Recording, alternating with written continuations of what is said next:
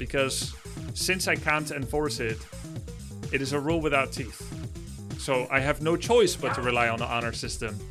Except if I want to put everyone at a massive stream delay, which is super anti-content, which is the opposite of what this tournament is. This tournament is a content tournament with hybrid esports elements. If it was fully about esports, everyone would be on a stream delay, but it's about esports and content. Miskiff and OTK has this philosophy of cheating is fine as long as you're not caught. Okay, that's not my opinion, by the way. I am extremely against cheating, but I also believe that any good rule needs to be able to be reinforced. If you can't reinforce it, it's not really a rule, it's a suggestion. So, I'm gonna suggest people close their chat, and whatever happens, happens next. For the rest, I have 100,000 custodians in Twitch chats over all the different channels, ears and eyes, where people will be calling things out. Kind of like in OnlyFangs WoW, where even your own fans and viewers can see, hey, that's a little sus. Wait, the eyes, the glasses, the reflection, the information gained, the lack of reasoning for the information? That's weird. That's a little weird. What's going on there? The court of public opinion. If you think someone is a witch, they're a witch. He keeps looking left, kind of weird. If this was a MOBA, players would be able to ban certain heroes. If this was a MOBA, players would be able to ban certain heroes. Who do you think everyone would ban? Like, what would Tyler ban? Which hero? You think so? Paladin? No. No, there's no way. What's wrong with Paladin? Yo, Sickness, Kainal, Catalyster, Goatmeister, thank you guys. Tameable, The Bowling Gamer, Arcani, Shy Zen. Guys, check this out. Check this out. My man. Stand up. Stand up loud and proud, Kuzu. I also have a few Show it. Warcraft 3 keys to give away. I completely forgot about those. We'll give away some Warcraft 3 keys away today as well. My man. Oh, stand up. Stand up loud and proud, Kuzu. It's the Paladin build order shirt! There we go. I didn't give it to him either. I didn't know he did this. I read it on Discord today. I read it on Discord today. My mods and some people in the general chat, they were like, yo, did you see Kuzu's shirt? And you know what? Tyler could have done the same thing. Because I told Tyler about the build order shirts during the FFA, if you remember. Do you think he got the build order shirt then? He could have had a 6 months lead on everybody with practicing with my build orders. Make it as a merch, bro, it's sick. What do you mean? What do you mean make it as a merch? Where do you think he got it? Oh, you think Kuzu printed it himself? I mean, I would commend his entrepreneurship. Thanks for giving WC3 some much needed love. Exclamation mark merch. You want to get popular at the local birthday parties? You want to get the respect from your friends and family? Wear one of these. Show your colors. This is going Show to be so fun. your skill in the game with this clean build order. This could be you. Respect for Pala rifle shirt? Yeah. It's a good build. 10 peasants. 10 peasants gives a lot of leeway. Been hyped for this since it was A wall of text on a shirt. What a concept, Grubby. They said it couldn't be done. We did it. Hey, cheers, Stroke.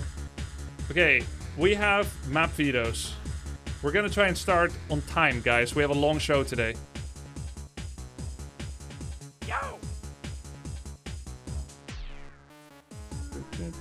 What are the chances that I get everyone to join a voice chat at the same time before the show? I don't think so. Never mind. Let's not put too much pressure on the participants and so on. Everyone's in games, preparing and shit. Everyone's got their own show. It's fine. If someone is reacting to this stream right now, then they hear it. Otherwise, they'll hear about it through the grapevine. We're gonna let them focus. We have a long show. We have a minimum of 12 series with 24 maps. A maximum of 36. These times are estimates. They're all in Amsterdam time zone. They're estimates. I have 50 minutes per match. Some matches, maybe 20 minutes. The full best of 3. Quick 2-0. Other matches could be 30-40 minutes per map. We could have a 1.5 hour series. If we go all the way to 3 AM Amsterdam time zone, I may have to decide to play some of the matches tomorrow. We have more of a stretch tomorrow, more stretch time. Right, we only have 3 best of 3s and then a best of 5. Today we have 12 best of 3s. So it's okay if it rolls forward. These are not set times. It's a rolling schedule. What is a rolling schedule? If a match ends early, the next one will begin early. Except if someone is in a ladder game. If a match ends early, it begins early. I'm hoping that my Twitch moderators will be able to help warn contestants that their match is coming up. If there are tiebreakers, people are going to play tiebreakers until they drop. But I had to make a rule for infinity tiebreakers. What if it goes tiebreaker and tiebreaker and tiebreaker and tiebreaker over and over again? I will be the decider. This was a comment from YouTube's that someone on my Discord copied from YouTube, and he said he agrees. People like the idea. They will play a survival battle, like a campaign mission. I will play one-on-one against the tiebreaker participants. And they need to survive as long as possible. Any gameplay means allowed. Any gameplay means allowed. Whoever survives longest will advance.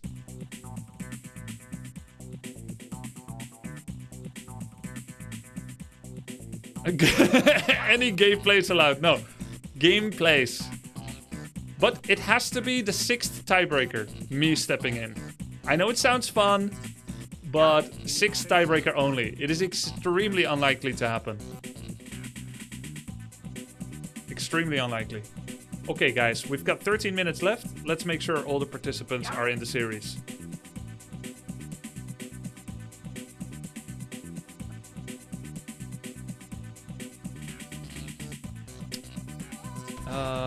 Oh, and can my moderators help to try and get Guzu and Ampi in the tournament casting location? So I can get their virtual cams. Can you guys join tournament casting channel so I can get your virtual cams? Hello. Hey, what's up, guys? Hello. I can hear you now. Yeah, we're gonna have you guys on mute and deafen.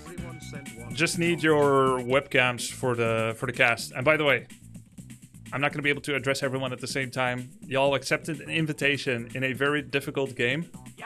Thank you for accepting the invite. It's been absolute cinema watching you guys prepare over the last few weeks. Thanks for participating. You guys have improved so much. Looking forward to the first game. Yeah, as am I. Let me turn this on. Should be on now, I think. I see Envy as well. Cool. I'm gonna set up both your cams, and then in a couple of minutes, I wanna ask each of you like 1 or 2 questions pre-game interview, and then we should be able to get going. Talk to you in a minute or 2. Yep. Okay, let me go set that up. It's getting to be time. Let me choose a server as well. Ping equalizer. 170, 130. I think it's going to be US East. 101 versus 80, but we ping equalize. It's wherever we can get the lowest max. Must be US East. Yeah, US East. Okay, both will be 101. Fine. Colors. Do they pick their colors here? I guess not. I don't see it anyway. Just in time for the highlight of the year. Yo, cheers. Thank you, guys. I think I'm gonna mute alerts. Probably best. But I appreciate all of you, and I will be checking it out intermittently when possible. And definitely afterwards, regardless. So, let me see. Virtual cams.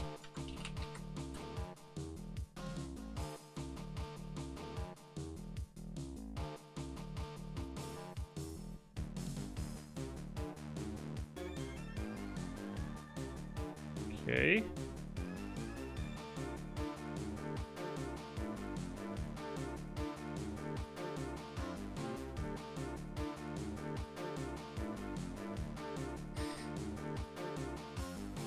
Sun Glitters is there with her cam as well. It's so good. Okay. Can I export every single cam by itself? Pop out? Oh yeah, I see.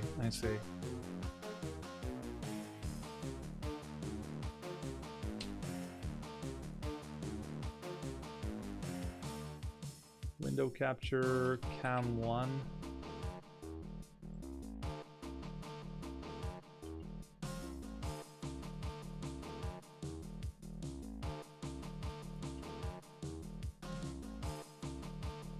Hey, Guzo, I know we're muted, but your face resembles Pally Rifle, and it pisses me off. Hey man, did you see my shirt by the way? No. Oh shit. Yeah, I got the build order on my shirt, so I don't forget. I hate everything about your existence. Oh man, I love you too, bro. Yeah, no. I hope you die, like in game. Oh, thanks, man. I hope you do really well as well in the tournament. I'm really rooting for you. No. No one's rooting for you. I hope you know that. Everyone's actually preying on your downfall because you're the representation of Pally Rifle, and no one likes you. Hey man, it's a very... Go on. I have watched Warcraft 3 YouTube videos, so I'm deep into the Warcraft 3 algorithm, and most of the views or videos that get the highest view count are the videos shitting on Pally Rifle. Everyone hates it. I feel like you're literally... No, you're... Statistically, everyone hates you. No, I mean, listen, man, I like you too. I feel like we've been good pals for a while now, and I hope you do really well in the tournament. Pally Rifle is very ethical, and it's a very fair build, so I hope you do well with your undead as well. Can you even do jack shit else? Do you even know what other units humans have? I think they have like some melee units or something. Yeah, fuck you.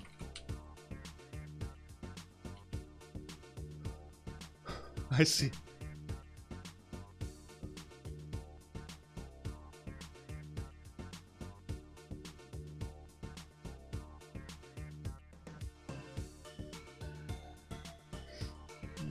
Where do I put soda? Maybe over here? Is this too much?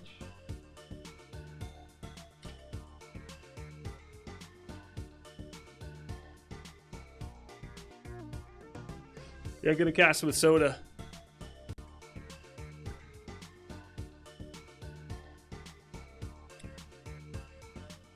Okay, I hope everyone stays in the same slot. If new people join, then it can actually screw up my window capture. Just let me know if the video capture fails.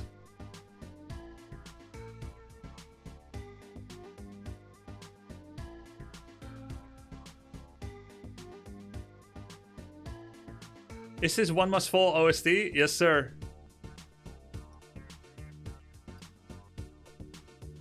Alright, gonna ask them a couple of questions.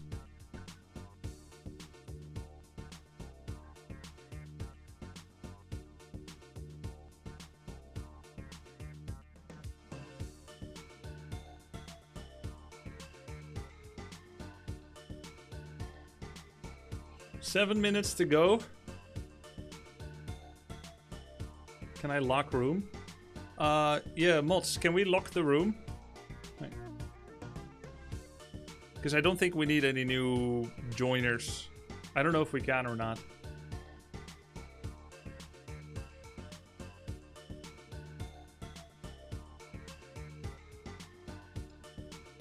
It's fine for now. It's fine for now. How did you hide game name? W3 Champions just released an update that allows you to hide game name. I think it's pretty cool. Super convenient. They just released it today. Oh yeah, let's watch the trailer right before we start.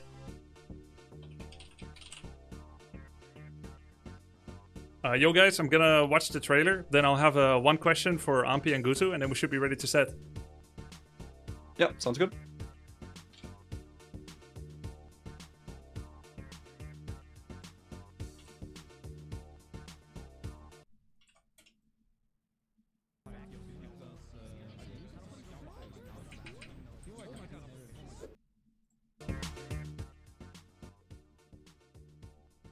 Okay, first question to you, Guzu. Yes, hi. Yo, you have raid led in WoW, and you've started this Warcraft 3 invitational training journey. What is more stressful? I will say Warcraft 3 by far. There's so much to keep track of. So I got like a rifleman, and then I got another rifleman, and I also got a paladin. I gotta keep track of all of them at once, and sometimes there's a blood mage too. So I will say Warcraft 3 by a long shot. Cheers. Good luck in your match. Thank you. Ampi, Yo. if you didn't have WoW guild plans coming up, could you see yourself playing Warcraft 3 for longer after this? Yeah, for sure. I'm having a lot of fun. Never It's a very frustrated? rewarding experience. Always frustrated. But it's frustrated because I feel like my execution isn't as good as I know it should be. You've both improved a lot. Guys, good luck. We'll get ready. Good luck on your first match, the kickoff of the OnlyFangs Invitational. Thank you. You. Okay, I'm gonna deafen both of them. Gonna deafen both of them. From Okay, the so am server. I helping cast Grubby? What's going on here? Yep, we're gonna cast this together. Okay. You ready? I'm heckin' ready, man. Cool. You can Where curse. are we watching this at? Okay, where are we watching this at? Oh, can you join? W3 Champions? Yes, I can. I'm in. The game name is in Group B1 Ampikuzu on my server. Do you see it? Okay, hold on. What? I'm DMing it to you In as well. W3 Champions. In W3 Champions, right? Yes. Okay. So I hit the little TV in the bottom. No, this- the cross swords. Oh, I'm joining. Okay, got it. Okay, joined. Cool. Actually, I showed that on stream. Is that bad? The game name doesn't show, does it? Well, I control V'd it. Oh, okay. And the game name does show on the top. Okay, that's fine. Next time you can click the I. There's a new update today. You can click the I on the right before you enter it in. You didn't do anything wrong. Okay. Like, no one is joining and I can kick them all. But yeah, it's fine. Okay. All right. Just making sure. So, Grubby, what are your thoughts on this game? I think this is a very close MMR match. It's wait, let me first check they're ready. We're actually good to go. Let's start it first and then we'll talk, okay? Okay. All right. I'm with you. Where are the cameras? Wait, hold on. I got some camera issues. I've got some strong thoughts on this matchup. Okay, I'm looking forward to hearing them. I just need to readjust the webcams. Every time someone joins and leaves, it screws up my webcams. If my audio is muted, will it be muted when I spectate? Like my music? I don't know. I don't have an audio Uh-oh. set up like you do. Crap. Well, I'm saying like in BattleNet, I muted music. Will it be muted while I spectate this game? You can just turn it on when yeah, you can turn it on every time. That's only important for like keeping your settings between games. All you need to do Oh, is so that's okay. But I can change settings for individual game. Okay, yeah, no exactly. problem. It just won't remember. Yeah, you're fine. You're good. Okay, let's go. Damn, how do I bet I have better ping than you? Oh, because I chose US server. That's so nice of you, man. I mean, it's you're looking for the lowest maximum ping, and then you equalize it. So they both have 101. I see. Oh, I chose the wrong map. My bad. Okay, we get to do it again. Same game name. They were trying to Only tell me practice about joining it. this time. They were trying to tell me about. Oh shit! Now I showed it. Hey, click that little eyeball next to a game name. Okay, New sure. update just came out. I will. Thanks. Same game name. All right, I'm in.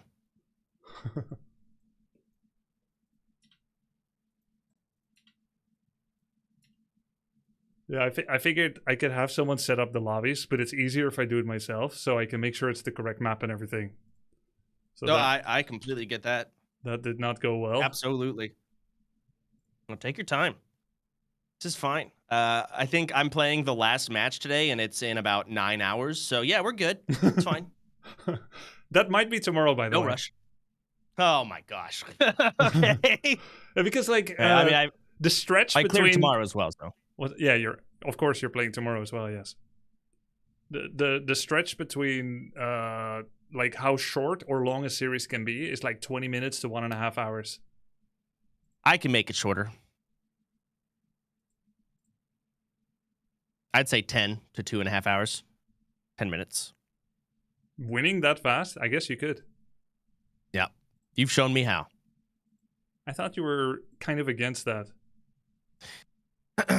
All part of the plan. Grubby, all part of the plan. I see. I see. Races. Okay. 60 ping. Yeah, back in the day, like 20 years ago, when we used to play these cross-continent matches, people would have 200, 300 ping. Terrible. But these days, with W3 Champions and the extra service provided by this team, we can get really sweet pings. Like 100, not that bad at all, right? Yeah, no, that works. I mean, especially in an RTS, it's not... Maybe I'm speaking a bit out of my ass, but in comparison to, like, FPS games and really most others, I feel like ping is not that big of a deal in RTS. In comparison. I feel like it's a huge deal, but you're not wrong that FPS it's probably even a bigger deal because it's all about how fast you one-shot someone in the head. True. Okay, sure, I could see that. But if you, again, comparing it to say an FPS game, Yeah. if you have 60 ping to 100, would you notice the difference? Yeah, huge. It is Fucking after FPS. Whatever, man. I mean, I don't know about racing game and beat 'em up games like Street Fighter and Tekken and stuff, but I would say it is of enormous importance being in Warcraft 3. But I do think that FPS is above it. I think you're right, and I think MOBA is below it.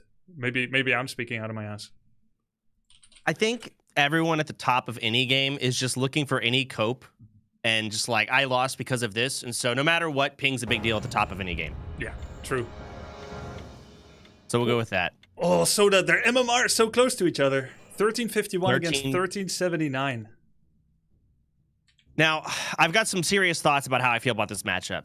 This, to me, is Guzu playing Pally Rifle, the lowest skill ceiling build I've ever seen. So his ceiling is extremely low, so it's easy for Guzu to reach the ceiling. And Ampi is trying to actually play the game in a hard, difficult way. And I think Ampi is just flat out better. What are your thoughts? I do think there will be a expectation of a little bit of MMR gain if a fully fledged human player switches to Paladin Rifle. But yeah, it is true. You are basically playing a mono-dimensional version of the game that doesn't encompass every aspect, like macro management, 2-base, especially if you do like early attacks every single game. There are vast areas of the game that are not explored. But in a way, I appreciate the intelligence behind that decision to stick to one build and then just try to make it really, really good. For some people, that's too boring, but I think it is a strong play when you have limited time to practice. Yeah, I also just think Goose is a massive bitch altogether. I see the Blacksmith coming out, Altar of Kings, Barracks. Yep. So his Paladin's going to come out a little bit late. What do you think Ampi should do since he's so confident he's going against Paladin Rifle? What's his answer? Dude, you've seen Ampi raid lead in World of Warcraft. And you've seen maybe a little bit how he prepares in Warcraft 3. It is not an exaggeration to say he's probably the one that has done the most studying of integral game mechanics. I'm not saying studying in general, like VOD review. I'm sure a lot of people, including yourself and Tyler, did more VOD review as well. But he goes like into custom maps. He wants to know why game mechanics work the way that they work, etc. And he's trying to use that to his advantage. I would be surprised if he told later that he hasn't done any specific target practice for Paladin Rifle. Okay. So you think he has specifically practiced for this in like ways of like custom games, or maybe asking a viewer to queue Pally rifles so you can just specifically practice it? If he has done it, I haven't seen it, but I would imagine that I would say that makes sense for him to do it. Maybe it has happened more like in his head, not like specifically custom games with a viewer.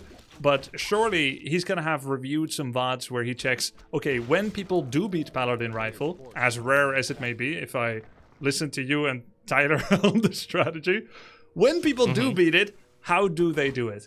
And so let's see if he does anything special, or if it's just about building up his own skill. Ampi has been doing a lot of practice. There's this new tool by the Warcraft community that shows how much XP you get from every creep camp on every map.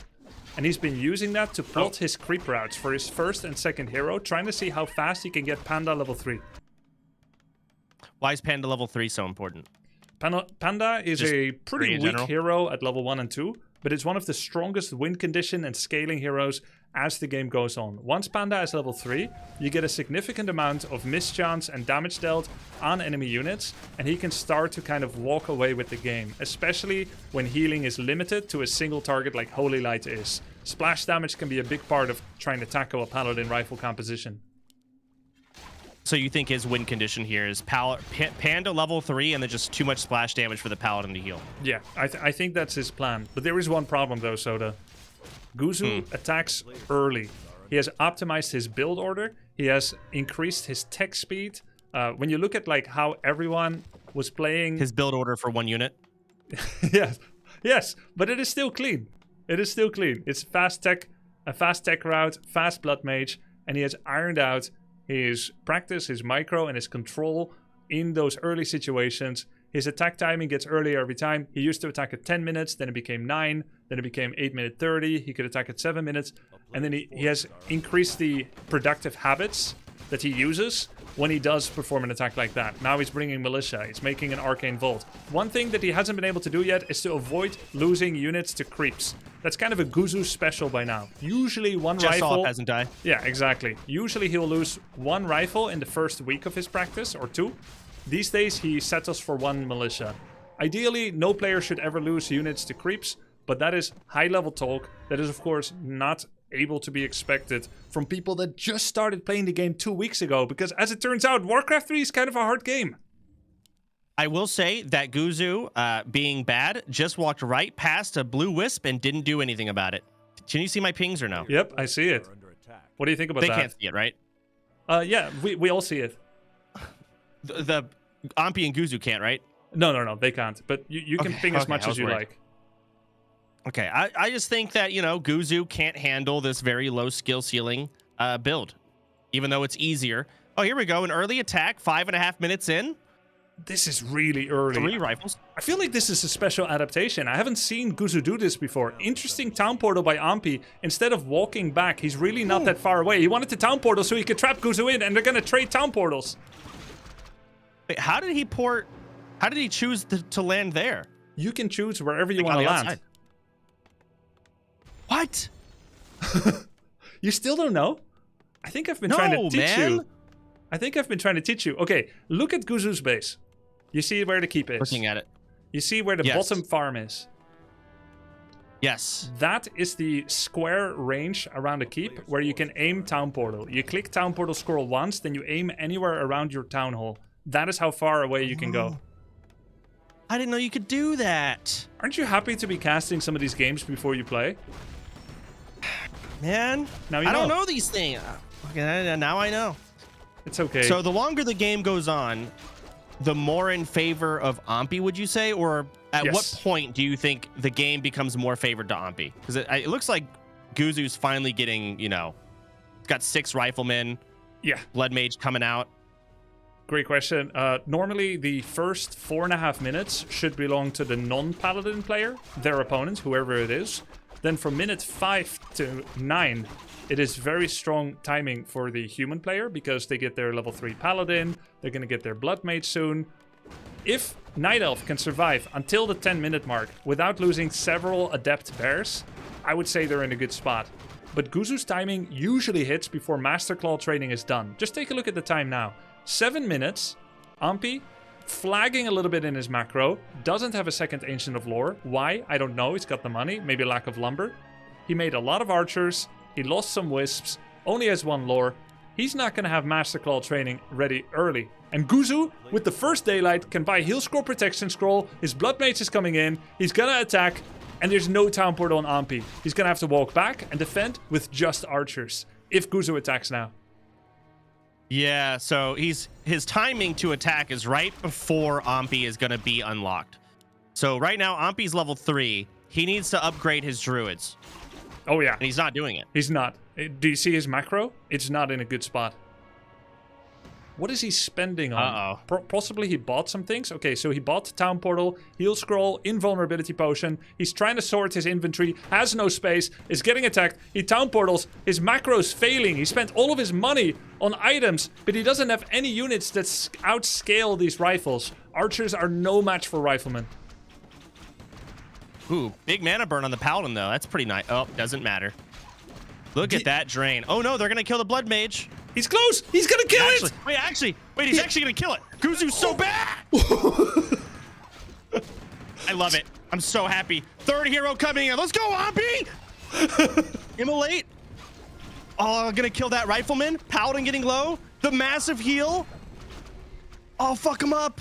That Wisp is 1 HP. Guzu is panicking hard, and here is the special tech from Ampi. He doesn't have any Druids of the Claw ready, but he's attacking with gusto. Mana burning the Paladin, and then going for the Blood Mage, getting that big level 2 mana burn off. Guzu is panicking, running with his tail between his legs. The special tech from Ampi is actually Firelord 3rd. We have seen this from the American player called Hitman. Farseer, Headhunter, into Panda, into Firelord. Firelord being used as a tool of oppression against the spellcasters that human uses. Casting a Soul Burn puts something like a 6 to 8 second silence on one of the heroes. With this, you can break a link in the chain of the oppressiveness of Holy Light and Siphon Mana together. It wasn't even necessary. Before Firelord even arrived, Ampi had already dismantled the Blood Mage. Guzu spent 400 money on consumables. No, 550 gold on consumables, Heal Scroll, Protection, Invul, and achieved nothing, Soda. Yeah, no, it was complete trash. That was garbage. Yeah. Insta mana burn, he was like, oh, my Blood Mage is fine. He's just so used to constantly having infinite Holy Lights. Yep. He didn't look to see if he had the mana for it. Then he tried to save his Blood Mage, you know. He had Potion of Invulnerability on Paladin, and he used it on Paladin as Blood Mage died. As if when Paladin uses it, it can sympathetically and telepathically connect to the Blood Mage. That's total panic moment. It's like F1 when you're meant to press F2. You're panicking, you're not sure which hero is currently selected. You use the consume and you hope it's the right hero, but you know in your heart that actually it was not.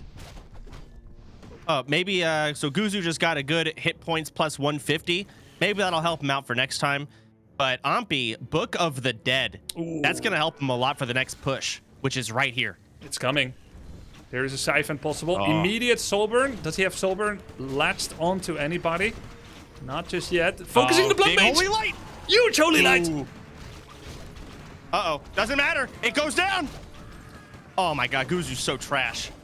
Guzu loses his Rifleman going down. Blood Mage again. More and more rifles are going to go down. Ampi seems well prepared. He's got big burst. Takes down the Blood Mage again. Paladin has no mana. Book of the Dead to lock in several riflemen as well. One rifle goes down. A second one is getting targeted. Oh, huge. This makes me so happy. Look at this little bitch run away. Yep. No Blood Mage once again getting bursted. I mean, is Guzu too pushed up with his heroes?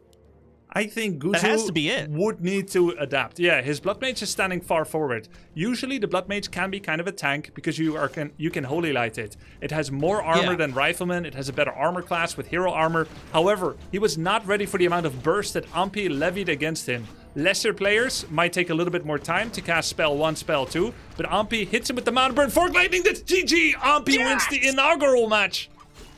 Get fucked! Get him out of here! Fuck yes! Hey, So- we never promised. We never promised a lack of partisanship. We can do anything we want. We can say anything we want. This is not a professional tournament. It's just a couple Absolutely of not. streams, Sorry. a couple of boys streaming together. No, I love it. I love your energy, Soda. I like seeing Pally Rifle just get put in the fucking dirt. Truly, I really do. It makes me sleep better at night.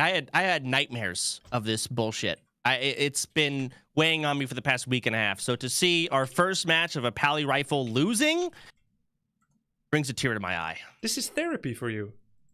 Yes, It's yes, ac- it is. I needed this. It's actually really wholesome in a way. Now, I will say, the next one, I want Guzu to win. Okay. I said it. I Okay. want Guzu to win the next one. I want him to pick up the slack. Yeah, you're playing an easy, like, someone blind could be doing this build. But I like to see a 1-1. I like to see some adaptation. I like Guzu as a person, not as a player. So I want to see him get a 1 win, and then I want to see him lose again. Just for a good series. Fair enough, fair enough. I think it's good content. I pasted you the game name. We're in the second map. Will Guzu be able to do it? Now, here's the thing. I tried to get Guzu to prepare an alternative style if his holy grail somehow were to fail him. But he was so overloaded and overstimulated. He was so in love, dare I say addicted, to Paladin Rifle that he was unable to entertain any other notions, any other playstyles. Oh, no! So we will be seeing Paladin Rifle again. Yes, most likely. Well, I understand. more than most likely. Remember when I brought you new strategies like, well, I'm not going to spoil your strats when nobody knows them. You got to keep your tournament secrets. But when I brought you some You new gave me a lot strats, of strats. I gave you some strats. You tried them out. You're actually like extremely coachable. You tried them out. You trusted me. You tried them. They worked for you. You stored them away, and now they're part of your book of strategies. Guzu, we tried a different strategy. He had a massive MMR drop. I'm sure that's a huge surprise to you. Nope. And then he Not at said, all. nope, this was a waste of time. I'm going back to Paladin Rifle. That means that if he walks into a wall, he'll be unable to walk around it now because he has no alternative styles. Even if Ampi did something like, if he said that he's gonna go for rock and Guzu only plays scissors, Guzu would not be able to do paper because he hasn't invested the time in it. And he's one of the highest rated players in the tournament. Yeah. Yeah, what's his MMR rating? 1350. 1350. Damn near 14. He's probably like rank 3 in MMR. But it's all based on a single strat. Whereas, like you said, Ampi, he's done different heroes. He's done like maybe 6, 7, 8 different starting heroes. He's done different follow-up heroes, sometimes triple hero, single hero, dual hero. He's pretty advanced. So I feel like, is it possible that you can say that one MMR count is worth more than another? Even though MMR is really accurate. Just because when you translate that into a tournament setting, that some of it will be more flexibly used when you need to make adaptations? I mean, I feel like Guzu might be the only one. You're correct, absolutely. But Guzu's the only one that can only play rock. Yeah. Poor Bart. At least that's in the upper brackets of MMR. He's the only one. Dendy and Ampi, the two other higher rated players, yeah, they're adaptable. I mean, they've got their strats they're comfortable with, just like I do, for example. But they can do multiple different things. Guzu, same thing. I mean, an AI could play this guy's race. Yeah, AI would beat all of us. You can script it. I've actually never played against AI in RTS because I didn't want to be emasculated. Really? Yeah, I was afraid. If I play against AI and I see how inferior we of human flesh are, that I would just be like permanently tilted and bow to the AI overlords. There was a AI versus StarCraft challenge, and I watched StarCraft players that played against AI. It mindfucked them so hard that they lost to AI, who was playing basically the equivalent of Paladin Rifle. AI would just do Blink Stalker, but they would micro it so well that it would beat everything, including the very thing that's meant to counter Blink Stalker, like Immortal Sentry. And that messed with their minds so much that they tried to replicate it, because it's basically the forbidden fruit of Eden. If you just play a little better, you could be as good as AI. Just play only Blink Stalker. So people that lost to it just did Blink Stalkers for several months, and it really messes with them because they can't play as good as AI. That's why I never freaking And they played could against. never, they could never do it. Yeah, they couldn't.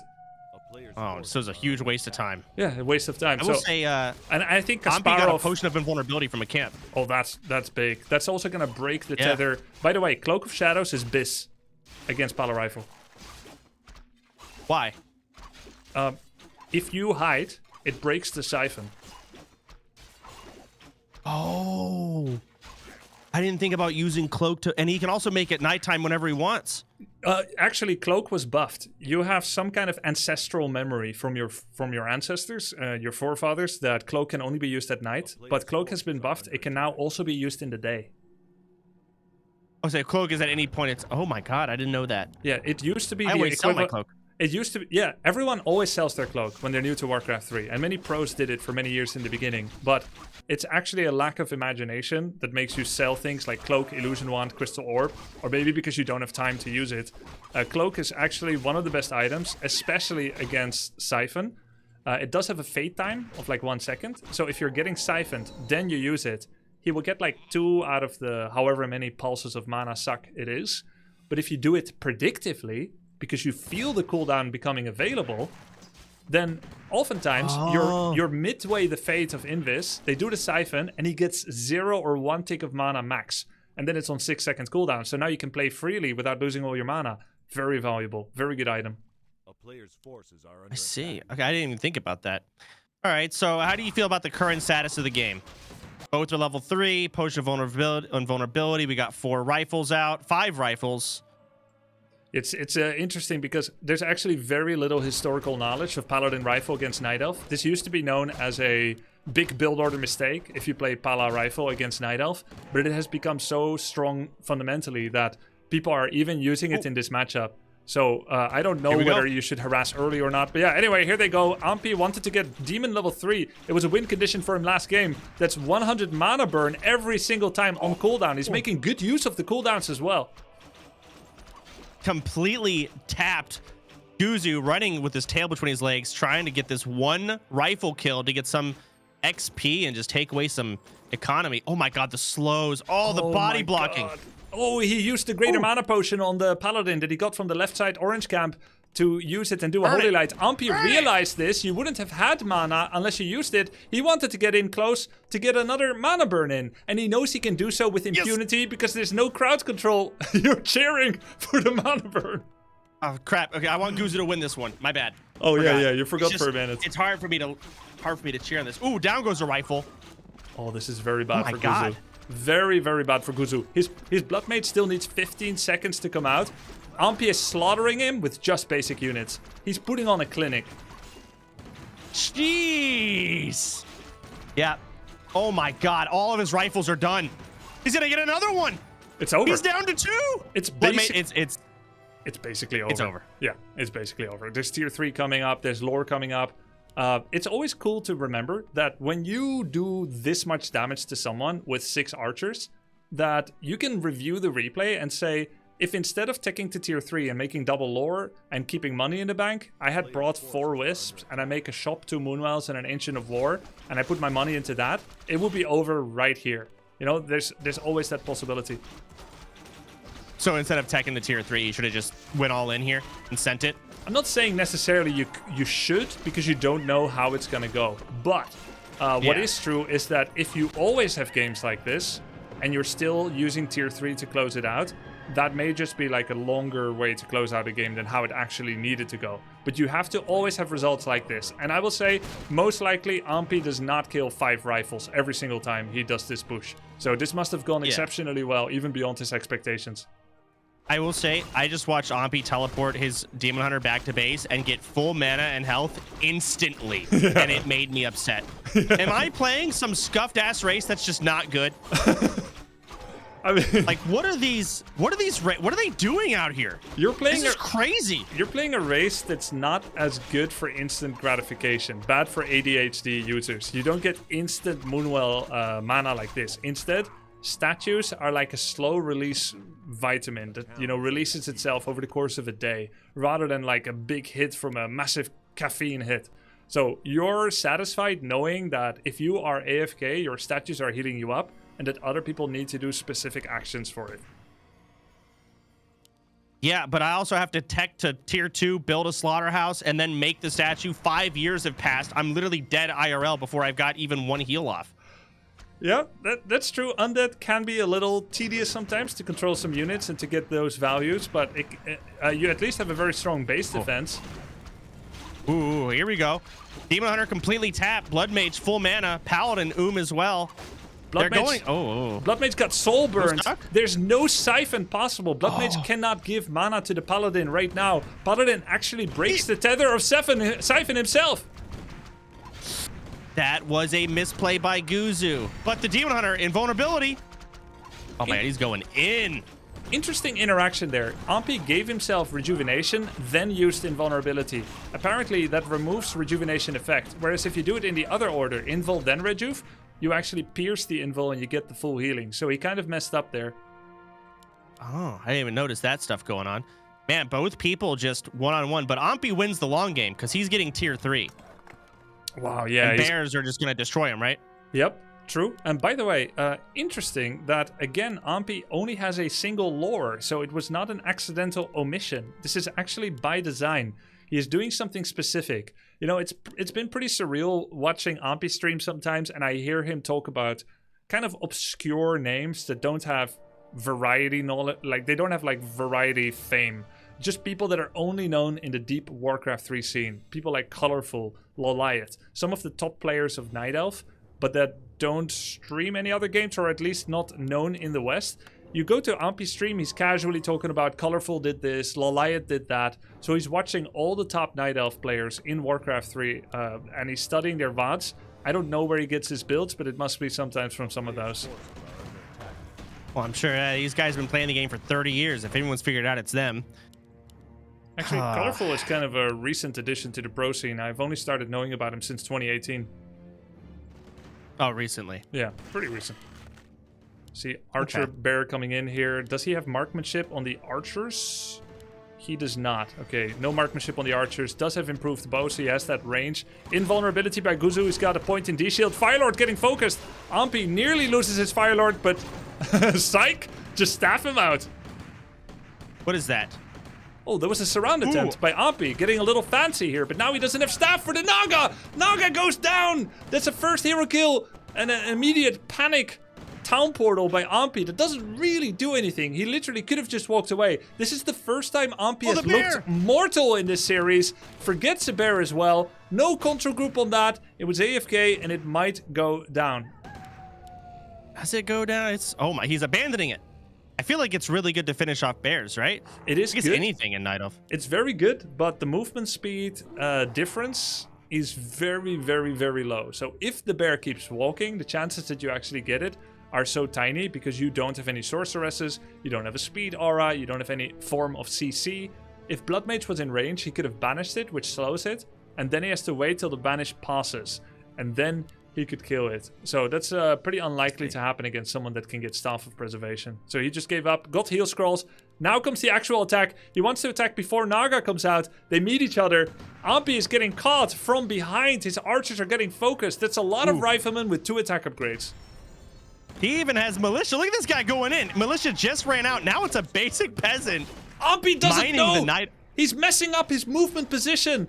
Part of his army went from the left, part of his army went from the right. Took a lot of damage on some Firelord there, but still, his Naga has come out again, level 4-2-1 against 4-2. It's going to be pretty close, Soda. Yeah, there's a little bit of a drain, got 1 tick. I feel like these mana drains from Guzu are trash. Big mana burn from Ampi. Huge mana burn. Next Taking siphon. all that mana away. Next siphon is available. He's not doing it yet. He hits them with another siphon. No soul burn yet from Ampi, but he uses Wand of Cyclone on Naga to get an interrupt on the siphon. First kill goes to Guzu. Very nice D-Shield timing on the Paladin, preventing him from getting mana burned. Heal scroll. Huge heal scroll. I feel like Ampi's running out of units. He is running out of units. 1 bear left. Down it goes. It's just 1 Dryad, 3 archers, and 3 heroes. That's it. Ooh, big burn. Huge soul burn. No, Holy Light. Stop the Holy Light. Very nice soul burn. Firelord just came back in time. There's another Holy Light though on a Rifleman. Paladin is level 4.7. He killed a lot of units. This is actually the optimum time to TP out 5 seconds ago. The longer Guzu stays, he will lose a rifle every 3 seconds. Yeah, he's not winning this fight with these Moonwells just dumping mana into these heroes and health too. Down goes another Rifleman. Probably going to lose 2 more. I think 2 more. Yeah, he's going to lose every single rifle. I don't know why he's staying. It's kind of like, oh, well, I already lost the rifle. The rest is healthy. I'm just going to stay. And then another one drops low, and you're like, there's no point TPing. That one's already going to die. But then another one drops low, and it was a perfect moment to Town Portal. After he killed some units, he lost his Blood Mage. He still had like 8, 9 riflemen, and he's just staying. And it's just costing him too much. You need the full piece of the puzzle to make this strategy work. With 4 rifles, there's just not enough left. And now with the Rejuve on Demon, I think we're looking at the 2-0, Soda. It's over. Nah, Guzu's trash. I love him, but he's not. This is massive misplace. It's a tough I mean, across the board. It's a very tough matchup into Elf. You ideally need Archmage strats. That's going to be a 2-0 for Ampi. GG. He did have a couple of big mistakes with unit movement and extracting himself from bad fights. But overall, he was the dominant player. And he was able to close this game out 2-0. That's a big win for Ampi. Guzu was one of his strongest group opponents. Wow. I actually didn't think he'd get load. I really didn't. Everyone was telling me how scared I should be of Guzu's Pally Rifle. And, you know, maybe Ampi just made it look easy. That's probably what it is. That bastard. Very well done there by Ampi. That's a 2-0. Let's see what the next series is going to be. That's also it for your cast for now. Thank you for joining me. I'll see you in the next one. Of course. Crap. All right. GG's. GG, Soda. See ya. Okay, we're having some webcam issues, right? Because people join and leave the room.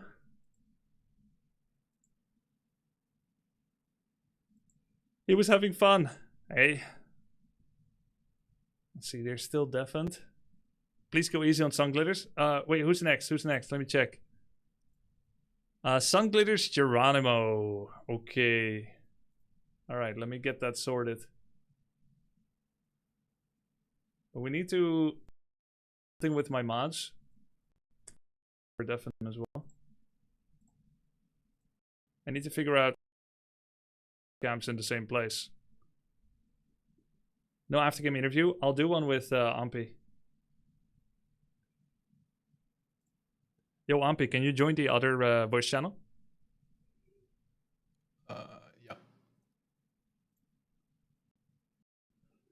Ampi, congrats on the first win in the tournament. Thank you. Do you want to share anything about how you prepared for this match? I mean,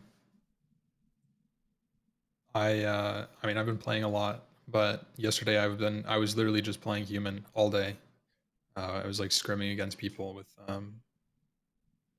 I feel like my human matchup got so much better yesterday alone.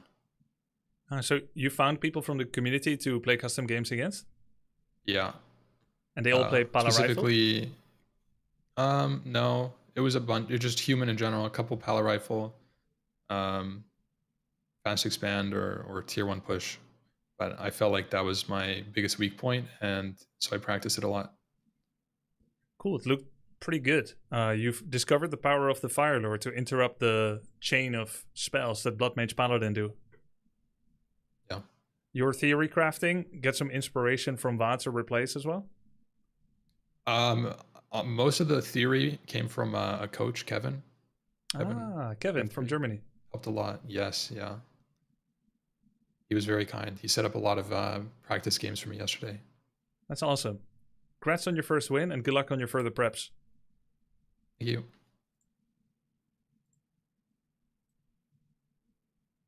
His voice sounded kind of hoarse.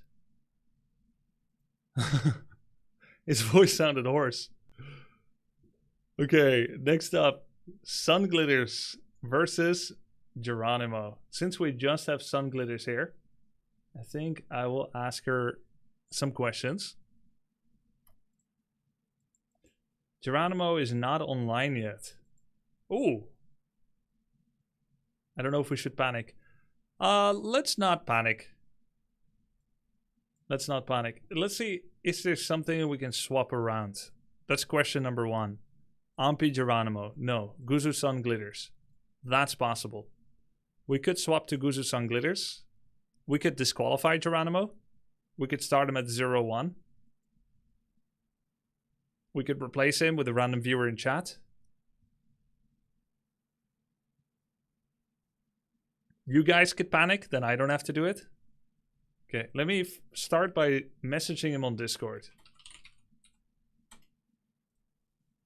Hello? Are you here? It's time for your match. So that series was kind of fast. That was less than the allotted 50 minutes. In the meantime, I'll go ahead and host a lobby already. Gonna just check what map it is going to be. Do we have the map yet? No, we don't. Ah, he hasn't map vetoed yet either. You know what I do too? I ask Sun Glitters if she's willing to wait for him. And if she's not, then she can claim the free win. It will be her first win in the tourney.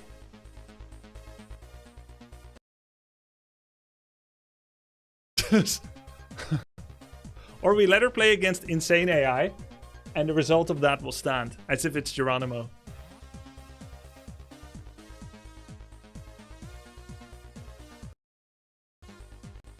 I think we might just do Glitters as well, which would be cast by Dendy.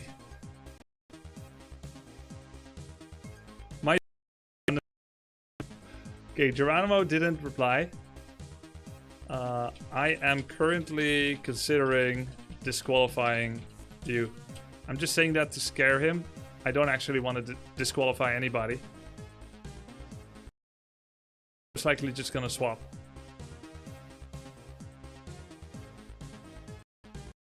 It has to be a last resort. Disqualification has to be a last resort. Guzu and Sun Glitters. Sun Glitters, hello. Hello. Hi, welcome to the show. Thank you. Hi. Hi. The first matches were crazy. Yeah, it was fun to watch. They were great. And no matter what, you're up next. We just don't have your opponent yet. I think he's scared. I think he's scared too. You know, I didn't think I was gonna like win in any way, but I guess this. You know, I think this had to happen. Oh my god. I would love to just give you a free win here, but it's not actually my first go-to. I think the first go-to is gonna be swapping matches around.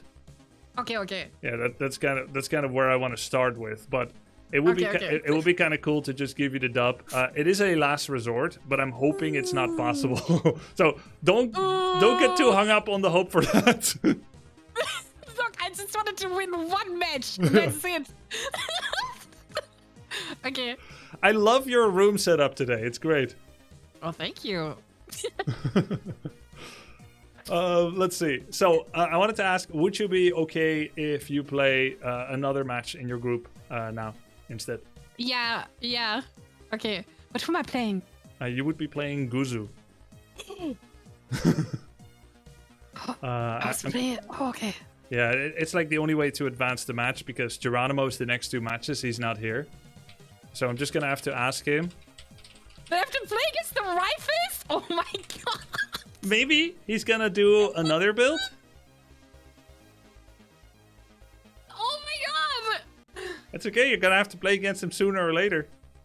I had a strategy in my mind against Night Elves already. Oh. So, ooh. Okay. It's Rifleman, I have no idea. I'm fucked. I'm screwed. I meant. Is it unprofessional if I give you some tips? Yes, but you can do it. Wait, is it? It's not. I don't know. He's not listening right now. Just remember, if you're going for the first build I taught you, also mix in some knights. It will help a lot. Yes. Should I go for the first build they taught me? Probably any other would be better against this build. Yeah, Grubby, because hey, I was Grubby, gonna. what build should I play, Grubby? Oh, hi, Huh? hi, Guzu. Yeah, I wouldn't. what about me? What should I play next, Grubby? Also, Huh? you should play Night Elf. Oh, you know what I think I'm gonna do? I think I'm gonna make Pala, and then I'm gonna do rifles. Oh, that's Yeah, that's I'm kind of. Yeah. That's very. Do that like on the day of the. I'm impartial. Okay, fair enough. Yeah, okay. Both of you are okay wondering. to start the match. Yeah. I mean, I'm ready. Yeah, I'll take that. I'll take that as a yes, Sun Glitters. Yeah. Oh my god. Okay. Can we stay unmuted during the match? I could. Ooh, Maybe he gets what the distracted. fuck? Can you put in the chat channel for it, Sun Glitters? Ben. You can say it here too. Melting Valley. Okay, Melting Valley, Sun minus MV. Veto, Guzu? Oh, you did. Yes, okay. I did. So we lost Warhill, we lost Melting Valley. The maps are Hammerfall, Northern Isles, Tidehunter. You can pick the opening map, Sun. I want to play. Ah, fuck. Which one do you hate, Guzu? Be honest. Which one I hate? Hold on. What is it? Hammerfall, Northern Isles, and Tidehunters. Ooh, huh. I really, really hate Northern Isles. Okay, then I'm gonna pick Tidehunters. I knew it. Got him. Okay, I have hosted a lobby. It is in Group B4 chat. Oh, wait. Huh? That's just asterisks. Wait, I forgot the name. I think it's this. Can you try this? I just posted a bunch of asterisks. Custom game error. Wait, Okay, hold. it's the wrong name then. Wait, I'll do it again. Okay, this time it's the name that I actually said. Oh, I think I got it. Yeah. Okay. Wait, should I pick a map as well? Guys, I'm Yes. so nervous. I forgot how to join a custom. Okay, I'll pick Hammerfall. Okay, second map, Hammerfall. First map, Tidehunters. The crossed swords at the bottom, Sun. Yeah. Oh god. Okay. Oh, and I need to get Dendy in. Be right back. Yo, Dendy, can you come cast this one with me? Sure. Yeah, I can. We had to swap matches around. This was the match 4 assignment. Cool, thanks. Okay. Let's go to the other channel. Can you not attack so early at least? Oh, when am I allowed? What time am I allowed to attack? Like a little later than usual. Wait, what minute? Minute what? What minute can I attack? 6? Okay. All right, that sounds good. Thank you. Ah. Let me... It's gonna Hello, be a fun guys. match. Hi, Dendy. Are you hyped? Yeah, man. Guys, don't be mean to me. I'm nervous. I think I will have 1 peon in my gold mine. Forget about the rest. The rest will be AFK. Then I will forget my order. Yeah, this is gonna be cooked.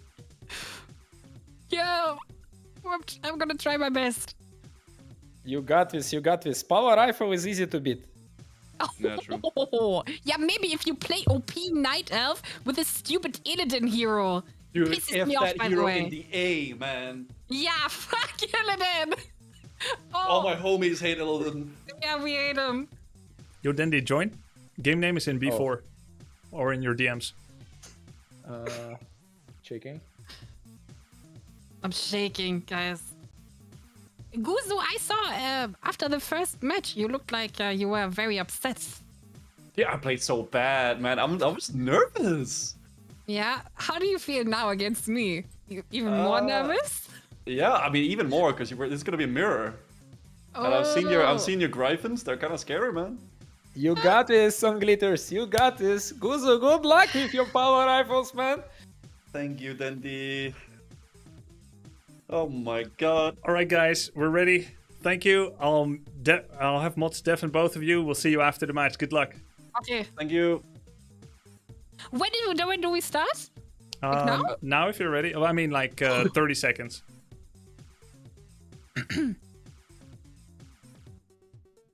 Okay. We're gonna shoot my pants actually, I think. Oh my god. Why do I still hear her? Server mute? Oh, there it is.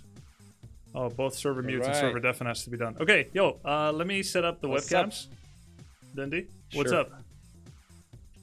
Yeah, I'm already actually feeling a little bit bad for Guzo. I was watching the game, I was watching the cast, listening, and you know, like so much pressure for playing Power Rifle. He doesn't deserve it. He's such a nice guy. Yep, I agree. And I'm still here to to tell him about Power Rifle. You did it too, actually. You did the same thing. Yep. But at least, you know, I think it is interesting because in the entire past of Warcraft 3, people are always complaining OP this, OP that. And usually it is a benefit for every player to complain about the same thing, even if there's multiple things that are broken, just so that you can create a narrative and try to affect propaganda and balance changes. So this time it happens to be all the hatred is towards Pala Rifle. A lot of people are going to say it's deserved, but like hate the game, not the player, you know what I mean? Yeah, I agree on that. Also, I don't think it's so easy to play it. Like maybe in some interactions or situations for you guys, like for very high MMR players, very strong players, it's easy. But for us, noobs, it's still hard to play it like on a high level, I think. Yeah, I don't think it's that easy either. And people are exaggerating a lot because it's comfortable to to blame another build. Yeah, I also do that in Dota every time. If I don't like something, I just call it Imba and blame it. Yeah, exactly. So sad you have no teammates here to blame. Unbelievable. What is this game doing to us? I know, right? You know, Dindy, I was watching a Sunglitters upload, and there was someone in comments that said, I don't know why anyone would watch one-man Dota. I've never heard RTS referred to as a one-man Dota. That felt so backwards to me. Okay, sounds pretty cool. So yeah, I like this one-man Dota game. It's a lot of fun. It's been a blast. I love it so much. Yeah, no regrets joining overwhelmed with stress?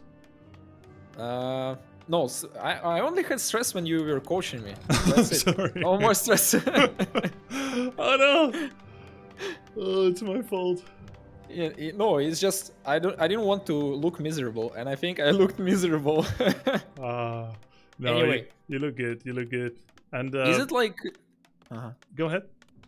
No, I'm already watching inside the game. I see again Power Rifle on Guzu side, and Footies on Sunglitter's side. Yeah, he's like a self-professed, definitely only gonna play Pala Rifle. He made that decision a while ago, and he doesn't want to like deviate from that anymore. It was too much to practice different builds for him. I also think it says something about someone. Like it's a type of person. That, okay, never mind. Let's stop talking. Let's stop talking about Pala Rifle. Sunglitters is doing a build. #build. She asked me one night for some cheese strategies, and she is doing that. She's going to try and do a double racks mass footman all-in with just 6 peasants on wood. She had 6 peasants on gold for a bit. She's currently forgetting a farm, but if she gets it right and she floods many footmen and rushes early, this could be very, very strong. She didn't just want to do Griffin Rush. She didn't want to figure out an expansion or anything. She knows that she is down on MMR and she wants to give herself the best chance. Mass footman, there's the farm. What do you think? From what I heard, in human versus human, it's like human who is not playing power rifle have very like good chances, Yeah, right? yeah. You Because of technically footmans, because of shield upgrade on footmans. I don't know if it's like skilled early in this strategy usually or not with mass footmans. Yeah, you're totally right. She should do it now because she's supply blocked and she has the money for defense upgrade. It just so happens that when I sent her the build, I didn't give all the different branches of strategies. Like, if you're against rifle, get defend. If like this, do that. Because I was super fried. I was sleeping at like 5 a.m. that day. I just sent her a couple of cheese and I had no juice for anything more. She should be getting defend upgrade now. She knows it's power rifle, but her macro is flagging a little bit. So you giving 5 a.m. cheat strategies to participants. I see. Any participant that messaged me for strats, I answered. You just happen to be really self-sufficient. Yeah, my strategies are like I do what I do, you know, some random things. And when I watch some video of people reviewing my game and saying, "Oh, look, he's doing that wrong, he's doing this wrong," I'm like, okay. I was watching you commentating our game with Amphi, and you're like, "Oh, he built 4 farms and then going expo. Oh, 5 farms and then going not expos, tier 2, sorry." Yes. And I'm like, okay, so I need 3 farms now. I'm going tier 2. That's how I learn. Yeah, it's so cool actually when you get deeper into RTS and you suddenly detect a pattern where if someone has 4 farm, it means they're expanding. If they're 3, it means they're teching. It's not a golden rule, right? Someone could do this to trick the enemy. Oh, you think 4 farms means expo? Then I won't. So I was assuming that you were playing at this level because, you know, I have a high regard of you, and I naturally think about that because, you know, that's where I'm thinking, and sometimes I forget what it's like in low MMR. Yeah, I see it. Do you see what's going on? Look, so many footies. It's insane. I think Guzu is giga surprised. Yep. She started to kill some peasants. She's currently target firing a farm while being attacked. Retargeting now on Rifleman. There's a lot of footmen here. Might get the first kill. There's a Holy Light. It was level 1 Holy Light. Oh, She's gonna try to get the rifle. What? What? Wow. What happened? Wow. That is so unlucky for Sungliders, honestly, because she was doing a once-in-a-lifetime strategy. I've never seen this. I've never seen this on W3 Champions. Desync? What? Maybe it's GG?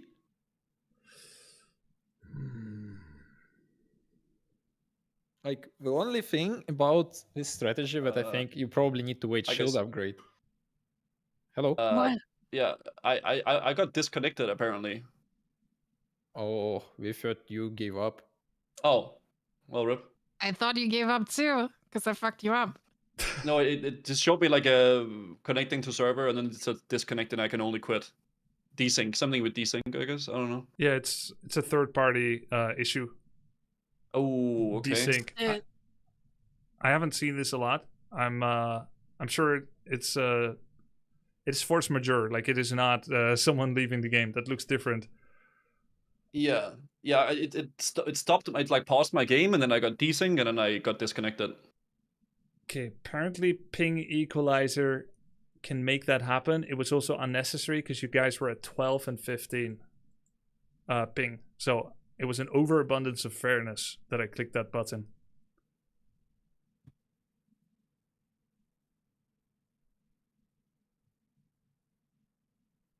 One sec. Okay. Gonna mute and deafen both. Well, I can't say that this game was over. It is very unlucky when your cheese gets cancelled by a rematch. Yeah, strategy reveal feels not good for sure. Yeah, it is part of the weakness of like having, but yeah. Yeah, but nothing you can do about it, honestly. If something like this happens, it happens. Like, I had insane amount of tournaments on LANs and stuff where electricity would go off for entire building and stuff like this. And in most of those cases, it was remake, no matter what situation is. Usually it's remake because tournament admins are afraid to make a decision that is deciding it where the players didn't decide it. Right? The players didn't decide the game. And it is provably not Guzu doing a disconnect here by himself. Absolutely, yes. I mean, in this scenario, it's hard to make decisions. But it has to Yeah. be a rematch. I think it has to be rematch. I don't see how like you can give away a win like this, because with Militia there is a big chance he would defend, and then you don't know where the game would turn.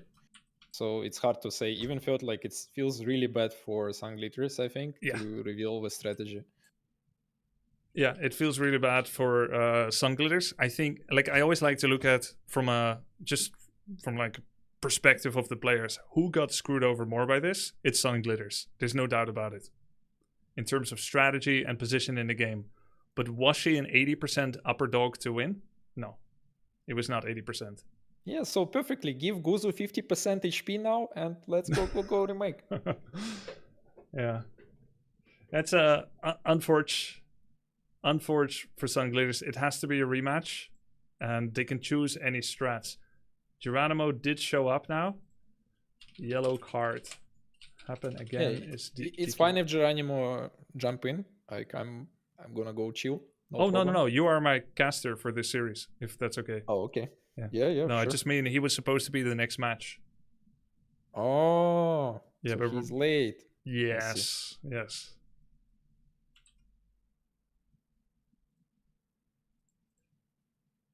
Okay, good. Let's punish him. Okay, Minus guys. 50% HP next match. Game name is in the channel. Please join again. We're gonna have to do a rematch. Guzo, I was not talking about you. What the French toast, Dempy? After all we've been through? I wasn't. I actually wanted to ask sorry, Guzo. I didn't want to pressure you for power rifle. I think it's very honorable strategy, and it deserves more respect when it's given. And it's not easy to use. I feel like you're lying to me, Dempy, but I'll take it. He mostly means it. Yeah. You know what? I'll take the thought. That's good. I'm not playing it. But when I tried it, it wasn't so simple. Agree. Yeah, people just don't understand the in-depth strategy that Pala Rifle takes, but that's okay. Okay, guys. Good luck. Sorry about the disconnect. Okay. I have to rematch. Good luck.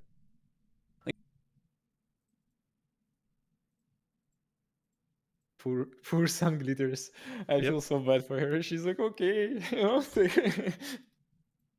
Yeah. It doesn't feel. Oh, wait. I didn't join. Sorry. Yes, please. Did you start already? No. Game already? What? Ah. Do you see the game? I'm trying again. Join. Okay. Yes, I'm in. Oh, I got kicked? Or... Oh, I pressed start game, or did I press cancel? not I don't know what I pressed. Not in the game. It didn't start for me. Game already Maybe cancel. exists. Maybe now you need new name. Yeah, same name works again. Okay.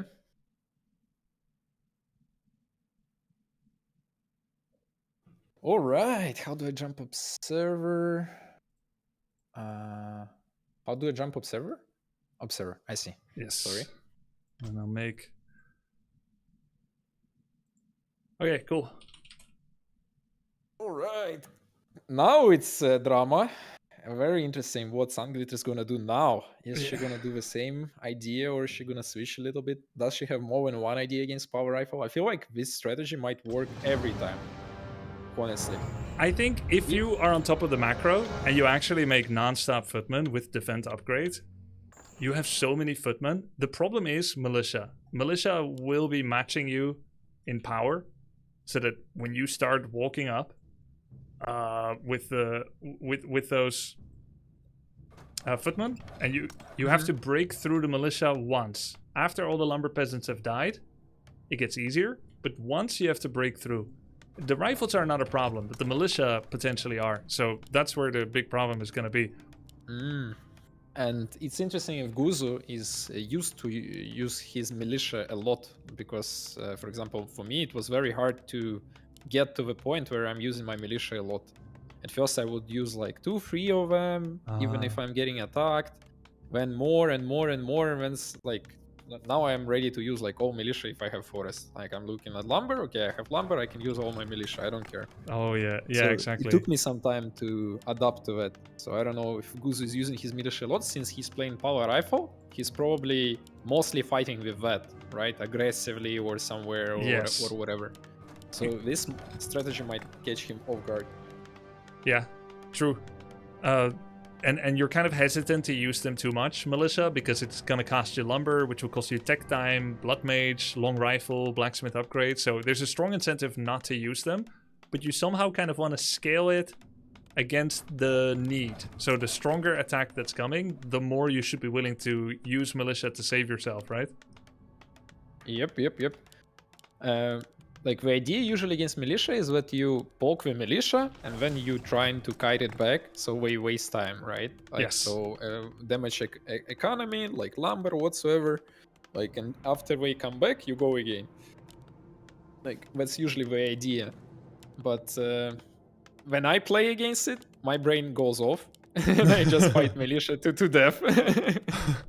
How are you trying to sell the idea that your brain turns off when you talk about Warcraft 3? Like, I feel like you understand so much of it. Like, how do you figure out these concepts even? Like, engage militia, then back off. The longer you make it last, the better it is.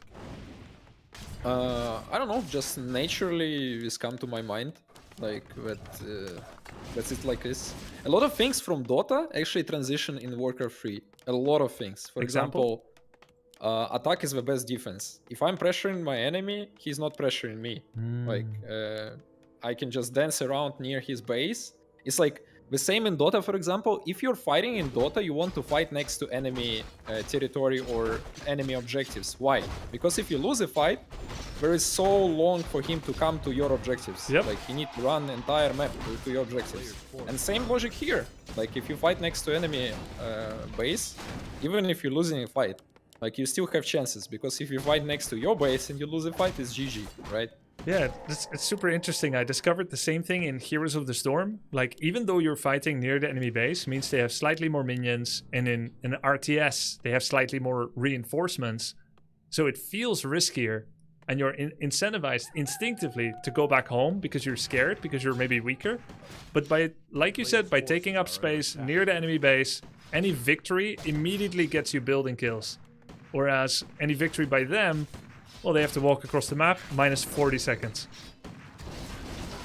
Yeah, another thing that I discovered in like last week is that actually how economy works. Against what race it's good to hit workers or wisps or whatever, in what situations. Not very deep, but at least I start to understand it better. That if I'm exchanging my footman for one wisp, in some situations it might be actually very good. And I never see it that way. For me, wisp is a peasant. You know? Yeah. And I'm like, and I have footman that I built. It's costs 2 population, 130 gold. So I don't want to exchange it for wisp. But now I look at this differently. But I just still lack knowledge. Yeah, interesting. Yeah, it's especially Night Elf units for some period of time. They cost a lot of lumber. Like Night Elf units cost more lumber than for every other race. Oh, we got a Creepjack here. Sunglitters is going to come in with a level 2.6 Archmage. She's not letting Paladin get level up. Coming in with the Creepjack, she kind of changed up her style, by the way, you know? Her attack timing is a little bit different. Her creeps a little bit different. She's starting to unload damage on the Rifleman. She also followed one of the tips that I tried to coach her in, which is called exaggerate. By, if you have a lot of money because your macro is failing, because you're a new player, just fill up those barrackses with loads of units. And she did that. She just had 6 footmen in production. She's now level 3 with Pendant of Energy, Water Elemental level 2. She's got something like 8 footmen with more coming in. Guzu has 3 riflemen and they're hurt. If she can go on the tower and kill it before he comes back, this could actually be a win. She's upgrading defense, Dendy. Ooh. Straight for the tower. Need to keep pumping those footmans in second barrack. Yep. I feel like this attack timing is even better than the first one, even though it feels like she got screwed over by the disconnect in the rematch. She's doing a lot of militia damage here. She's going for the militia, already killed 2, looking to kill at least a 4th, a 3rd and a 4th, maybe even a 5th one. Some of those militia even turned back to peasants. She's deep inside Guzu's economy. He's at 70 lumber. Dendy, he has no wood to make a blood mage. Defend upgrade is finished. If she turns on defense, she has already dealt with all the militia. Normal damage is gone. There's just piercing. Will she remember to turn on defend upgrade? Come on, please, Sun Glitters, pop with defense! Sun Glitters! Oh, she's killing rifles, no mana on power, but he have big mana pot. Ooh, huge damage. Very big damage. Paladin did get level 4. She did macro during this, so big plus for her. She also has a shop, so she can heal up right now. Regen scroll, clarity potion. There's the regen. Is she gonna use it? There it is. Regen in use. Okay, soon she will have 10 footmen, Dundee. If she remembers to turn on defend, 10 footmen by value beat 6 rifles. There's almost no militia left. Ooh. Do you think there is all-in push with militia for Sun Glitters at some point, or you think you don't need to take peasants? I think you might as well. It's not like she needs the lumber, right? Yeah, that's true. She doesn't. Like, she already has 700. Her militia will only be alive for 7 seconds in Guzu space. But even after they turn to peasants, that's still bonus DPS. Why not? And they can soak some damage too. Yep. Quick retarget by Guzu. Very quick retarget. I think Sun Glitters realized that she didn't have defend upgrade before. Now she has it. Not every footman, but some of them. No town portal this time. She's fully committed. Yeah. Right now, Guzu could just click the town bells and turn every peasant to militia. He's actually focusing the Archmage with riflemen right now. She can't get out! She's locked in! Oh no!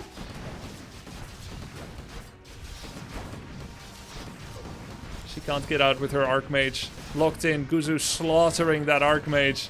So she's laughing! She's laughing maniacally! She's actually just laughing.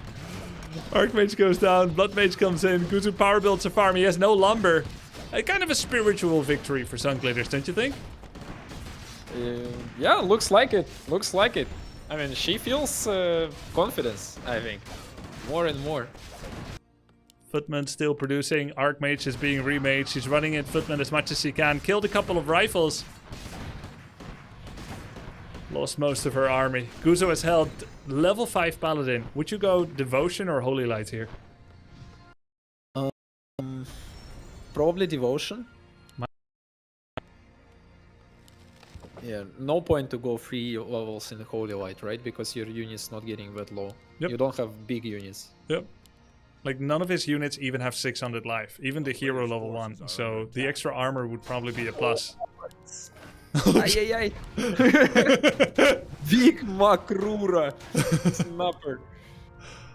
Big and angry. Doing a little bit. It's so scary. Just doing a little bit of creeping. I don't know if she walked on attack move or clicked into the camp.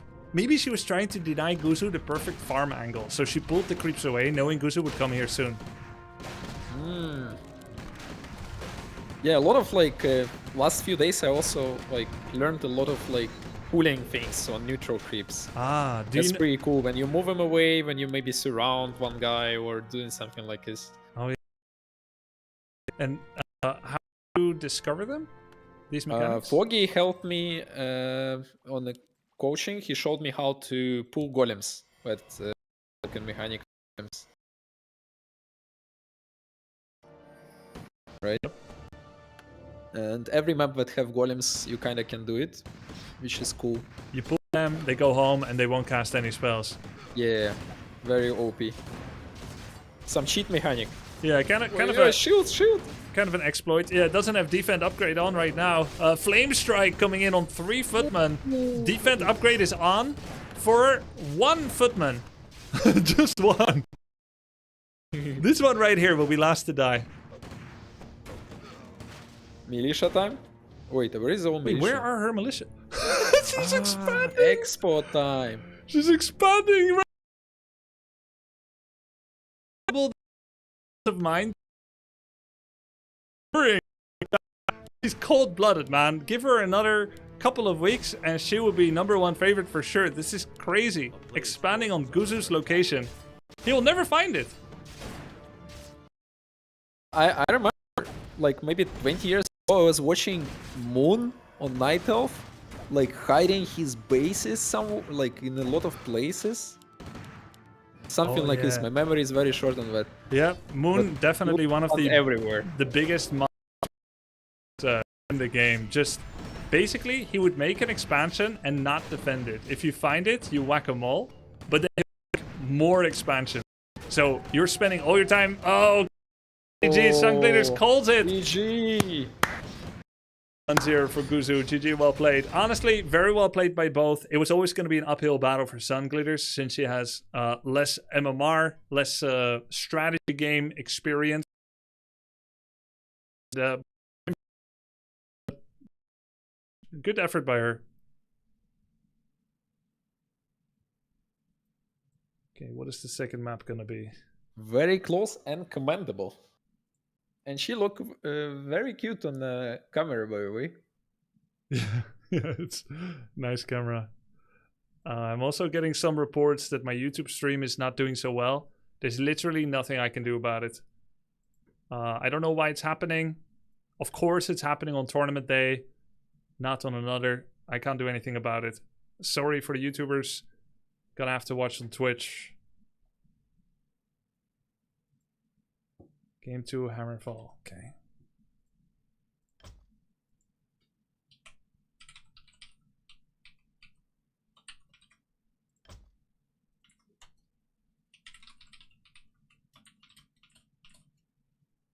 Okay, game name is in the group.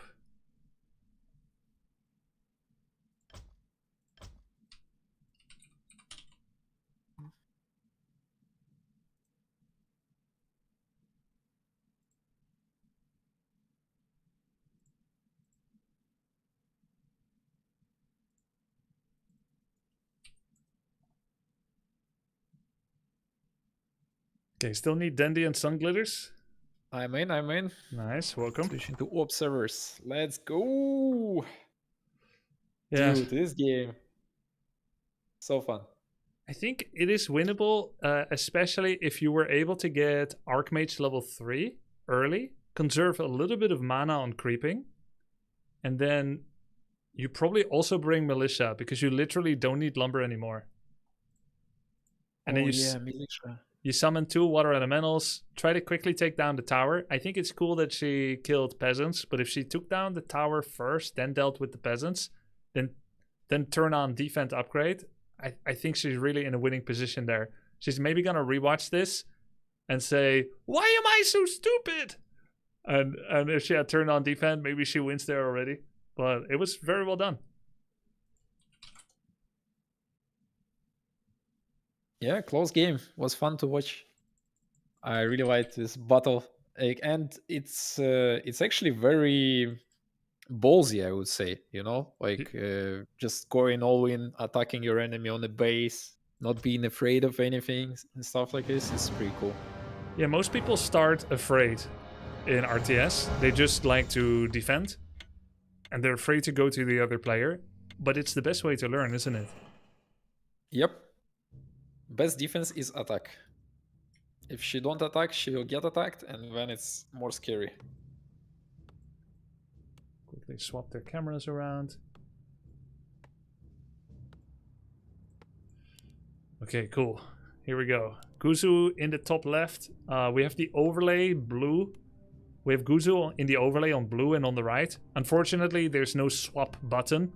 So it's going to be a little confusing. Guzu on the right, even though he's blue and in the top left of the map. But it is what it is. That's how the overlay is. Going to update the score. Guzu is leading with 1-0. How is this map called? Hammerfell. Hammerfell. Okay. Nice. I think this is the map where you can also do the golem, right? On those camps. Yes. Yeah, true. You run in with the footman. I'm learning. You've been doing some study, yeah. It's hard to like remember the map names, but you remember the layout, right? Like how you want to creep and stuff. Yeah. With every day, I like more and more automatic memory things of maps and names. Don't know all the units of the game. That's crazy. I don't know all the spells. I don't know all the upgrades. I don't even know all the upgrades on human, to be honest. Okay, let's do some testing. Which 2 upgrades can Mortar Team get? One is Flare, Yeah. and maybe more AOE or something. I don't know. Yeah, it's true. Good guess. Yeah, it's good. What about Dragonhawk? Do you know the unit-specific 2 upgrades they can get? I think I bought it like maybe 2 times or something through entire time, and one is today, by the way. And I heard, I tried I tested in lobby. Like one is blocking towers, right? And the spell is like net, but you can hold enemy area 30 seconds or something. I didn't know that. I didn't know it's 30 seconds. I know. Probably right. I don't know how long it takes. I just know roughly what it kills, right? Like, will it kill a Frostworm? No. Will it kill a Wyvern? Yes. Or maybe it leaves Wyvern at like 1 HP. Yeah, they're kind of a special counter unit. I don't think people often just get Dragonhawks just to try and shut down enemy towers. There's usually other ways to play around towers. Look at Guzu. He Okay. went for very scary camp. I don't know, like only 3 militia, is it enough? Nope. It looks like with power it's enough.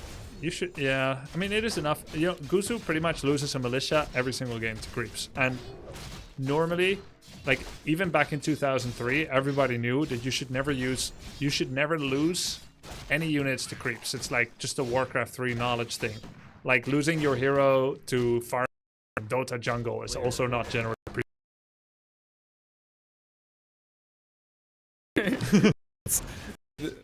It's a mark if you're a new player. Yeah, Kind of. For new player, it's probably okay sometimes to do it. yeah. Oh, I just saw something. Not My- gonna call names. -1 footman by one of the human players. Yep. Won't say who.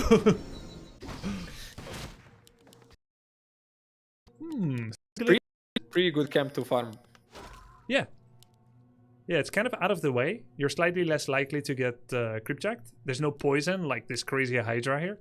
Oh yeah, this guy Hydra is very annoying. And this mechanic, the way that they designed the poison creeps, annoying.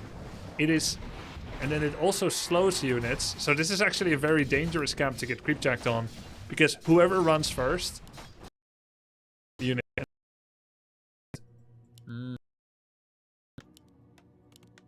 Yeah, pretty annoying one. Oh, gloves of his, but it gives good items from what I remember. Some claws Yes. and stuff like this. It's really nice for your Archi match, usually. Yeah. Is this where Guzo loses militia? No. No militia lost to. Oh, scout illusion got blocked. Wait! Militia! No, peasant! Okay, he's alive. He's Yeah, alive. when it turns to peasant, it actually drops aggro, so lucky for him. Okay, Sun Glitter's taking 2 green camps, so one of the camps is taken from blue already, which is pretty big. And let's not forget, Sunglitter showed laboratory, wanted to creep it, saw how big it was, and then changed their mind. Yeah, it's a little bit hard, I guess, for like new players also to start farming with militia. Like, it took me, I don't know, what, 7 days with militia more. Even now, I'm still not farming with militia because you can farm without your army, right? If you have good macro. Yeah, where have you seen this? I don't know. But it's I true, think- yeah. Yeah, I think Foggy told me, and when I tried, yeah. Yeah, there was And I also saw it somewhere. Most of humans do it now, I think. first person that started doing it was TH000. I'm sure there were some other players that did it as well, but he really made an art out of it. He would creep the first camp with Militia and Archmage and Footman, creeps the second camp with just Archmage, and then he does the third camp with his Archmage, lets his Water Elemental finish the camp, runs with his whole army to enemy, and then as he's running, he takes 7 peasants, Militia farms the fourth camp, and right as he arrives to the enemy base, the Orc, You have level 3. get level 3, and then you start spamming Blue Man. Bloom and water elementals. Ooh, Sun Glitters is going for her chicken build, Mass Griffins. I gave her this build early in her training because, well, she was still lacking a lot of core skills, like micro and macro. So I felt it might be best if I give her a unit that has the highest automatic value. Oh, -1 rifle for Guzu. Has like the highest automatic value that when it's left alone, it will just do things. And the 3 that do this the best are like Knight, Griffin, and Rifle. But if I tell her amass Knights, then she can't counter air. And she wasn't advanced enough yet to be able to switch to another unit when she meets a new unit. She didn't even know Dryads are magic immune for dozens of games. So I thought, yeah, it's probably best. Oh no, she forgot to. She actually cancelled her farm and her aviary. I don't know how she does this. She finished aviary 80%, then takes a peasant and stops working. About Dryads and magic immune, until few days ago, I didn't know that destroyers are magic immune. And I was buying Gryphons and I thought I'm gonna kill them all. Yep. It's also not very obvious. So when you try to issue a direct attack command, there's like a small message on the screen that says this unit cannot be harmed by magic. But to notice that while everything else is going on, not easy, right? Yep. So Still a lot to learn, but it's so much fun. It's so much fun when you learning, like the learning process, when you get new things every day. It's like probably the most fun. it feels very rewarding when you discover new things. You'll struggle with some strategy, you keep beating your head against the wall, it keeps not working, and then eventually you watch VOD replay or you come up with it yourself, you try something new, it works, you check if it's repeatable, it is, and now your life will never be the same. Feels great. Okay, level 4 Archimage on Sun Glitters. Pretty big levels. Oh, Guzu is setting up the push. He's building the shop. How is Sun Glitters gonna react to that? It's gonna be tough. She's making griffins. She wanted to make knights, She need time. but it needs a blacksmith. She just realized it, so she's making it now. Ideally, she would already have some knights on the way. She knew she'll be facing Polar Rifles. She's gonna jump in and try and defend before getting her major army. That's a Scroll the Beast, that's huge. Ooh. Surround? Oh, what is surround? Oh, close. Second try. It's almost like she wants to get surrounded, but Guzu won't close the gap. He's just shooting though. Archmage, real low. She's surviving! Oi. Oh, tower is going down. Nice blocks, nice kiting, stutter step, and Paladin down. First Okay, Griffins two are on the Gryphons. field. Oi. No. Unfortunately, going Gryphon into Rifle is what we call an anti-counter. It is the correct unit to be countered by Rifle, so it went like the wrong way around. She doesn't have a lot of strategical depth yet about different unit choices. She's doing what she practiced. Into Rifles, they have a bad armor and damage type. They get gunned down easily. Guzu goes in for the kill. Paladin, killing a farm out there. How could you? Gavin Rat the Dyer, your army is fighting. Nice militia kills on the Rifleman, but the Archmage has gone down. Power rifle. Again. What is worse, Polar Rifle or Tinker? I hear you're kind of a Tinker enjoyer. What is worse? I think Tinker is worse. Honestly, I I think think so Tinker too. is worse. I think so too. Yeah. Tinker got changed a lot of times, but the new one, I don't like it so much. I think it's very annoying to play against hero usually. Some kind of weird support hero now. Yep. Yo, Okay, GG. Nice game. Guzu gets his first victory in the tournament. He's now 1-1 at the 2-2 map score. Map score, as you may know, matters a lot, Dundee. Yeah, I read it, but it matters a lot. Yep. Yeah, if there's a tiebreaker, which could happen, let's say Ampi goes 6-0, 3-0, 6-0, and Guzu, Sun Glitters, and Geronimo all go 1-2, then map score will matter. For that to happen, Geronimo would have to beat Guzu, and Sunglitters would have to beat Geronimo. Well, we'll see how that goes. Geronimo did show up, so he missed his first match. But he should be able to go for the next now. That's also going to be against Sunglitters, for which we will bring in the caster Annie Fuchsia. Final thoughts on the series, Dandy? Oh, that was a lot of fun, especially first game, Mass Footmans. Big, huge shoutouts to some glitters to have such a huge, what is the word? Okay, I'm not gonna use this Guts. one word. But guts, yes. She had it all. She almost got the game. Little small improvement, and she could actually take him up for sure. So it was a lot of fun. And second game didn't go as clean, but we saw some very clean usage of Guzu's strategy, like step by step, like, precise, like every step. So I had a lot of fun. Hopefully you too, guys. Thanks, Dandy. See you soon. See you around.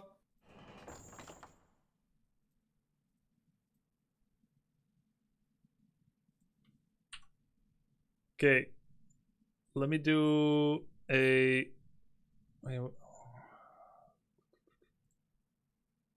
Okay, when they switch... Okay, I'm just going to do this.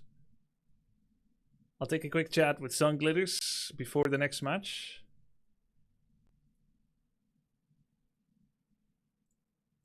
Oh, yeah, that was my strat. Sunglitters! Can you hear me? Oh, she's muted. Oh, I was muted, yes. Oh, Hi. hi. I can hear you, yes. Sunglitters, very nicely played. You kind of got robbed the first game. Your surprise strategy got shown. It's Yeah. very unlucky for you, but you did very well in the rematch as well. Possibly even better. Thank you. Yeah, I'm going to tell you my strategy. So at first I wanted to be very aggressive, Yeah. And then he thinks in the second game, ooh, I really have to be defensive against her. And then I wanted to pull out the knights and the griffins, but he didn't care. He just attacked me. It was fucked. Yeah. And I saw you were trying to get the blacksmith. You were like, Knights, please come out. Why do you need a blacksmith? Oh, yeah. I also felt Next time. it was very smart of you in the rematch of game 1 to delay your timing a bit. And you got level 3 first before you attacked.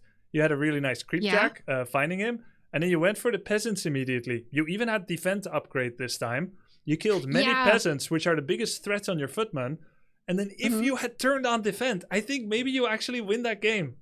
Really? Yeah. Oh my god. Oh, yeah. I'm bad at that. Yeah, but you set yourself up really well. Macro was looking good. You've shown amazing growth in the past few weeks, especially the past few days. It was really fun to see. It was close. Thank you. So good job. Thank you. I also wanted to ask, after Warcraft 3, will there be another RTS you'll be conquering next?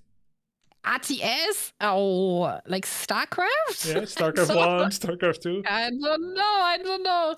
But I wanted to finish the campaign. So look, guys, if you don't know, like I was too bad when I started to finish the campaign even on normal. I had to stop like in the middle of Undead because I just couldn't finish it. Then I started practicing a lot. And it's been actually really fun. Like winning like my first games against real players. Of course, I'm like 400 MMR, but it's still been very fun and people have been very supportive. So thank you guys. It's been really nice. Nice community. That's awesome to hear. And thanks for your patience waiting for Geronimo. He's here now, so let's get those vetoes on the road. Any words leading into that? And then I'm going to leave you to your pre-match planning. Okay. Any words going into the match against Geronimo? You don't have to. Wait, and I played right now? Yeah, you're going to play another back-to-back. Oh my god. Do you need a break? I mean, I can do it. I can. I could do Ampi Geronimo first, actually. It makes more sense to take match 3. I'm going to give you a break. Okay. I'll get Ampi versus Geronimo running. And then it'll be you and Geronimo, okay? Okay. Okay, time to decompress. Okay, thank you. Okay, see you soon. Okay, see you soon.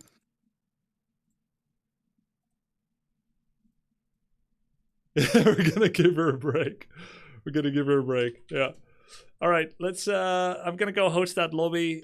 Geronimo's here. It's gonna be Ampi versus Geronimo. Let me go host the game.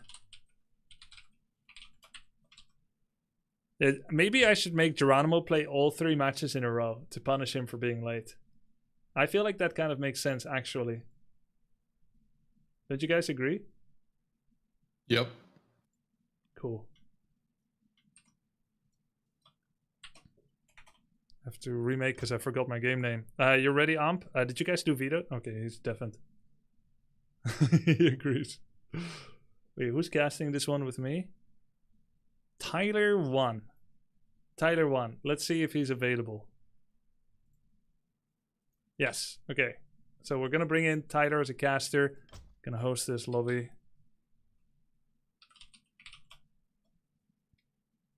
I keep forgetting the name. I like do a name and then I forget it.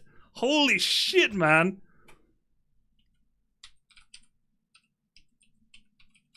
It's terrible.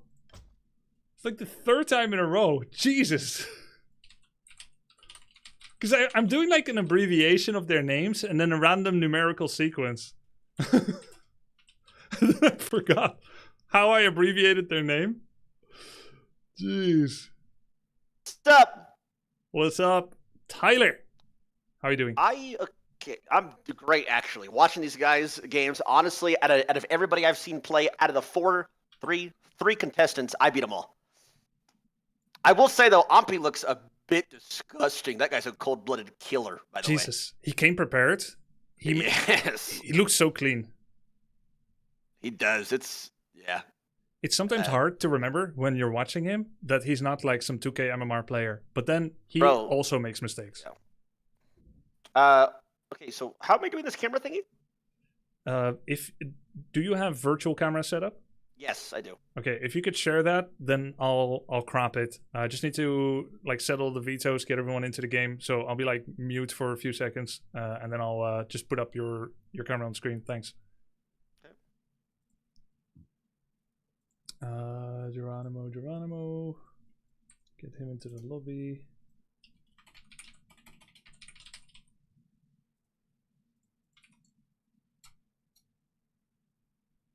Music? Do I have music? Okay. Score reset back to 0-1. 0-0. Sorry. Let's click.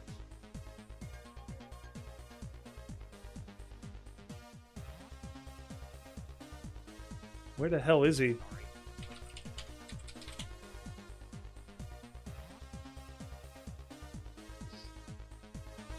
Geronimo late again?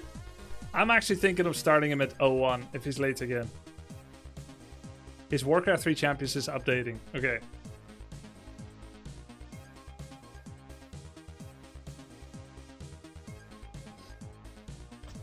Okay. Map.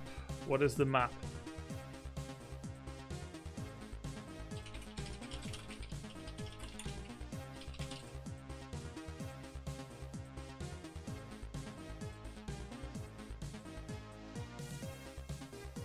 Okay, we've got the map. Tide Hunters 1. They're doing vetoes right now, so he's excused. Okay. We got our maps.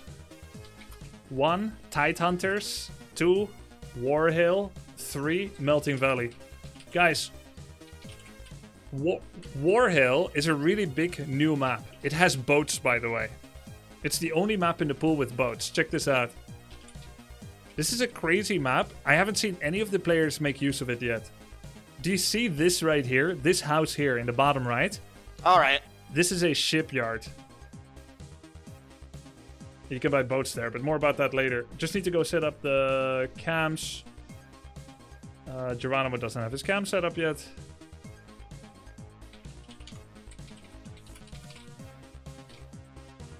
Just try to finagle it during the game. What can you do?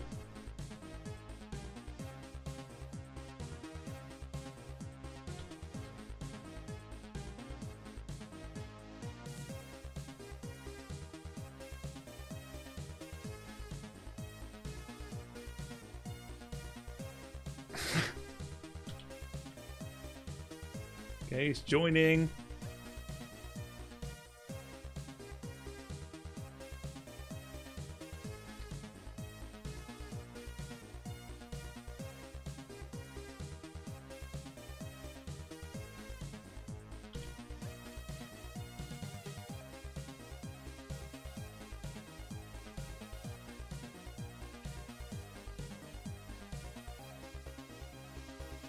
that Geronimo? Yeah. I think we can just skip the pre-game questions. I'll just do like winners.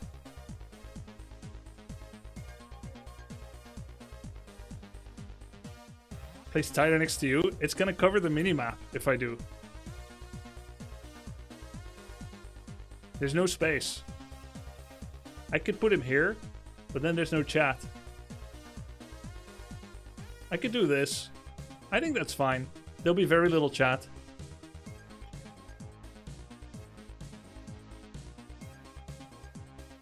Or we could do Tyler full screen. The higher I put him, the more chat there is, so...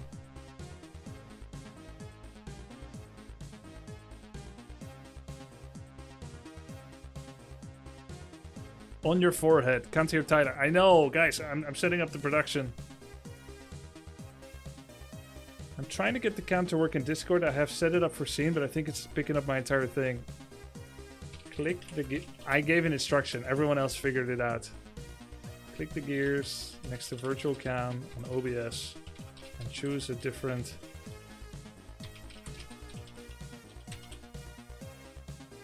Geronimo confirmed.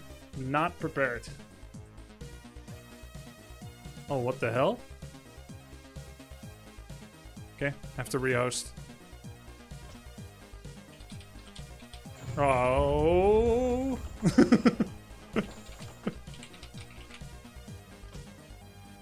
Close. Close. That was close. We good? Okay, cool. He figured it out.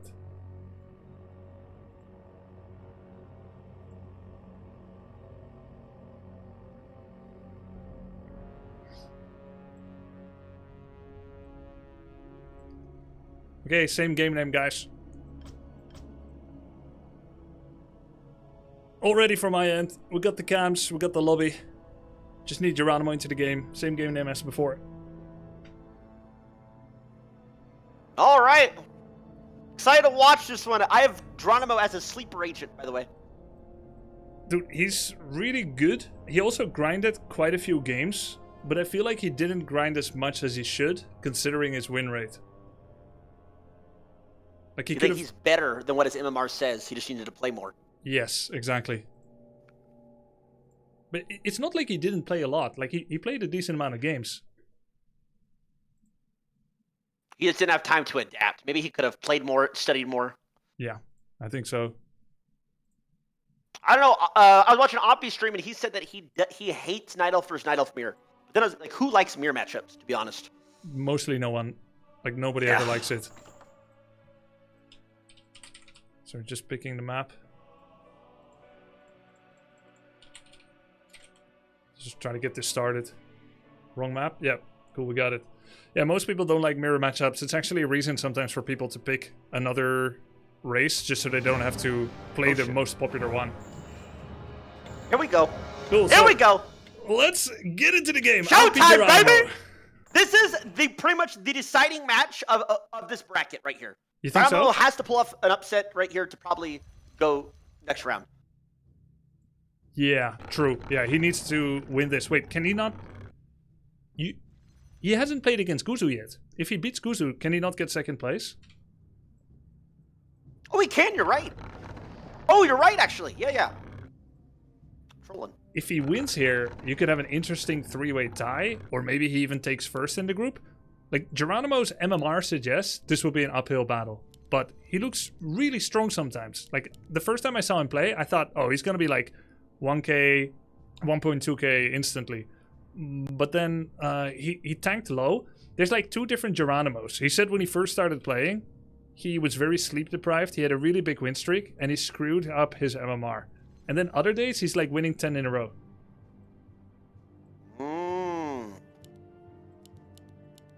Sorry, I'm sorry. Geronimo's got his altar moonwall. Hey, wait, he hasn't made Ancient of War yet. He's doing something different. What? Oh, okay.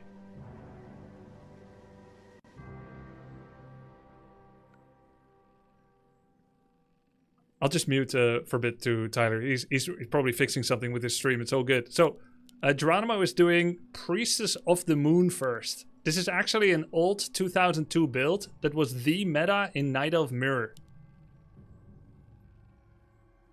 And Ampi is going for Demon Hunter first. I've just muted a bit. I don't know if you were like handling something. Okay, I'm on your here, side. baby. Let's Okay. go. Okay, cool. Cool. Tyler. All right, let's get it. Okay, so it appears that everybody is. Are you there? Yeah, I'm here. Go ahead. Do you hear me? Oh, Rubs, you're muted for me? yeah. I don't know. My button wasn't working. Go ahead. Sorry, bro. I had to fix my camera. Okay. So I think Night Elves camping, cringe. I think they're punishable early. Low key. But nobody rushes here, ever. Yeah. Yeah, I think you're probably the most aggressive player together with Sun Glitters. Wait a minute. Wait. Are you seeing this? Geronimo has a leopard. He skipped the DH guy. Yep. Well, maybe Geronimo thinks Demon Hunter sucks. Do you agree? Demon Hunter's broke and that Mana Siphon needs to be gutted. But I will say, I did talk to Geronimo off stream and he was watching Ampi VODs. And he told me that he knows that he gets low camping, so he wanted to punish him early. I think that's why he went this. That he's too late, it appears. Way too late. Too late for the first camp, but there are usually additional camps Ampi is doing. Ampi immediately makes a second Ancient of War. He knows what this is. Many people watching know what this is, but this must be completely new for you, Tyler. The Priestess of the Moon first. Yep. Yeah, this is a 2002 build, actually. Everybody played like this back in 2002. Priestess of the Moon first, no Demon Hunter, and you would go mass Huntresses. I don't think you face a lot of Huntresses. Most people don't use these units, right? Yeah, probably like twice, 3 times, but it's only the people that are like brand new, like to rank that do use it. Yeah, exactly. Like everyone else is just doing archers. So this used to be a build. Take a look at Geronimo's base. Double Ancient of War, tier 1, low on gold, low on wisps. His economy actually looks really, really clean. And it's all going to be funneled into Huntresses. The only problem is, Ampi asked me for some coaching against Priestess of the Moon Mass Huntress because he was always losing against it and he wanted to figure it out. I think even 5 days ago, he was already figuring that Geronimo might do this. Priestess. So, new build. You play more safe, you don't drop low from creeping, and you build a second Ancient of War. Look how scared Ampi is. He has not even... So you... Yes. So you have already pre-coached Ampi on this. Geronimo doesn't know that. He was like, "Oh, I'm gonna trick him here," but he's already seen this a billion times. Yeah. He got tips on it. He knows exactly what to do. Even if he didn't know Geronimo's doing this, this is something every Night Elf has to deal with in Night Elf Mirror, because Priestess of the Moon is a periodic appearance. If you grind enough, and you and Ampi have played the most games, you've put in more game time than every other player, he will have faced this. So this is not just target practice trying to counter Geronimo. It is relevant for him every single ladder game. He's ready. He made lots of archers. He has an open jaw base where he can plug the gap with an Ancient of War and hide behind it with his archers. He's not even like I've never seen this from Ampi, by the way. He's not even leaving his base with his archers. He's not creeping at all. This is the strat. Yeah. This is crazy, by the way. He even sold Town Portal and bought a Boots of Speed so that he can actually finish off stray units. He's only in reconnaissance mode right now. He's scouting, he's checking, when is your attack coming? He doesn't want to be caught with his pants down. And he's not even making another hero. What does he do? Like, yeah, he was tier 1. Like, he was fully receiving this attack. What the? He is so scared of this. Funnily enough, Geronimo could actually lock him in. This is a demon without a staff, without a boots, inside a base that has a single gap opening. If Geronimo came from the left and locked in demon, it would have been a dead demon hunter. Ooh. So I played against this mass huntress a lot, actually. I think I've lost to it maybe once. Oh. I don't think they're the best. I don't think this is the best. Burrows are very good against it. Usually it's used to set up some map control, maybe kill the orc shop, deny some lumber mining, and then control the map, maybe make an expansion, and transition to either even more huntresses or another unit. But it's kind of hard to make it use because huntresses have they're kind of fragile. They have really high damage, but they have a weird armor type that makes them take loads of damage from headhunters and burrows. Okay, so we're now 6 minutes into the game and he has not moved an archer. This cannot be right. Well, he has to start creeping with him, right? Yeah, normally you would have to, but because Ampi is aware that he's not knowledgeable enough about when this attack might be coming because his scouting isn't good enough. He's basically doing like a brute force defense. No matter what, he doesn't want to be caught out on the map because if archers get caught by huntresses in the middle, all of them die. So he's playing overly safe. You're right, it's wrong. But it's right in a way that he knows how wrong it is, and he wants to make sure he errs on the side of caution. Super safety. He doesn't want to risk it. Now he sees them, so now he's going. Let's see how much Stole all the mana. Took all the mana away. Priestess, not that mana reliant. I don't know, just have a wisp here. Oh, this is maybe a He's mistake. actually kind of parsing out of his ass. Wait a minute, the damage is crazy coming out from Geronimo. Yeah. It's a lot of damage. He's getting low. What's gonna happen? He's gonna heal up off the Moonwell. One archer goes down. The wisps are coming to make instantly more Moonwells. Full HP heal, full mana. One of his headers is getting low. What are we gonna do here? Two are low. Uh-oh, he's gonna have to do something quick. He has to back him out. One's about to go down. The archers aren't shooting. So boom, one solo of it. One hunter's down. Another archer going down. Is he going to heal it on the Moonwell in time? No, it's 2 for 1 so far in favor of Geronimo. Instant double panic Ancient Protector by Ampi. He also gets level 3, kills another huntress, another one really low. He targets it down. Geronimo's attack falling flat. He needs to run here. It's so hard to hit Night Elves in the base with those Moonwells. I think it's a little bit cheesy and honestly unbalanced, but it is what it is. He probably has to get out here. I think the game's probably cooked here anyway. Just taking a pounding. He probably hits that /FF as well. Did you see that Ancient Protector cancel? There were 2 building. He's like, nah, I'm gonna not need this. Like, this attack is shit. I'm just gonna cancel the tower. I don't need it anymore. Oh, body block.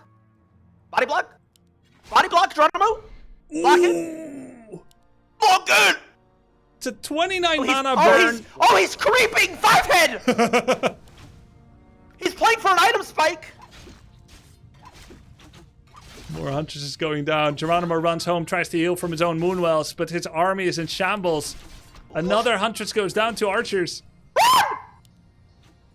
One has boots, the other doesn't. He might win backside, though. Wait, catapults?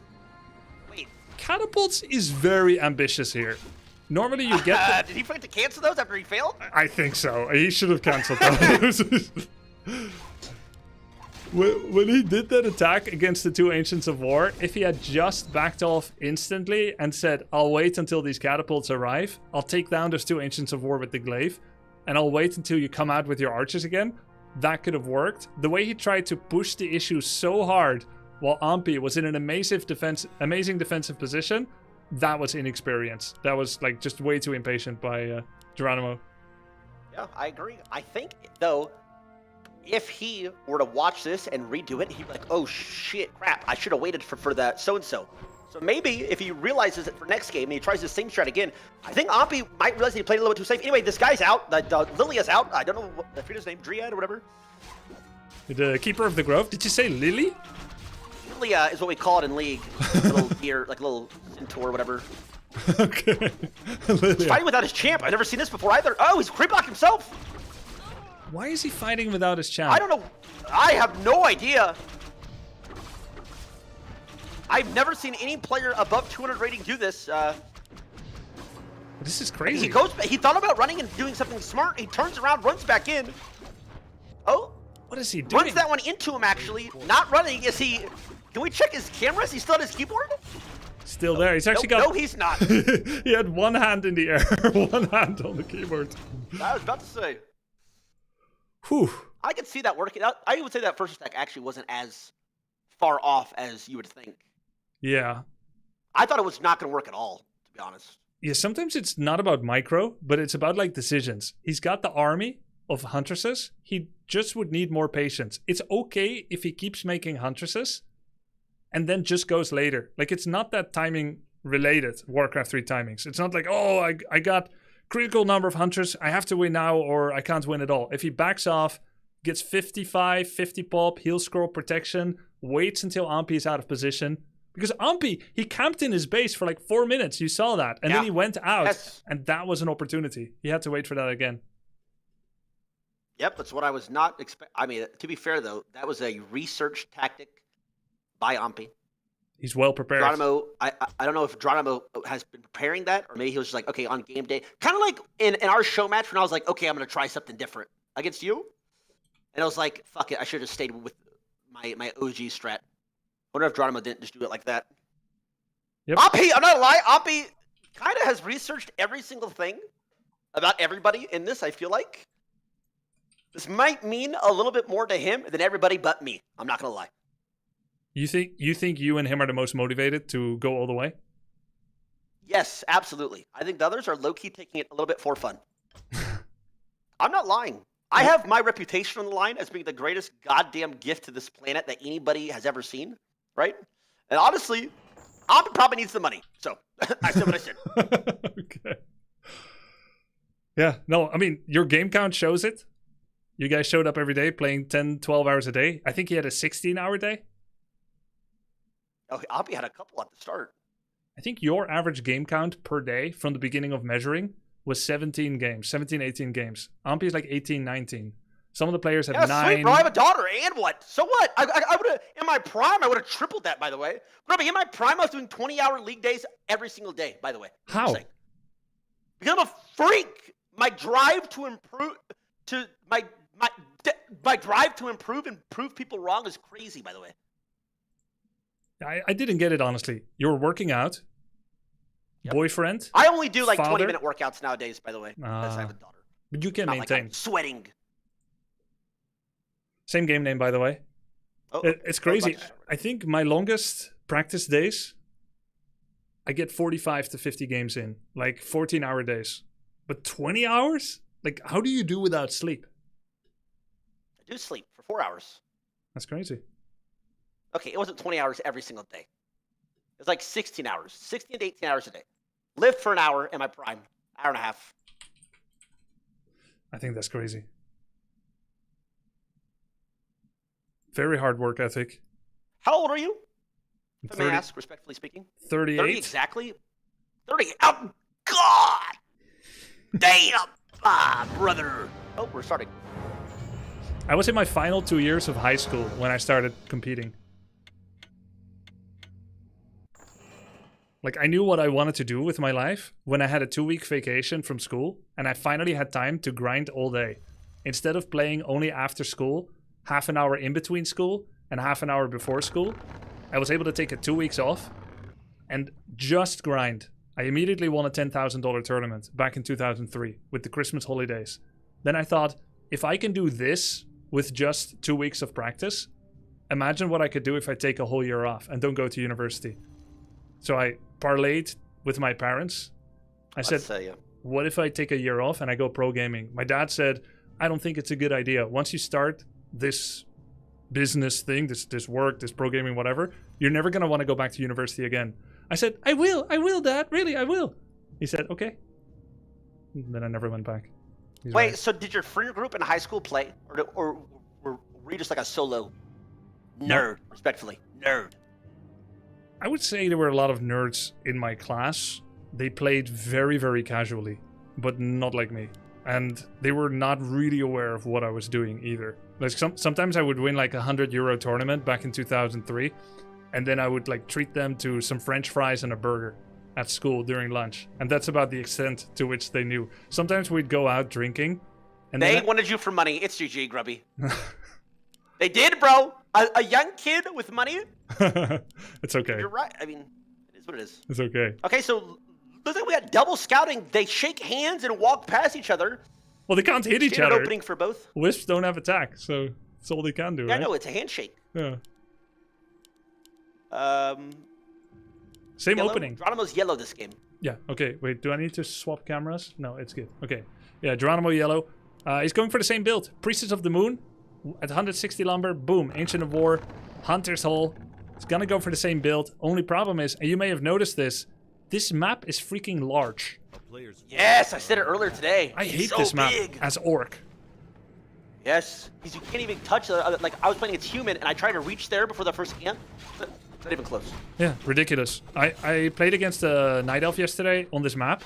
He expanded in my face. He just straight up took the first camp, immediately expanded. I show up instantly, try to take it down. Couldn't because my reinforcements are too late.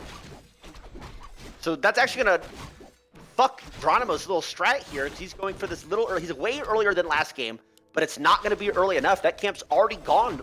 Yep. When you're relying when you're relying on a rush build like this, and the enemy is level 2 for free from farming, not a good feeling. And you would think that he would actually right-click towards the camp, not in his base for fun. Yeah. If you go to the base, you need to have a plan to kill wisps. Going to the base and then being like, wonder where he is, shows a lack of planning.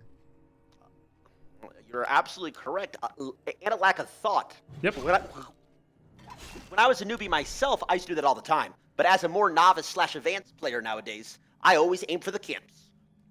You kind of get a feeling for which one they're working on at which time, right? Yep. A lot like League of Legends and jungle tracking. That's what I... Yeah, there's a lot of synonymous, right, with jungle tracking. They've done this camp, they're going to do this camp first. This is the best camp to take first, but they know that I know, so they're going to start with another camp, etc. Yep. And if you like show, then they're going to do this. Well, if I go in this camp and I pretend that I'm going to punish or push you from this side and there, it's actually a whole mind game. It's actually a whole mind game. Yeah, I love that Before part. the game even starts. Is jungle one of your favorite roles? I don't like jungle on stream because everybody in the League community ghosts. Oh, yeah. Yeah, I had the same in Dota 2. With like 10 players, 5 on the enemy team, the chance that people know where you're farming, it's close to 100%. Exactly. And it completely kills the role. Yep. And then you've got like... He is down a level here, has no mana, almost half health. I mean, I don't know what he should... So, in my eyes, I would have been creeping if I was Geronimo. I don't know how the strat works, but he's getting nothing done, I feel like. Once you get enough experience to see that level 1 harass doesn't do anything, especially on a map like this, you need to make a plan where even if you want to go for the same build, you do the same build, but you do it with a different flow. His flow is the same twice in a row, even though it didn't work first time. The flow now should have been exactly what you said. Start with one camp, take another, Instead of doing an early 3 Huntress attack, level your Priestess to level 3. Make your opponent not expect it to be coming anymore, and then attack with 10 Huntress at the same time. That's gonna fall! Minus he might one? lose 2... What are these? Two Huntress here? No, he doesn't. He kills one, he gets out for free. But I kind of feel like getting those 2 low actually makes up for that 1 Archer loss. Night Elf does have free healing. Oh, you're right. They do. That is... You're correct. Don't need to spend any heal salves. Very demoralizing as an orc. Every time you have a skirmish where both lose a lot of health, you need to spend 200 gold on healing as an orc. Night Elf goes back. Click, click, click. Watch this. Watch this. It's going to make you so angry. It's bullshit. Orc is so bad. Yeah. True. Now he's moving to creep that bottom camp. Okay, maybe he was planning. Okay. Ancient of War creeping is good, but choosing the smallest camp to do it on is an under-optimization. Should be on an orange camp. Ancient of War creeping is just one of the many things that's super broken about Night Elf. It looks like Ampi just bought some dust. Oh. And he did get a claws drop as well. Does he buy the E? No, he buys boots of speed. Ooh, so annoying on DH. Yeah. They chase and kill everything with good control. Yep. Oh, he's got so many archers. What the hell? He does. What? So many Almost archers. army stacked as well. It's funny. Go ahead. Does the cat not use mana? Yeah, I don't know her spells. she does. She opens Searing Arrow, which is a plus 10% damage per auto attack. So when he mana burns her, he's basically removing 33% of her damage. Her second ability is a passive that gives 10% bonus damage on all ranged. So level 2 is most important for Geronimo, because that's going to give him a lot of bonus damage. It doesn't really matter that he's out of mana right now. He's actually going to go in, but he got supply blocked. No, he's got many Hunters in production, but he got supply blocked. And therefore, he's going to be limited to a 40 population army. He's bringing in wisps to build towers. But Ampi's Demon Hunter, anyway. He's killing the wisps. He's just doing it anyway. I don't know what the wisps are even used for here. Are they trying to like, build towers? Yeah, he wants to build towers, but both were killed by Ampi. He's got Moonwells all stacked up here. This is a nothing happening fight. At full health, fine. Oh, full health. Actually full health. Okay, he kills a couple archers here. He's going in pretty hard. Oh, he needs to move that Huntress back. It's going to die. Oh, he does. He ints that one. Oh, he's running this one back in. I don't know what his control groups are, right, Grubby? He needs to get those situated. Remove him from the control group, dumbass! I wasn't going to say anything, but I was thinking it. Oh, now he hit level 3. Geronimo's gonna run back. He's got many hunters in production, but at this time, he's got a level 1 priestess against a level 3 demon hunter. Ampi's defense was impeccable. He's getting improved bows right now. Could get a second he hero. bought a hero. Oh my from the god. tavern. Okay, Drama kind of tried to brute force this one. I respect it 'cause it's a strategy, and I think a bad plan is better than no plan at all, but I think you should have saw what was happening, hit some camp. Yep. Do you know if Geronimo has any competitive experience? He was a pro, in this game? In any game. He was very high rated in World of Warcraft, PvP. Okay. Got like whatever the highest rank is, rank 1 I think they say. And then he was Challenger in League a while really ago. good. He actually plays a lot of games. Challenger in League is very, very competitive, very difficult to get. It was a long time ago. He's like master here now. Still really good. Their units are kind of falling. It can really turn against you when you're out of position with archers. Oh, he hit 2! Level 2, true shot. Everyone gets +2 damage. He's also got an attack upgrade. How many archers can he kill on the way back? Ampi. He's actually gonna give that one. He's actually giving one archer to make sure that Geronimo stays there. You don't need to run faster than a lion to stay alive. You need to run faster than your friends. Crazy. Okay. Is that a tip I should use in the jungle or the savannah? Yep.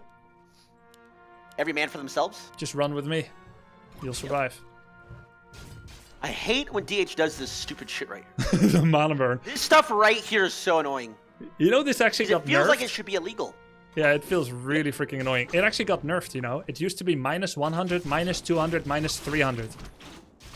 Here's the Moonmouse here. Does he actually win this? Does he have pots? Heal pot. He's There's one baiting. heal pot. He's baiting him. He's deliberately not using heal pot to make it seem like Demon could die. And it's gonna get more kills from it. He's baiting him so hard. He's really holding that pot, isn't he? Yep. He's still holding the pot, by the way. That's crazy. He's playing with Nice! his feelings. Did he forget he had it? There's no way. No, he's playing. He's for sure holding it last second just to troll. He wants more kills, and he's making himself seem like a presentable target while conserving resources for the future too, because he wants to rely on rejuvenation if he doesn't need it. Does not Disgusting. want to waste that gold. Yep. Disgusting play by Ampi. He's gonna go in for another mana burn. -24 incoming. Get hyped. He might kill a couple here. Oh, No way he's holding it this one. Okay, I must say, there's no shot he doesn't use it here. he didn't He's a need to. psychopath if he doesn't. Technically, he didn't need to. He would have been 18 life. I looked. Oh my god. Okay, he's been Geronimo is looking a little bit clueless here. He's got that little healing thing from the bears. This is so annoying. I mean, He's gonna die. I think Demon is like 10 faster than a Huntress. If he body Block blocks it, body himself. block. No, not your own unit. He doesn't even know what to do. No, he turned he's running around. back No, in. control groups. He Damn says- it. He says, "Fuck it." He's just sitting it. We have tier. Moon walls are pretty low though. Yeah, Is he there could. not a world where this Forces are under attack. isn't the worst for Geronimo if he can? He doesn't have a lot of units left, and tier 3 is finished. Master Claw training is starting in 30 Okay, seconds. now we're gonna. These are gonna be like the equivalent of torrents coming in hot. Level 4 on the He Demon. doesn't know. He doesn't know what to do against the DH. Yeah. Oh. I feel like though, for his skill and the effort he put in, he's kind of holding better than I thought. Yeah. Yeah, like just looking at the MMR, Geronimo always going to be an underdog in this one. Ampi is looking super strong, doing his best. He's spending his money well. But now with Rejuvenate and Master Claw training done, we should see a transformation. There we go. Master Claw training is here. It's bears against Just sending it huntresses. on the dogs, on the bears. Yep. AG That's a has GG. dropped in the all chat. Damn. He came with a plan. I respect it. He stuck to it. It didn't work out, but hey. Sometimes you got to do something against better players. It's a good call, honestly. I think it's a good strategy choice. If you try to match Ampi with a mirror matchup, chances are Ampi's going to do it better.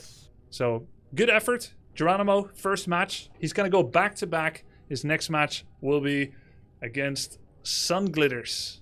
Now, if I say something about that, Sun Glitters also came. A lot of these guys are showing things that they've never shown before. Like the Ompi, the first game against Guzu, pulling out the Fire Lord. I've never seen him build Fire Lord ever. And I watch him all the time. Also, he dropped the Archer, or he dropped the Lilia champ, and he went to the Archer against Guzu. He came with a plan for that. He came with a plan against Geronimo. Sunglitters came with a plan against Guzu. Does she have a plan for Geronimo? That is the question. Do you have any special plans? I'm not telling you anything, Grubby. Smart. I'm not telling you anything. It's good. I respect that. Tyler, thanks. I learned a lot from our first show match in Warcraft games. A lot of the times, it's better just to do what you're most comfortable with. Yeah.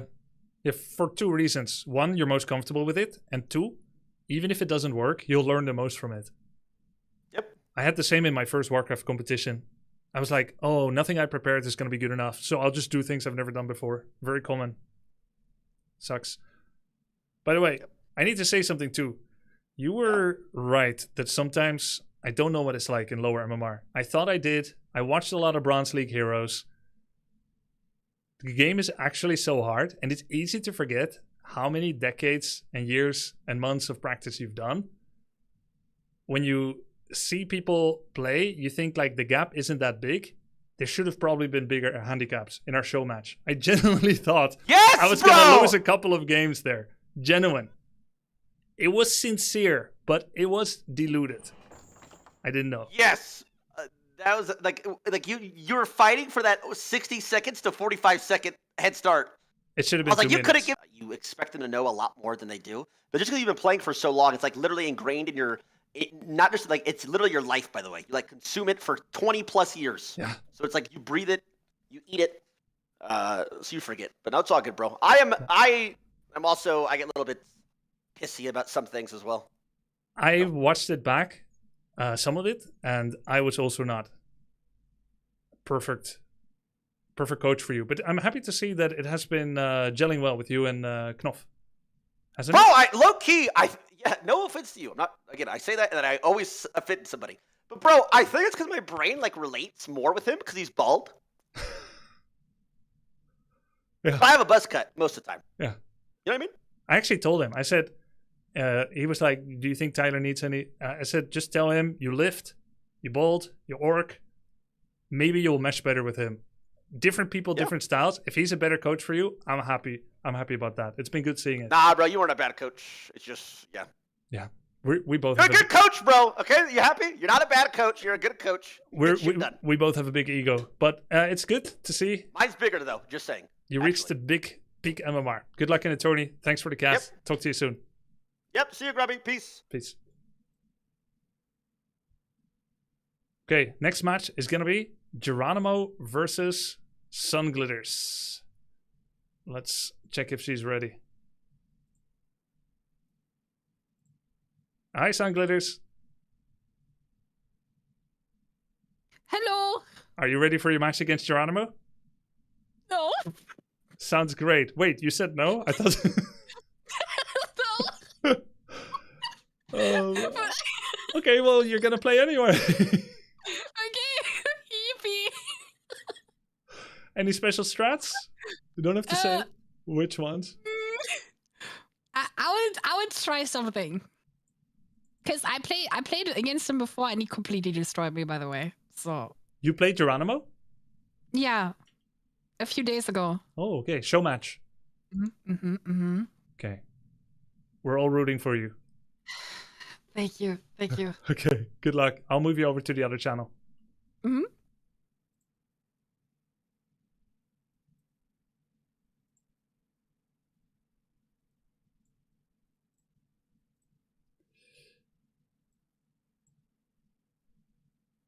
let me set up those webcams.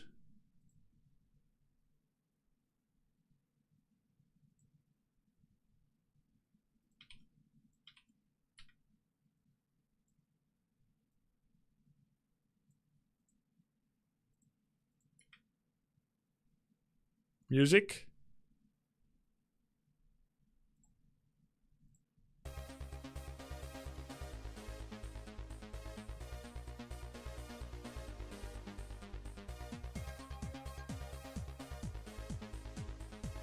Who's casting? It's gonna be Annie Fuchsia.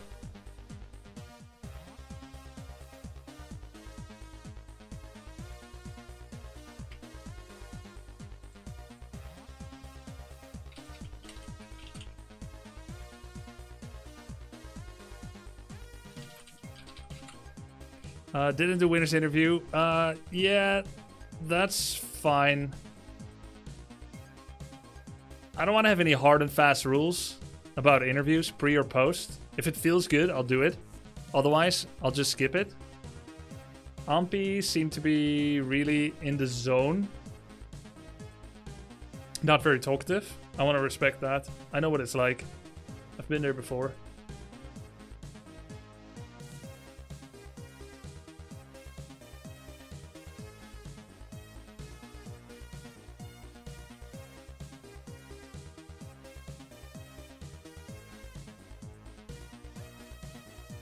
Potato looks sad.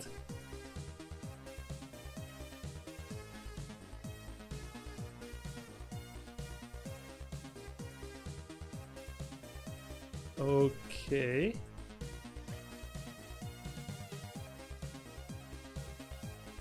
Okay.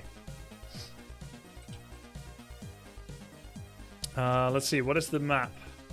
Sun Glitters, Geronimo. First map, Tide Hunters.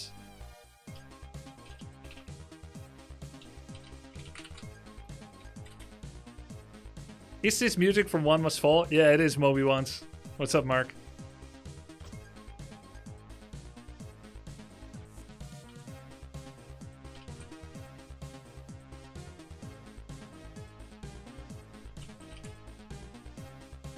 So this MMR gap is a bit smaller.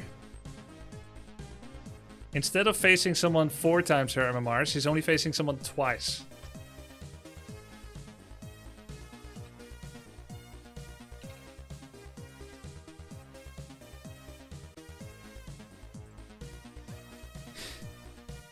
I mean, the smaller the number, the less twice is worth. It's okay.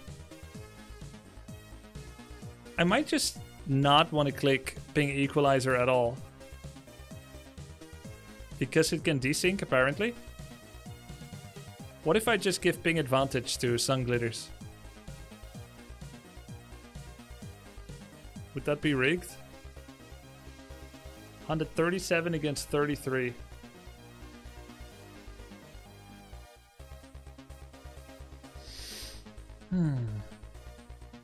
Because if I choose ping equalizer, then if there's a disconnect, 2 disconnects on Sun Glitters feels really unfair.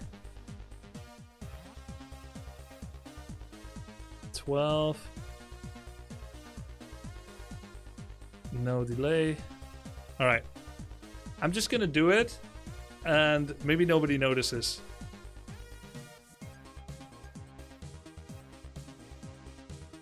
Hello. Hello. Hey, Annie. How's it going today? How do you feel? Hi. Oh, one sec. I forgot to mute your stream. Okay. It's going good. I'm so excited. Yeah, me too. Me too. Yeah, this is so fun. How did you prepare today? Warming up a lot, or just chill, or? I've been warming up a decent amount, but I've also like prepared my mental, which is to have fun, because I'm not likely to take any games, which is okay. I'm just gonna enjoy the moment, so that's what I'm doing. Nice. It's a great great mindset. It looked like you were training like that as well. When I look at the 8 players, you seem to be happy whether you're winning or losing, so long as you're learning. Yeah, exactly. I'm just happy. That's great. Wait, let me go and settle this score. Back to 0-0. Flip the cams. Once we've got that. Okay, cool. Do you share your cam? No, you don't. Oh, no, sorry, I didn't. That's fine. I can do it. No worries. I will do it right here. If you do it, might mess up your cameras. Oh, you're right. Maybe? Yep, I'm not going to do it. Not now, anyway. Yeah, don't worry about it. Yeah. No worries. All right, cool. So, yeah, I saw you were doing a lot of high-quality last-minute practice yesterday. Cool to see some people from the Warcraft scene also reach out and offer help. Yeah, people have been so nice. This community is actually insanely wholesome, I have to say. Nobody Because normally competitive scenes in other games are pretty toxic, in my opinion. Yeah, Warcraft 3 has it a little bit as well. I told Tyler a little white lie couple of weeks ago that the Oh. Warcraft 3 community is completely friendly and mannered, so I hope he fits in. And he has since found out that's not 100% true, but I think it's a pretty chill community. Has he discovered any toxic people? Well, there have been some gamer words sometimes. By the way, why do you think Sunglitters Really? stops her buildings at 90%? I don't know. Is it on purpose? I don't know. She goes to 90% and then stops them, and now she's continuing them. Okay, And cool. now she's yeah. Yeah. So you actually had a chance to play against Sunglitters recently. You guys set up a Yes. show match. How did that go? Yes, we did. I was Players' forces are it went. I was really nervous about it because I hate, or not hate, but I get really nervous when it's time to like perform. You know what I mean? When there's like, okay, now there's like this planned, allocated time, let's go. So I was literally shaking. I was so nervous, but it was really fun. And the thing with being new is that you make mistakes, right? And sometimes you make more mistakes than other times. It's completely RNG. I happen to have a game where I actually didn't mess up a lot of my basics, and so it went well for me. I managed to do good, and then she had that unlucky game where she messed up those things. It could have gone the complete opposite way. I could have been the one to get all those mess ups, but yeah, that's how it went. It makes a lot of sense, and I feel like you couldn't have shared that at a more poignant time. Because speaking of mistakes, Geronimo is feeling the stress as well. He just last hit the two biggest creeps of this creep camp with his Ancient of War, which doesn't actually. That doesn't give. Yeah. Oh, So it- yeah. I'm telling you, it's so common for new players. You just make mistakes, and a lot of these games, I think, is going to go down to who makes the most mistakes. Yeah, he just denied himself. Probably, he's supposed to be level 1.7, which is what he is now, after one camp, and then now he will be level 2.2. But now he's 1.7 after a second camp, and that's a pretty big loss. That's gonna potentially matter. Like if Sunglitters walks at Geronimo now when he doesn't have mana burn yet, and just starts hitting Demon Hunter, Archer, Wisp, that's actually really She hard would to hold for wreck Elf. him. Yeah, look at her army too. She has so many footmen already. Yep. Macro pretty good. Oh, look at how many barracks she has. forces are under attack. Oh, so is this the different tactics again then? She's not going to go for griffins? Yep, not gonna go for griffins, not gonna go for riflemen. She's doing mass footmen. It is interesting though. This could work really, really well, but there's a bit of a trick to it when you play against Demon Hunter. Demon Hunter is gonna turn on Immolation, and if you surround him and you attack with all the footmen, you may drop him low, but all your footmen are dead.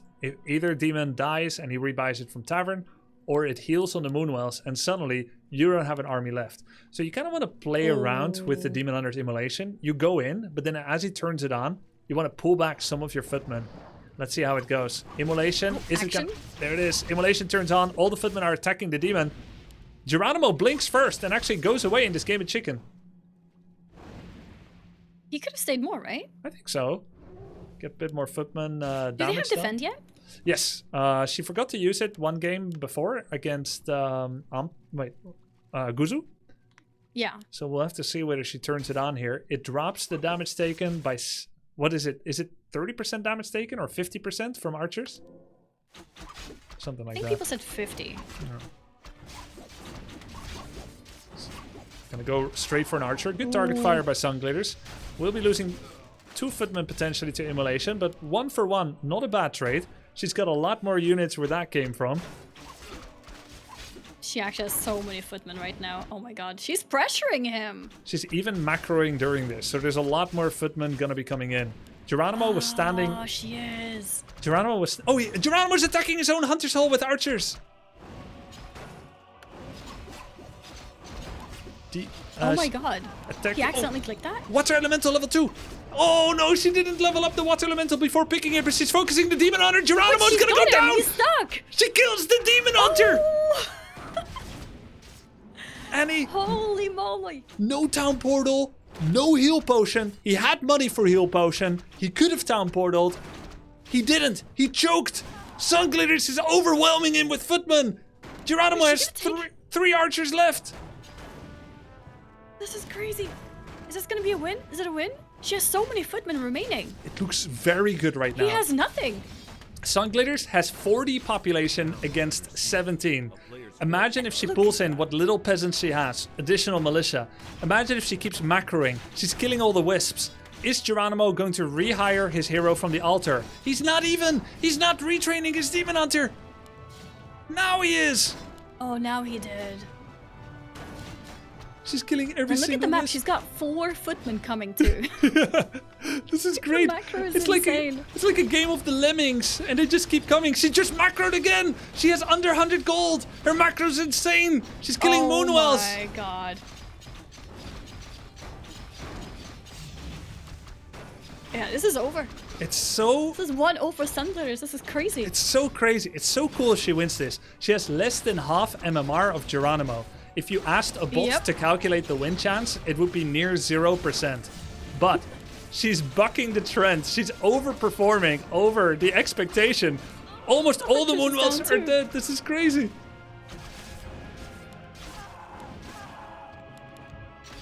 She pulled it off. Oh, there it is. 1-0 to Sunglitters. Oh my god, that's so crazy. She did it. It's so insane. I've never seen a happier Oh my potato. god, that's insane. It's so good. Wow, 1-0. That's insane. Any thoughts? Are you gonna maybe try this build too? I don't dare change suddenly, you know, but it does seem really good. She's doing it well too. It's not just the build being good, but she's also executing it so well. The macro was insane this game. Yeah. To be honest, I have not seen macro like this from her once yet.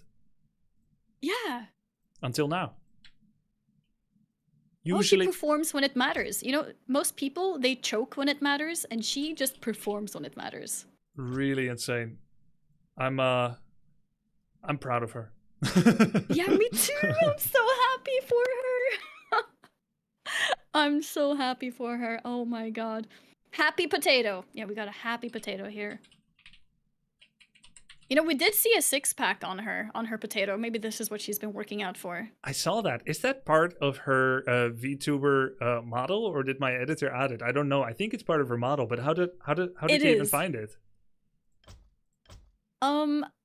I don't know. Maybe there's like, maybe the potato is a stock somewhere that she's using, so they got the full body. Because I think she cuts it off at the beginning or at the bottom. Yeah. Oh, I need to leave the game. Oh, yeah.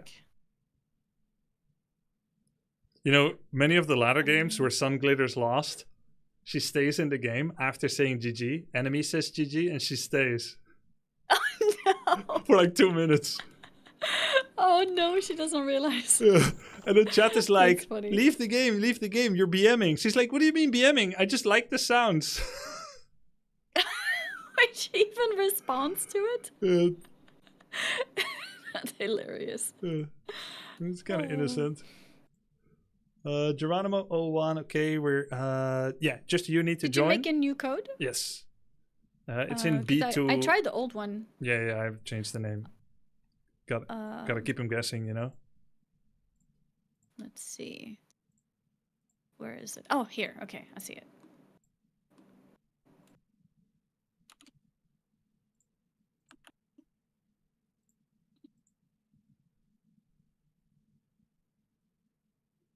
Okay. There we go. I'm in. Okay. Hammerfall, game 2. Yes. Ooh. I'm so excited. Oh, this is such a great game. The first game too, she takes it immediately, which is gonna put her on like a high, what's it called? Like a high morale. I think now she might think that it's possible to actually do this. Getting the first win is actually such a mental boost. Yeah, it's huge. I never really saw it as such a big advantage.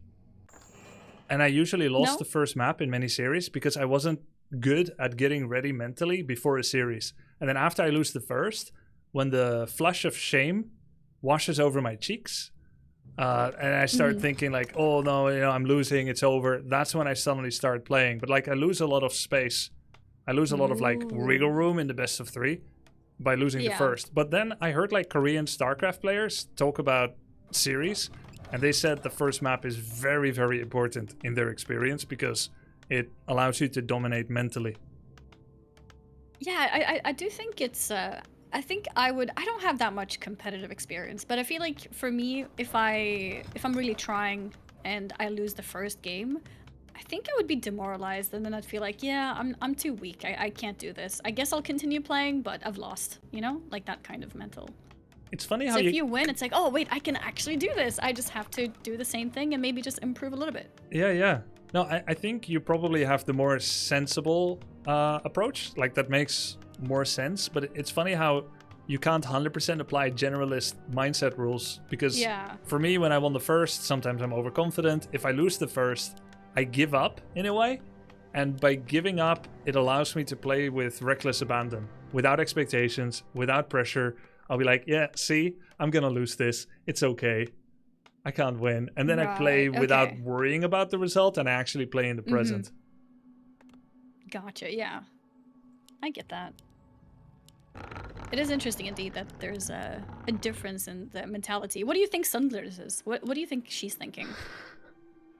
I have no idea. Do you think she's like, yeah, man, I got this. Let's go, another one. Yeah, she started to creep with a single footman. Oh no. I mean, I don't know where she's at. With her head in the clouds, maybe? The creeps are chasing into the base. Yeah, I feel like they chase really far. Yeah, they do. Oh no, they're going back in because they're not on hold. Okay, she noticed it. Okay, she's gonna start to creep this. And she's back, yeah. Nice. Uh-oh, it's gonna purge the water elemental. Yeah. Did you double purge on the water? Did you figure that out a little bit, how to approach this camp? Yeah, I think you were the one who taught me that at first, to basically go in and just pull with a footman or yourself even, get the dispel down and then knock it down quickly with the water elemental. Yeah. And she took a lot of damage on this camp because she didn't have water elemental to tank. One footman nearly makes dead. A big difference. Yeah. Is now forgetting farms as well, so she could technically start a footman and defense upgrade, but currently her macro is in a much worse state than before. 3 footmen, now she's making the farm, gonna make another farm as well, and now 100% she's losing 1 footman here, maybe 2 because of the poison. Oh, and he's coming too. Ooh. Geronimo didn't deny any of his own creeps with Ancient of War this time. He's gonna get a free kill from a double hit on the footman. Actually go straight for the Archmage. For her. Wow. I mean, he's killing everything. I don't think he needed to go back, actually. He only has 1... Oh, there's his second archer. Is that normal at this point? He only has like 2 little units and she has like 3, 4. Yeah. It is normal. I think archers take slightly longer to produce or similar, but it's also because the elf spends time Ancient of War creeping, which actually speeds up their creeping and prevents them from taking damage, but their barracks is idle during this time, right? Right, yeah, that makes sense. So Sun Glitters making footman. I didn't see if she has defend upgrade already. I'm thinking maybe she doesn't yet. Many of her units are low. Geronimo drops pretty low. He's gonna have to empty his Moonwells to heal up his Demon Hunter. This could become an issue for him if she's attacking soon again. I think he only gets 60% life from the triple Moonwell here. 70. Yeah. Do you think she'll push and be aggressive here? She has 1 footman that's kind of low, but the rest are decently healthy. Yeah, 5 footmen, not quite a superior force. I like that she's not going quite yet. She doesn't have mana to creep this, so she will be taking more damage. Currently tanking on Archmage. Ideally, in a situation like this, because your early game is bad, it's usually best to first make a shop at home at this time. Creep this, try to get level 3, go home, regen scroll, and just do a later timing. Because showing up like this is like giving free kills. She's going to be level 2.9, not quite there yet. But there's always a chance that Geronimo drops lower in health because he's taking some big camp, because you're showing up late. However, Sun Glitter's not going to do that. She's just going to shove in on Geronimo's base already. She's going in. She's going. Yep. She has so many footmen. Look at that. You can see them across the map. They're all running in. Making a shop at So home. many reinforcements. She can TP out once, regen scroll, and go again. Like, she has that option. Killing the shop would be pretty big as well, because it offers healing potions. So many footies! There's so many! Wait, they're going in all the way. Oh, they're going for the wisps. I think going for Moonwell immediately would be better. The problem now is they're kind of fighting the Tree of Ages as well. They're kind of attacking different targets. They're taking damage. Yeah.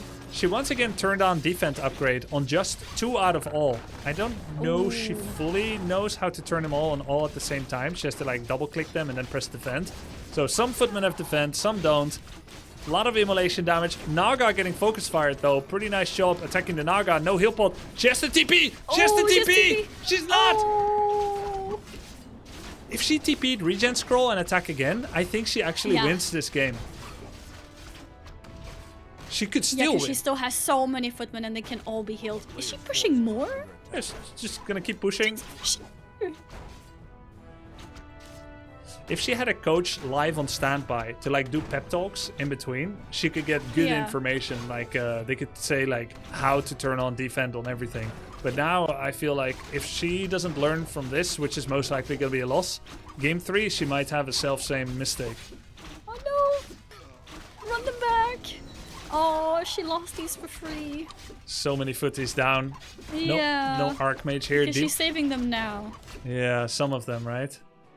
Yeah. Okay, so she has 3 remaining. Lords are now finished, and he's gonna go for Bear at tier 2. Interesting. Guess he wants rejuvenation.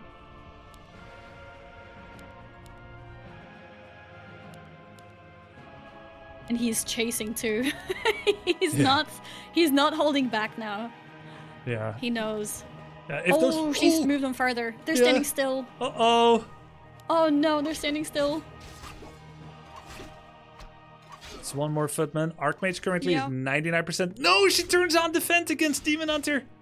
It doesn't do anything. She just attacked her own footman. Oh no. Uh, Oh, is it because why doesn't it do anything against Demon Hunter? it only blocks against piercing attacks. Oh, I see. Yeah. And it slows them too, so Yep. it's actually good for him if she uses it.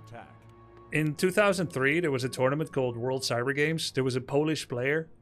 He turned on defense against a unit that it did nothing against. So he constantly had a debuff on his own movement, using them against Talons, Yeah. who had a magic attack where it didn't do anything. He won the game anyway. Really? Yeah, I was like, wow, so cool. He won while having a debuff on himself. Okay, we need to see that now too, so we can say that about Sun Glitters. Yeah, let's see if she can do it. Oh, Geronimo's... he's attacking from the other side. Oh, could be good for She her. just left. She You think could- so? Well, it could be good if she gets to take a fight and Geronimo doesn't pull back fast enough, as she gets to use Militia. Oh, she's just gonna attack. I've seen this before on her stream where she just says, fuck it, I'm gonna attack, I'm gonna go to his base. Kind of a scary decision to make, but it looks like she's just ready for the base trade. She has called all the Militia at home, sending them in. She will actually go home now. The bear baited her. The bear's actually gonna die before getting back with the rest of the army. It's good, right? To get that out of the army. So Chat's... catching them before they join. Yeah, it's good. Catching it. Apparently she said exactly that just now on chat. Fuck it, I'm going to his base. Oh, really? Yeah. And somehow she won the mental game. Between you and me, Annie, if Geronimo turned on Immolation and went in the worker line, he would do far more damage than what she can do. But because she dared to dream, she sold the idea to Geronimo that he has more to fear and he is returning home. She's leading this series mentally. Oh, she's winning the mental warfare. Yep. And he's coming back. Kills one Moonwell. Immolation not on yet. If he doesn't turn it on, could be big. He's forgetting to turn on Immolation. There's the... He's locked in. She needs a TP now. Oh, she needs a TP. She did. Okay, nice. She also pressed She gonna kill regeneration something on the scroll. way? No exit kill. The bear and the archer were really low, but not quite an exit kill. Could still go for a second round. Just regen scroll again and go. She already has one. Yep. Oh, nice. Already activated. Yeah. Another She bought another one too. Yeah. Oh, there's 2 remaining in the base. No, she got them. Good, she found them. Yeah. Now, she has a problem where she has a lot of money. What do you think? What do you think she could do to add power to this attack? Does she have the blacksmith upgrades? No blacksmith upgrades. Do you normally go for that? I'm not Usually sure. not with this, but like at this point, I guess you might as well. She's got 7 footmen in production in one barracks, 0 in the other. It's because she's supply blocked. She probably There's a ring of protection here. Oh, didn't take it. Probably didn't notice she's supply blocked. Now made 1 farm, making a second. She should also be getting heal scroll from the goblin merchant. Not quite getting that either. Geronimo just realized he wasn't tier 3 yet and turned it on, so he's got only adept bears. Almost lost the bear to creeps. She's going in again. Going straight for the moonwells. Don't think she has noticed Geronimo to the left here yet. I don't think so either. He might pick some. It looks like she's just ignoring, actually. I think she knows by now. Yeah, just going for the moonwell. Just going for the moonwells, yep. Pretty Chad. Going for a wisp herself. Yeah, I like it. And now defend is on everything!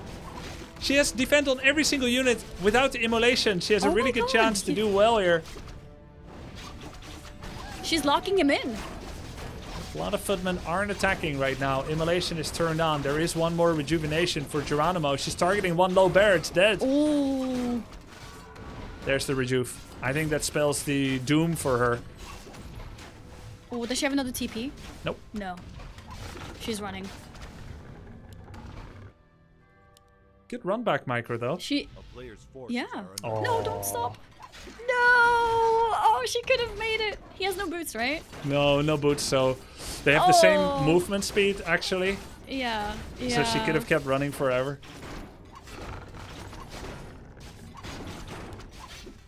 I think she's trying to get some last kills or something with these guys. Yeah. It can be hard to click the right target. Part of like microing properly in fights, and this is like a skill I had taken for granted that I only realized when watching a lot of these games. Moving your camera to change the vantage point of your camera looking down at the battlefield matters. So sometimes I see a player trying to click a hero that's standing north of a hunter's hall, but they can't because the hunter's hall model is blocking. So you actually need to move the camera to look down at below your screen, and then you can suddenly see it. Yeah, I've noticed that with Goldmine with Acolytes. The top one is always difficult for me to reach. But do you know there's another trick? Can you hold the... Insert delete, right? I think I heard. Oh, you already knew. I've never used it, but people did point out to me because I was like, I can't reach this Acolyte. Yeah, we actually use that. But if you do it in observer mode, like if you did it just now, you will have zoomed in by accident and you can no longer zoom out. I don't know if that just happened to you. It happened to me. Oh, no, it seems fine. Okay. I can zoom in or zoom out. Okay, cool. You can zoom in and out? Okay, cool. Yeah. Yeah, maybe it's some setting I have, but yeah. Maybe, yeah. Sometimes when people are like trying to pick up an item that's on the ground, you have to insert the leads to change the vantage point as well. Sometimes they're hidden. And sometimes it's just a visual too, where because it's hidden, you don't even notice there is an item. Yes. Like on Last Refuge, there could be a tome over the Goblin Merchant and you never see it. Yep. It's actually crazy as a new player. Like you'll play on BNet, then you go to W3 Champions, and it's a whole new map pool. You don't know any of the maps, and it's such a debuff. Yeah, true. Pro players used to lobby against new maps. We didn't want to learn any new ones because it was so uncomfortable learning new Warcraft 3 maps. That makes sense, honestly. It's like you get comfortable with a certain map pool. Yeah. Was there a reason you picked these 5, by the way, or was it just random? I removed some boring maps. I removed the 4-player maps because it can be hard to scout for lower MMR players. Yeah, because it's bigger. Removed healing fountain maps. She's surrounding it. Yeah, nice. Yeah, there were reasons for it. It's true. Yeah, that makes sense. No, she thought it was dead already, but it's being rejuvenated. She switched target. Oh, she stopped. Yeah. We've got some Stone Age weaponry here. It's so tanky. Against guns. Oh no. Yeah, it's like they're fighting a raid boss and they're in like dungeon gear. Well, Oh, Ooh. it was so close though. She could have won this too, honestly. Yeah. Yeah, it was very winnable. It's always good to see Yeah. winnable games with a couple of adjustments. Honestly, well done by both again. Much cleaner game by Geronimo this game. He crept his Ancient of War better decisions, better crisis management. Still didn't buy a healing potion on his Naga when it's being focused next to his shop. But there's a lot going on in these fights, and it's hard to keep track of everything, isn't it? Yeah, it is. It is. I still make really newbie mistakes too, because you think about so many things, and sometimes chatters come in like, oh, why do you forget blah, blah, blah? And it's like, because I'm thinking of another 1,000 things. I think when you play the game a lot of the thinking happens subconsciously. But when you're new, every thought has to happen consciously. And then that means it's so easy to forget things. It's like, oh, I teched too late. Oh, I summoned my second hero too late. And oh, I forgot about this thing. Oh, I'm supply blocked. It's a lot of things for a new player. Yeah, it's true. And it takes a long time to learn. Like every skill you add makes you worse at the others again. You got to learn how everything looks, how everything sounds. There's actually so much information coming at you from sounds and visuals that tell you how the fight is going. Like sometimes I'll be off camera. Like I won't be looking at the fight, but because I hear, ooh, I know a grunt died, you know, that kind of thing. Wait, I've actually heard you say that. You're like, yeah, I was listening to your game and I knew that it was going this way because I heard the death animations. yeah, like when Guzu is doing a That's Pala funny. rifle attack, and instead of hearing like the Druid of the Claw, his death sound, instead you hear, and it's like, oh, okay, he wasn't in claw form yet, so this is a 8-minute timing before the Druids of the Claw training comes out. I mean, you can kind of follow it in your head. Yeah. That's insane to read the game that way. Sometimes when we went on vacation, my brother and I, StarCraft 1 brained, we would play mental games where we play a StarCraft 1 game against each other. Just by speaking. Mentally? Like you're just talking? Yeah. So it's not like chess. Oh my god. It's not like chess where you're actually playing, but it's just like kind of like honor system. You would just say like, oh, I make 2 Ultralisk, and the other guy will be like, okay, I'm gonna go 4 Dragoons. And you can't cheat. You can't be like, well, I spawn 9 million, grunts or archers. But kind of play games like that. It was fun.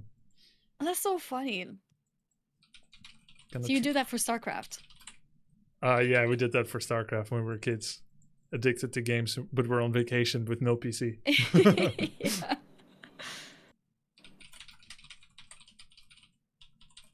Oh yeah, that disconnect earlier was so unlucky.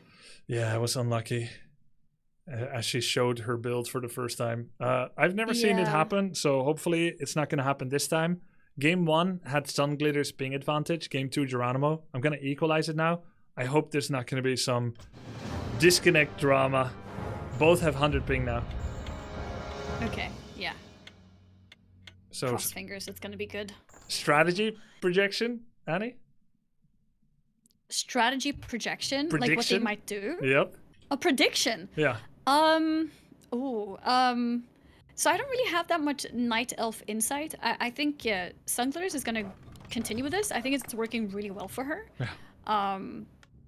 Is there anything that Geronimo can do from his side to counter this, or do you think his build works if he plays it properly? Yep, I think the second one. I think it works when played properly. Immolation is a strong tool against this. And basically, the challenge for Geronimo is not to mess up his creeping. So PvE challenge. And secondly, it's a battle about Moonwell juice, essentially, is what it comes down to. Okay, yeah. And so if he empties his Moonwells from creeping, and if she kills a Moonwell, she had only 4 peasants on gold and pulled 3 away. All right, she noticed it quickly.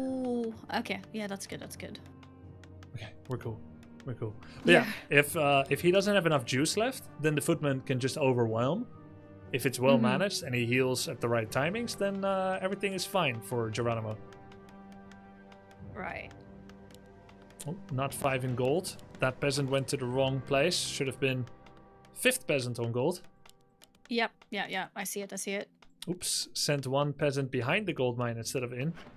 Oh no, it's right there. Oh, she noticed it. He's Okay. on the smoke break. Oh, it's over. Okay. It He's feel- back. He's back. Oh, wait, another one went behind. Oh, her rally How? is to the left of the gold mine. Oh no. I see. Did you see my show match versus Sunglitters? I saw basically until the part where your AM2 and 3 met. I didn't watch the rest after. Did you play one map or more? Just one. So she decided to expand. No. Wait, am I mixing up games? I think this was with her. And then she put, she had a building and then she had 5 peons, but she just put them behind the mine. So they were just sitting there. And with my vision, I couldn't see them. I just assumed that she's not doing anything with this building, with this town hall. Oh, by the way, there's a really high chance Ancient of War dies here. Geronimo's kind of messing up the creeping. Oh? Yeah, it took him a long time to get here. It's currently dropping to below lethal point. He brings in another Wisp to repair. I think he's gonna be fine. He handled it well, but do you see how Demon is taking damage? This is the... Oh, Yeah. he did another deny! Ooh! Were both denied there? Was that both of them? Click Demon, Annie. No experience! Oh no! This is the Okay. hardest creep camp to farm for Ancient of War creeping. Bar none. Like, from all the traditional usual choices. There is a trick to it, and Geronimo very clearly did not know it. What's the trick? You need to attack the creep. Normally, when you attack a creep, all creeps in the same camp aggro towards you and walk towards you. But there is an exception. okay. Any spellcaster or ability user will first attempt to use their abilities and spells when they get aggroed. So the Ogre Magi, which casts Bloodlust, will do a spell. If after that, within 600-700 range, there is no further aggro being propagated against them, they will stay in location. So you get a regular warrior dude, he will chase. One creep chase. The mage will not chase because he casts a spell and after that he resets his mind state and there's nothing around him. And the trapper guy, to be honest, I'm not sure why the trapper guy isn't following. If he cast an ensnare, I get it. Same thing as the magi, except he didn't cast an ensnare and then he stayed at distance. So the trick is you have to attack the whole camp twice with an archer. Then they all show up. But Geronimo didn't know that, and so he messed it up. And by the way, everyone can mess this up. I lost my Ancient of War to this camp 3 days ago, right? Because I'm not a Night Elf main. Then I relearned the trick, and now I'm fine. Right. So Geronimo is not level 2. He's very low health. And she's already here. She is so ready. She's in a great spot.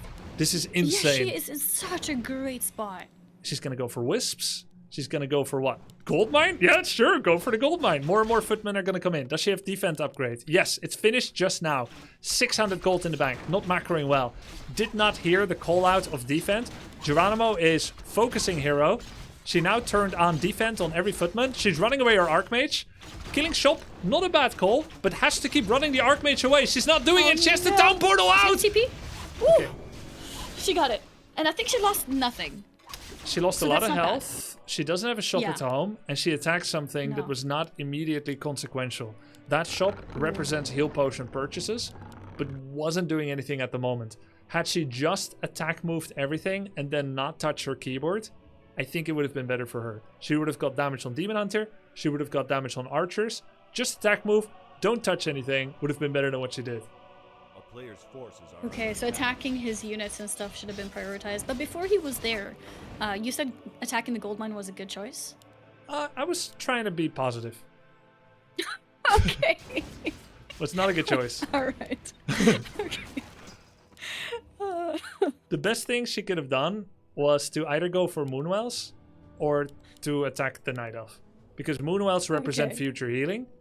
Geronimo already showed a lack of usage of shop. The shop can be used for heal pot, but he didn't do it well enough in the previous games. So it doesn't have as much value for him. It would have high value for another Night Elf, but not for him. So killing Moonwells probably would have been the best. That makes sense. You can go for the high HP one as well. I mean, high... What do you call it? Archmage is getting focused by the Tuskar Trapper! She's 2 hits away from she death! hasn't noticed! She hasn't noticed! Oh no! Annie, And this... Yeah. you know how I taught you that water elemental have like some form of AoE threat? Yeah. Like they're high on the threat table. Forces are under attack. She just Yeah. noticed. They're high on the threat table. Oh my god. That's Yeah. generally still true, but there are some exceptions. If a creep is bloodlusted, it tends to be smarter as well. I don't know why, it's just like that. It will attack things that you don't want them to attack. Secondly, on ice maps, creeps are smarter as well. Again, I don't know why. Ice maps? It sounds so freaking random, Really? but that's how it is. So on ice maps, you can never get creeps to attack what you want them to attack. No way. Yep. So she fell prey here to something kind of obscure. Her Archmage died to creeps. It is currently being remade. She actually went to tier 2 and is looking to transition. Run, run, run, run. Oh, she has some AFK stuff here too. She has 1 footman and 1 peon next to the item. Yeah.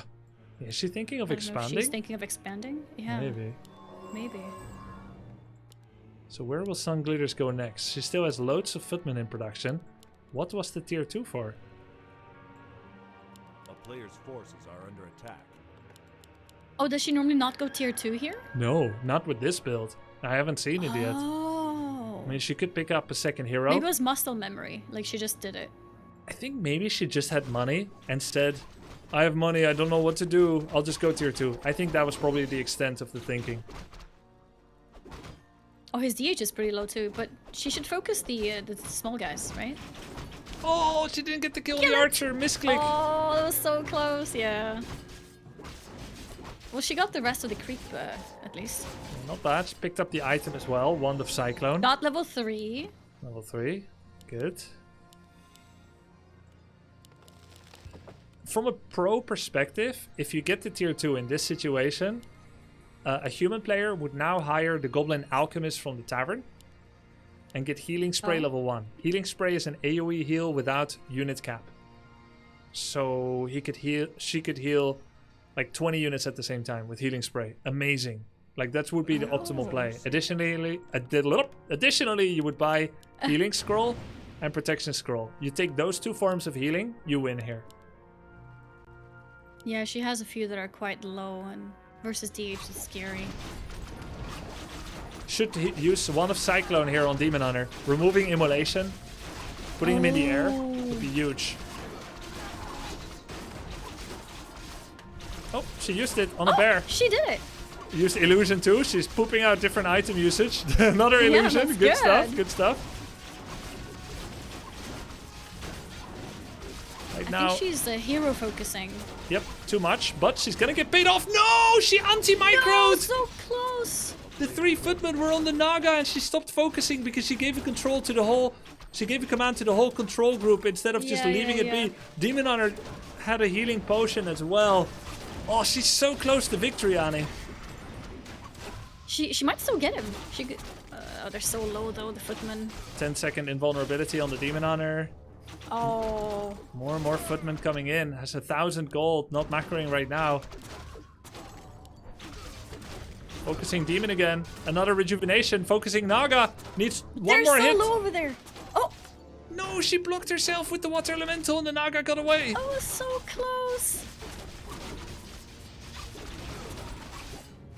These fights are insane. It's like going back and forth like crazy. Insane fights. Nice saves by Geronimo. Drank healing Dryad down. potion. The Dryad goes down. Another healing potion on the Demon Hunter in case he needs it. Not a lot of footmen left. Her barracks are full of footmen. There's 8 waiting to produce right now. But another bear comes in.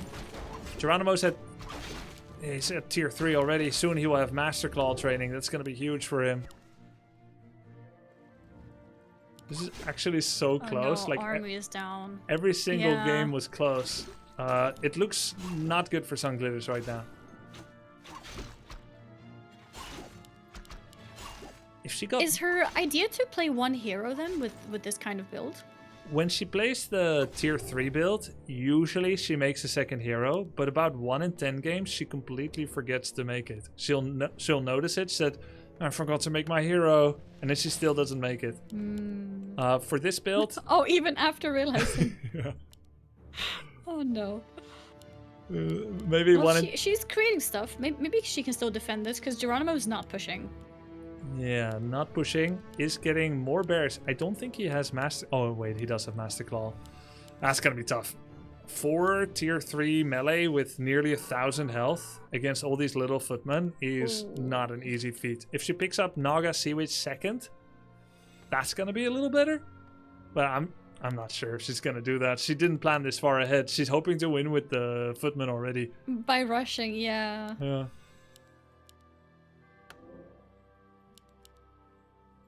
Yeah, so usually the control groups are like used outside of battle to control your whole army on the map fast, go in and out fast. But then when you're in battle, you should actually not have everything selected and start selecting small groups of units. You 3 footmen, go on this archer. You 3 footmen, go on that archer, and so on. Oh, nice cyclone. Surround, maybe? She's going for the bear.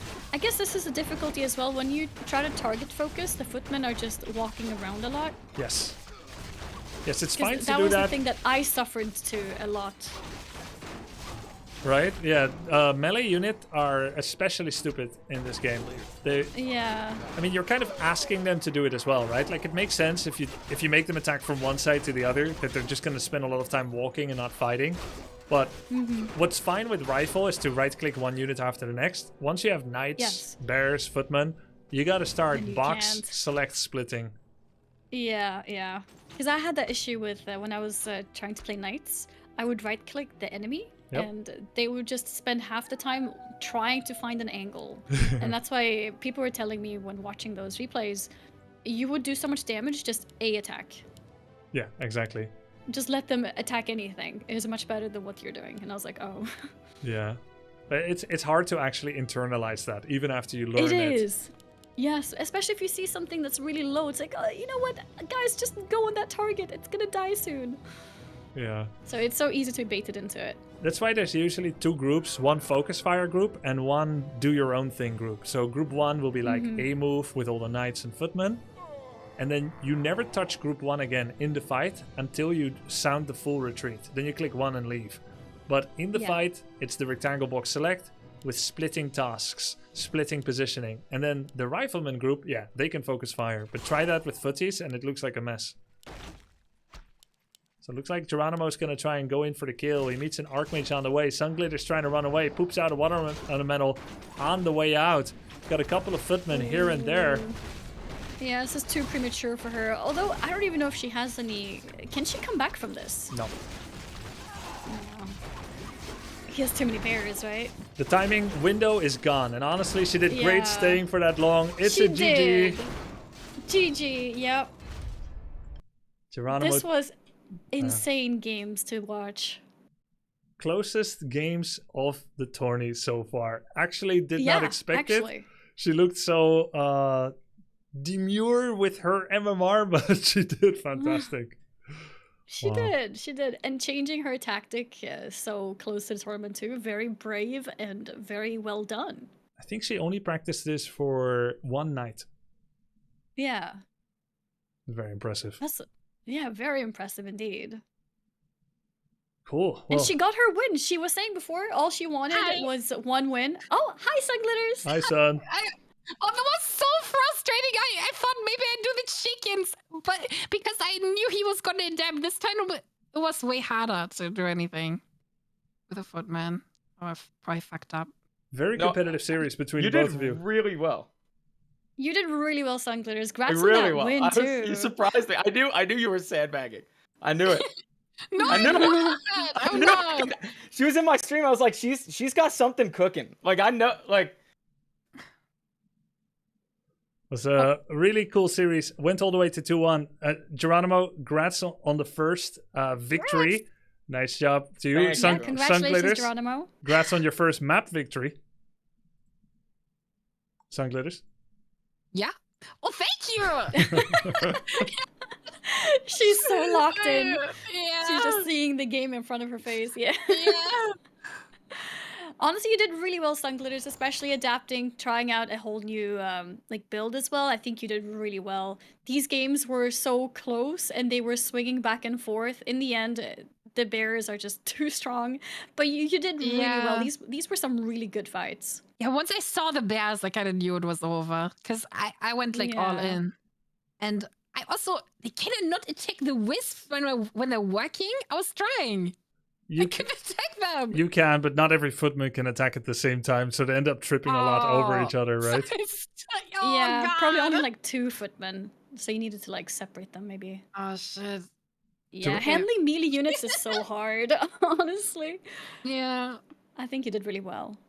Geronimo, Sunglitters gave me like a heart attack during that series a little bit. that first game, you looked so overwhelmed, Geronimo. Dude, I've had one hell of a morning. Like, I could DM you after and explain it, but I didn't want to do it during the tourney. Dude, today's been... I'm just ready. I'm like, yeah, I had to jump into it. I'm ready to game. Like, I'm just... You found your footing, got your first dub. Yeah. Congrats. Finally. Congrats. Sunglitters put up a fight, though. She was popping Yeah. off. I was trying. No, you were doing real... I was not expecting you to do that. Like, you just took... I was like, oh, she's doing the rush. And I was like, uh-oh. And then... I knew the strategy that I normally do. It just doesn't work against night elves so well, so I had to do something Oh, the else. Griffin thing? Yeah. Yeah. No, you did exceptional. I think you actually would have beat the last game. I was in a really bad spot. You almost had me. It was so close, actually, that game. Yeah. No, yeah, I like screwed my creeping up, and my Demon Hunter was like 40 or 30% HP. Okay, I'm gonna plan Yeah, the the next games and the series. fights in general were so close. It was really good games to watch. You guys can keep talking. Oh yeah, if that you was want fun. after- I don't want. Okay, I'm gonna deafen. All right, so I've got 2 next series that I could go for: Sunglitters Ampi or Geronimo Guzu.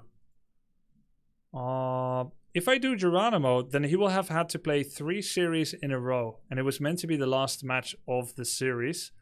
I think I'm gonna keep it there. It does mean Sunglitters will have to go back to back. I think Geronimo deserves a break.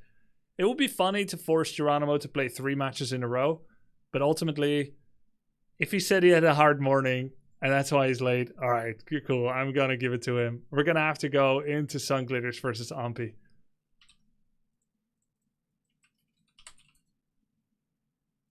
Never trust potatoes. That's crazy behavior. Mm. Okay, Potato's Sunglitters. strong. Good news for Yes. you. You get to play another series immediately again. Oh my god!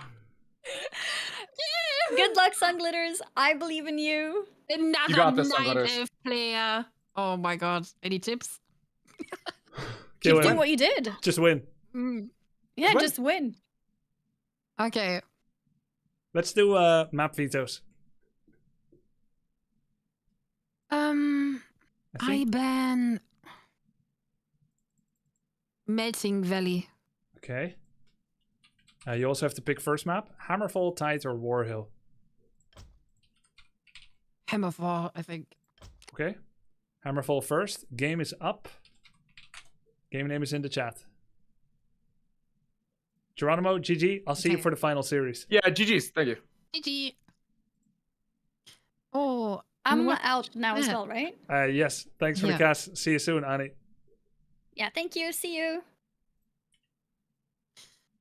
Oh my god.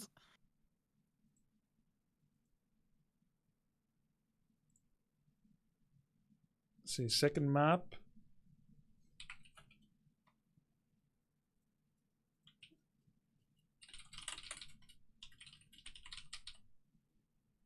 Ampi, your second map.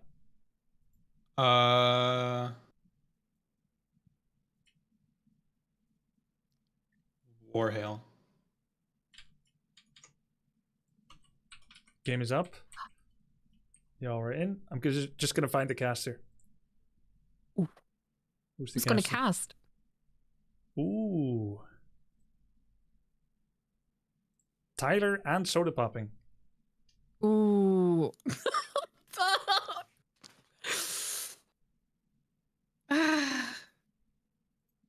Okay. I don't have any pre-game questions. Maybe I'll speak to you guys after. Good luck, both of you, for the match. See you Okay, after. Thank you. Thank you. Okay, am I supposed to be here or no? Yes, thank you. Hello, gamer. Hey, Gamers. Soda. I'm inviting Tyler for this one as well. Why? It's a triple cast. Why do I feel like we're just gonna be shit talking each other and not even talking about the game? I'm hoping for a little break. That sounds great. All right, well, this is gonna be a massacre. We all know it. Poor Ampy. Yeah, I don't think he's ready. Honestly, I am extremo surprised that she nearly beat Geronimo. She should have. Yep. There were so many things if she literally just clicked her mouse into, like, clicked this unit and then clicked this unit. The Nagasi, which was 1 HP like 5 times. Yep. She anti-microed. Like, it was infuriatingly close. Yeah, that's the right word. I'm trying not to get infuriated with any of the plays. I mean, that's the thing. Like, that's probably how you feel when you watch, like, my games. And honestly, if I rewatched my games, I'd probably feel the same way. The game is infuriating. There's just so many things where if you could just mentally, like, mind control everything and do, like, no key bindings, none of that, just this footman here, this there, 3 footman, like, just like that with your brain, life would be so much sweeter. Yep. But you go pretty hard on yourself. I do. Because it's one of those things where I know I can do better. I want to do this, and then I physically fail to do so with the buttons. Yeah, I felt that way in StarCraft. Yeah, it's just constant disappointment in yourself. I don't know. I hope Sunglitters beats the hell out of Ampy, but God help her, truthfully. Oh, that's the game. Got it. Hey, where is this guy, by the way? I don't know. Our third caster. Is he practicing or something? These League players. Yeah. These League players are always late. It's crazy. He's even watching right now. Like, he's listening to this. Tyler 1, you are casting with us. You are to join the channel and cast with us. Compadre. Is that... Yeah, I think so. I don't think he's... You're right, but I don't think he's Spanish. He's trying to get out from under it. Is he wearing a wig? Oh, there he is. Oh, he's not. Never mind. He said he wants to warm up. I said tough titties. He said fine. Wait, Tyler wants to warm up with what? He's casting. Yeah, I know. He's playing later today, right? Oh, he wants to warm up. Oh, dude, he's had all this time. What has he been doing? I've played like 8 games. Yeah, I don't know. He's taking this. There he is. He's taking this way too God damn it, seriously. guys. Oh, hi. Oh, little baby needs to warm up before Yeah, I see do. him. I got a lot of lines soda popping. People expect greatness from me, not mediocrity. No, they don't, Mr. I can't control group anything. Doesn't matter. I still fucking 300 times. I've gained 200 ratings since then. Doing I what? can't wait till we play. Soda Mama, I'm gonna make you so fucking miserable. By the way, you are not gonna have any fun. I can't wait. I don't think so. You don't know what I've got in my sleeve. Let's see it. You think bro. you got all this greatness? You haven't seen mine yet. All right, I've got secret weapons that I have not done on stream on purpose. You think you're sweating? Just you wait. Bro, I've played against everything. I'm turning on my camera. Hold on. See if that works. I played against everything. We actually play solo queue because I'm about it. I'm gonna bring in my Farseer and I'm gonna kill all your acolytes with my wolves, and there's nothing you can Bro, do I about can it. first time Shadow Hunter first and beat you. You play like you're lagging in real life. Don't bring out my Blade Master. Oh my god, I can't wait. Mirror images. You don't know which one is me. Yeah, I can't. What are you playing? Fucking Crypt Lord? And Undead is the cringe race, by the way. That is not cringe. true. You just sit there and you tower hug the entire game. Tyler, let's argue, but let's not argue over. You damn well know that Undead and Orc are the least cringy of the 4. True. Well, orcs. Orcs are the. Undeads are actually cringe. I'm sorry to tell you, bro. No, they can be cringe, but they're not. Lich Death Coil combos are sick. What do? Ooh, look at me. It's cringe. Look at my headhunters. I made them so It's not even fast. headhunters though. That's the thing. I have I'm gonna come in 800 with my different Farseer. strats. I'm a scout, by the way. Look at my summons. Like, no, dude, you're cringe too. Scroll of the Beast. I'm so fast. Look at me go. That's not cringe at all.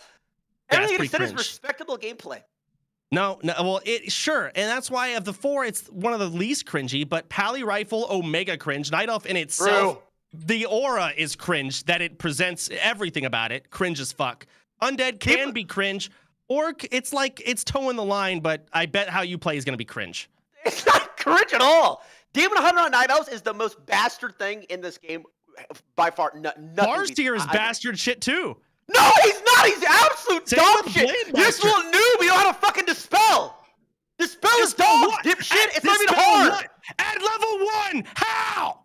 Okay, so just deal with it. Camp like you always do. I'm not Just giving you deal strats, with bro. it. I'm Great not giving words. Your coach should have told you this, first of all. I know how to deal with it. I'm telling you, I got shit on Oh, my let's see. sleeve too, motherfucker. Let's see. I can't wait. Oh, sorry, I'm joining. Sorry, we can't. We'll have to see that in like 5 years because we play tomorrow or I don't know 5 years from now. Right? Like, Grubby's fuck, I had to fucking move like shit around. yoinking all our time. He's being a little bit greedy with it, isn't he? Oh, he knows people want to see our match, so he put us last. No, it's because the others are European and the time zone. What the fuck? I want to let the Europeans go to All right, bed. I you am know? joining right now. Sorry about that. I was gonna give it another 10 minutes, then ask you to join on voice. Didn't want to interrupt you No, guys. no, it's fine. My game's loading right now. It's like So in terms of this match going on, Tyler, what are your thoughts? Ompy is literally taking. My game is not loading, by the way. What the fuck is that? Ompy is taking no prisoners. I'll reload it. He put his hair back for the Geronimo series, and he hasn't undone it. I think he forgot who he's playing against. Wait, he hasn't done what? He put his hair back. Oh shit! So he's getting serious. He put in a ponytail. Yes, bro. Oh my god, it's like an anime character. Okay, I'm stuck on the. Can you try to restart your W3 champions? I've done like 3 times. It's just saying WC3 not ready, and then I go to enter the name, and it's not. You did a restart on Dub Champs bottom left with the gears. I'll restart this time? the Blizzard as well. Yeah. Okay. I mean, I could try to stream it to you, but it's gonna mess up all the webcams again. Ah, don't do that. Don't do that. Yeah, I'm wondering what Ompy damn well knows what Sunglitters is gonna do. Is he still just gonna go Bears? Call it a day? Just wait 10 years? I guess Tier 3, by the way. the Look at question my is, crazy cool units. Does he want to beat her strat with his standard, or does he want to prepare something special? I think is the question. I hope he stacks towers and calls it a day. Mass towers. I mean, he could probably do mass huntress as well. Grubby, I'm gonna share my screen to you real quick. Okay. I've never had this happen. I have no idea what's going on. All right. It's not a big deal. I can also watch your stream. I don't really give a shit if you're being honest. But It's gonna create a desync. right here, Wait. it's just locked. Can I show that on stream? Yeah, I don't give a shit. Okay, 1 sec. Someone said, "Is T1 auditioning for the new Dune movie?" Why do they say that? Oh. Yeah. Oh, the big bald guy. Can you end task on W3 champions and restart it? Control delete end task dub champs. In task. Check to see if there's any more. That is all of them. Okay, let's try it again. Have either of you ever done anything like this where you've practiced for a few weeks and done a competition like this? Chess for Pog Champs. Yep. That It's still was a doing it. It's not a big deal, bro. I can just watch on your stream and then I'll just stay. I don't care. I'm not trying to wait every time. I'm gonna be honest, Grubby. I had no idea. So when you asked me to do this tournament, you said, "Hey, do you want to do a Warcraft 3 tournament?" I said, "You know what? That sounds great." You said on Friday. That's all I read, and it was Tuesday. I'm like, okay, 3 days of practice. Yeah, that's fine. I did not know it was like 2 weeks of Warcraft 3 that I signed up to practice for it. No, I have never done something like this. Sorry about that. Bro, you did the same thing to me with OnlyFangs. I was like, oh, I'm gonna make a WoW character. I'm Tyler? not gonna pay him. Oh, Tyler? it's working. No, I have clips of you realizing months, ? Motherfucker, you still played. You knew. Yes, but not initially. Initially. Okay, Okay, I got sure. Oh, here we go. Here we go. All right, game time. Focus up. No, wait. Serious I'm start. trying to join right now. It is saying, Oh, I just started. Shall I re? nah, it's not a big deal. I'll just watch you. I'll join the next one. I'm watching. So you're not gonna see? Oh, you're watching through Discord stream, maybe. I'm watching the Grubbies. It's like 2-second delay. I see. Okay. All right. Well, Seed and Sun Glitter's going out. We got an Altar of Kings, basic. We got a Barracks. Everything seems basic. Grubby, I don't know what the fuck's going on. You're gonna have to take hold of the intro here. Yeah, sure. I'm just great. Grubby's POV. Yeah, my overlay isn't working, right? What overlay? Yeah, whatever. My overlay isn't working. Like You're doing great, Grubby. It's been a good show. You're doing good. Keep it up. Thanks for joining, guys. Yep. It's been fun. Of course, gamer. Okay, so Yeah, Sun Glitters. We can't really tell what she's gonna do yet. Basically, Sun Glitters has 3 builds, right? Like she's either rushing Griffins Wait, or she's got 3? I know, right? It's insane. She actually asked for some new builds. The first build I set her up with, she's just massing Griffins. Then she went to a guide she found for me, which is mass rifles. I actually thought she was doing pretty well with that, Archmage Rifleman. But then as the tournament approached, I think she got some jitters about her win chances against some of the other players. So she wanted to prepare some cheese. Asked me for a couple of builds. I sent her 2 builds. And one of them is that the Mass Footman all-in. So I don't know if she's going to do that again. It looks like it because she's not making any more peasants. So I think it's double racks all-in again. And like you said, Soda, Warden. He made a Demon Hunter, but then he canceled it and made a Warden. So I'm thinking he said on stream, hey, chat, let's do something stupid or different for funsies. So I think Warden is a Smurf champion. If you know that you are significantly better than your opponent, it completely takes over the game and suffocates them. Yep. I literally think that's what he's doing. Yep, I those think so. knives can be deadly. Yep. So do we think that Ompi is going to take the Warden, go into Sun Glitters' like base and just fan and knives everything? Eventually, yes. Warden is like, she's a glass cannon. She's an agility hero that needs loads of mana, and she needs really good early creeping. So usually there's no level 1-2 harass. You want to get level 3 as fast as possible. Defend. Typically, high-level players will try to disrupt Warden early game. If it is not disrupted, she runs away with the game, like Tyler said. And trust me, I know from experience. Trust me. Trust me. Yes. But Sun Glitters does disrupt early game. Yeah, she does try to disrupt, so she'll get level 2 and then go. Unlike the Demon Hunter, Warden makes a really big tax on Moonwell Juice, because even though she's kind of like a tank DPS char, she's heavily reliant on mana. I know Demon Hunter also uses mana, especially with Immolation, but she needs mana for Phantom Knife, Shadow Strike, Blink, whatever she does. So the way to beat Warden is to tap out the Moonwells early by trading very favorably, doing a lot of damage, and then going with the second round of units and then finishing her off, doing significant damage to Wisps, Archers, etc. I wanted to ask something really crazy. So I was watching a match you were doing the other day, Grubby, and someone found one of your Wisps, like how Ompi has this one way the hell over here. Yep. And you detonated it so fast. I have to ask you, did you have a control group for your Wisps in Africa? No. So you could detonate them quicker? Well, sometimes yes. How did you get to it so fast then? Sometimes yes, generally no. The first thing is, before you get your forces under attack command, maybe you see it on the minimap, if you're lucky. That already warns you. But if that's not the case, there is your forces under attack. If you immediately hit spacebar, it actually centers on the last transmission. Oh, so you hit spacebar, and that's how you teleport to it on the map. Yes. So I see. Instead of having to mouse click on the minimap, you just hit space. Yeah.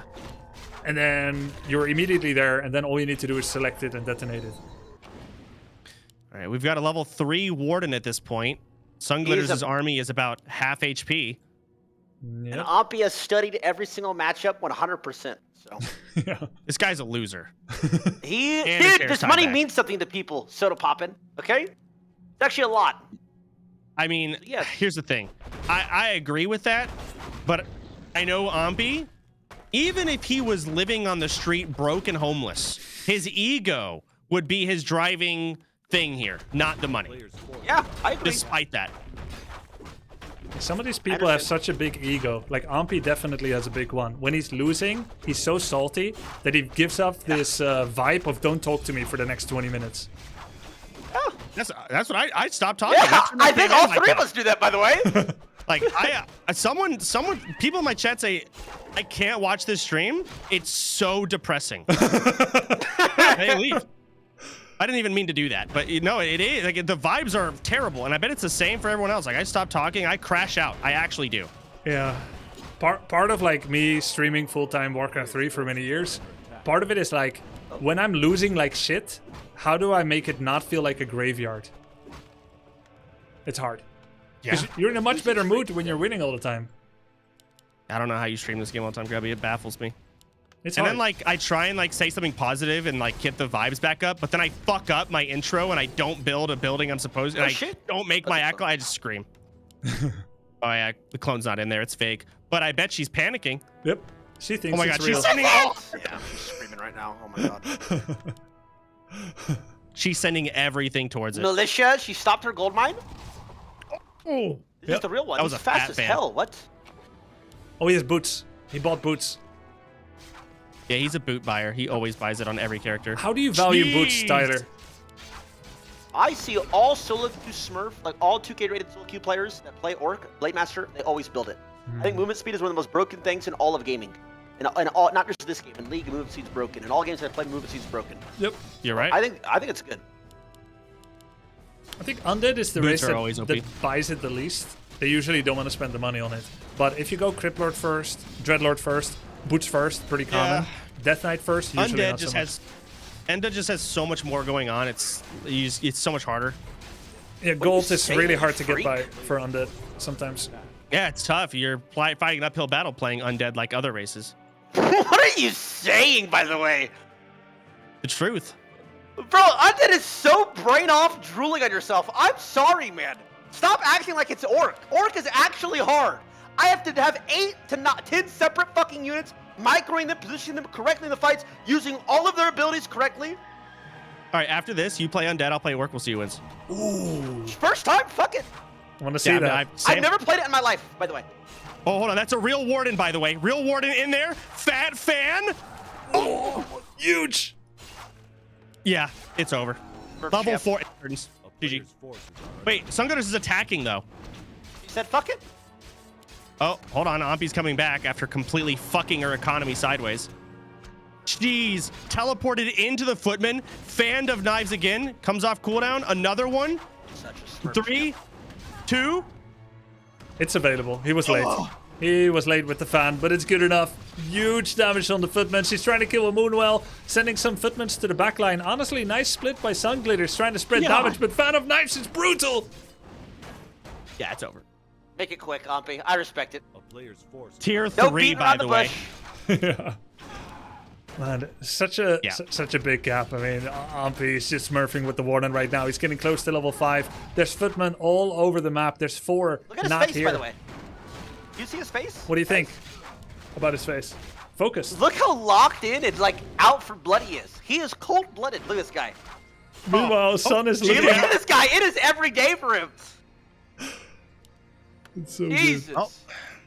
So the town hall is not producing peasants. She has one guy working this mine by himself. One man doing it all. And he's half dead. This mine is cursed. Did you guys All see of his friends are dead. Did you see a Sunglitters clip from last night? She had 0 peasants in gold, 15 peasants on lumber. She tried to make some units, and then she said, I need more lumber. While her paladin was stuck or whatever the entire time. Yeah. Oh, it's fucked. We still have 3 peasants AFK. Ooh, we got more peasants working the mine, though. 2 and 3? 3 instead of 5, but 3 instead of 1. Bright side. Uh-oh, he's half of teleports in on the Wisp. He's back in her worker line. Huge fan. Oh This my is so god. Smurf. He's smurfing. Bro, Ampy is way higher rated than his rating, by the way. Yeah, I don't know how he's only just under 1400, but I feel like at 1400 you hit a wall where you meet a lot of new players because there've been so many new players, so a lot of the games aren't worth it. Maybe at 1400 he just said, F it, I'll just do study. Maybe, but I mean, I personally God. had under the assumption when he was a kid, he had a different Blizzard account where he played on. When he became a streamer, he made the Blizzard account And his AMP account has no Warcraft games, but his hidden account does. Anyway, he's smurfing. Yeah, it's over. Okay. GG next. She wants out. I don't blame her. Yeah. All right, gonna host next fast. We're setting records here. Yeah, that was rough. I found out, how much does it do at level 5? Like 300? I think it has a maximum damage cap of 1200 total once you split it. It Okay. tries to deal max damage to 5 or 6 targets. And I think that's probably... Okay, so there is a limit. All right. Yeah, what is it? 1200 divided... I don't know, 240 damage per hit? Something like that? I'm not 100% sure on the numbers. Jesus. Yeah, that's filthy. What a crazy character. Okay. All right, I'm sure she's excited to go again. Hosting lobby. I DM'd you guys Amen. the game name. All right, I'm gonna get in this one actually. There we go.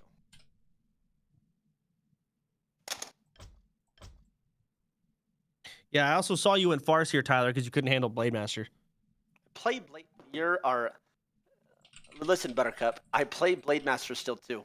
I dropped atomic bombs even yesterday, like 6 straight wins on Blade Master. Damn, Yes, that's crazy. bro, What'd you make? What units? Did you just headhunter spam and grunt? Did you do anything cool? Grunts and raiders against humans? Did you get No, bro. I spellcasters don't do the or- same thing every game. I'm playing Orc. I can't do that. I actually have to diversify every single game. Same.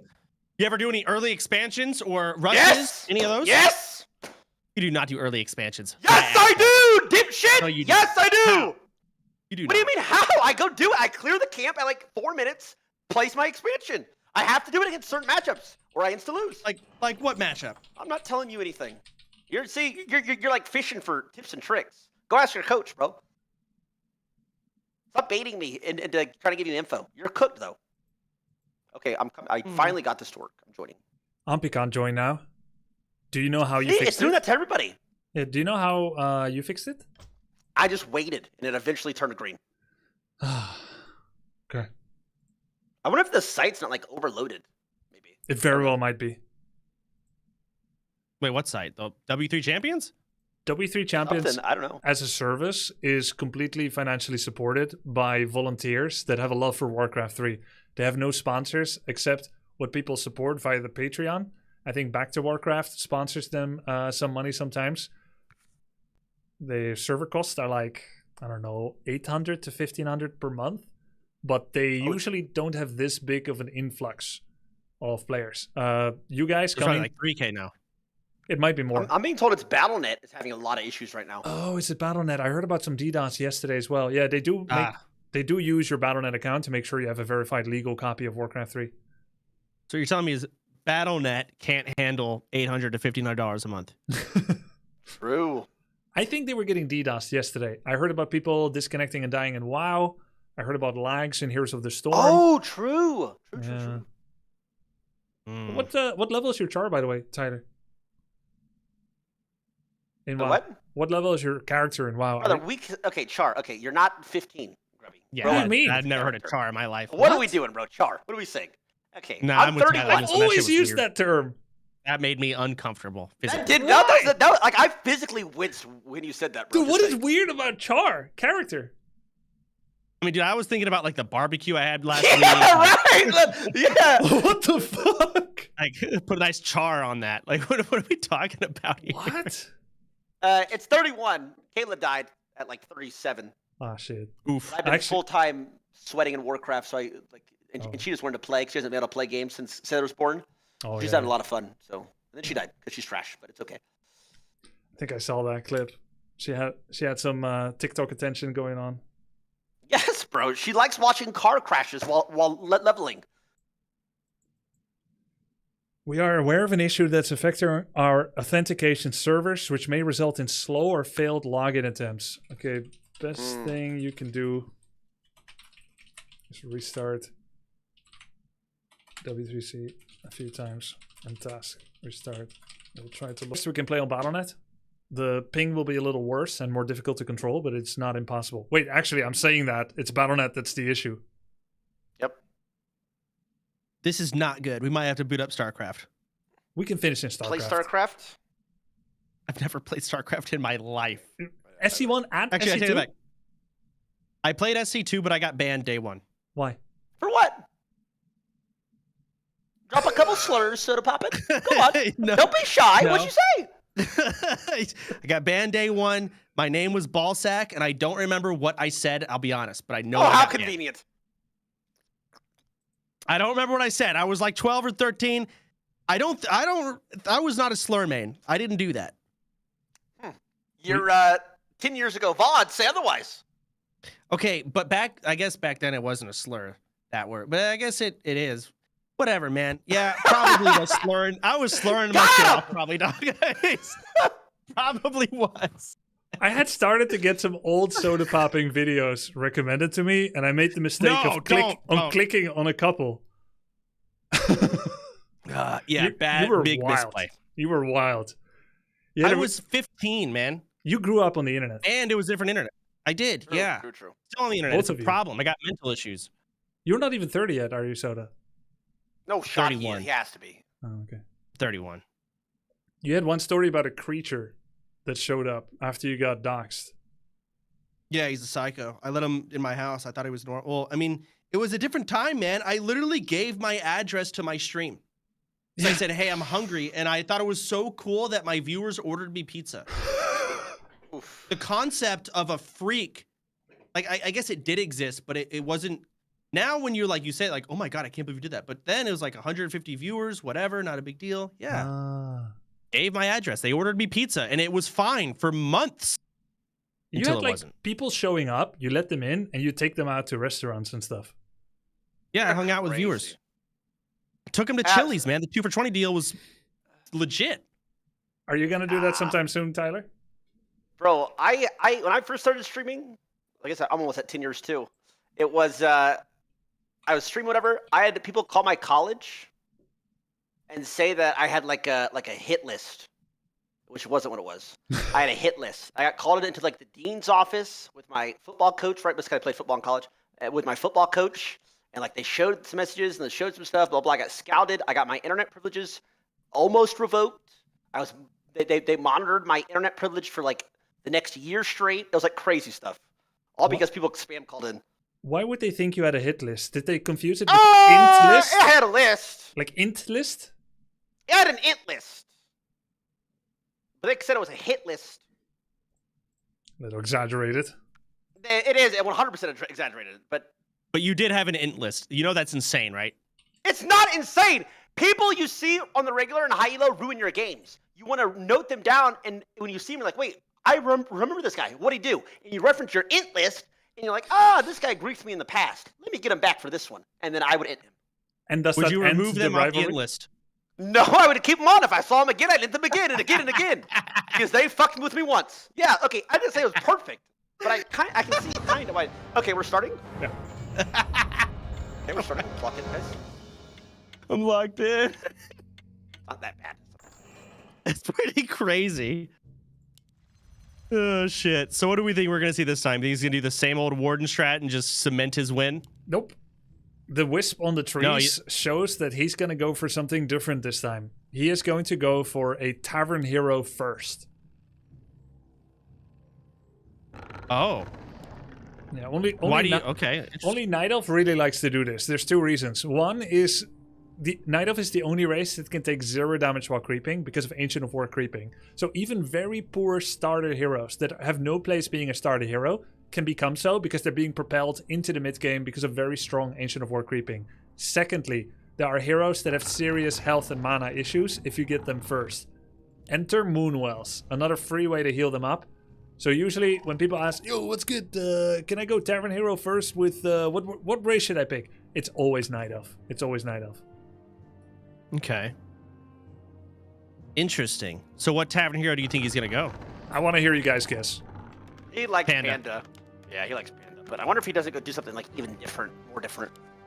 If it's serious, it's Panda, right? Probably, because he's done it before. If he wants to showboat, could be Firelord, could be Tinker. What do you guys think about... I mean, Firelord. Go ahead. I don't know if Firelord was- first is the best. No, I want to hear you to say. What do I think about what? Firelord was meta in 2003. Firelord first. I just wanted to get you guys' thoughts on what do you guys think about showboating in general? When you think that you have a big advantage, you're definitely going to win, but you want to do it in a flashy way. Respect, competitive, fun, entertaining, or lame? I think there's no point. I mean, when it's like a game like this, it's like the skill difference is so big, just get it over with. Like, what are we doing? Just do it fast. I mean, but if you're a content creator, that could be different. No, I think Umpy's doing it right. I mean, he could just do the exact same build every time, go tier 3, get bears, right? Same shit. He's mixing it up. 6 seconds until we'll know. Alchemist, Firelord, Panda, Tinker, Beastmaster, Dark Ranger, Naga, or Pit Lord. Worst would probably be Alchemist. Oh, Dark Ranger. Okay. He wants to put on a show something different. Dark Ranger first. I don't know how much experience he has, but Night Elf against Human Dark Ranger first was relatively common in 2006. We don't really see it in the last 10 years. How do you remember the years, man?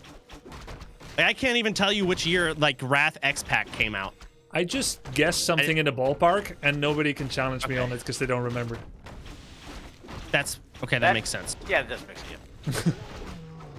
I can see myself doing the same shit. All right. Yeah. If this Yeah, I came feel out like in Firelord- 2003, though, and my theory, Omni would be like 14.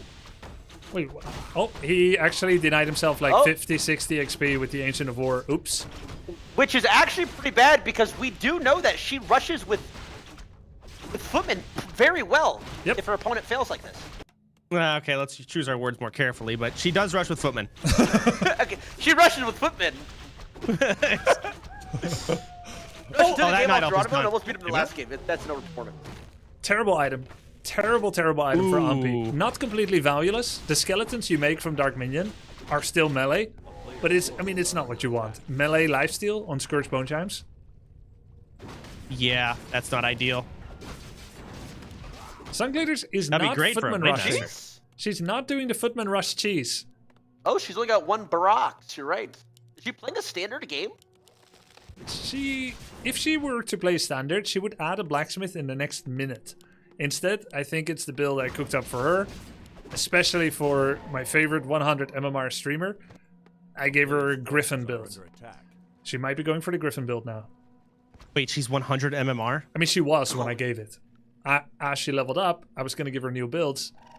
And then I discovered that she found new builds herself. She went for the rifle build by herself. So it's always nice to see when people start doing a little bit of, homework, practice, discover some new builds. Yeah, she's going to go for Griffins, not rifles. Yeah, now she's like 450 MMR. She actually won a really decent amount of games. Good for her. Yeah. Wowzers. I feel like Firelord would actually be so strong versus everyone in this tournament because we all suck and we're not very good at dispelling. Maybe Wisps in itself would be good because you have them right away, but like, how do orcs dispel early? Don't tell him anything, Grubby. Do not speak. Boy, you hear me? I hear It's you. not a coaching session. We're supposed to be casting. I was going to let you answer, but I see you're keeping it to yourself. We gotta lock in. We gotta cast the game. This is a high action-packed, intense game. How the fuck do orcs dispel early? You don't? It's a basic ass question. No, Google it then. Maybe I fucking will. Maybe you should have thought about this before orcs game day. Dispel early Warcraft 3. Who gives a fuck, man? Have some respect for yourself. What did Google say? Burrows are the biggest weakness of the orcs. If you can get in and kill their burrows. Yep, that's it. Burrows dispel. If you ask Chat... I think ChatGPT will do better, Soda. Google is kind of for they boomers. can't really. It is a tier 2 dispel unit. Yeah, Witch Doctor? The only one that doesn't. You took the only one that doesn't. Ah, shit. Oh, Witch Doctor dispel. He's right. Yeah, he's right. Oh yeah, shamans have purge. That's right. That makes sense. That's World of Warcraft knowledge. True. Are there any other? Well, actually, never mind. Like walkers are not a unit in WoW, are they? What are you doing? Spirit You walkers? are a cheeky little fucker, Grubby. There is a spell in like Cataclysm shamans get called Spirit Link. It works exactly the same. Oh, cool. It's a big cooldown. Equalizes everyone's HP for like. It's a totem that does it. Guys, there's 2 players in the contest currently playing. Maybe we should talk about their gameplay. It's a bit disrespectful to them. I mean, they're creeping, man. They're PvEing. There's a lot Yeah, to say. but look how many units Oppie has. Only He's right. archers with a skeleton? He's right. There's a lot going on. Let's talk about what Sunglitters is doing. Double Griffin Aviary, Lumber Harvesting upgrade, Blacksmith, Paladin second. She's going to go for double Aviary Griffins and Knights to bring up the front. She wanted to make Knights against Guzu, but forgot the Blacksmith. This time, her build order is better. Blacksmith is coming out. The timing is impeccable. However, we have a massive push building up by Ampi. Every single kill he makes, more skeletons join his undead army. And as he's pushing inexorably towards Sunglitter's base, he's slated to have something like 10 skeletons. Meanwhile, he's almost tier 3 already. Oh, it's curtains. Oh, it's Omega curtains right now. Oh, he's got the Paladin. She's got 2 heroes. Where are her units at? She's saving everything for tier 3. She's got 800 gold in the bank. She's not gonna make it. She has 1 tower? No, she's not. Yeah. No shot. It's cooked right here.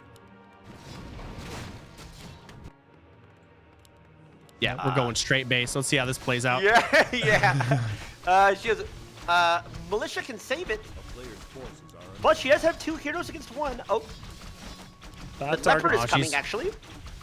Tier 3 is finished. She can make Knights and Griffins right now. She needs to not focus on the micro. She is not making yet. She's not making. Make the birds. I taught her macro before micro. You gotta walk back any fight you meet. Make sure your macro's in order. And then fight. But she's not. She's being overwhelmed. 1,200 gold in the bank. She called Militia only on gold peasants. She started W? Yeah, she started W on Paladin. Oh, that's weird. Heck. She has no shop to re-heal after this either. She's just like stunned here. Wait. Make anything. Oh, she found invulnerability on Paladin. She does have Holy Light. She used the item. Okay. But yeah, she's not producing. She has 1/1 upgrades for no units. She usually does produce here though. I think it's just the pressure. Yep. She actually usually does. Okay, but she's not. I don't know why, but she usually does. I don't know. Okay, now she is. Okay, there we go. There it is. Holy fuck. 4 Griffins in production with the hammers queued up, but all of the peasants got called. Oh no, no gold being made. I believe our potato might be in a state of deep shock. Or despair. I mean, we got some AFK Archer over here too. Ooh, big mistake. It could also be, this could be her last game of the entire tournament, and she's sad. Oh, that's true. And she has emotions running through her. She's trying to fight the courage. She's trying to find the courage to fight back. So dramatic when you put it that way. Yeah. Okay, the Griffins are ready. Ampi's got the dark minions coming in. He's gonna see the birds. He sees the birds. Oh, they take so much damage. Instantly, holy, these Griffins blast. Instantly goes mass Dryads. Getting Moonwalls ready, more Dryads. He knows Griffins have magic damage. Dryads are magic immune.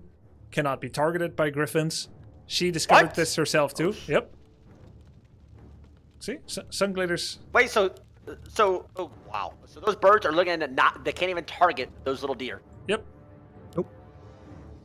And she learned that, but she doesn't fully know how to recognize the Dryads yet. I said it's the nubile, semi-naked, 4-legged, spear-throwing elves at the back, but she doesn't really see it in the heat of battle. So she still sometimes tries to target the Dryads.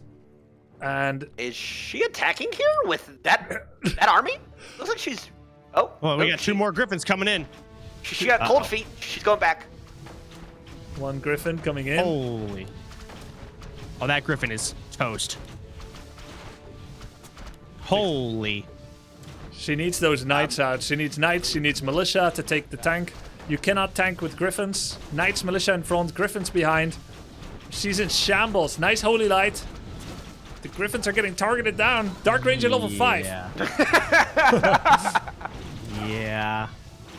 I mean, yeah. It's not lost yet. True, you're technically. Right. Where there's a will, there's a way, baby.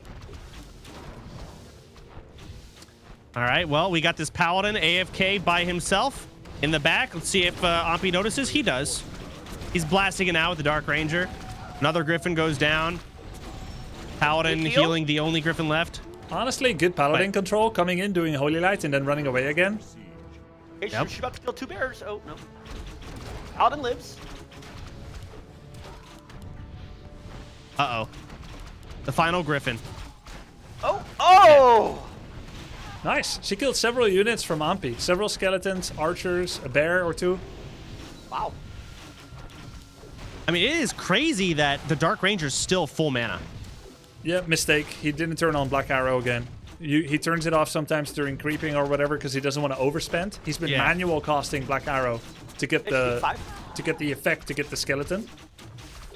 Okay. Yeah, he's got to turn it back on. Yep. 5. She's not.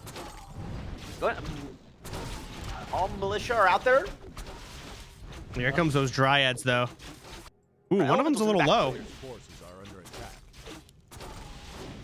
Uh-oh. Uh-oh, the drain. That's a big life drain. Nice. Now, I will say this paladin is still over here. Wait. She survived because of 3 rings of protection. Oh, shit, he is. Yo. Oh, my God. Yeah, that Archmage has 17 armor. Oh, wait. Okay. Oh, my God. Ampi's hero might die. Oh, there's a heal from the bear. Yeah. Oh. Yeah, with the rejuvenation, that's another 400 health. It's going to be hard to get through. 1 Griffin AFK with her Archmage. Paladin, of course, doesn't dare to get back in. Still really low with the Priestess, but he uses Shadow Meld. Wow. Yeah, so what's the answer here, Grubby?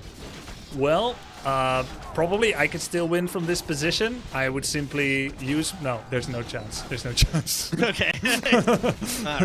She's moving the Paladin, though. Who knows? Level 6 Dark Ranger? We're going to get a mind control? Costs 150 mana. He's spending it on Black Arrow. He failed fan service. This is really BM. If you get level 6 and you know you're... Oh, wait, he already did it! A town hall? He's already doing it! He did do it! He's making a town hall in her base and a shop. Oh, it's Ampi. Wait, what? Yeah, he stole a peasant and he's building a human town now.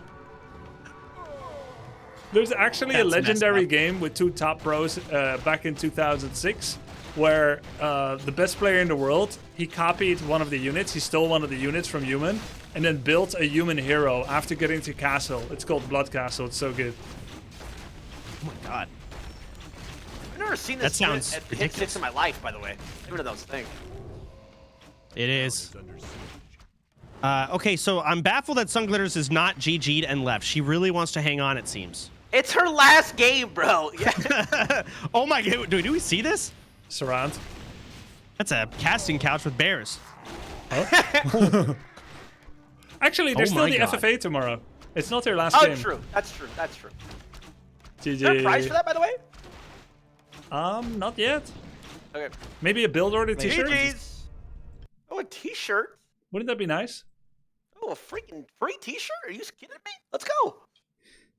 I'll send the t-shirt to the winner. All right. Well, that went... What a surprise. What an upset. Can't believe it. Oh my God. GG, guys. Oh, GG. Ampi, you piece of shit. I hope you feel bad. I hope you feel bad too. Ampi's locked in. He's not even unmuted. Dude, I couldn't do anything. I was trying to make the chickens and then attack, but I didn't even get to attack. The chickens? Yeah, the flying chickens. The griffins. I can see that. Here we go. He unmuted. Ampi, you piece of shit. I hope you feel bad. There you go. Not true. Bro, I'm not proud of that game. Well played. Fucker decided to make Warden early harass her peasants, suffocate her, and then decided to opt into making a Dark Ranger first, mind controlled a peasant, and built a town hall in her face. I didn't even realize, honestly. He stole a peasant with level 6 Dark Ranger. It's her ult. It steals a unit. Yeah, shit. And then he made a town hall in your base with your peasant. Okay, Jesus. Exactly. Who would do that? That's messed up. Psychopath behavior. Yeah. You feel good, Ampi? You feel warmed up? You feel... No. Okay. Okay. Well, Either way, what a crazy upset. Sunglitters, what are your thoughts? Dude, I thought I was gonna win. I thought this was the easy match, but like, damn. So I guess yeah. it- Now, were you panicking that whole game? Were you calm and collected? Did you feel comfortable? Like, what point did everything fall apart? Yeah, I felt very comfortable. I thought I was gonna win. I thought like Ampy, like I beat him easily, but I don't know. I guess he trained a little bit last night. Yeah, I did. I learned a little bit about human. Yeah, shit. I think Ampi also got lucky that he got to see you first against Geronimo. True. So he was able to adapt for your style. Use your cooldown early. And then you got DC'd on it. Unfortunate. Yeah, damn. Honestly, you almost won versus Geronimo's. You almost 2-0'd him. It was close. Yep. It's very impressive. So basically, you threw. Yeah. Okay, guys. Thanks for playing. No, it was fun. It was fun. GG. There will also be FFA tomorrow for people that have not advanced to the second group stage, or let's say the semifinals. I There'll be advanced, FFA. right? Yeah. I advanced? No. Almost. Okay. Almost. Gonna start Alright. the next series. Thanks for casting, Tyler. Try to Soda. pop it. I'm gonna kill you in game. So Dude, bad, you're by the literally way. dead on my screen. Bro, you're so Damn. stupid. You I'm shouldn't actually, I'm disrespect me looking like at your that ever, corpse. boy. I just turned you into fucking summon skeletons. That's how dead you are. You're gonna lose to me again, by the way, bro. Beetles, You by can't the beat way. me in You're a I don't beetle. think there's You're a any beetle. game Make on beetle this sounds. planet that you could beat me in. By the way, just saying. Make little beetle sounds, bro. Come on. Why would I make beetle? You're turning me to a beetle? Yeah. Stop. I'm leaving. You're RPing now. Peace. Ooh.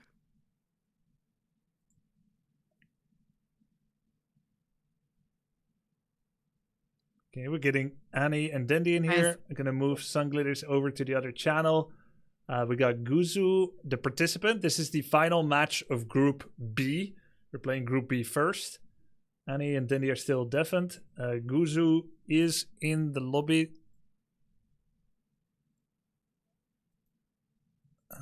Let's see. Oh, yeah.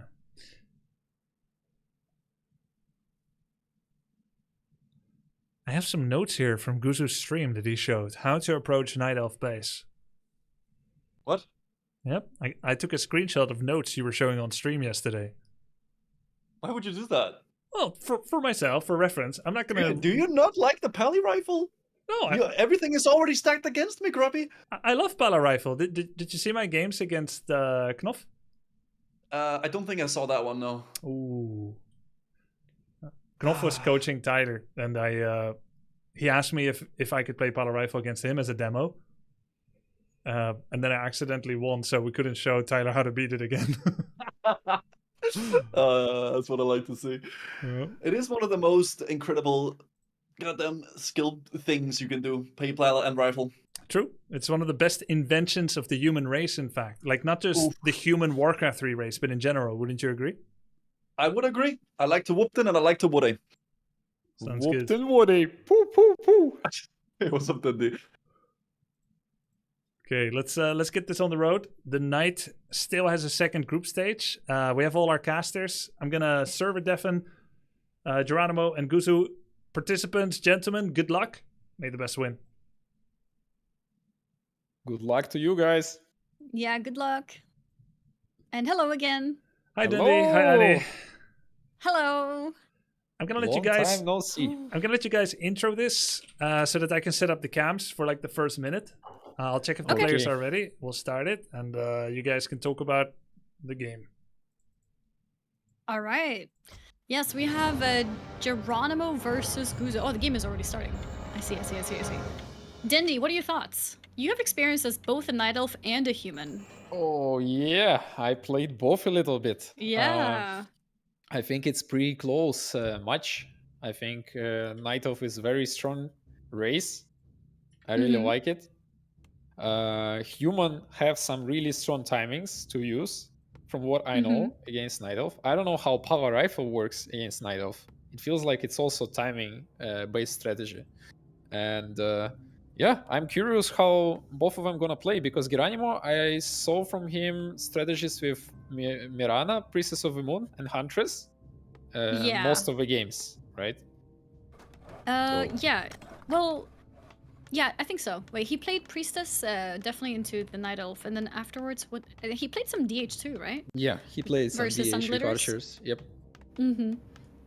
So I'm curious And, what he gonna do against power rifle, because rifles have piercing damage. It's extremely good against Huntress. Right. About yeah. archers, I'm not sure. Yeah, it looks like he's Yeah, I back think they're to good. Demon Hunter opening again. It's going to be Demon Yeah, that's Hunter, what I was Ancient gonna War say. creeping. I mean, it could be Keeper, it could be Priestess, but most likely it's Demon. Yeah, there it is. Because it's good to go into the rifles too, right? And just immolate them down. Yeah. It's No? a bit harder than against footmans, because footmans are melee and they're supposed to hit you to deal damage. And rifles, they can do the hit and run strategy, where you do hit, then you cancel your after attack animation, you run away, and you hit again. Then Is it's Guzo not at so that effective. level? Yes, he's super Okay. good at Alright. rifle. I mean, that's why That sounds everybody is so insane. mad at Guzu, because he's so good with his strategy. Okay, I see. When So he- he's gonna like keep moving while he's attacking, and therefore he won't get immolated. A little bit. He will get, but not much damage if he do it properly. Yeah. Okay, I see. Also, second hero that usually goes in this strategy for human is Blood Mage, and he's good at sucking mana. So if Demon Hunter is going for immolation, he will be out of mana pretty fast. Yeah, So it's you usually can't that's even- why you're going for mana burn and miss chance. Right, that makes sense. Unless you want to rush until Blood Mage is up, then maybe immolation can do a lot of damage. Geronimo went for an interesting opener that I haven't seen this tournament yet. He went for a 1 Moonwell tech. This makes your tech maybe, I don't know, like maybe 8 seconds faster by skipping the second Moonwell. This is the kind of timing you need when you have a very efficient flow already. You wouldn't do this if you don't have a specific plan, because why not just fit in the Moonwell? 8 seconds later, chances are you're going to make mistakes anyway. But he's doing this. It makes me feel like he studied some build. The question is he good enough with his timings to make it pay off? Because why do you want any tech to be 8 seconds Right. faster? If you immediately click something that requires tier 2, when you get to tier 2, like Naga Tavern seconds. Hero! Yeah, exactly. If you get a Tavern Yes. Hero, you want to get those 8 seconds faster, absolutely worth it, right? But if you fail to have a unit next to Tavern, or you forget because you get distracted, better not to do these clean builds, because you're not going to be able to make use of it anyway.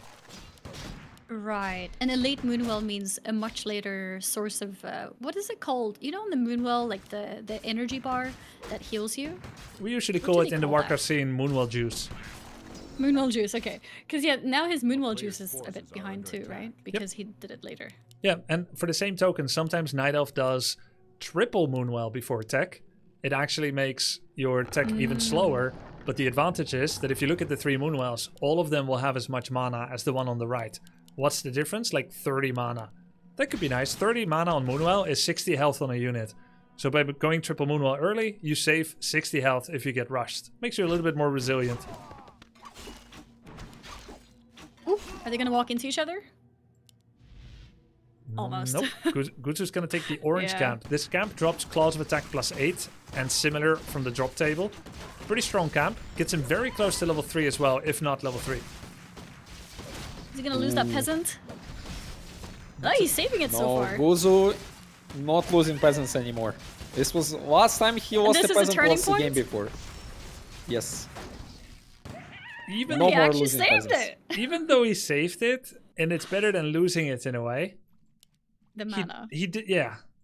He's wasting way too much mana on Militia, basically. If he just used the aggro trick, where the Militia that's getting attacked attacks his own Town Hall, then he wouldn't need to Holy Light at all. He will have some hurt peasants at home, sure, and that's a vulnerability, but he would now have 150 mana instead of nothing. Wait. What is the trick with attacking your own town hall? Can you please You know that. explain? Are you No, saying I'm, this for I'm the... attacking my units. Oh, you can attack anything. Okay. Any player-controlled thing. So you're attacking your own unit to toggle, yes? Yep. You could just press backspace, which centers on your Town Hall, and then you can attack that. So That's pretty cool. the game doesn't care whether the attack lands or whether it's nearby. It could be global, it could be on a farm. But the point, if my unit is nearby that I am attacking on, most likely he gonna get the aggro. Yes, Or so it's let's not say working like this. if you want one rifle not to get attacked, you click the one rifle and you attack anything else. Then the game will make sure that that one rifle doesn't get attacked. Then it will follow normal aggro rules, which means it will go to the nearest target, might be the paladin. But if you want enemy creeps to specifically attack one unit, then you have to take all of your units except one, and then attack that specific one with everyone else. Ooh, interesting. So you can actually control everything by selecting as many units as you want. So like if 3 units are really low and you've got a creep that's going mad, you select 3 units that are low and you attack something else. I see. Oh, so far looks like Guzu is farming much more. Yeah. By the looks of it. So fast hero came out, but there is not much pressure going on with this fast hero. Yeah, Sunglitter's pressured Geronimo more as well. He was already losing heroes by this point in the game. Now he's being left completely alone. But on the other hand, Paladin is level 4. Filthy.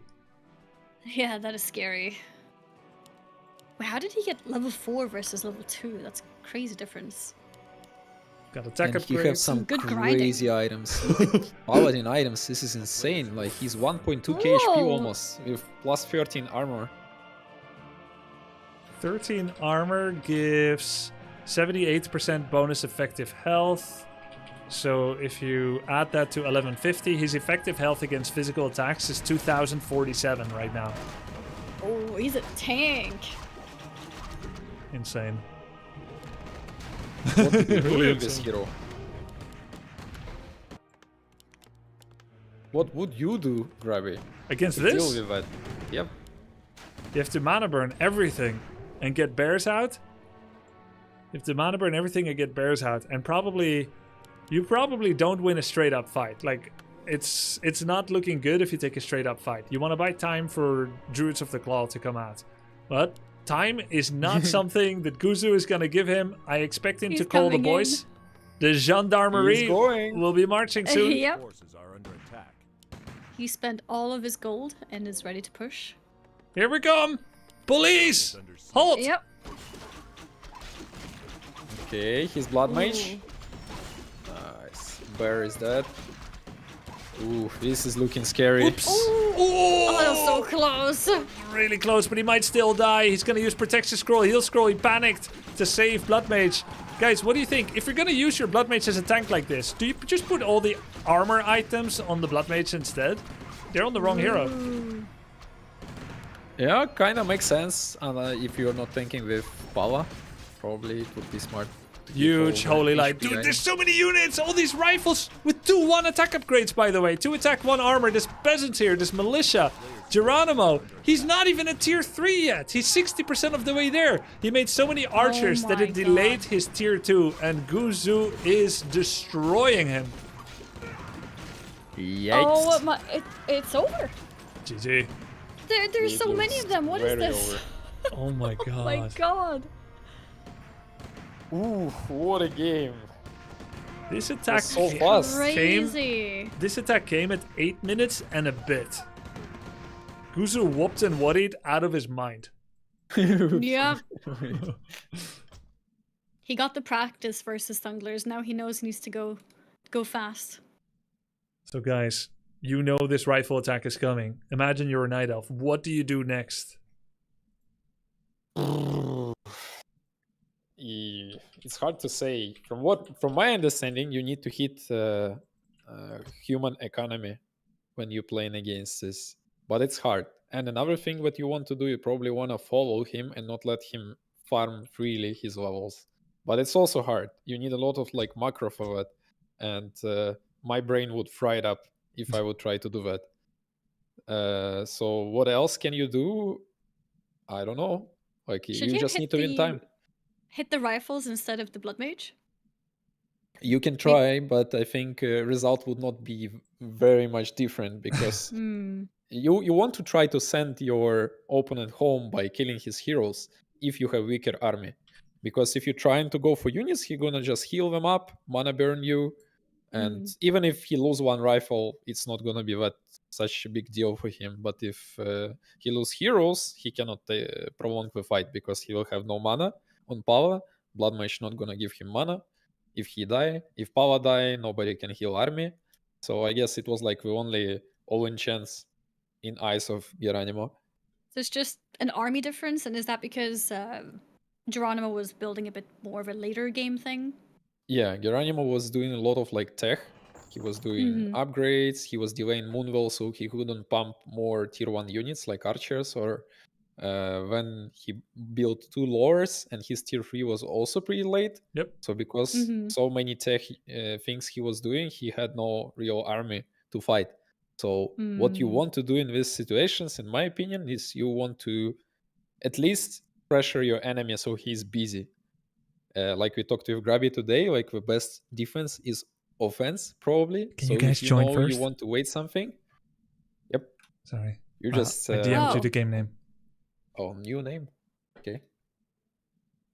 But yeah, you are right. Geronimo went tier 2, stayed for a bit, made double lore. If you make double lore and you stay tier 2, it's kind of like trying to leverage Dryad's advantage, because that's all you can make at tier 2. If you want to get bears fast, you go 1 lore, tier 3, get your upgrade, then make second lore. So it's all about flow. He did something cool with his tier 1 tech speed, but then he didn't follow through at tier 2. So that's kind of the problem there with that. Do you think he's going to change his strategy now? Who? Guzu? No. Geronimo. Yeah, Geronimo.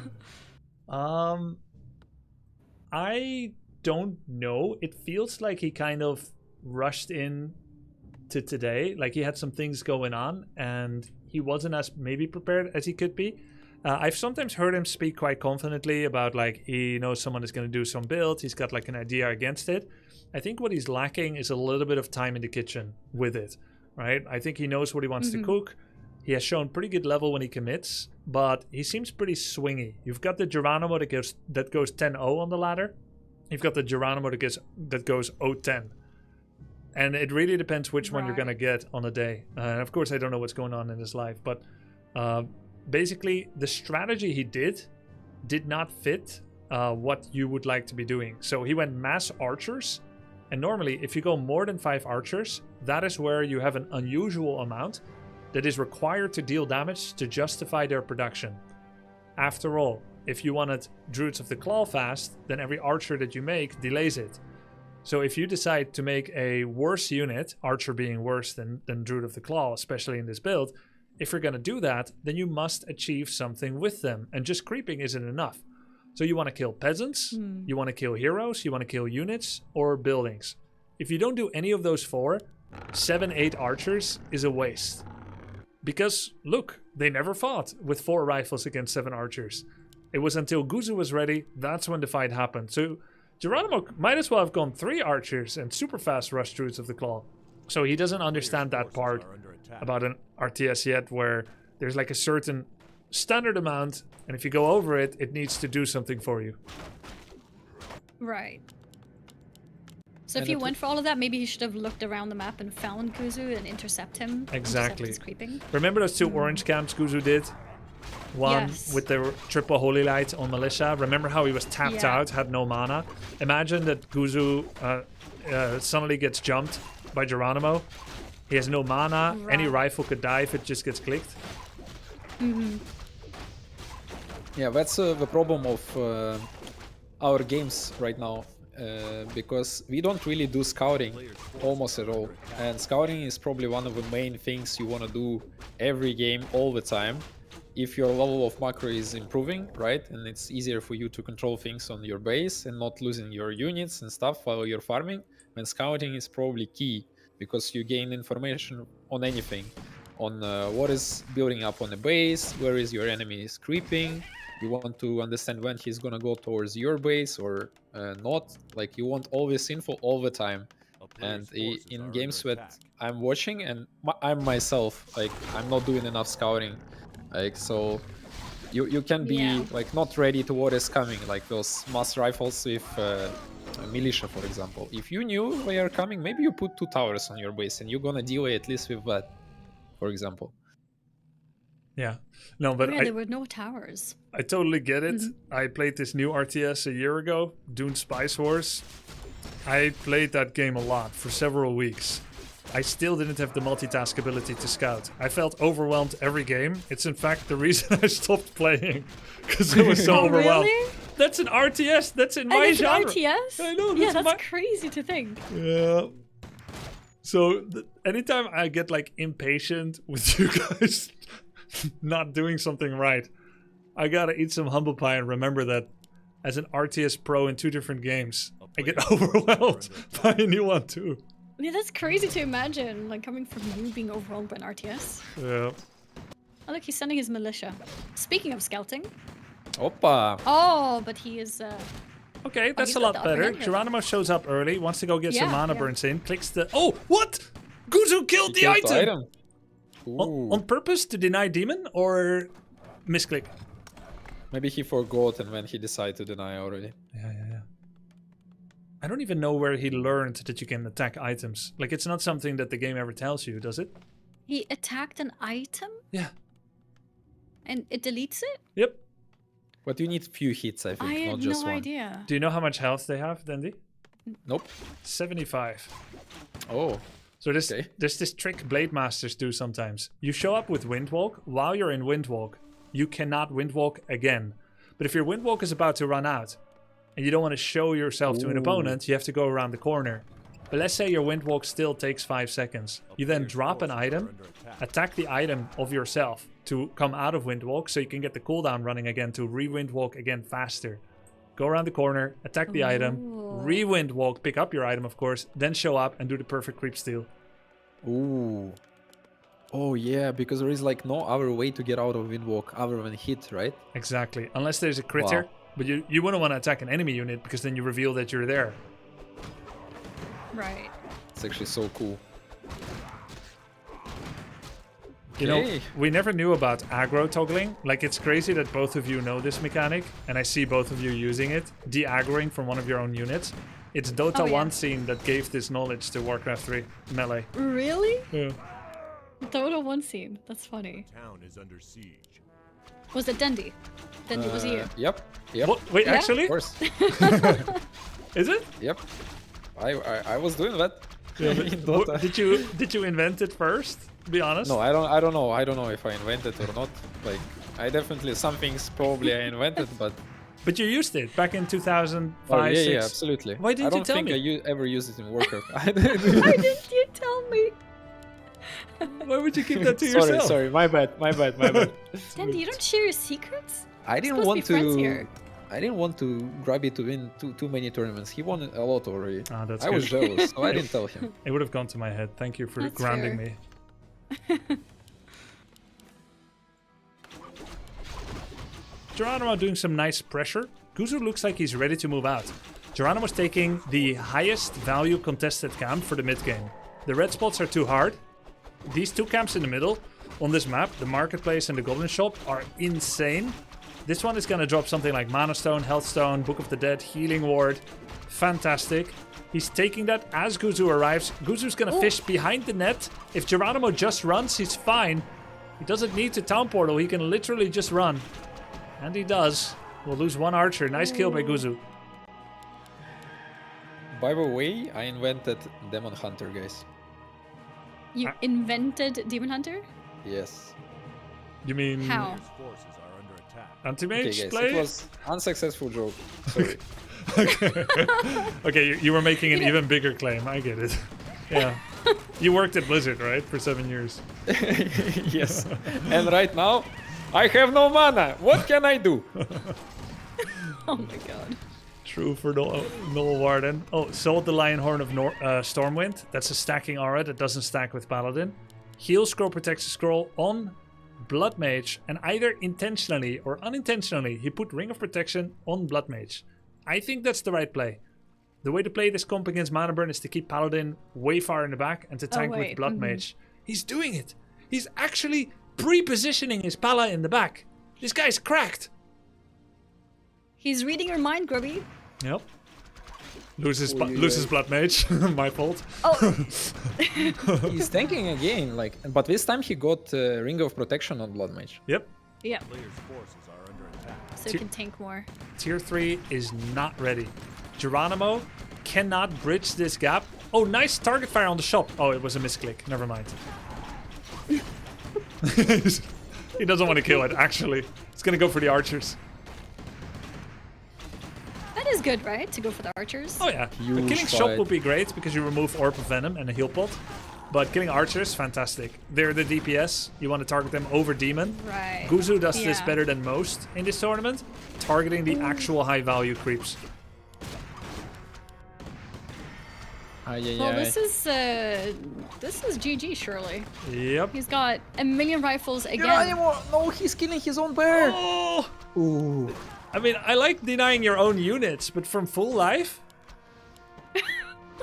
Oh no. I'm a little bit sad he didn't use healing words this fight, but I can understand that you can get so overwhelmed with everything that's going on. True. Yeah. I'm a lot of forgetting to things to use think half of about. the items all the time. Yeah. Are you Dundee or are you being humbled now? No, I am for real. Like, it's getting a bit better. I'm for last maybe few days, but overall I'm not like. For example, if I buy stuff to send units home, I'm Yeah. not using it a lot of times. Like, my units will just simply die. So I'm thinking maybe I should not buy it. Just wasting gold. I started selling items that I'm bad at using, and then I got told off for selling the illusion items. I saw that. I actually am proud I didn't say anything. When you sold the illusion wand, you said I'm never going to use this anyway. I said to myself, good for you, Annie. I get it. But then I was told to just use it like any time, and I was like, okay, that's I'll do true. that next time. And I did start using it. I actually did start using it. I would go like triple heroes. Nice. Yeah, it's like mirror image on Blade. That's pretty annoying too, right, to face? Yeah.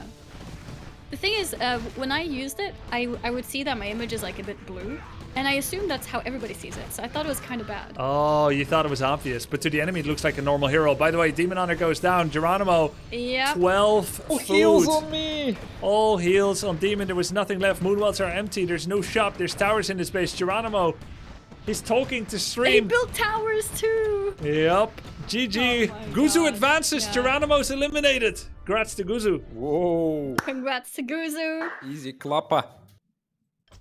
That was a dominating performance. That attack came way too early for Geronimo to be able to stop it, guys. Yeah. No, Yes. I know the matchup is I have to stall until I can get to bears. It's just like I don't think I'm good enough yet to figure out how to do that properly. You know the concept, right? There's this window of 2 minutes. Well, yeah, the 7 minute and then my 9 minute. It's like the timers, right? And then once I get 3 bears with bear form, I can win. But I have to stall until I can win. That's why I was trying to mana burn him early. But I didn't know how to harass after, like really too much. So I just I don't have it down yet. Second game you did really better in terms of like aggression that was delaying winning your time for your bears. That was really cool to see. Yeah, I was trying my best. He's better. I don't know. He's just better than me. I think I just had a bit more practice, maybe. I don't know. You played good though. Maybe, It was good. It was a good harass with the Demon Hunter. Yeah, I In the tried my beginning, best. I mean, at that's, least, yeah, that's the only thing I knew how to do. I was like, I'm just gonna go mana burn and at least try. I was. Yeah, I It think was the a bit second rough game when was you a bit won my better. base with the Naga, and the Demon Hunter was like, "Oh shit, he's gonna push me," but you went away. I think I should have stayed in your base maybe and just kept you there. Ooh. I think so too, because I was actually a bit afraid there, because I was waiting for my Blood Mage to come out so I could like. Yeah, Yeah. because I know that's when you do your push, you like do that, and then there's like another upgrade or something, and then I killed a supply thing, so I was like, maybe I should stay, and then I had 7 archers with the upgrade, so maybe I should have stayed. I don't know. Who knows? Yeah. You know, it is what it is. I mean, it was a good game though. I mean, GG's. Yeah, I think the second one was a little better. So at least that way I got that. I got Yeah. improvement. Yo, Yeah, you're the good second though. was definitely better. It's GG's, bro. You did good. GG's. GG's, man. That was fun. GG's. Yeah, it was fun. Geronimo, thanks for playing the tournament. We still have you in the FFA tomorrow. We have updated the prize pool from nothing to 1 t-shirt if you win the FFA Oh, tomorrow. sweet. Let's Awesome. go. The t-shirts are very great. Maybe you can get a build order t-shirt on yours. Yeah. That would be cool. Yo, Guzu. Oh, that's how Guzu did well. He just read the build order on the t-shirt. Yep. Oh, that's That's the strategy. Okay, I'll have to try that next time. Good, congrats for advancing. I wanted to ask one more question about the strategy in game 2. Was it an accident or was it intentional that you changed up your build and went for a hyper fast tech in game 2? Just say it's intentional. It was actually intentional. If you look at my VOD, I actually vocally said that. Yes. You swear though, right? I swear. You can look at the VOD. I said I'm gonna go for a fast tech. Okay, I'm gonna check. And we'll come back to this later. Okay. That's why I think if I just kept aggressive, it would have been so much better. Yeah, he was a little bit less. He was a little bit more vulnerable to harass. No tower, skipped his third farm, fast tech. So like a big early attack, demon level 2, mana burn, archers. Yeah, could have been good, but honestly, Geronimo, you did great. Nice performance. You won some games, lost some games. We're gonna prepare for the next group stage. Thank you both. Yeah, good luck. I hope you do well, Guzu. Later, man. He's muted. He's moved on. Gonna... Yeah, he's moving. Oh, me? Oh, my bad. Sorry. Oh, so I don't know. No, go on. No, you're good. You're good. He just said GG's. Okay. All right, Dendi, Annie, you guys are actually the next match right after casting together. How does that feel? It feels amazing. I'm super ready. Let's give it a battle. It's gonna be a huge fight. Give it a Let's watch. go. Hey, good luck, guys. I think he said battle, but it sounded like something else. Ooh. I said battle, yes. Butthole, I don't yes. know what We it heard sound. that. We heard battle. Right. Okay. Okay. Yeah, I'm sorry ready. about that. Not no. Dendi, Annie, it's your match next. Make sure you're on top of the vetoes. I suggest everyone takes a break. The show has been going for 4 or 5 hours. Toilet break, food break. Let's take like 5-minute break. 5 or 10 max. Okay. Yeah, and I'll see you guys walk after. jump. Okay, that sounds good. Okay, that sounds really nice. Okay, Generous. great. Yep. See you soon. Okay.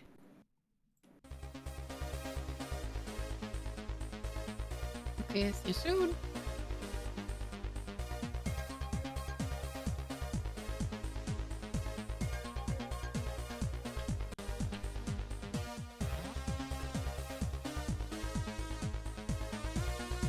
BRB, guys.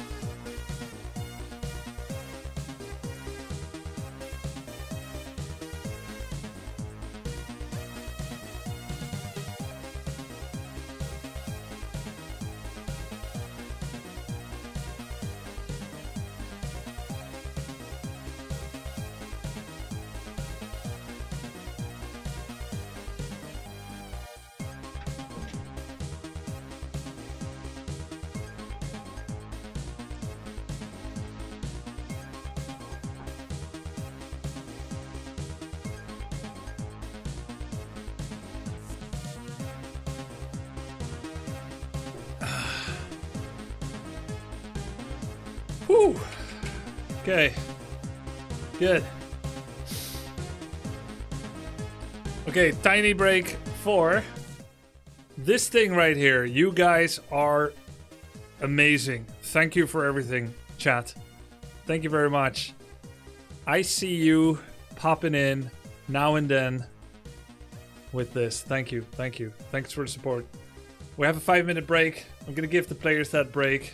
Just checking this out. 20 gifted from Schildpad.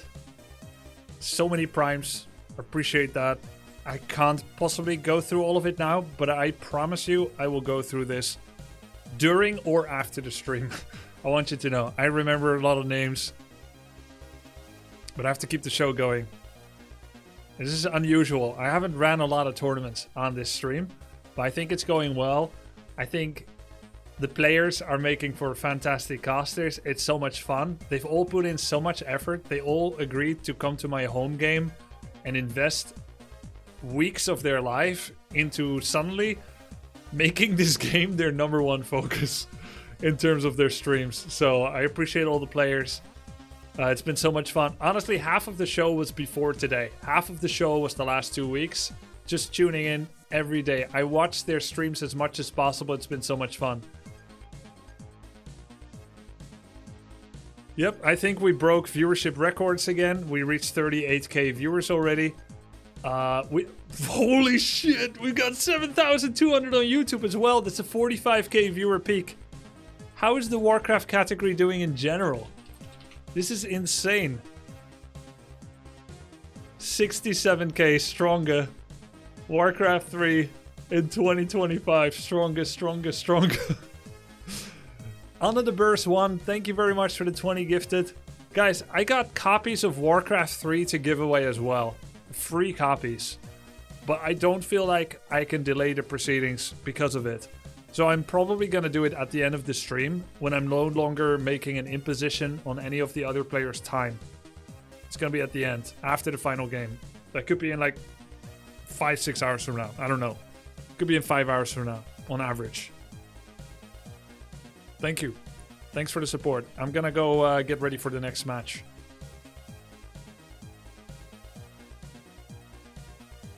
It will be late for most of us.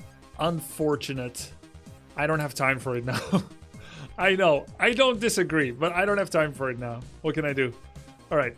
So, I could have delegated to my mods to give it away. If they know how to do it, they're welcome to do it. They actually have the keys. If the mods can do it, they're welcome to do it. Okay, next match. Annie versus Dendy. Who's my co-caster? Sun Glitters. Awesome. I'm gonna host.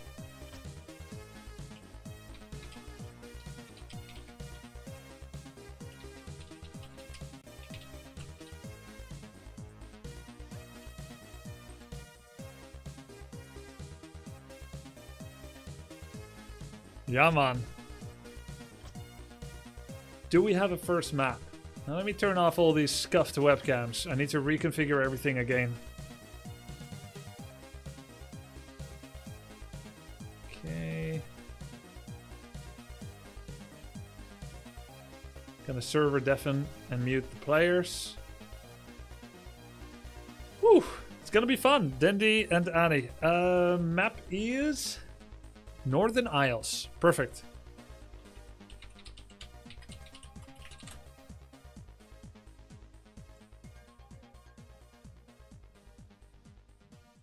Okay, son, you can get into the lobby.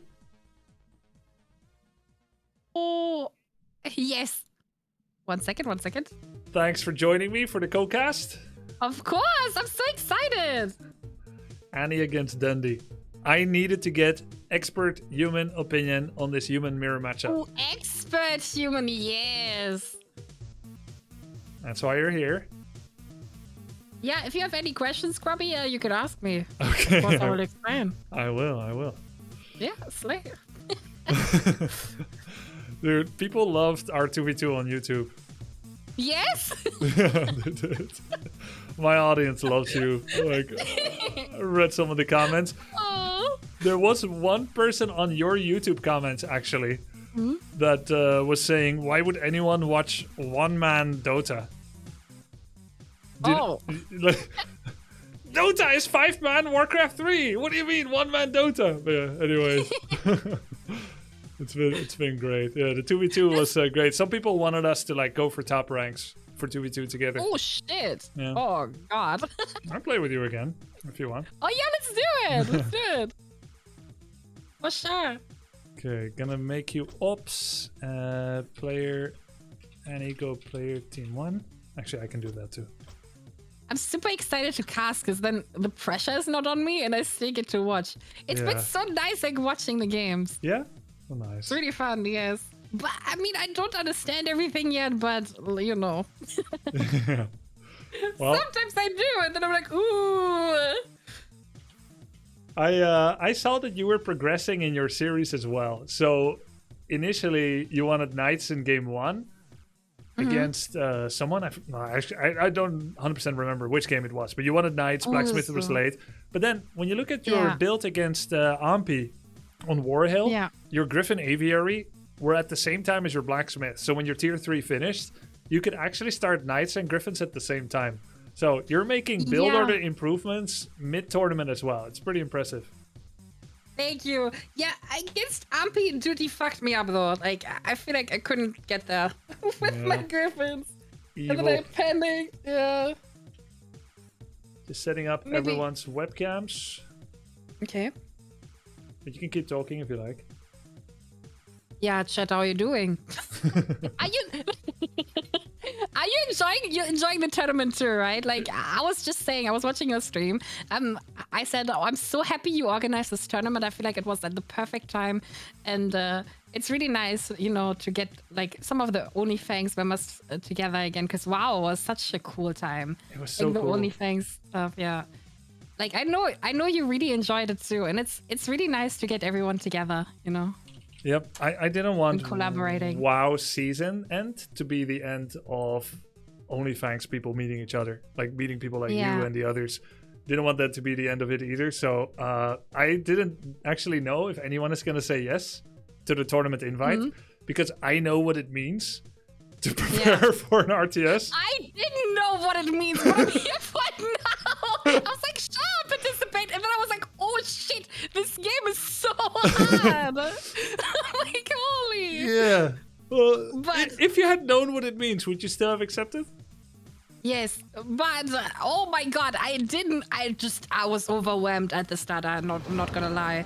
Yeah. But I feel like the more you get into it, the more it gets like fun. Like, cause at the start when you don't understand anything, it gets a lot. It's just but frustrating. Then you understand, then you start understanding a little bit more. Ooh, okay, it started. I think that you actually perfectly described RTS games in general. Yeah. It gets more and more rewarding every time you unlock more learning about the game, and you feel less uncomfortable, and your mouse and keyboard slowly become extensions of your mind, rather than you having to tell your hands to do things, but the units don't listen, the keyboard don't listen, your hands don't listen. Yeah, I still have those issues where my units are griefing me. Yeah. But I know it's my own fault.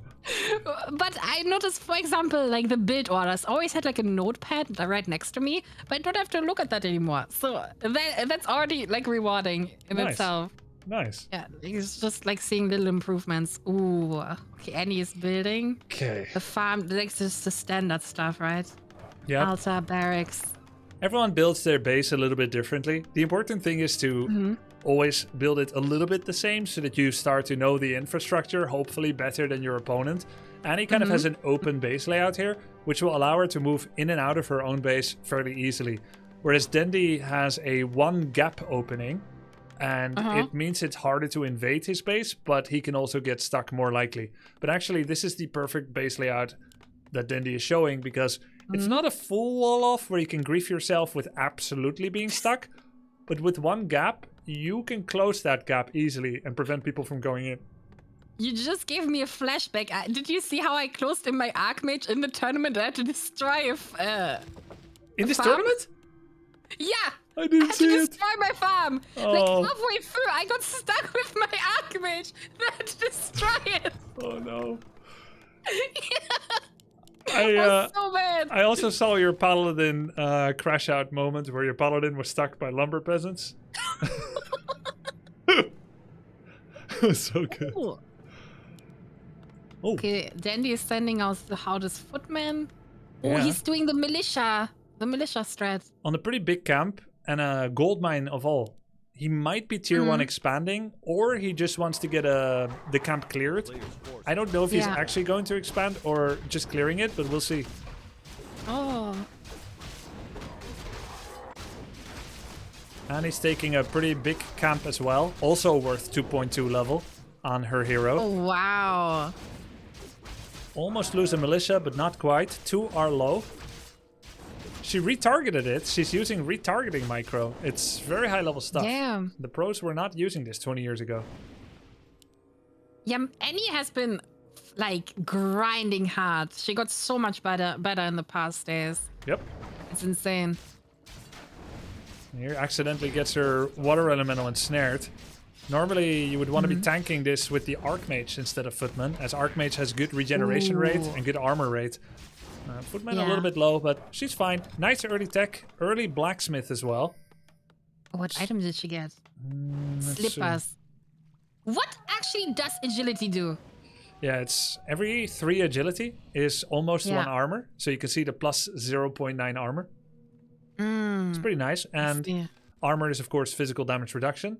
It also gives attack speed. Every 1 point of agility gives 2% attack speed. So slippers, 6% attack speed.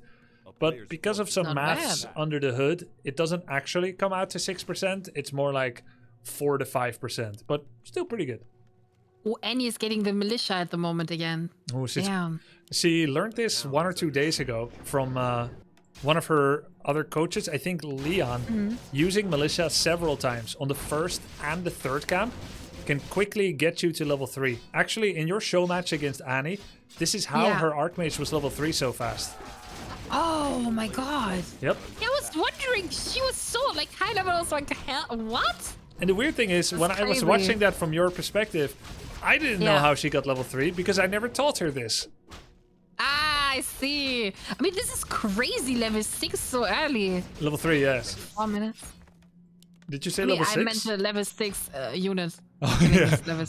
Because I'm always scared of those. I run away when I see that. Yeah, I saw on Hammerfall, you showed up at the laboratory. You saw level 6 troll. You just turned around. You said, nope. Yeah. I was like, am I griefing myself if I do this now? You would have probably lost some units, yes. Dandy's moving in towards her jungle. Best offense is often defense. Wait, let me try that again. Best defense often is an offense. He has an expansion, so you would think he's vulnerable because, you know, he's got a new base he needs to defend. But by positioning...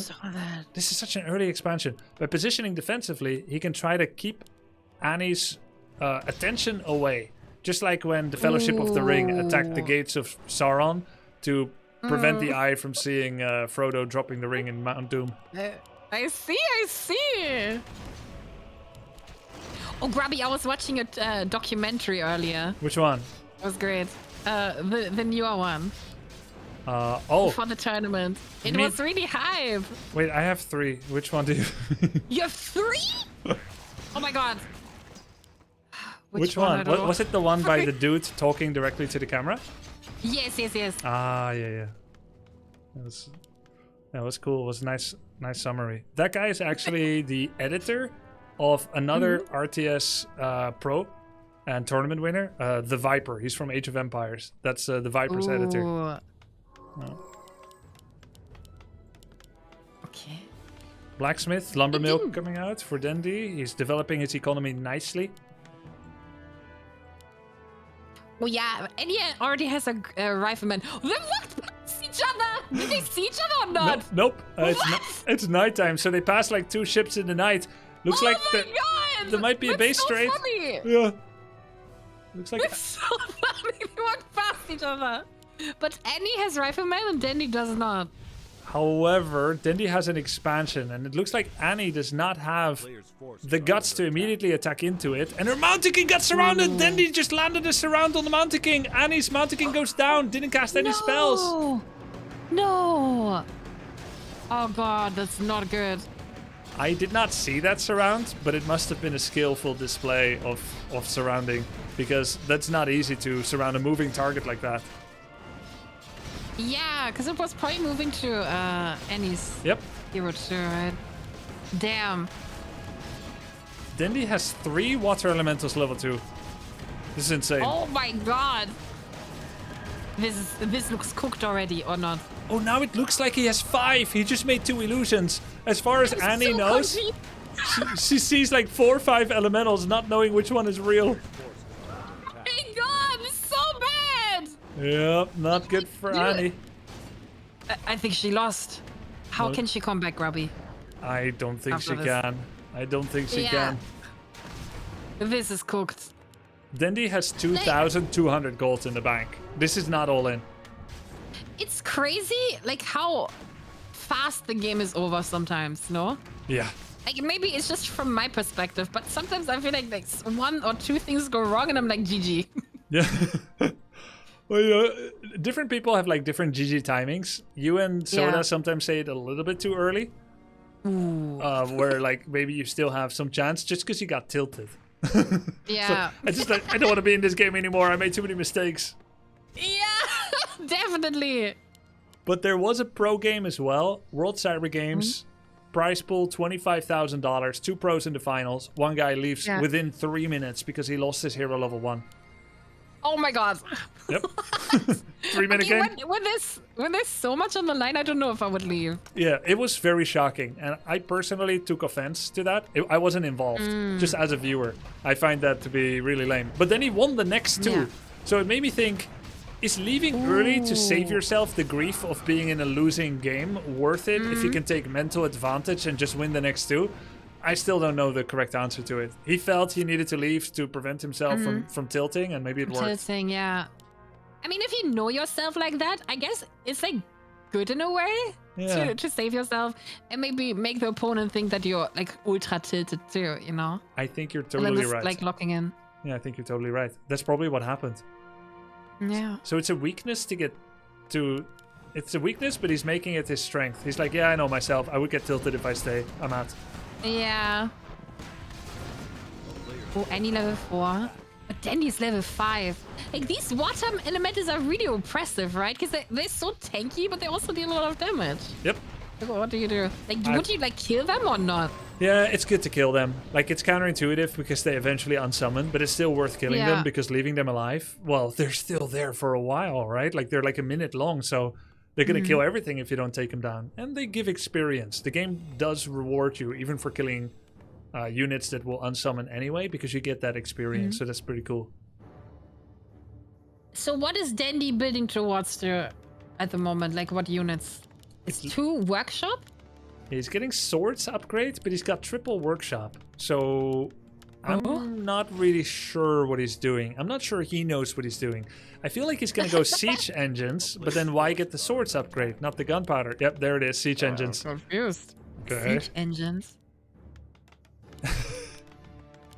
Siege engines and knights. So he's going to level her base with mass tanks. Have you faced a tank strategy before? No. I've never seen it. Trust me, you don't want to face this. So a siege tank is actually a building type unit.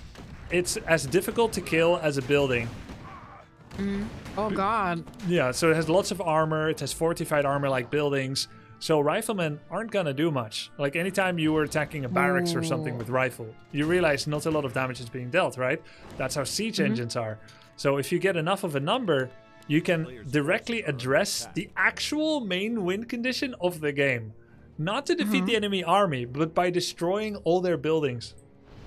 I see. So do you think Dandy would have beaten the Guzu strategy with the way he plays right now? I think he might have been in trouble because he only has 6 to 8 footmen. He goes straight to tier 3. He floated over 3,000 gold. And his first knight comes out now. He has 1 knight now. Guzu attacks at 7 to 9 minutes. Right now it's almost 12. Really fast. Yeah, so can you stop 10 fully upgraded rifles with attack upgrade, armor aura with 8 footmen and a knight? No, you can't. Nah. But maybe Guzu is so quick with it. Maybe Dendi is doing like a targeted approach, like recognizing everyone's... What's going on? First time I see the siege engine. What? They're huge. You know what I've also seen, like in a video, like a big Hydra. I've never seen those before too. Was that a Warcraft 3 video? Yeah, like a huge Hydra that is in Zul'Farrak. In Zul'Farrak, like a creep? Yeah. Oh, you mean the on the map you just played, the one that goes like and it does like a poison spit attack. Yeah, I think so, but they're really big. In the maps you played or another one? No, not. But I watched like Warcraft funny moments earlier. Ah, yeah, there's a level 10 Hydra. It splits into 2 Hydras. Oh! Annie gets a hero kill. She kills the Mountain King. Oh shit! Let's go, Annie.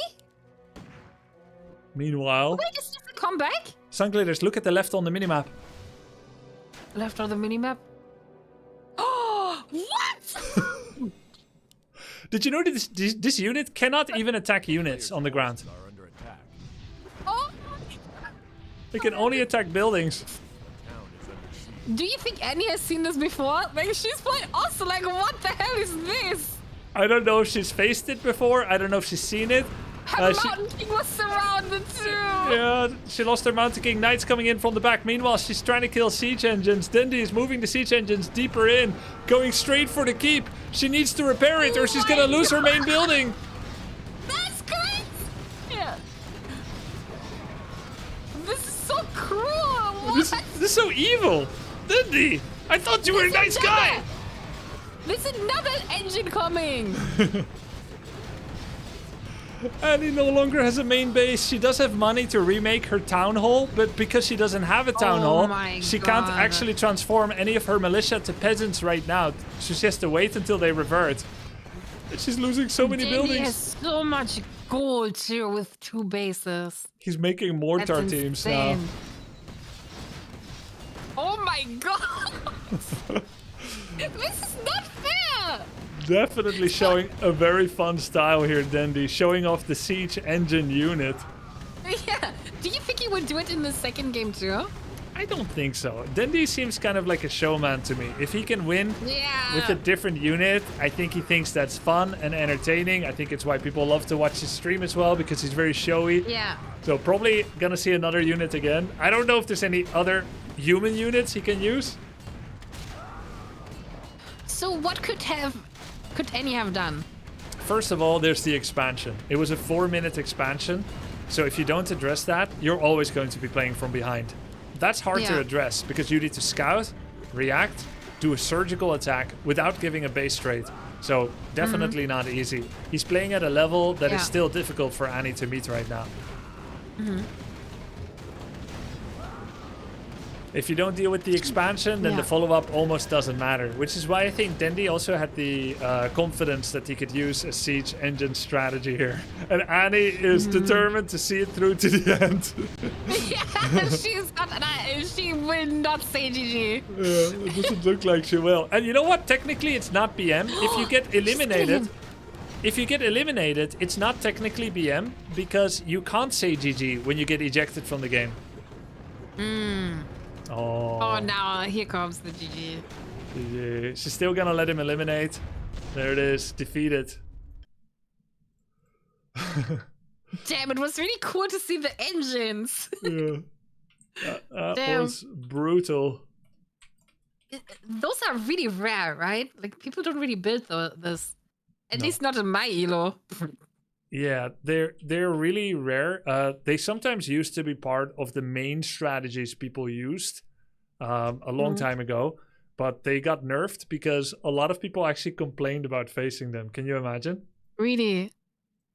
Because why did they complain?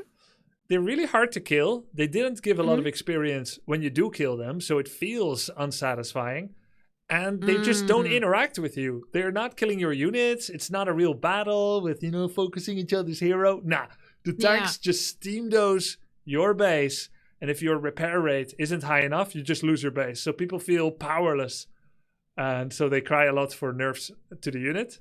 And Blizzard obliged. Yeah. Yeah. I can kind of see it that it's not that fun to play against. I've always thought it's fun, but then I'm also an Orc player, and Orc doesn't have any problems with this build. Oh, I see.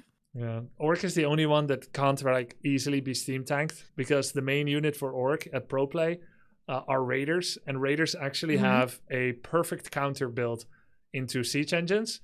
They do bonus damage, and they can ensnare them, which means tanks can't move, so you can just control them that way. You didn't listen to that, did you? That's okay. No. Because I was just starting the game. I was just saying, how did you catch me? I I zoned out for 5 seconds. No, I'm used to it. I was just opening the Discord trying to find the password. I was like, I have several family members with ADHD, so I know. oh my god.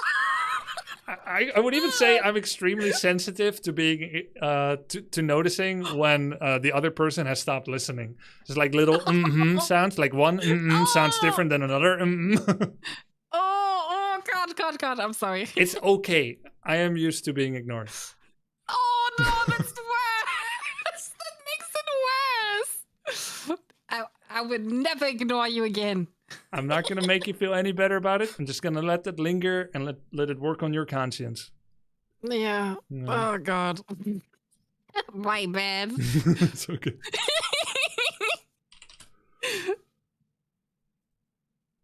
Yeah, everyone's in the lobby. Wait, we have really nice ping to the server, don't you think? Yeah. 12 and 13. Damn.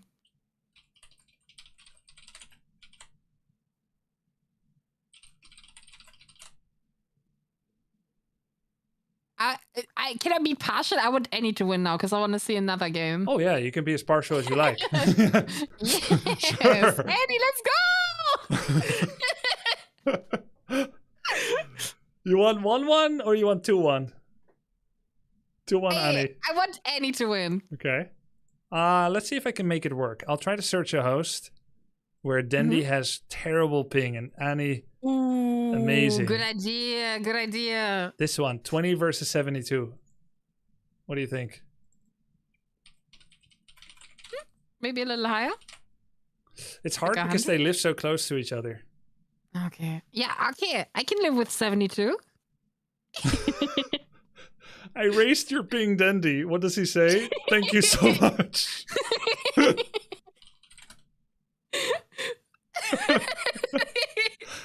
I never thought I'd be rigging tournaments.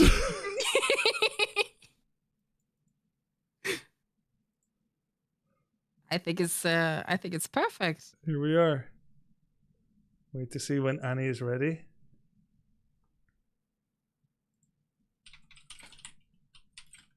Let's go, Annie. You can do it. It's actually crazy how close you were to beating Sun. Sorry, to beating yourself. Yeah, to beating Geronimo. Yeah. Oh. It I was- wish I did, but I'm really happy I won at least one map. Are you gonna rewatch the cast? Yes. You'll see. You'll see. There were some windows. Every game you lost, there were some windows. But honestly, it's insanely impressive you even won one map because you have less than half his MMR. Yeah. Like I realized I wouldn't be able to beat him with a Griffin, so I was thinking I have to like cheese something like very aggressive. It's a very good Because call. like whenever I did try the Griffins, I just got stomped. That build was my idea for you to have a starting build, just so you kind of have a goal. Yeah. Because when you started playing, you didn't know anything about timings. Yeah. And so I just wanted to give you like a plan so that Yeah. you knew that every other expense that you were making was slowing you down. So your That was Griffin really timing, good for that, yeah. it's good to train something, right? Like the build itself isn't that good, though it seemed the best at the time when you were completely new. Then I actually think your rifles build isn't that bad either. Like the way you do rifle build, you could have done that, yeah. And it's better than Griff's. But the double Rex Footman, how much did you practice that? Oh, 2 games. Just 2 games. Yes. Nice, not bad, not bad. I mean, Because I didn't want to do it too much on stream because else like people were researching. yeah. So I wanted to surprise people. Yeah. No, you did. You did great. Okay. Annie Dundee, game number 2. Again, Archmage, Footman, Mirror. Both of them are making their Archmage. You can see like little differences. Like Dendy's Archmage is like 10 seconds faster than Annie, even though they have the same build. Right? Just like the speed of clicks and so on. That already creates a small difference. Well, I would love to see the APM, but for me it says 0 Yeah, same here. at the moment. Damn. There are some overlays where you can see people's APM. There's a really cool overlay that's like used by main esports casters for Warcraft 3. It shows how much APM everyone has. It's what's going on? He's going for the big pack again. Yep. Did he do it on accident or what is he doing? Okay, so this is making use of a special exploit. If you pull the camp... Exploit? Yeah, he's exploiting. He's basically cheating, but then so does everyone do it. Okay, look at the Rock Golem mana pool. Yeah? You see how he's not casting any spells? Yes. Do you know what spells he normally casts? Like some AoE. Yeah, he does. Oh yeah, that's the really big one. Does AoE. This one throws like a stun rock. Basically, if you pull a camp out of position from its original location, you make it chase. Yeah. The moment it stops chasing and goes home, it no longer casts spells until it reaches home. So if you intercept it before it gets home, it doesn't cast any spells. So you take... That's so broken! I know, it's super broken.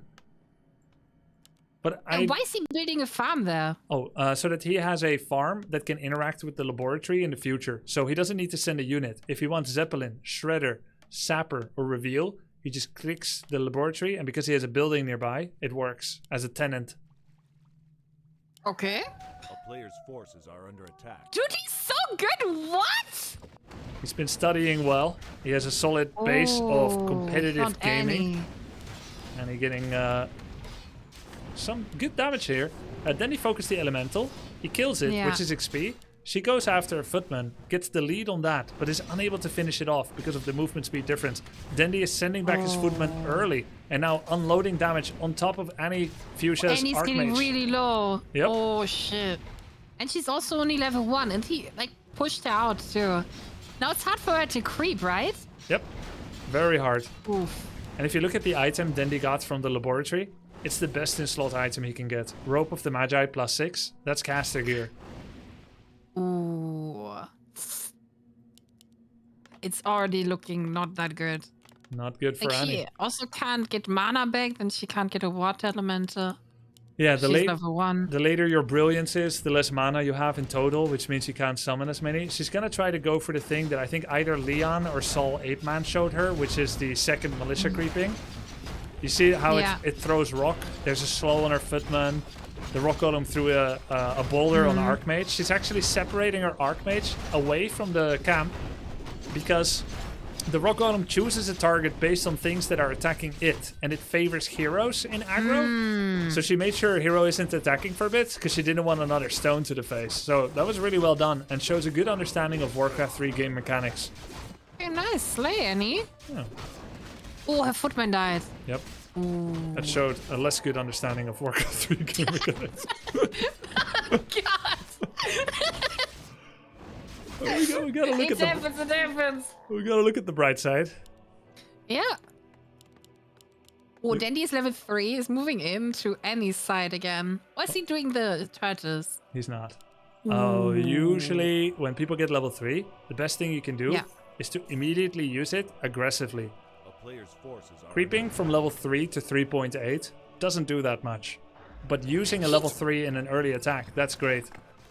I think he just sold agility slippers and got boots of speed. Yep. Is that true? Yeah, that's true. Oh my god. Yeah, he got 180 gold for those slippers, so that pretty much sponsors the 200 gold boots. He did forget to skill Water Elemental again, so it's a level 1.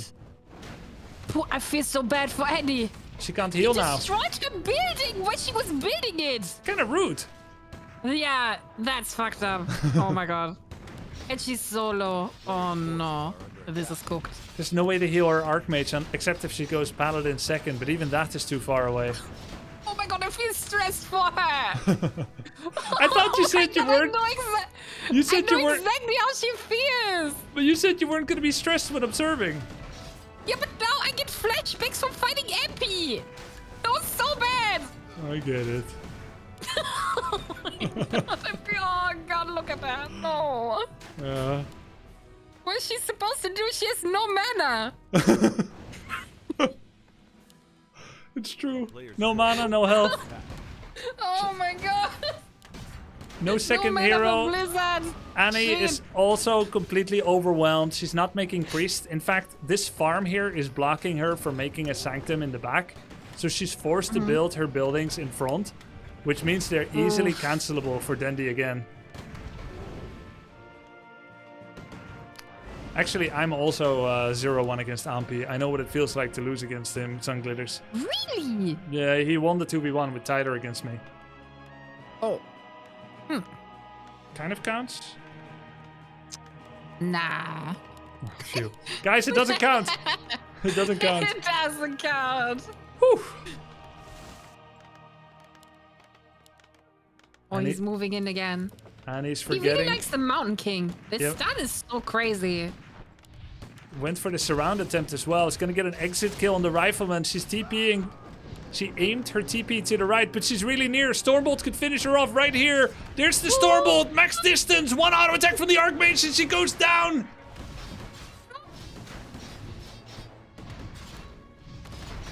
She's doing the militia again, though. But Pulling. it seems really hard to defend now. She's pulling every single militia. She's finally training the Mountain King. She had forgotten thus far. Rough first game here for Annie against the highest seeded player of the tournament, Dendi. Another Stormbolt comes in here on the Rifleman. Gets another kill. Damn.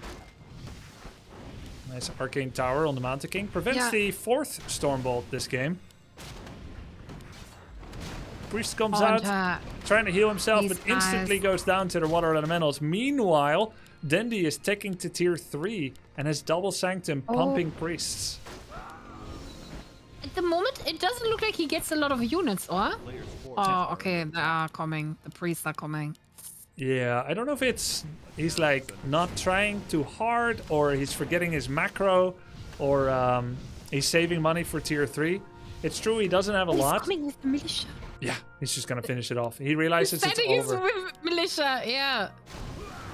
Damn. But And militia doesn't last very long, right? Like, when they arrive, aren't they, like, done already? Yeah, 42 seconds. So, Peons. so they'll be here for like 4 seconds and fighting for him. And then they're gonna be peasants. So I guess he can make towers. So Yeah. I mean, it is pretty sure, common make to towers. it's pretty common to bring peasants to make towers or shop. Oh, she rebought Archmage from the middle. Archmage is back. Oh! Trying to get to the back of her own base. We'll be stuck here. This Blacksmith Arcane Town Hall actually provide a full wall off. So the Archmage is trapped. She's pulling militia, trying to cancel towers. Doesn't want Dendi to get a foothold here with towers. I feel like for the spot that she was in, she's defending quite well, though, no? She's tenacious, that's for sure. She's really trying. Trying to load damage onto the Mountain King as well. He's running away with boots of speed. There are priests as well. And then he's building a tower. Oh no, That's all the militia dropped their weapons mid-fight. They're farmers again. No! The mountain. Dandy's almost dead. Check this. Check the Mountain King. 2 HP, 8, 9. Oh, she no. got him! She got Dendi's hero. That's a win. Did she notice it? I don't see any expression change. I think she's too locked in. Yep. I mean, he's putting a lot of pressure on her with like all the buildings. I wouldn't know what to do either. That's crazy. Honestly, nice job to get Dendi's Mountain King. Small little victory. In comes the Paladin. A little bit too late to Fat hero? third hero. Oh my god. A player's forces are under attack. Knights are on the way too. There's one in production right now. Oh, Jesus. Does any have something in production? Nothing. Oh, God. One peasant mining. Her town is in complete shambles. We're just waiting for the... I don't know how to say the word. The killing blow. Coup de grace? Coup de grace? Coup de grace? I don't know. I have no idea. No idea. The killing blow. Paladin is going to go in. Gavin Rad the Dyer. Smiting his hammer with holy justice. Nyla's Arcanister running away. And he's She's trying Archmage. to get attention with the Archmage, but he's just focusing the other stuff. Oh, no. First knight is out. Where's the knight? Oh, there it is. Ooh, it's... Oh. Yeah, it looks really bad. Good target fire by Annie. In this situation, focusing Pala is probably the most productive, but on the other hand, she has no more teeth in this attack. Yeah. Dendi has kicked them in. When did it all go wrong? I think when they creeping. met in the jungle already, he was level 2 and she was level 1. Yep, it comes down to the creep route. The exploit, as we talked about it, that creep route, opening with that camp, is just a way to catapult yourself into the game. You get a big item, lots of XP. He lost 0 units doing it, and he did it as fast as Annie did a smaller camp. Ultimately, Yeah, that was crazy. it's a race to high levels, right? It's a race to the top Yeah. for Warcraft 3. And he just had a really good camp. Yeah.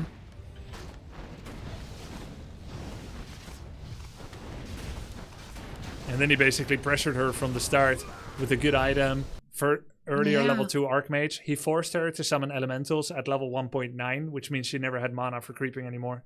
Damn, that was rough. Ruthless. Yeah, that was completely ruthless. I think we should have given him a higher ping. Even, 200. Yeah, I think you're right. But there's no way yet to rig it for a high ping artificially without...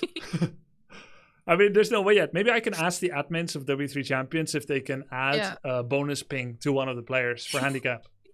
Yes. Hello. Hi. Hi, Annie. Hi. Hi. My God, that looked rough. I'm Hello. sorry. That was so stressful. It was.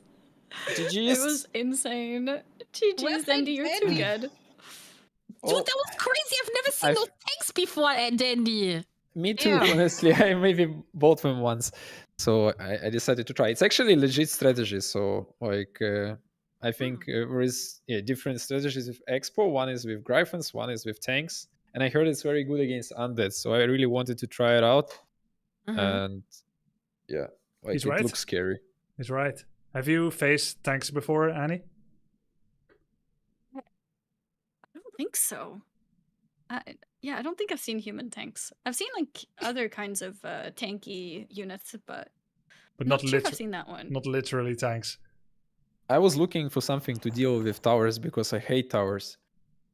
So Yeah. I don't think I had any tower at that point. But it was two magic towers. I saw I mean, them. now, yeah, but not the first time. So the first time when you just came in out of the fog, it's 5 tanks. I was like, what is this? Crazy. I also didn't see them. And then Grubby told me to look to the left, and suddenly there was 5 tanks coming into your base. I was like, when was this built? You fight it really well. I didn't micro well. I was mounting king twice, actually 3 times if you count second game too, right? Yeah. So you fight it pretty well. Maybe. I tried. Thank you for your compliment. If it's supposed to make me feel a little bit better after you completely demolished, but it's okay. Yeah, you targeted the right things often in fights, like focusing hero that's low, focusing paladin. At the end of the day, Dendi had a big lead. His creep routes were really efficient. Nice micro too, Yeah. with some sweet surrounds. Yeah. Dendi, grats on the first. We will see you again soon. Annie, same to you. What are you talking about? He's literally up next. Dendi, stay tuned for next. All right. Me versus him. What are we talking about here? Oh yeah, no, that's true. Oh, you're Motherfucker said, I literally heard it. He said, I heard these tanks were good versus undead. That's what I heard. So you wanted to practice them on Annie before you fucking win against the only undead player in the tournament. That's crazy. I This support guy. that. Do it. I'm so excited to Unbelievable. watch that. Ooh. I'm gonna get my ass beat. I'm not even saying. Just fucking run it through, man. Goddamn. Do your worst. Yeah, Take it. I need to see that. Yeah. There should be some strategy for sure against tanks, right? Something should work pretty well. No, Yeah, if you get tanks, you already won. It's GG. Good job. all right, okay. That We'll try something creep. else. That creep This was is not- crazy. Grubby said it was an exploit, by the way. Yeah. Ooh. Yep. Well, good job. I learned something new. Some cheating was bit. done. A little bit of cheating Okay, never good. hurts anyone. Good luck, guys. Thank you. Wait, I can cheat? You should use everything you can to win, right? So Within the absolutely game. so that if you have some super tricks inside, you can cheat. There is I got some, Dendy's stream open. who is your daddy? You type that I think in chat and you get like immortal or something. I heard it from Grubby. I'm typing that. See how And that there is plays some out. other things too. I forgot. But Grubby. Am I should the know. only undead player in the tournament? Yep. So that's because undead's the hardest to play. Yep. Okay. Just wanted to confirm that. Okay, Glad guys. to get that out there. I'm gonna have to find another co-caster. Ampy's not online right now. What? Oh, okay. He's coming. He's coming. Good. Game name is up. It's in the lobby where you guys did vetoes. Oh shit! All right, hang on. All right. I showed it. My bad. It's okay. I'll ban them all. I'm showing Okay. every time nobody coming, so it's What are you gonna do, Dendy? What's your fast expanding? You rushing? You gonna try in tier 3? What are you doing? I'm afraid to tell you strategies because I'm Sure. actually Pally afraid. rifle. I know you have some sneaky strategies in your pocket, like with zerging up with is it Underworld? Yeah, with a lot of like bugs and stuff. Lord. Like Creep Lord. I'm very worried about that one. So I'm gonna put a lot of towers on my best and try to defend it. That's not true. You're expanding. I already know it. Expanding is also a good way to play versus undead when undead is expanding, but for this I need to know for sure you're expanding, so it's scary. I'm very bad at scouting usually. Like, Hey, listen, Dendy, I suck ass, yeah, me and too. I mean that with no, you do not. In comparison, I was not. watching your games. That's not truth. You improved a lot last. Sure, improving does not mean good. I suck ass, Dendy. All right, I've seen your surrounds. You literally got a surround in your last match off screen. Grubby was like, "Oh shit, what the fuck?" You surrounded it. I can't do that, man. So, and you got like, I don't know, it was Dota. What's that one hero you play or character? Everyone's like, "Oh my god, the APM is so high." I have like 60 APM. I don't know. Bro, you're triple digit. Stop lowballing yourself. Maybe 100 max. Yeah, like I'm pretty lazy, I guess. But it's okay. We're gonna have some nice game. I'm pretty sure. Like, okay, guys. I hope I can defend against your Crypt Lord. Thanks for the pregame chat. I'm gonna put you both on deafen. I'm gonna take it away with Ampy. Good luck. Good luck. You too, man. You too. Oh, I need to select undead. All right.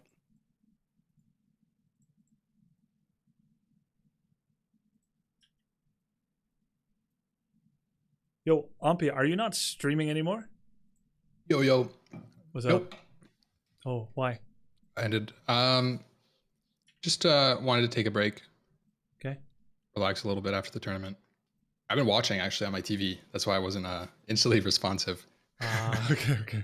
Yeah, no, my mod said you went offline. They weren't sure if you're gonna be there for the cast, but thanks for coming back. Yeah, I'm excited.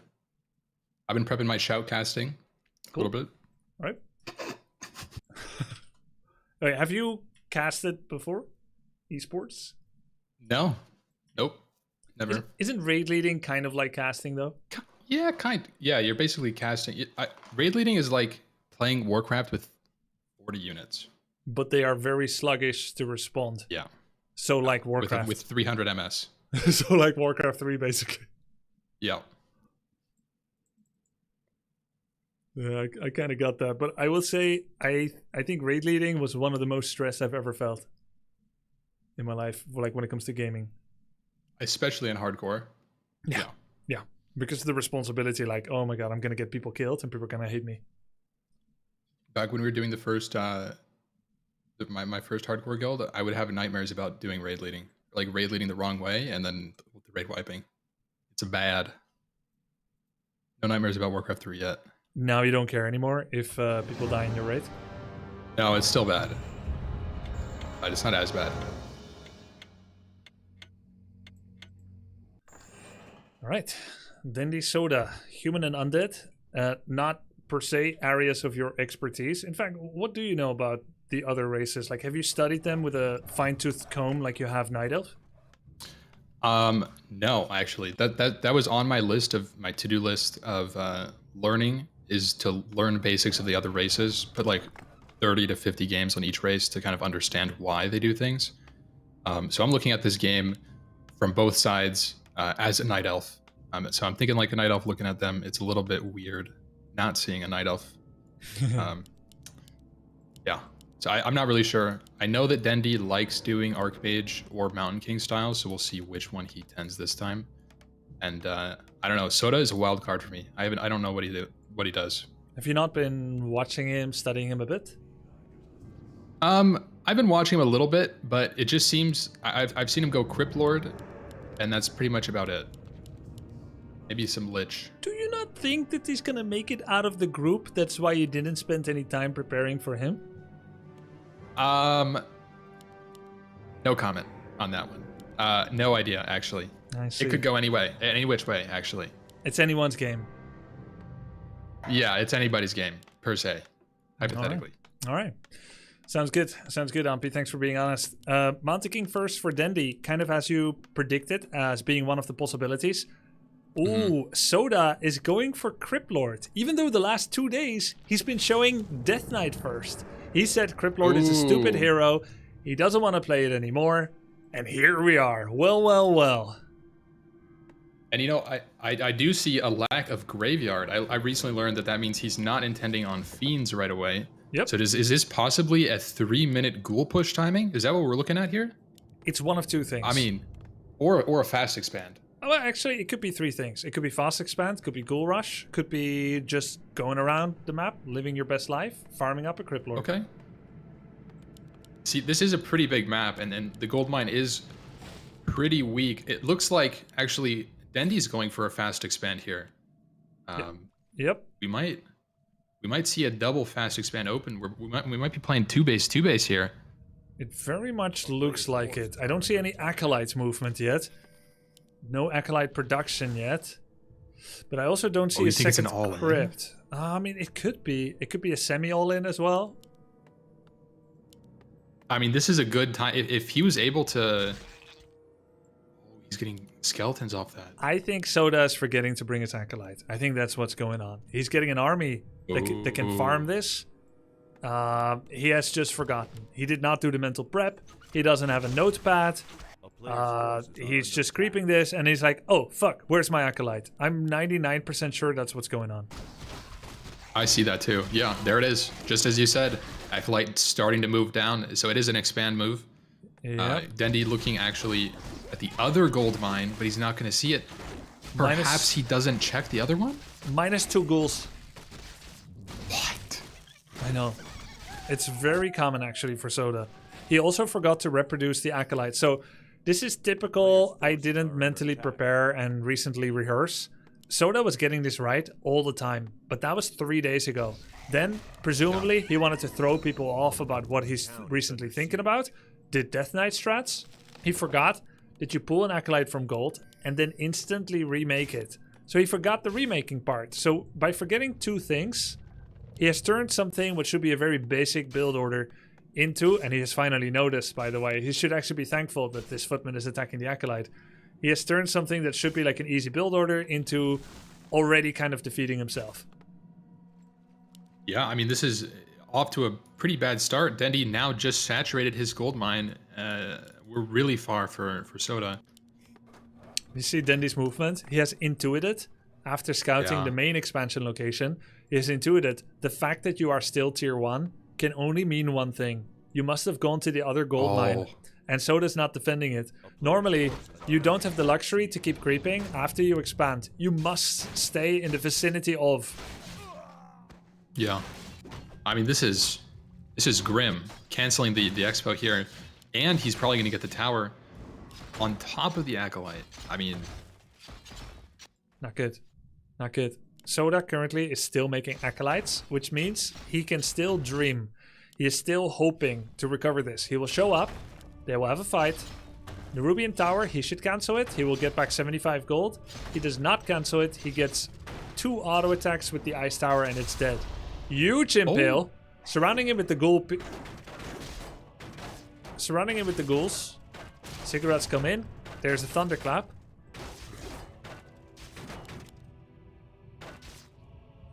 Soda does have money to remake Goldmine. This is looking a bit scary for Soda. I feel like expanding in his face. Now that Dendi has two bases, he's gonna start pumping out units. He's actually not. He's not even tier 2 yet. Complete macro failure. He should be double producing peasants from both town halls and making non-stop footmen. But he has completely not macro during the fight. And so it will actually take him a long time to get to tier 2. So now Dendi needs clarity potions from the shop. And then he can use that to do thunderclapping. Hey, this is the wrong version of Melting Valley, actually. What? There's supposed to be Ogre level 7 Oh, here. yeah. You're right. I hosted the wrong version. Regame. Regame, restart. Void.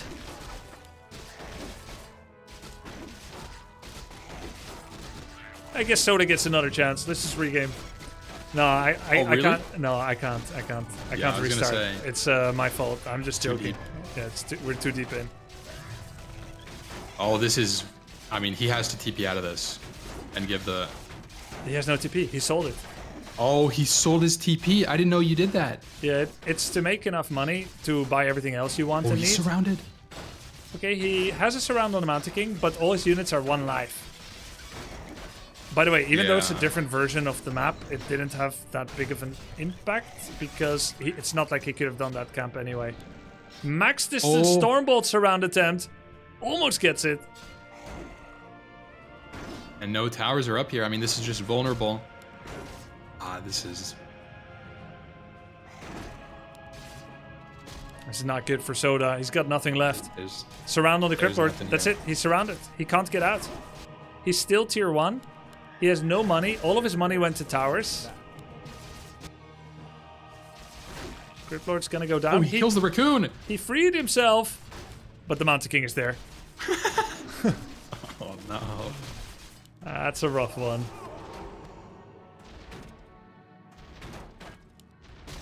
Dendi can't really stay here though with the towers coming online.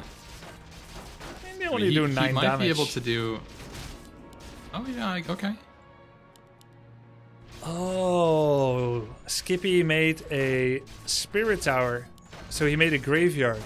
So he made additional tier 1 investments. Is he making Acolytes right now? No, he's at 26 pop. He's making Fiends, trying to get his Crypt Lord back. As far as Soda knows, there is no expansion. He has not scouted it, I think. So he still thinks as long as he holds on, he has a chance. Yeah, I mean, he forces TP. Dendi floating 2,000 gold here. 2,500. Once he's able to spend that, it should be the nail in the coffin. Yeah, it should be lights out. It's tier 2 is reaching. He can either straight tier 3 and tanks. He could stay tier 2 and go mortars. Yeah, it's straight tier 3. And griffins. Griffins. He's getting the wrong upgrade from Blacksmith. Griffins enjoy studded leather armor upgrades, not iron plating. But maybe... I think he's doing that for the melee, the militia tanks. Yeah, could be for militia, footmen, and knights. And maybe he's only getting an aviary to get the special upgrade, the blue cloud. Have you ever seen that? No, I don't know what that is. Yeah, so Dragonhawk is a support unit that can shackle enemy air, or it can do a cloud that shuts down enemy towers. So you put the cloud, it has a rather large radius, and he could shut down the left 2 towers. So they basically get 0 attack speed when you do the cloud. That's insane. It's pretty good. Nice huge impale. Only level 1. Very nicely aimed impales. Here. There's another surround. Nope, it's not a surround. Oof. He could free himself. Oh, now it is. Oh, no, it isn't.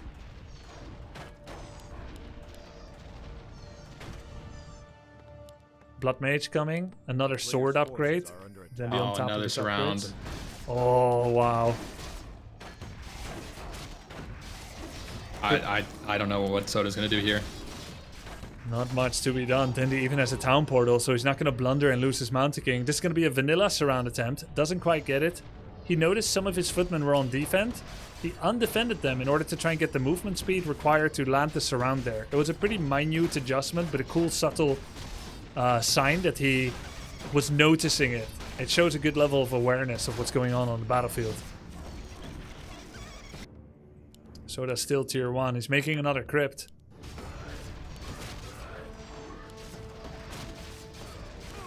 One Acolyte going down. No Necropolis here means no Acolytes can be remade from here.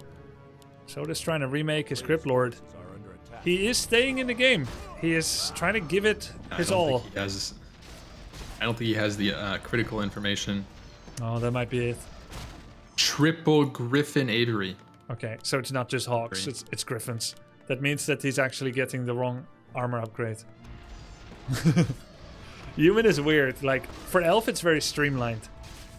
There's like 3 units in Elf that all have the same upgrade.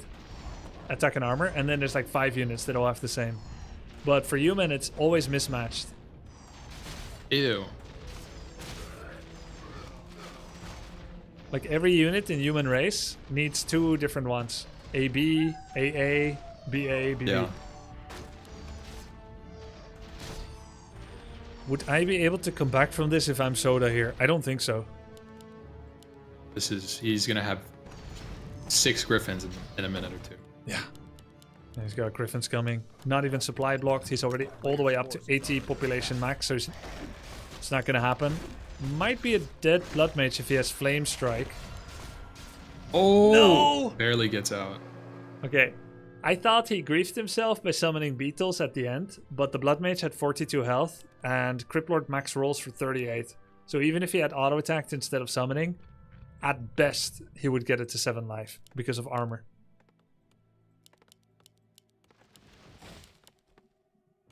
A player's forces are I think Soda thinks he still has a chance because he's got his expansion running. Actually, he just teched the tier 2 with 0 acolytes on the gold mine. And 4 in his main base. Oh my I mean, god. He's down bad.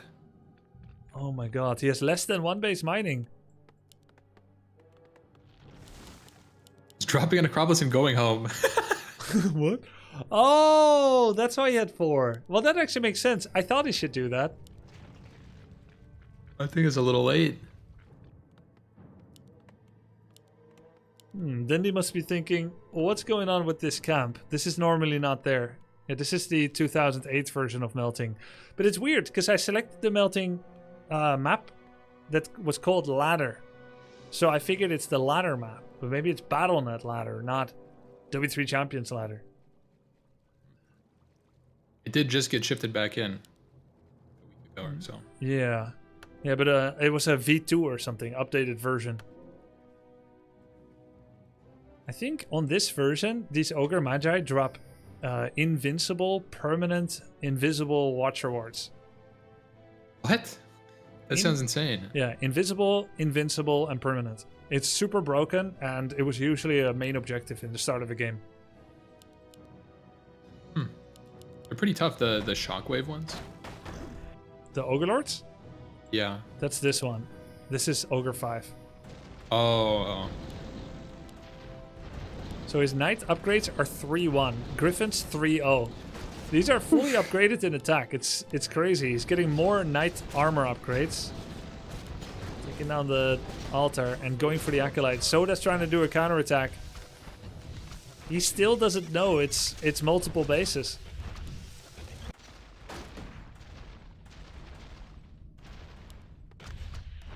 Yeah, I mean this is done.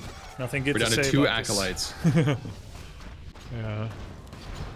Then he's gonna TP because he wants to end on the final fight. Yeah. Oh my gosh, the Griffins. Banish. Get Holy Lights for 60% bonus damage. Griffins do bonus damage as well. my Clap God. and dead. That was fast. He just melted him. Even man. with the nets on the Griffins. Yep. Wait, that doesn't stop them from attacking. It just brings them down. Yep. GG. 1-0 for Dendy.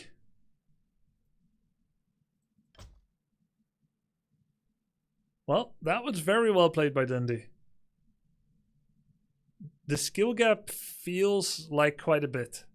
That was impressive. Yeah. That really was. Gotta get through this.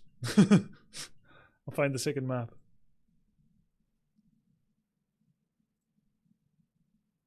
Tide Hunters. It's not just damage inflicted by Dandy. It's a lot of damage Soda dealt to himself. Yeah, a lot of build order mistakes. Yep. I spent a lot of time just doing my first 3 to 5 minutes over and over and over to get that out. It's so frustrating to deal with that type of mistake. Do you still sometimes last hit creeps with Ancient of War? Yes, but I mean, I don't think that'll ever stop. Speaking from analyzing my top pro ex-rivals, I have to agree with that.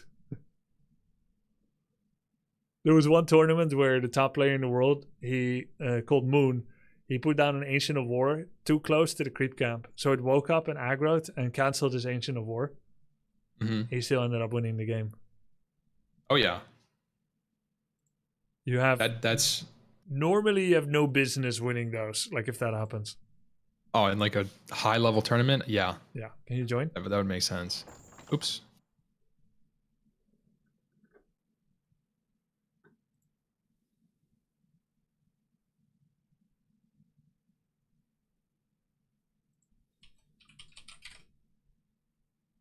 Is it not the same name? No. New game name. It's always in the channel of the series we're casting. Group A8. All right, I'm joining.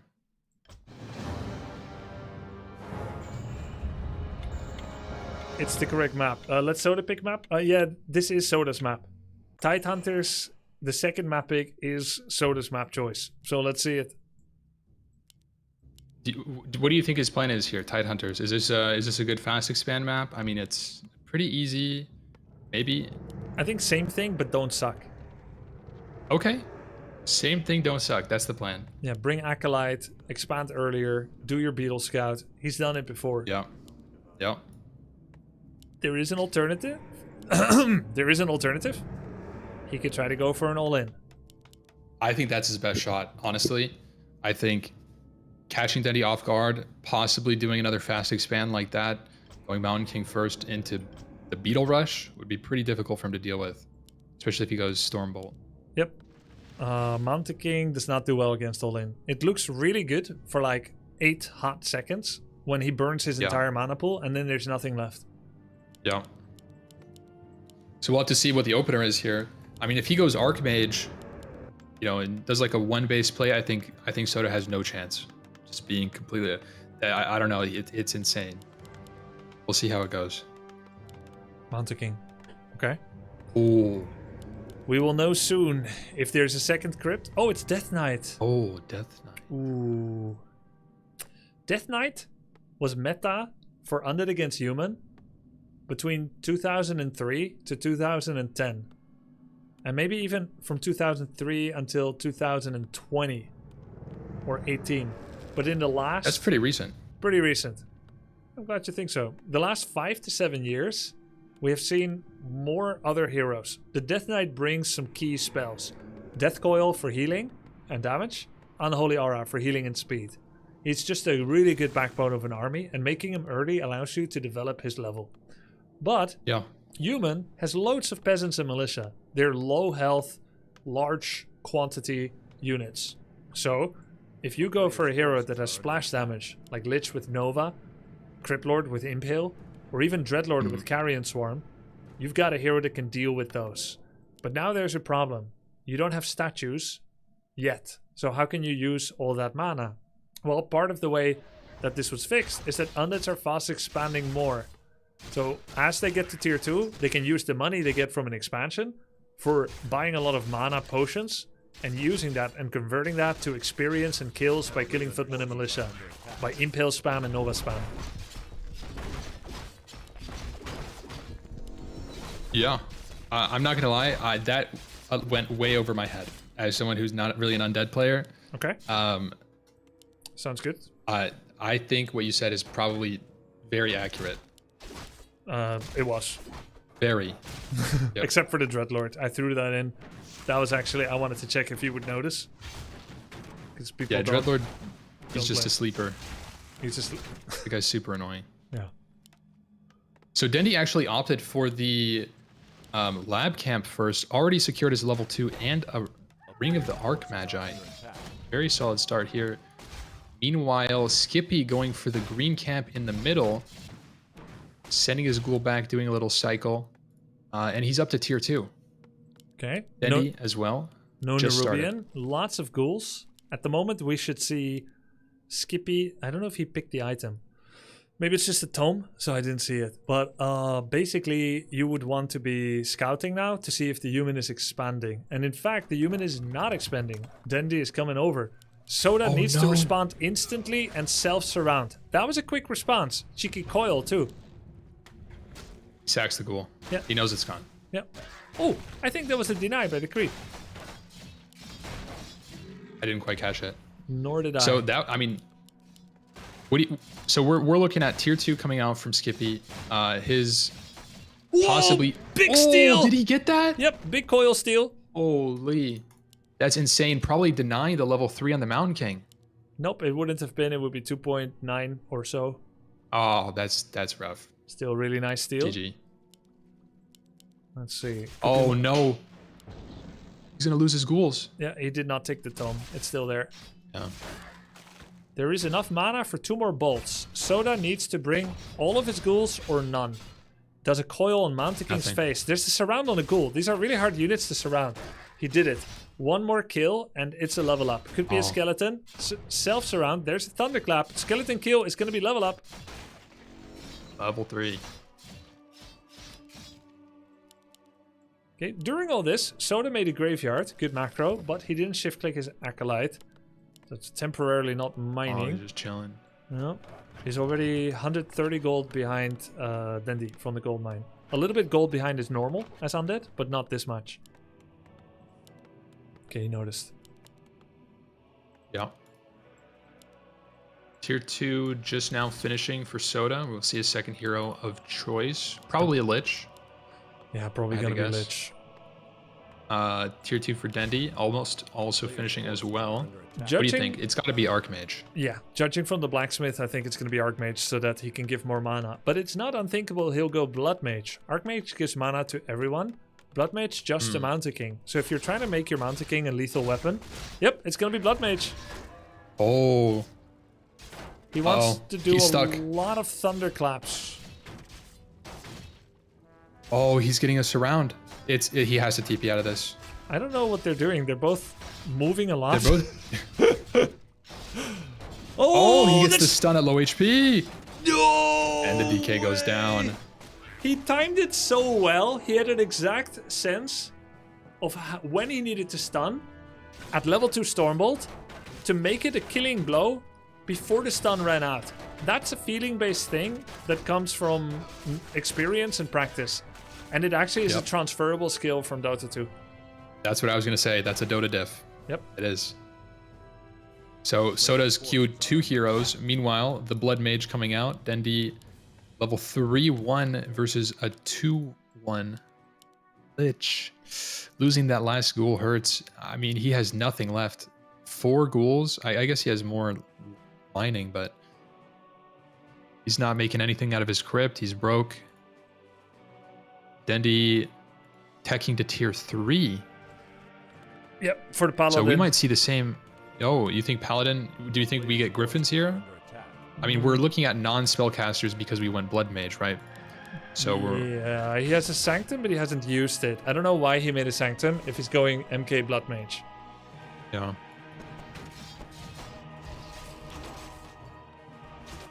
Uh-oh. He's getting terrorized in his base by this Knoll. Oh my god.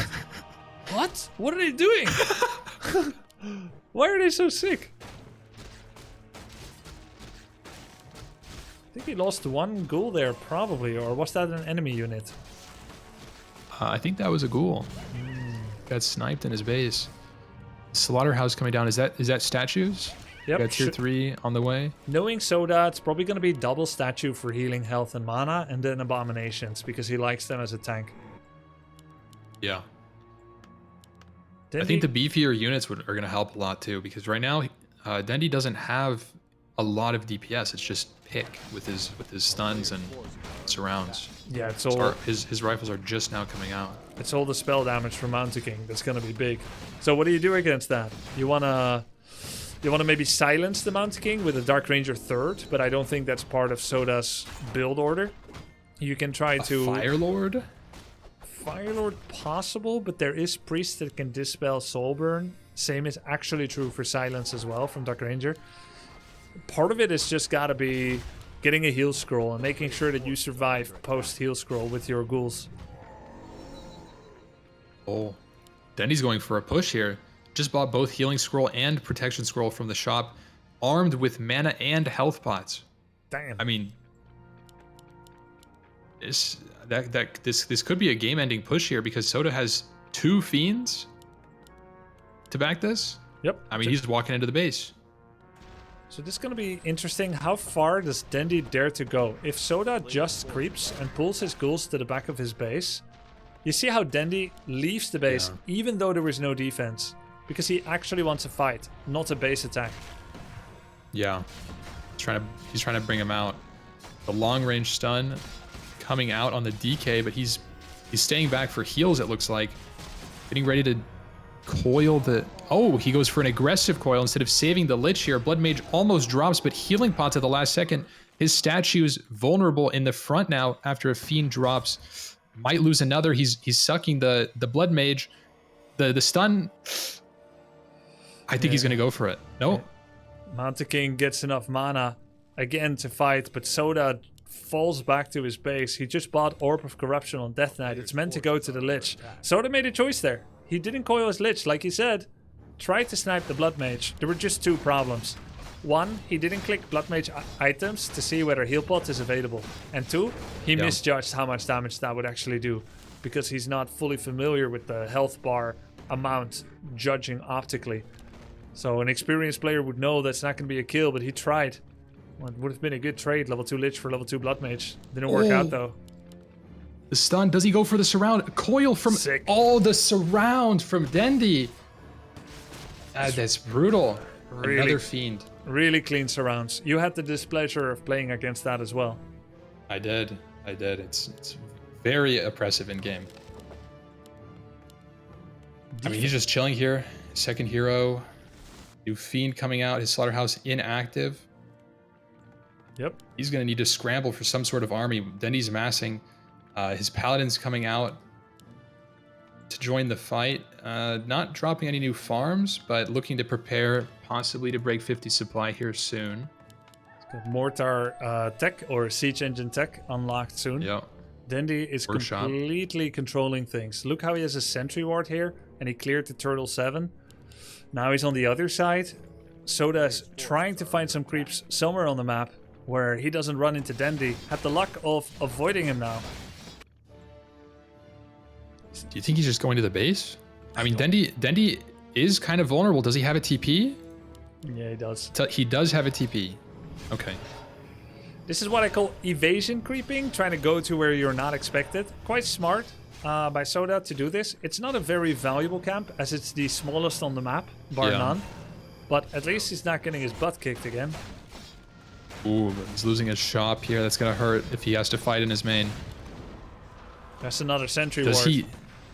Does he TP back? Or does he just try to creep still and let the towers... I mean, he didn't upgrade any of these Ziggurats. It's just the Black Citadel doing damage here. It's nothing. Yeah. There's really... It's just a big slow, pretty much. That's what makes it a good defender. But neither, by the way. He neither ignores the attack nor TPs. So the Popping walked back. He's going to try and squeeze into his own base. Lich gets target fired. Coil comes through. The Nova. Skippy. I think he's stuck. Oh, the Banished stun. Oh my gosh. And the DK is stuck right there. He has to fight this out. Or he has to town portal now or he's dead. Another Holy Light for the kill. Huge. Oh, it's too low. Very close. 34 health on the Death Knight. He's gonna town portal very nearby, actually. He just learned that you can target your TP, but he has used it in the wrong way by TPing very nearby, not to the safety, to the back of his base. Dendy actually losing a lot of units here with all the hero focus, but it looks like he's prepping for another Stormbolt. He just gave all the mana to the Mountain King. Oh, if he steps too close, he's going to get stunned. I think he's targeting it. He's trying to get near without making it seem like he's thinking about the Death Knight. Getting ready for it. That should be a kill, but it's going to be GG first. Soda calls GG 2-0 for Dendy. GG. Good fight. Try to put up a good fight, but the gap a little bit too big. Dendy showed great excellence there. Yeah. I think Skippy, a little indecisive with his plan, wasn't able to quickly, follow up and lost way too many units to the pick and surrounds of Dendy. Just hard position for him to play from. Yep. I think Soda underperformed a little compared to his best ladder games, but he is a little up and down sometimes still. So yeah, it is what it is. He had a strong opponent. Strong opponents also have a way of making you look a little worse than your standard level. Yeah. Yep. I will say too, I mean, I don't know how Soda was feeling. Last time I played Dendy, the nerves really hit me. So, I mean, maybe next match Soda plays out of his mind. Maybe he's just a little nervous right now. I mean, you see the opener at the beginning of the game? He said GLHF? Soda? No. I won't. I saw that. And he was probably right, to be honest, sadly. Yeah. I mean, yeah. Okay, I'm going to bring them in.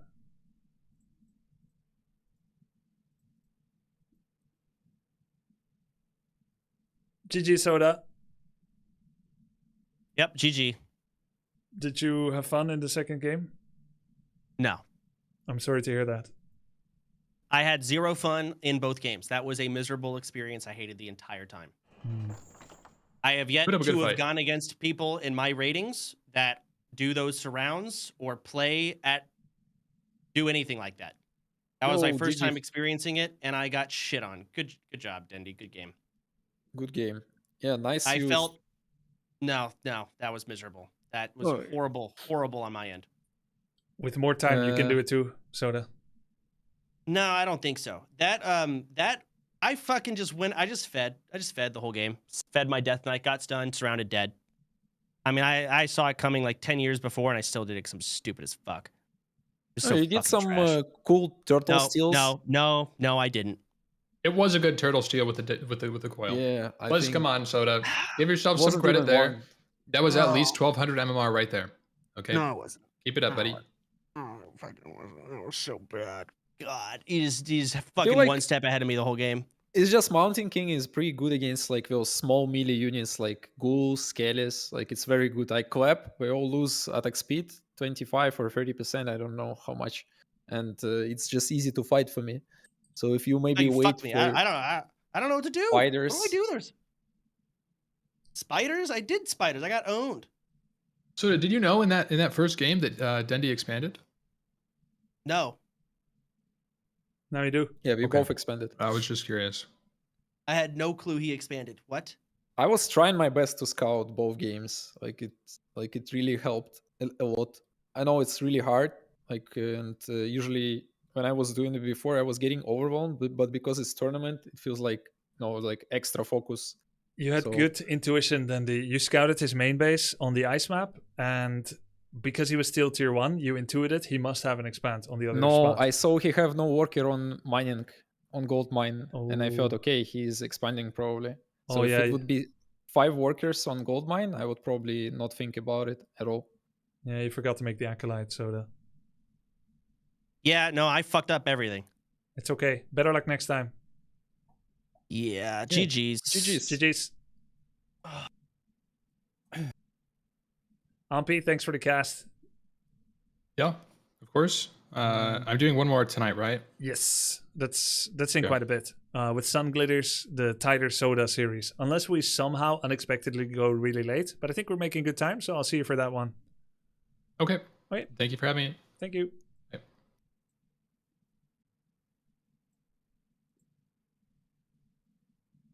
Next series, guys, is Anafusia versus Tyler 1. I'm casting with Guzu. Should be good. First for Tonkatonk. First game for Tonkatonk. After that, it's going to be Dendy Tyler 1, then Annie Soda Poppin', and then Tyler Soda Popping. But first, Annie Fuchsia, Tyler 1. First map is going to be Hammer Fall. All right. Let's get that started. Hammerfall Ladder. That should be the one. Annie's on a small break. She'll be back soon and the maps are ready. Cheers. Thank you, Ellis Luss. Let me turn on some music.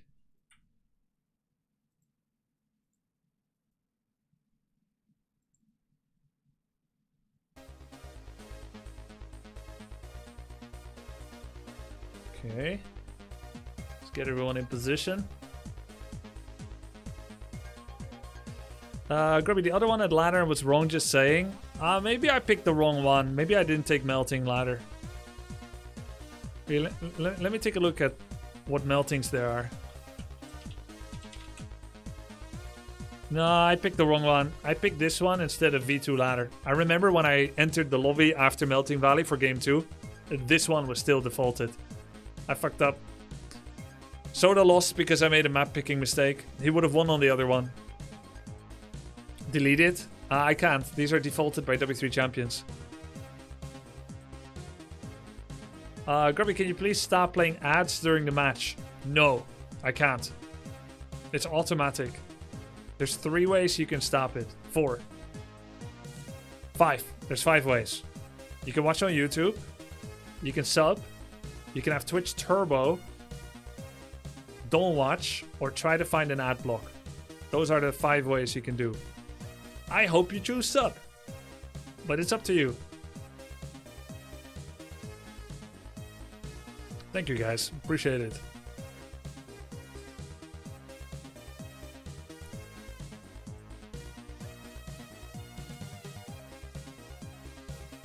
Where's the lineup for who plays when? Exclamation mark groups. Exclamation mark groups.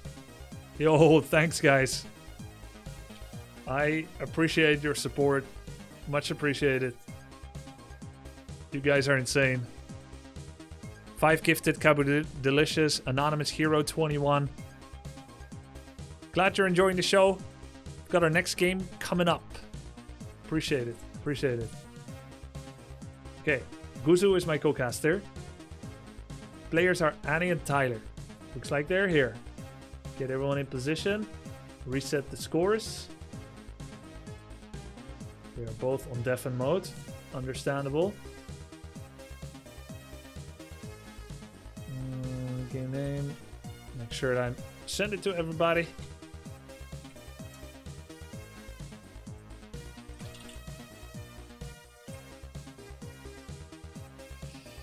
Predictions for this one, chat?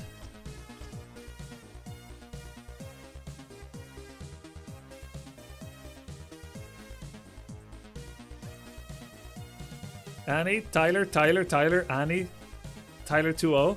Whoa. Tyler just brought his whole family. 4 Tyler 1s. I have no idea what's going on. He just joined X5. This is a billion Tyler 1s. Yeah. It's actually going to be exciting because this is going to be the first orc match in the tournament. True. I'm looking So forward I'm quite to hyped it. for that. Did you know Orc is my main? No, really? You didn't know? Wait, who's your favorite champion or hero? Tauren Chieftain, I guess. Well, you actually Really? didn't know? No, I thought it was like a Blade. You're like a Blade guy, right? I mean, I was forced into the ways of Blade because he was really good. But I prefer... I mean, I really like Blade. I'm not going to lie. Like, I'm not going to sit here and deny that I love Blade and that I think about him often. Okay. But the Tauren Chieftain, oh, he's so cool and rugged. Yeah, but I feel like you don't want to like Blade, but you do, alright? Yeah, okay. Alright. You see right through me. I'm excited for this, though. I think it'll be a good match. Let's see. Ping 91. That looks pretty good. US Central, any better? No, not better. US East, ping equalizer. No delay. Hammerfall. My virtual cam isn't working. I do window capture and it showed code. It's okay. No problem, bro. Warcraft 3 scene is really nice. They are not spam joining. Out of respect. Yeah, good community, man. They're alright. Yeah, they are. It's actually very nice people. But I specifically like saying that to Tyler. Oh.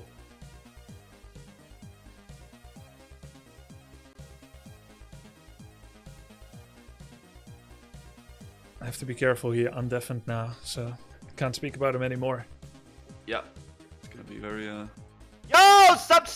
We doing an interview or something? Bro, I'm ready to fucking go.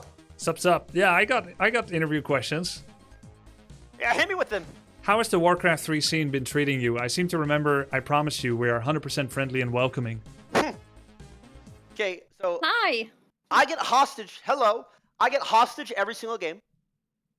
I've been called probably 18 different slurs. The chat backseating is unbearable. These freaks have been playing their whole life. They think they're better. Other than that, though, there are a lot of helpful people. With that being said, I got so many people that asking me that offered help. Even on Twitter, like actual established players in the scene that have actually asked me for help so that they would help me do anything. So really nice. There's bad apples everywhere, so it's not bad actually. Nice. Have you been feeling the same, Annie? Yeah. I've not had people say me bad words. I think that's probably because I didn't say any bad words in the first place. Same. But yeah, overall it's been the same. People have been really nice and helpful, and yeah, it's a great wholesome community. Nice. I'm glad both of you had good experiences. Guys, we have a long group stage ahead of us. If you have something else to say, raise your hand. T120, Annie, just GG it, please. You are a tune-up game for me. No offense for you. I'm just getting the hands hot. I'm gonna body Dindy's bitch ass. Been playing for 18 years low-key. It's probably the opposite situation with him. Dota 2 is an easy-ass game. He can never play League at a high level. I'm gonna beat the shit out of him. Annie, I'm looking on to the next game. That's fine, me too. I can't wait for him to beat you in your base. I guess we'll have to see. All right, thanks, guys. Yeah. We're going to jump into it. See you after.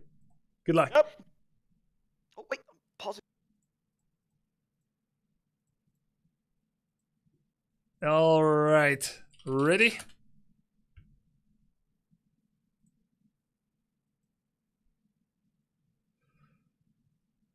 Tyler, ready? Waiting for Annie? Waiting for Guzu? yeah, it looks like they're all ready. All right, here we go. Hammerfall, ladder, USC, ping, equalizer, no delay. Okay, let's jump in. First game of the tournament with Orc in them, which also means it's our first Orc versus Human. Annie apparently has been mostly focusing on this matchup. When looking at the group, she felt that if she's going to do any advancing at all or any series winning, this might be her best bet. Supposedly. So she's been preparing for this. Let's see how it goes. Tyler usually goes for like the Farseer, like harass, right? That's what he's been playing into Headhunters. I've seen. Yes. So I guess it all depends on how she responds to the harass, I guess, and go from there. Yep. And this could be a sore point because I think Annie has a pretty solid grasp of fundamentals and build up and build order and creep route has gotten better and so on. But every best laid out plan crumbles at the first contact with the enemy. And Tyler's first contact, pretty early. Yeah, because Farseer harass, I've faced it quite a lot in the ladder, and it's very brutal. You need to just try to survive and tech until you're strong enough to I guess, counteract it, I suppose. Yeah, exactly. You know, Farseer harass, level 1, 0 XP. Has been a staple of the Orc versus Human matchup. Oftentimes, when humans are left to their own devices, being allowed to do what they want to do, creeping to their heart's content, Human tends to pull ahead a little bit with the militia creeping. And Farseer tries to stop that. We already see Tyler's aura has started encroaching upon Annie's mental state because she forgot to make her hero for a while. Did you notice that? Yeah. Tyler's hero is halfway done, almost 60%, and Annie just started hers like 20% in. So Tyler's gonna be coming very fast here. Maybe Annie is looking to humiliate Tyler with a 30-second delay on her hero, kind of like my show match against Tyler with the 45-second delay.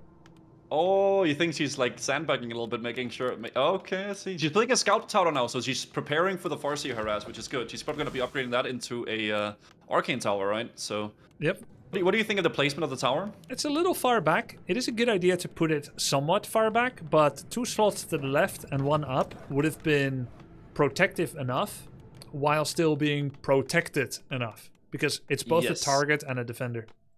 So Farseer is coming down now through the middle. He is on his way. Wolves are summoned now, and he's going to be harassing her. Annie's about to go into the first camp here, which is going to be a little bit good for Tyler, I guess, because he can engage on her. Yep, normally this camp should be done by the time Farseer arrives. Militia already headed on the way back. She hasn't even killed a single unit. He nearly got the last hit. He tried. Yeah, he almost got it. It was a little bit too late. He's going to get the Ring of Superiority, though. He could either kill it or try to get it, I guess. First kill on the wolf coming out. They're both trying to get the item, but Annie is blocked. Another last hit attempt. Oh, Tyler gets it! The first hit failed, but the wolf went in for the last hit. He has 88 experience already against 120 from Annie, and that's her camp. They're nearly splitting it even down the middle. Tyler just started taking as well, and there's some headhunters coming down through the middle here, so he's running away for the Spirit Wolf, so she doesn't get the XP. Annie also just started taking, so Tyler's a little bit ahead, actually, even with the harass going on. Going in for the Tome of Strength as well. Easy, plus 25 health. Thank you very much. So I guess the plan for Tyler is just to disrupt her and try to harass her as much as possible. But he's not going to be creeping either, so I guess the XP will be getting from like the mobs or like each other that they're killing, I suppose. Yes. Yeah. Any kills you can get, it's going to be a bonus. You're also here to... Basically, every second you make Archmage be level 2 later is less total mana regeneration because of a delayed Brilliance. Tyler's actually doing a great job of bringing out the Spirit Wolf so that she doesn't get the XP from him. The 11 health on the wolf to the left. Yep. He's tracking out the other one slowly too. He's doing a really good job with this. Yeah, taking a little bit too much damage on the Farseer. Nice target fire by Annie. Basically, cycling back some hurt units as well and hitting the Farseer. Normally, you could just keep up this attack because the situation, the status quo hasn't changed. Farseer, Headhunter are still better than Archmage and One Footman. But because the hero got hurt, Tyler said, you know what, I'm just going to go back. I don't want to run any risk. And he has started to creep, which honestly is fine as well. Annie has been practicing this yesterday where she basically had someone play. Saul Apeman had been helping. She had someone play like as if they are Tyler and coming in with Farseer Headhunter harass. And she has been instructed to keep her units on hold position in her base. And I would say she did that pretty well. Didn't overcommit. Tried to save some units, and now finally, when she has a reprieve, is pushing out again, doing a militia creep, and getting her level 2 finally. Yeah, Tyler's also getting his Voodoo Lounge up now, so he's building a shop in the base. Also, some more burrows is coming up. So Annie's going for Blacksmith, which means that we're going to see some Riflemen soon. I see some already queued up, actually. Tyler's moving a lot across the map, but he's only really clearing green camps so far, so he's not really getting a lot of XP, actually. Yeah, sometimes I think if I had had more time with Tyler, if... our coaching didn't come to an end, I would tell him how this army can easily creep every single orange camp on the map. This easy peasy, right? Just 1-2 sets of wolves. He's taking far too small camps from a pro's perspective, right? Yeah. But for all intents and purposes, he's doing fine, right? Like he's getting creeps, he's getting some nice items, gloves, claws, and whatnot.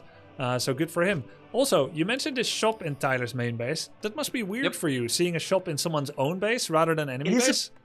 It is a bit weird because whenever I play Pala Rifle, one of the best goddamn builds in the game, by the way, you bring the militia and do an offensive shop here. So I don't really ever see a shop in my own base, which is very odd. But he's also building a bestiary and he's doing a Tauren Chieftain, which is about to come out in about 15 seconds from now. And he has queued up 4 riflemen, which he then cancelled and then started building some farms instead, I saw, because maybe her lumber was a bit cooked. But Tyler is looking to have a big power spike soon with the Tauren Chieftain coming out. Yep. Tauren Chieftain coming out. He's buying some items from the Voodoo Lounge. Heal Solved Clarity, Heal Solved Speed Scroll. Does mean he doesn't have money right now. I'm trying to think, why does he not have money to train units? Where did his money go to? He bought a lot of salves on his TC, I see, and Scroll of Speed. He's bought a lot of stuff on that TC. Yeah, so that's something that Orc does want to do when going out into the map, just so that you don't have to come home again. But if the heal salves you buy directly go away from your ability to produce army promptly, then it's kind of a self-debuff as well. So he's finally starting that Raider, but yeah. Ooh, Raider with the ensnare tech as well.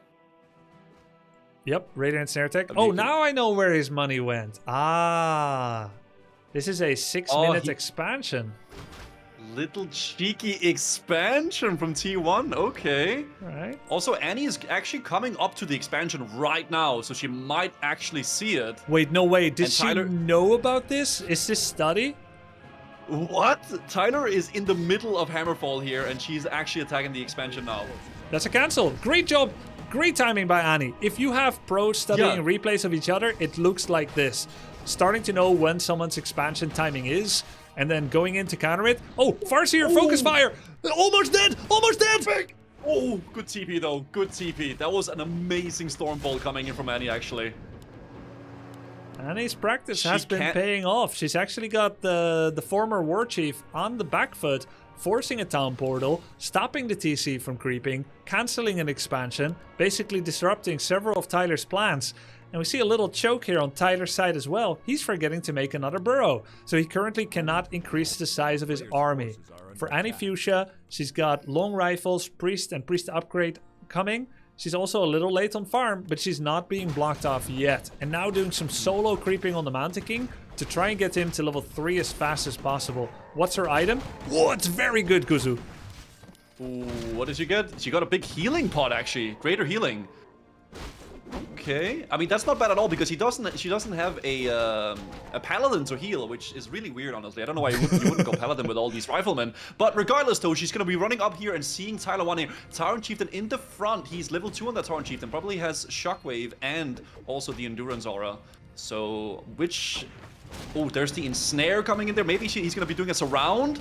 It's actually coming through, but the Tauren Chieftain, no! Farseer kill! And he gets the first kill of the series and TP's out to stay safe, trying to focus the TC as well. Doesn't get an exit kill, does land another Stormbolt there on the Tauren Chieftain.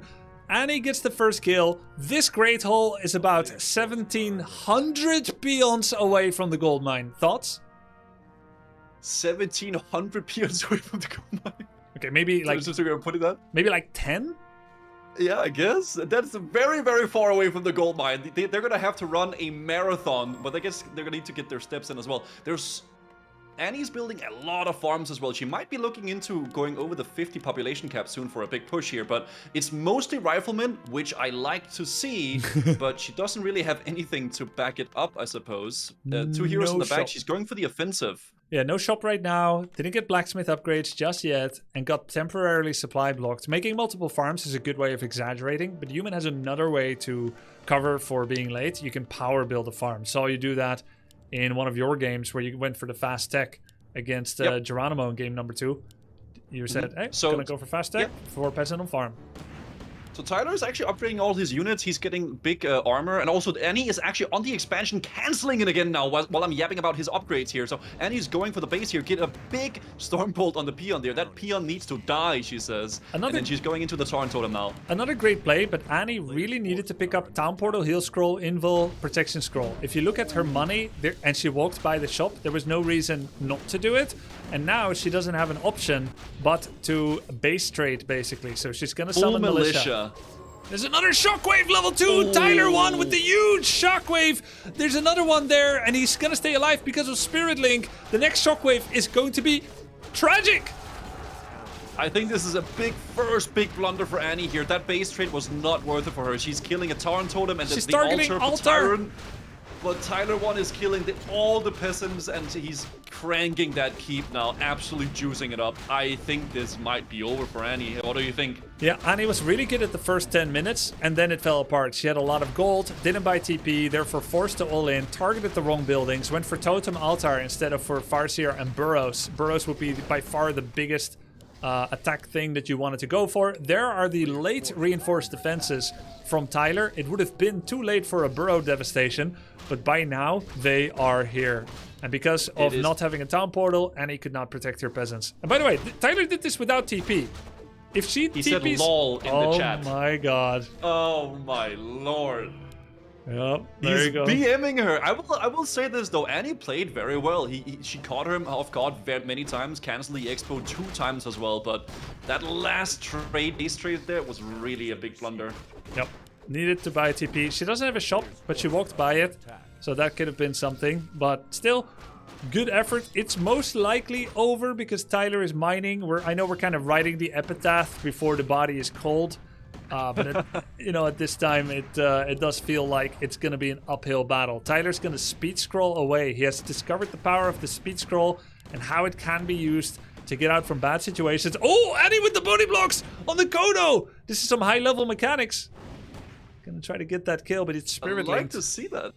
Very good control of the rifle. Very good understanding of Warcraft 3 unit mechanics. And the Kodo goes, no. Maybe the water elemental, and it goes down though. Nice. Hey, one final victory is good. She might actually almost... No, never mind. Those whooped need their wood A upgrade, and they don't have it right now, so they don't hit for very much. Yep, that's true. GG. Just gonna wait for Tyler's response. Give him another chance to be a gentleman. I'm sure he will be. In 3, 2, 1. Nope, he's locked in and he's killing. Damn. GG's. Really well played from both players, actually. Annie had a lot of very, very good she really caught him off guard many times, I feel like, during the whole match. Yep. Gonna host second lobby. Same game name. So what do you think? Do you think they're gonna keep the same strats, or they're gonna be swapping it up here now that Annie took the loss? Because it was a close match. Maybe Tyler's gonna want to swap it up a little bit since it was getting a little bit of a nail biter. Or what do you think? I think Tyler could try it if he thinks this is the warming up as he described it to be. He could try his Blade Master build. He has not shown Blade Master yet. However, if he's looking to be a merciless killer, he will go for whatever works best. And against human, that's probably going to be Farseer. Yeah, I think Farseer is probably the best option, honestly. And as for Annie, I'm not sure she has other builds. I think she is treating this in a way where she tries to do her best with all the skills she has learned, see how far she can get. I don't think she has another build or would want to go for Griffins. I think this game was winnable. Of course, if you play better, everything is winnable, right? Like if you play perfectly. Just play better. Right? Technically, it wasn't winnable because she didn't. Yeah, if you just play better than it is. So it's worth another shot. Yeah, I think if she has a little bit of a better, I wouldn't say a approach, but if she just does a little bit better with the micro and some of those snap decisions, she can do a lot. She can do very good. Yeah, that Farseer kill and then almost the TC follow-up kill, but he had Petty up to Fatality to give him a bit of extra health. It's pretty cool. Who knows how the game would have turned out otherwise. Just have to kind of chase Tyler again. The game name.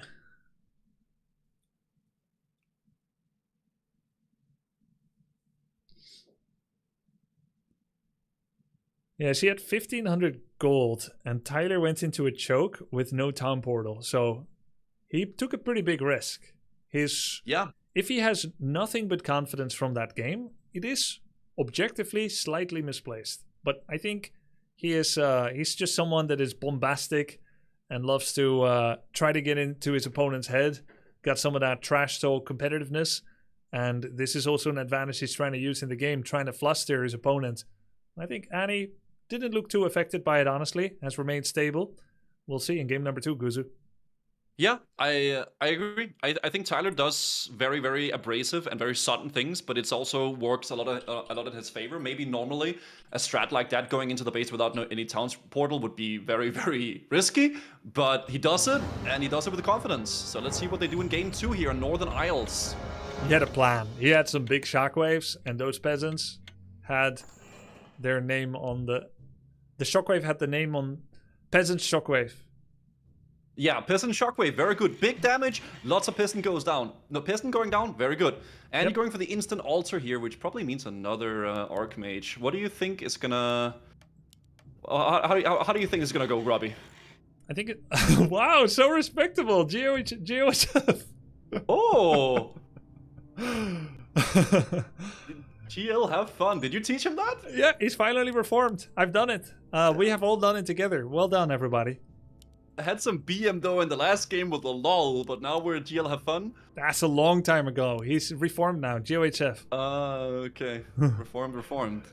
Yeah, I think it's going to be Farseer, Archmage, Headhunter Rifle again, most likely.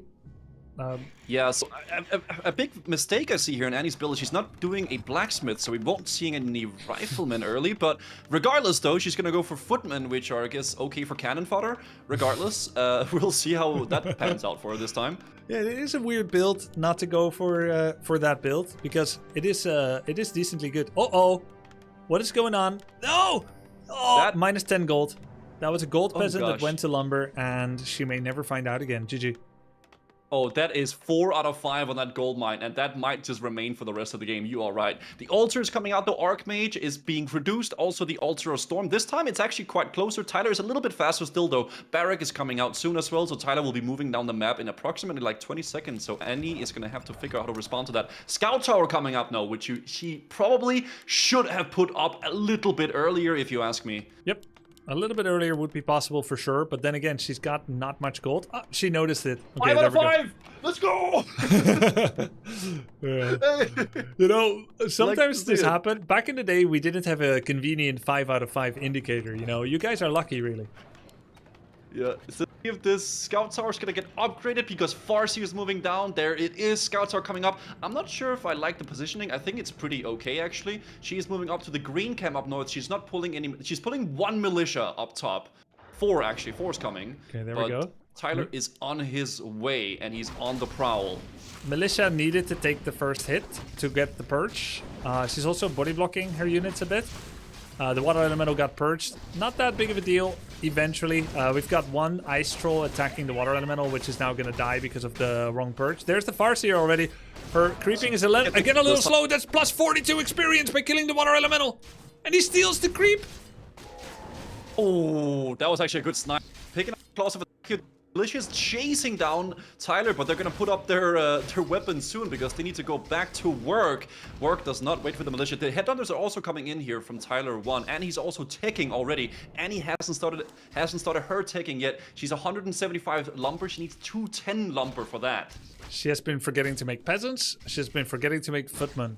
Quite flustered. Again, in the early game, her builds against AI are gonna be much cleaner than in this particular game. Yeah, Tyler actually going a little bit on the back foot here, deciding to go creep some of Annie's camps, which is pretty good, creeping her side of the map so she has a little bit less control of what's going on here. Annie's sitting in the base. Tyler is really doing a good job zoning her out here of the map. She is finally taking, which is great, but there's only 5 peasants on lumber, which is a lot less than you would maybe want. I actually see 6 total now. But Footman is going up to the north camp because she forgot the rally point and moving into the green camp next to Tyler. Yep, that's happened to me before. Tyler now showing his league diff, knowing that when you're ahead, it is important to creep the enemy jungle before your own in order to give them fewer options. He could go for a Chain Lightning Steal here on the level 3. Tried to do it with auto attacks, didn't get the kill, but is getting a lot of damage here on Footman and on Archmage. Annie is being attacked early again and didn't respond that fast, so now Archmage is very low again.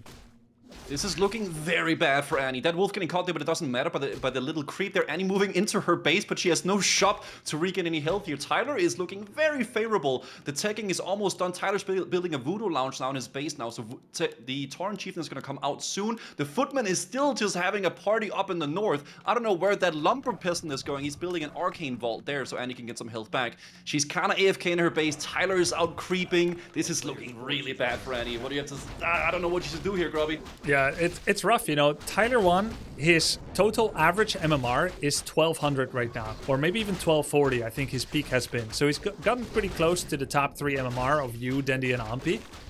But when you actually break down someone's skills, it is not symmetric. Everyone's good at different things. Some people like to stick to one build, other people do 10 different builds. Some people are very good at the early game, others at the late game. For Tyler, if you were to mention his early game MMR, I would say that it's probably not 1200. His early game Farseer Headhunter Pressure MMR is closer to probably 1400. But then if you look at sometimes his late game, it's closer to 900. Right? So this is the hardest stage of the game to survive for Annie. She got a potion on invuln, but as you know, Grubby, MMR is just a number, so it doesn't matter. Tyler coming in here with the headhunters. He has 2 of them very low health here, but Annie has like no health at all on the footman. She doesn't have defend upgrade, so she can't do that big damage. She has 1,000 gold chilling, and her peasant in the back also sitting with the lumbers. Way too much gold, way too many resources. Tyler is spending the resources, but Annie is not. This is really not looking good compared to the previous game. She needs to pull the rabbit out of the bunny or something, Grubby. Yep, pull the rabbit out of the bunny. We can't have any more bunnies coming around here breeding like rabbits, little wascally rabbits. You're totally right, Guzu. Got a lot of XP there, Tyler. He took most of those creep camps actually, so Annie is at level 2.4. And Farseer is nearly level 4. This is an insane advantage. This time Tyler is not going to go for the expansion. So the great thing about Tyler is that he has cleared the entirety of Annie's map, which leads up his side of the map completely open to just free real estate right there. Wolf, the Farseer, is almost level 4. It doesn't scale that well, but it's way above Annie's level 2. She's sitting in the base now with a healing little regen scroll and 1 little rifleman. She's queuing up 3 more as well, and also building an arcane sanctum for some priests perhaps. But I think it's looking grim here because Tyler's already leveling on his second hero. He's bringing out the Farseer to get solo XP on the Torrent Chieftain so he can hit that big shockwave, maybe kill some more peasants, because this is looking bad for Annie now. That Torrent Chieftain is gonna hit like a truck. Last times I saw Tyler play, he wasn't so methodical about taking down all the creep camps around the enemy base when leading. He has consistently cleared out every single camp near her. Now Annie needs to go over the halfway point of the map to get anything at all. It is demoralizing to reach a location only to see corpses and no creeps left for you. Yep, you're just walking amongst dead corpses, nothing to do there. Annie's actually running into Tyler 1 now, and she's engaging upon combat with the mobs onto Tyler 1. The big dire wolves coming out now from the level 3 Farseer, zoning Annie a little bit, doing a great job while picking up the mobs as well. The raiders are very low health here, but it's just enough to keep him alive. He's killing off the Gnoll Overseer, picking up the last item, a little rope of the Magi for the Farseer, which is massive and a level 4. There's a Stoneball coming in though. TC dropping a little low. Raider comes in with the ensnare, trying to control the Mountain King. 1 Raider nearly goes down. It is literally 1 life. As Tyler goes for the Mountain King, does a Chain Lightning, a Stormbolt to try and stop the damage and the position of Farseer. No units miraculously were killed by either player, except for 1 Stormbolt at Frostwolf. I am not sure what that Farseer is doing. I don't think maybe he was doing like a little handshake with the water elemental, be like, oh man, I love your summon units. I got some of those too. He's doing the healing salves on all his units though, get them nice and healthy. He's doing some headhunters, Kodos coming out soon as well. And he is looking very nice here. Annie is going in now, actually, here. Killing the Raider with the Stormbolt, I think, from the big Mountain King in the back here. Tyler is trying to kill all the little riflemen, which I hate to see. It sucks, but nonetheless, it is what's happening here. Big net into a surround, and the Archmage responds to a TP scroll. He actually has started to do surrounds? Yes, good net into surround there. It's like I'm watching Dindy, actually. Holy moly. We'll never know. Let's not get too excited. We'll never know whether he could have closed the surround because he was still moving. So, oh, is he going to lose a walker to creeps? No, he goes ethereal for him. Almost. But he's killing that troll warlord. Maybe he wants to take a little bit less damage on that Raider. That Raider's gonna go down right, and now he didn't cancel it, sadly. He could have attacked his own building, or just ran away a little bit. But nonetheless, he's still very favorable. I think that lesson never completely landed with him, the auto-attack toggle on own building. A lot of people are using it already. I think maybe only Sunglitters and Tyler aren't fully aware of it. Maybe Geronimo. Yeah. Picked up an amazing item, Mana Stone. This is a juicy item. Regents increases your mana regen by 25%, and it can also be used as a mana potion if you so do desire. Annie moving down the middle here with her riflemen and priests, but they're level 2 and 1 versus level 3 and 4, which is very, very bad for Annie, obviously. That Kodo is still munching on an Ice Troll High Priest. I'm not sure why he's having that for a snack. Maybe he should eat some of the other monsters for dinner instead of the creeps here. But Tyler doesn't really know what he wants to do right now. Maybe he wants to go for the little shop, maybe a little creeping, but there's Annie coming in there, and Tyler needs to respond to that action from Annie. Priest in the back currently not healing. They're out of position. Nice shockwave angling, hitting 4 rifles, and Archmage and a Water Elemental. There's enough mana for a Chain Lightning as well. Huge kills. We've got a full ranged army. It looks like you and Tyler really love going for ranged armies and kind of eschew the melee units as being trash. Like, I bet you think footmen are trash. Well, footmen are like basically cannon fodder, and Tyler 1 is also originally a Draven main, which means that he is used to the AD carry, kiting and stutter stepping a little bit as he's running around. Maybe that's a little bit good for him playing some headhunters too here. Killing down the shop, but soaking all that mana with his Farseer from the Arcane Tower though. Even with that being said though, Tyler's looking good. He's spending all his money. Peasants are moving up through the middle. I'm not sure where those are going. They're peons, they're not peasants. But Annie is just looking rough here. She's militiaing all her units in a last-ditch effort to survive, but they're just getting slaughtered by those headhunters one by one, Grubby. Yep, and there's a mana pot. Nice shockwaves. I feel like the Tyler that showed up today is looking better than every single practice Tyler that I've seen so far. He's got a nice army. He's finally finding his stride with Harass. Possible this is one of his better matchups as well. I think I don't know which one he hates more, human or undead or night elf. There's something to complain about every race, and I bet if he had an orc opponent in the tournament, he would think orc is bullshit as well. But he's the only orc, so we'll see how it goes. But nice spending all his money here. He's very low in gold. We've got a voodoo lounge being made, another peon coming in with the tower, reinforced defenses by the way, and another huge shockwave. I like to see that offensive tower and also the Voodoo Lounge, of course, as a Pala Rifle enjoyer. Tyler 1, it basically is securing his victory here. It's GG from Annie, and Tyler takes the 2-0 down from Annie. Very nicely played. Annie calls GG. That's 0-2 for her in this series. Tyler gets his first W. Well played from both contestants. Annie had a little bit of panic in the second game, but she still held on very fast, or well, held on as long as she could, I guess, until Tyler finally took the victory, yeah. It was always going to be difficult for her going up against such furious Farseer headhunter harass. I think you nailed it when you said that the transferable skill of Dravening, of ranged ADCing, has carried over. Honestly, Tyler looks always the best when he has a small flock of ranged units, Farseer Headhunter. I think that's where his biggest strength is, and he has started to leverage that more and more. And he showed some moments of brilliance, some good micro, some good timing and game reading, but overall probably started too late to get her level to the next level to be able to challenge a giant like Tyler already in Warcraft 3. But honestly, good performance from both of them, and great casting by you, Guzu. Thank you. Yeah, I think they played well. Maybe some of the things that Annie did wrong was a little bit of lack of experience. I think she had a great approach to the game, and I think she did really good in a lot of her decision makings. But the aggression from Tyler 1 and the Farseer definitely showed its pressure in the second game. So yeah, and thank you for having me for coaching. Not coaching, casting. It was fun. Yeah, cheers. Cheers, Guzu. Thank you. You're done for tonight, aren't you? Yeah, I don't think there's any more. I'm gonna be in semifinals tomorrow, and I'm done with casting for tonight, so I'll just be watching. Yep, I tried to set the brackets up in a way that our Europeans wouldn't have to go too deep into the night, especially as I know that especially you have a earlier schedule as well. So you, Dendi, Annie. So yeah, you're free for the night. Enjoy, and good luck for tomorrow. Thank you very much. Great show, by the way. It's been super fun to be a part of, so awesome. Thank you for having me. Thanks, Guzu. See you tomorrow. Yeah, see you, man. Okay, let's get the next ones in the lobby. What's our next match?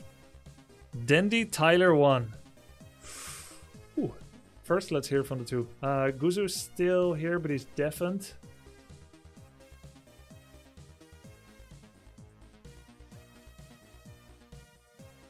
Should probably unmute both. Hello. Hello, well played, both of you. GG's. GG, dude, I didn't see you type it at the end, by the way. Sorry for not saying GG. Oh, I thought you were just being toxic. It's me not saying GG isn't toxic anyway. You know how locked in I was? I don't think I uttered a word for the last 30 minutes. No, I understand that, because you were scared after the first game, right? The first game wasn't nothing. You got lucky because your Mountain King is the most broken piece of shit in the game. TP. You were buying in that fight anyway! Lucky! How am I lucky? Annie, no offense, you tried your best. But your best is like up to my ankle. Okay? Respectfully. That's me being respectful. You don't want to see me not respectful. Trust me. You don't Right, think Grubby? you were on a Grubby, back right? foot there the first game? Do you think you were winning the whole time the first game? I was absolutely piss stomping you, but it's unfortunate. I shouldn't have expoed. But yeah, you were getting stomped. I think Annie was like 3 moves away from winning game 1. Yes, if you put the best player in the world, maybe she could have won. No, it doesn't You actually require played the that best early player game to and buy not terrible. TP. I just needed to buy TP. Yep. TP, heal scroll, protection scroll. You had 1500 gold, walk past the shop. But, really nice rifle block on the Kodo, good build up, nice hero kill, and a double expo cancel. How did you know? Mapak? Honestly, this... The first time I went for it, just because it's closer than the west one. The second time, I was aiming to go to his main base. I didn't think he was going to build it again. You dared go to my main base. What would you think you would have done? I was stronger than you! You are deluded! I was stronger than You you! are at that crazy! point. What do you I mean? bopped you on the head in all our fights. Bop, bop. What are we saying? Okay, well, the second game, you... Yeah, you did wreck me there. I had no chance. Like, you were so aggressive. And you stole all my creeps. I was really Yes, sad. it's a... Yeah. When did you learn that? What you get Yeah. for playing human? Yeah, where'd you learn that, Tyler? Learn what? Sorry, what Like, did you say? taking all the jungle steal my away creeps. from Oppo. My great coach, Noff. It's nice, good Oh, yeah. coaching. Oh, okay. You get Yeah, coaching, some good Annie? coaching. Me? Yeah, I got some coaching too. Are you gonna refund him, or... you gonna refund you? I couldn't tell. I'm kidding. It's banter. I'm just bantering. Yeah, no, you're good. You're good. I think my coaches have been great, honestly. And without them, I wouldn't have stood a chance the first game. You realize your MMR is like more than double mine, right? Like you have Yes! more experience. Yes, and I So was... the fact that it was close the first game. It wasn't close! Stop calling it close! I had to literally shut my brain off completely. It was a tune-up game for me. I was limit testing. Close. Okay, I see. I will say though, you played better than your MR. So did Sunglitters as well. I don't know what you guys are doing. True. They did actually play. I'm not wrong, am I? Like this, these are not. No, what are it's your, true. is your Was that a rating 600? compliment? Thank you. Low key, yes, it's a compliment. You're like. I'm 540. There's no way. There's no way she's 540. By the way. I 546. But you are winning more than you're losing, so you haven't fully detected your peak yet. If you had had more time. Yeah, I guess. Yeah. I mean, temporary peak. There's no, like, hard peak. It just takes more and less Yeah. effort at some points to win more than you lose, and looks like it was going well. You put in the work yesterday. It showed. Yeah, well, needed a bit more defense work, I guess. But it was fun. It was fun. Thanks for playing. Annie, you've got one more series coming up against Soda Papin after this. First, it's Dendy Please beat him. Tyler. He is dog. He is dog shit. By the way. Please. beat Soda. Ooh, Undead is rough though. Like when I've been playing on ladder, Undead has been my main race that I lose against. And funny enough, okay, in this bracket, my highest chance to win anything at all was against you, Tyler. I'm sorry to say. You are crazy. Why? Because it's orc? Well, because Or Dendy's what? insane and your orc and Soda is undead. Okay, but I'm insane. Well, I wasn't sure how insane you would be compared to Soda, right? So my chances looked more positive towards you. You've got me fucked up. You've got me all kinds of fucked up. I thought you'd agree. No, but Orc easy. Orc's a terrible class. It's the worst race in the entire game. There you go. So then you would agree Oh. that it's I the thought you easiest were for me. attacking me as a player, not my race. Oh no, as a race, Oh, okay. because undead is Sorry. harder. Defensive. It Yeah, happens. no, undead is harder for me. Like when I've played versus like people, then undead is harder than orc. Oh, we like racism in Warcraft 3. It's a long tradition. Everyone's always complaining that the other races are OP, and some people complain that their own race is OP in a mirror matchup. I'm glad you guys are fitting in so well. Thank you, Annie. We'll see you soon. Tyler, can you do your map vetos? I've got the lobby open. I've got the game name in your channel. We'll get you hooked up against Dendy. Annie, see you soon. Yep. GG, Annie. All right, get see shit ya. on. GGs. Respectfully. But you got shit. It is what it is. All right, peace. Respectfully. Do you want me to DM you, Grubby? This then? The channel, 810. If you could just do it there.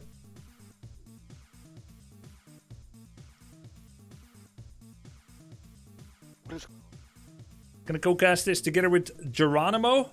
After that, we got a special guest with Witty for the Anifuchsia Soda Poppin'. Witty has been a long-time endemic creator in the Warcraft 3 scene for both melee and custom games as well. So that should be pretty cool too. We'll bring him on in the next, but first it's going to be with Geronimo. He's here. We're just going to settle map vetoes first.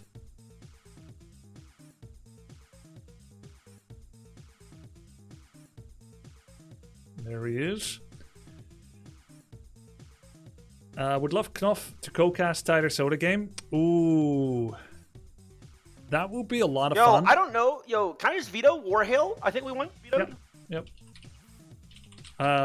Okay, then we'll get the veto and pick from your opponent, Dandy. Alright. Okay. Yeah, we can do it live. Oh.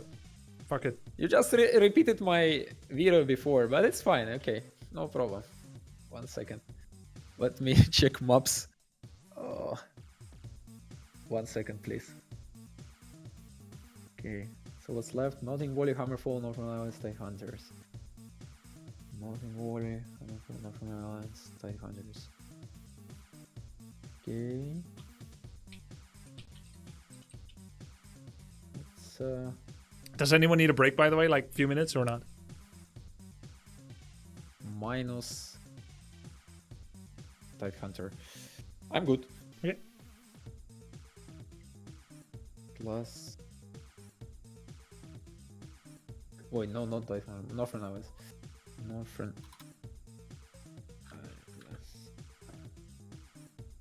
And peak.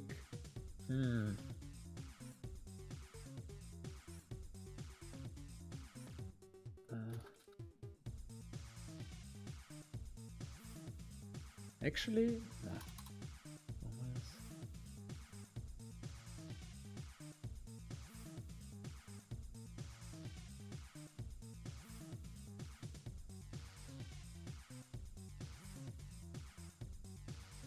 Like this. Tide Hunters, please. Is that possible? Yeah, I got it for you. Yeah, it's already been picked, Tyler, so you get a free pick if that's what you wanted. He picked the Tyler first. left. Oh.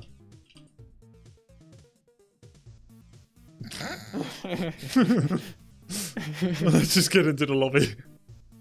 Looks like Is you guys. it Horde map? Tide Hunters? Horde. Oh yeah, Orc. Orc. What's the first map? He picked Tide Tide, Hunters. so you get a free pick since you want a Tide Oh, as well. so okay. Melting or Northern? He left the game. Sorry. Oh, he keeps going to voice chats with his coach. Oh. That's why he keeps leaving. Oh my god. Sorry, I'm jumping back and forth. Are you trying to get last minute help? No, I don't need any help for a shitty Dota player. Ooh, what? That should be easy. Oh, For you? man. Hold on. He's not getting help. What is he doing? Geronimo, you can help Dendy too. I allow it. Camera. Yeah, yeah. Let me. He wants my help for sure, bro. I got you. Just win. That's the best advice. I got you. Oh, thank you. I like this. Yeah. Is my favorite one. Map, Yeah, Tyler. easy one. And join. I'm here. Join. Is it what's the you mean the code? Your name without the number and then his name. Hope no one figures it out before you do. I don't know how to spell Dindy, bro. D-E. What? No, hurry up. Tell me. The D-E. disrespect. Okay, D-E-N-D-I. Okay, I would put a Y at the end. Nope, I'm in the game by myself. You're creating, dude. You should join. Have you never looked at his name ever? Oh, it is an I. somebody's- That's there. huge disrespect right here. I'm not even trolling though. Like, what? I thought it was Dindy with a Y. I don't remember. I'd be mad. That's alright. I'm very I get busy mad. now. Oh, Crazy behavior. oh, I'm leaking. It's okay. I mean, I literally said it. Oh, there's What are Dreamweave you again. wearing? What is on his head, by the way? What is that? That's Battlehead. What did you Oh. expect? It's gonna be easy. He's got his battle head on. Is that a battle head? What are you doing, bro? Hold on, you guys. My war head. I respect it. Okay. T1 2-0. That's all I gotta say. T1 2-0, bro. This ain't Dota, lil pup. I'll tell you that much. I play a real man's game. I played a real man's game, and I've seen you play. You look fucking crusty and rusty as hell. Respectfully. Finally, What? it's Dota versus League of Legends. Finally. Yeah, I'm gonna show you who takes real talent. Yes. Let's do it. No. It's gonna be real battle right here. Okay, guys. Let's Nervous just... as shit. I can tell. Show your hands on stream. They're shaking 100%. Put your hands up. Cinema. Yeah, they're Cinema. shaking. I saw her. Yeah. Let's go, baby. Always I'm bored for this shit, Akali, pussy. Ani, Heimerdingers, always heroes. Finally. Time for real game. Oh, yeah. Okay. By the way, I'm like laid back eating pizza rolls, piss chilling, bro. You're locked in. You haven't blinked in 30 minutes, brother. Let's Calm see. down, Dindy. Calm down. Just a game. Friendly fun. Okay. Yeah, my hands are a bit shaking, but I know. you'll see. Let's get the show Biggest on the moment road. of your life. Pick your race, or are you gonna play random to humiliate him? Oh, sorry. I was. Okay. Guys, ready? I'm gonna mute and deafen. All right, hold on. I gotta change the scene. Good luck, bro. Good luck, have fun. Good luck, have fun, guys. Okay, Geronimo. That was one hell of a pregame. Yep. Oh my god. Dota 2 or So- League? I mean, I from what I've seen of both of them, Dendy looks really good. Like he's very good at the game. But I'm rooting for Tyler because he's my boy. But I mean, I don't know. He's got his work cut out for him. It's rough. I will say, I think Tyler's best matchup is Human. That's good. I haven't watched him as much as I was watching the other people, but that's good at least. Yeah, his Human matchup is sick because it happens to fit his biggest strength of Farseer, Headhunter, Harass. So I think this could actually be really competitive. Now, the MMR difference, it is there. Dendy is a little higher. His micro, probably better as well. But Tyler's early game is strong. Dendy, I did see that. not perfect. Not perfect. So let's see how it goes. We're going to probably have a Farseer Headhunter rush. What has Dendy cooked up for this match? I have absolutely no idea. We're gonna have to find. I wonder. So in this matchup, does he not do power rifle? I didn't watch him very much. Yeah, Dendy, he's kind of like a showman, and he heard so much negative talk about Paladin Rifle that he feels that there's not a lot of honor in playing that strategy. So he wants to do other things. He wants to play heroes that most people don't and win in his own way. I don't know if he was the same in Dota 2 in the early days. I haven't seen enough of his games, but it seems like something that's written into his DNA. No, I respect that so much. I like it. He's gonna be like, you know what? I'm gonna do it this way. We're gonna make it work, even if it's not the best. And just if we win, we win. Yep, and I then respect it. he's been working on that alternative style. It has real strategical advantages as well, because you're playing heroes that people aren't as used to playing against. Rather than giving everyone the perfect practice environment, you're playing Mountain King. I'm not sure Tyler's going to be liking that. Normally he shows up, bullies an old man on a horse a little bit, puts his wolves on the Archmage. This time it's going to be Mountain King. Now, obviously, you've faced Mountain King. You know what the hero does, right? I don't think I have. Really? Do human I don't think I've players ever faced that. mostly not? I mean, like Mountain King first. You've not Wait. faced him second? Oh, is he the little stun guy? Yeah. Yeah, no, I faced stun guy. Yeah, okay. The little I just call him stun stun guy. dude. Yeah, he's hard to see, honestly. Very small He's model. small. He's a small. They actually made heroes a little bit more visible recently. Used to be the aura effect on heroes was rather small, and it was easy to lose track of where Mountain King was. Now the aura is bigger. He's still small in stature, so he's easily hidden behind other units. But yeah, it's a No, a that small guy model. has tricked me before, and he's killed me with like a stun, and then you're not expecting it, so you can't do anything, and then you just die. Yep. That is my worst. Okay, Tyler's going for the early harass. So the threat for Tyler here is that if Dendy does a Stormbolt surround attempt and Farseer is too nearby, oh, that's 1 minus Militia. First kill goes to Tyler, at least by proxy with his aura.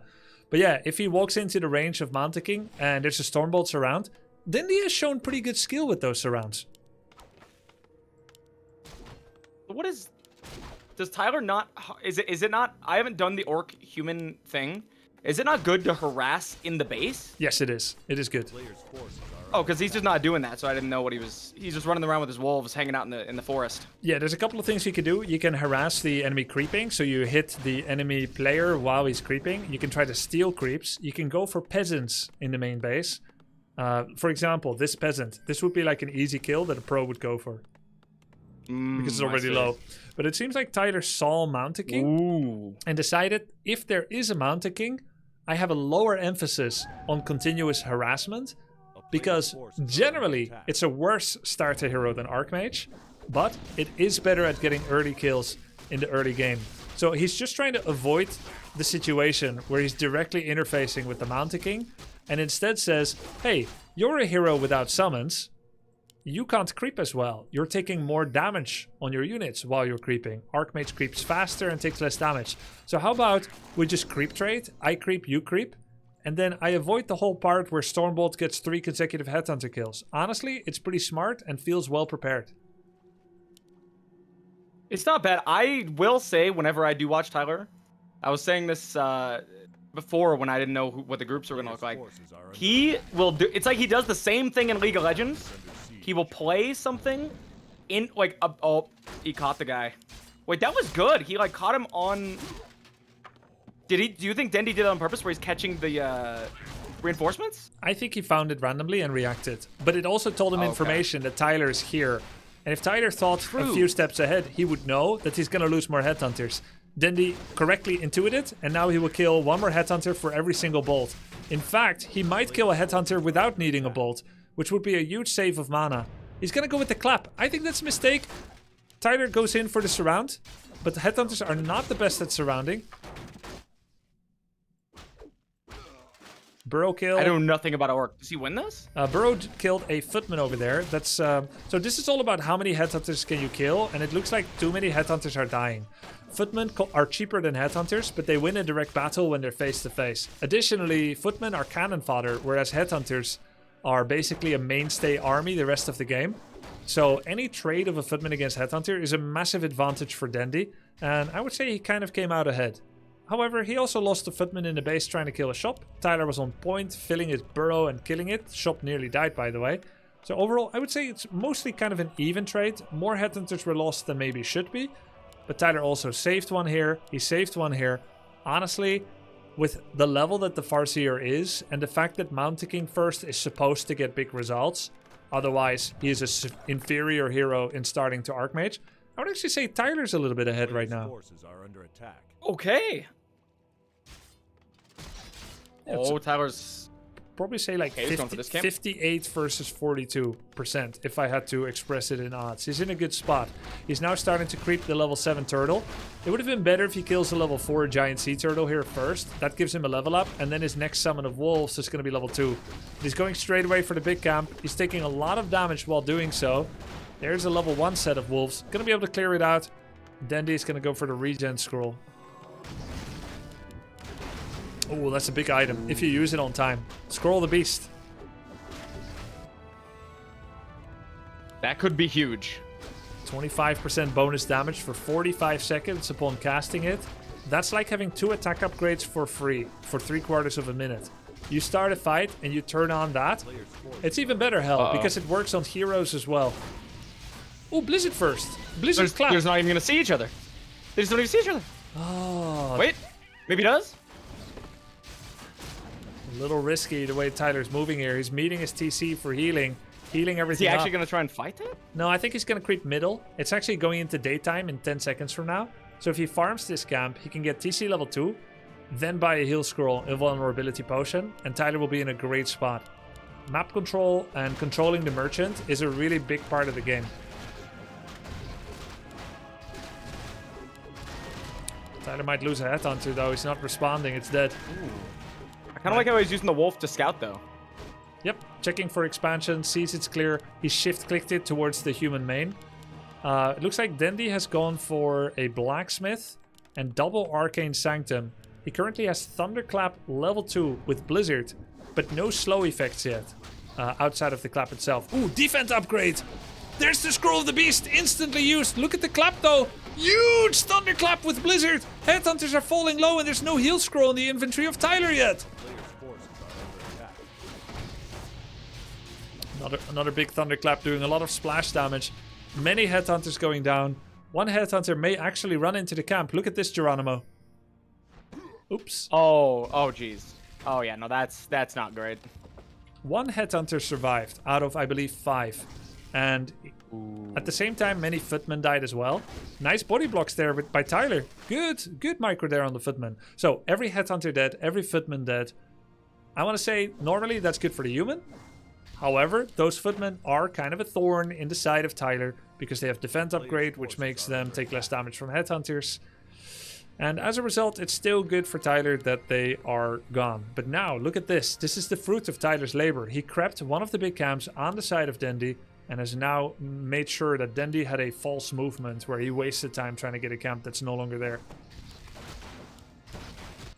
That was nice. Dandy did the same thing kind of earlier with one of the new yellow camps too. Let's see, which one was that? Oh, now he's just...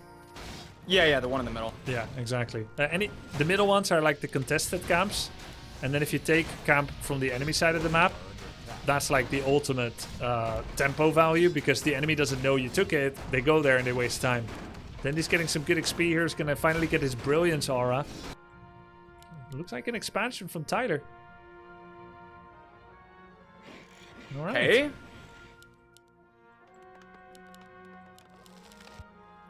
So right now, Dendy has a pretty basic army of Footmen and Priests. He doesn't have any Sorceresses yet. He just finished Priest upgrades, which allows him to dispel wolves. If he's fast, he can double dispel these wolves at max range. But he let them go. So these wolves are there to check for expansion. Nice job by Tyler. He's also farming his TC. Level 3 is very important for Tarn Chieftain. It's a very even match, Geronimo. It's impossible to say who's going to win. I actually think Tyler is in the advantage right now. I think it'll come down to just like a team fight and their micro. It looks like it'll be. Yep, I think you're right. When do so I don't know much about Orc. They get like lust at some point, right? Like bloodlust. Bloodlust is something that you can get. Did you see this unit, the Spellbreaker? Yeah. Yeah, that Spellbreaker tends to steal Bloodlust. It can steal like Roar, Rejuvenate, Bloodlust. So while Bloodlust is a very powerful buff, it can be risky to go for it because you might end up buffing your opponent. Yeah, those guys have stolen many of my rejuves. I know them well. Yeah, it's rough. Yeah, those units are toxic. They spin the little tail. Oh, it's toxic as hell. Then they tried to do a 3-man Blizzard, but the front 2 Water Elementals are magic immune. So wait, he has him in a good spot here. He could like. Oh my god! Him. Huge creep jack! Tyler coming in from the back. Instant town portal. Good instincts by Dendy. Will there be any exit kills? No, Tyler's misclicking a lot. He was just dancing left, right, left, right, left, right. Like it was a song. Didn't get any kills. Say, he had him in such a good spot there. Which is why Dendy's instinct to TP immediately was definitely great. But now, if this was a pro game, Tyler would use his town portal to threaten base attacks anytime Dendy wants to move out. Because there's an expansion, which by the way, Dendy knows about. It just finished. Additionally, Tyler should push quickly to 60 to defend his economic lead. Will he do this? Let's see what he's going to purchase here at the shop. He sells Cloak and Replenishment Potion. Selling Cloak, fine. Protection Scroll, Heal Scroll, Invul. Okay, great purchases. What does Dendy have? Dendy needs to push over 50 fast. He's forgotten a Spellbreaker. He's getting his first armor upgrade for Spellbreaker, which is nice. But he doesn't have a lot of damage. All of the damage that Dendy wants to do comes from Blizzard Clap. So Dendy wants to take a fight, cast spells, like he's gonna do now. There's the Clap. There's no Blizzard yet. Then he needs to move back and cast the spells again. That's his play. He needs to move back, but he's not doing it. Oh, he just popped the scroll. This is going to be a good fight for Tyler. There's just not enough DPS to win a straight-up fight, I think, for Dendy. Oh, he's just sitting in the... Yeah, the Blizzard. In the Blizzard. No mana for Manticing yet. There's another Blizzard. He's not moving out of the Blizzard. He's just sitting. He's just standing in it. Stop eating the Blizzard! Tyler! Another Blizzard and a Oh clap. my God. He just eats it! He's just sitting there! TP Farseer died! TP Farseer died. This is what I'm talking about. Tyler's late game, not quite up to snuff. He murdered every single army unit, but he did not move out of circle. As a WoW player, you would think that he would know better. Move out of circle. Yeah, it's crazy. He just ate 3 of them in a row! Tyler! If there's one thing I learned, it's that everyone looks at different things in the fight. I think Tyler was looking at killing, not saving. That's totally fair, because yeah, he didn't move those an inch. Having said that, Tyler has built up basically a safety net of advantage. By having this expansion, he is, quote unquote, allowed to be more sloppy. And his army recovery rate is faster than it would be if it's 1v1 base. Then he knows the clock is ticking and he moves. He's going for this, right? Like, he's definitely going for the expansion here. Yeah, he's all in. He already scouted it before. He's bringing peasants, probably going to make shop and or towers. We're looking at a Mountain King that's nearly level 5. Double Ring of Protection plus 5, by the way. That's 45% physical damage reduction on the Mountain King. Ooh. He's tanky. He's a really tanky. Yeah. Only problem is he's a little bit low, but he has a healing potion. Farseer, Well, I mean, he's 60%. trying. He's like average height, I think. He's, he's not that little, but it's fine. Yeah, very low health. Though, Mountain King getting a lot of experience. He's actually going to level from this. One more kill, and he's level 5. That's Thunderclap level 3. No, he doesn't get it. Oh, he didn't get it. Okay. So if you're Tyler, you just fight here, right? Like, you just go ham? No, you give up the expansion. You need Farseer back before you fight. Fighting without one of your heroes. Oh, no. Very risky. He's also fighting in a choke. Most of these units are magic immune. The Spellbreakers take no damage from the Shockwave. Next Thunderclap is available. It's going to be big. There's a Blizzard on 1 grunt. Heal pot on the Mountain King. Is he baiting? Yeah, he was baiting. Bam, Thunderclap.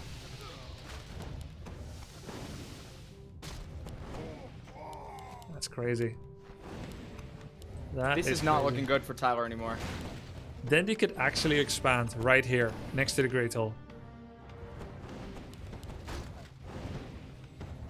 Kodo comes in to try and eat. Will he? There's a Stormbolt. Oh, the guy's kind of trapped, though. Mountain King very low. Does have Town Portal now. Oh, he had Town Portal on Archmage. He gave it to the Mountain King. Another huge Blizzard.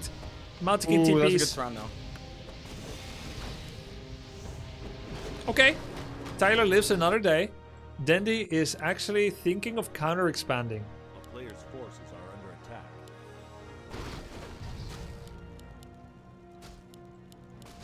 This is interesting. I'm a noob. I cannot tell who is winning. There's always 2 things to look at. Population count. Tyler 42, Dandy 39. Pretty even, right? Okay, yeah. And then you look at hero levels. Level 5, 4.5 against 4.7 and 4. So pretty close, but that Mountain King is level 5. Unlike in League, cooldown does not change much when you pick abilities. Mana cost doesn't go up. Abilities just get stronger. So getting from level 2 to 3 on an ability usually gives like 40% extra damage. Usually bigger range as well. It's really sick level 1, 3, 5 for Warcraft 3 heroes. So with his Mountain King being 5, that's a major win condition. And then you can look at items. Who's ahead in items? Well, he has TP, so he's not going to lose his Mountain King, most likely. Wait, here we go. Here we go. Another huge Blizzard clap. Very hard to move out of those. There's the next clap available. It's going to be so big. Oh, it's filthy. It's disgusting. Oh my god. He's taking the full Blizzard again, trying to get out of it now. Finally, Kodos aren't eating any breakers yet.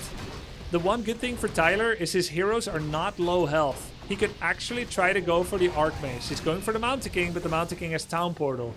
There could be an exit kill on the Kodo Beast. Oh my god, that is so clean by Dandy, getting that exit kill. Every single auto attack that went to it needed to go to it to get the kill. Dandy's spending a lot of gold, though, right on the Town Portal every time he goes back. Yes, but this is how human plays. He actually, I don't know whether he figured it out by himself or, either way, it's all credit to him. You still have to do it. This is actually how humans play at high level as well. Human is a town portal race. They are very fragile when out of position. They're fragile when their mana runs out. They go back, they put a regeneration scroll on all of their low units. They empty out their mana pool on Thunderclap Blizzard, and then reset and go again. Every time they do that, you know how much money Orc has to spend to heal? 340. 200 for 2 heal solves, and 70 plus 70 for 2 clarities. That's how you get back in fighting shape. Human just spends 100. So even though Human buys a 325 TP, realistically, they spend 325 plus 100, 425. The other player is spending 340. So it is like less than 100 gold apart. And it allows Human to reset and start the fight with full mana again. Does Human just not use wood? This guy's got infinite. Well, he is just... I think he built up a large wood bank because slightly too many peasants. But he was then able to transfer those to his expansion to start harvesting. And he'll never have lumber issues again. Nice wolf scout though, with wolves. peasant harass. They're gonna kill everything if Dendy doesn't react. Wait, that's such good harass. Nice job. Very good. Ooh, Blizzard on the peon line here. Oh, he's killed 2. 3? 4? Oh, he killed them all. Yep, all the peasants are killed the dead. guy. But there's a big fight going on that's heavily in favor of Dendy. Heal scrolls are needed for no. Tyler, but he didn't spend his money to get heal scrolls.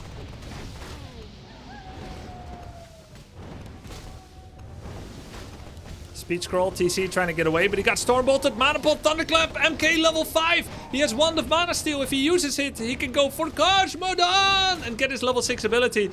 He just Mana Stealed something from himself. He only gained like 20, so it's not quite enough for Cosmodon. Needs a couple of more seconds. Ooh, the Blizzard on the line. Yep.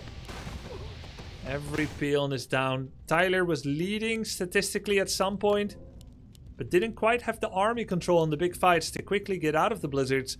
Not sure how much experience he has playing into Blizzard even, because it seems he didn't fully recognize what he was standing in.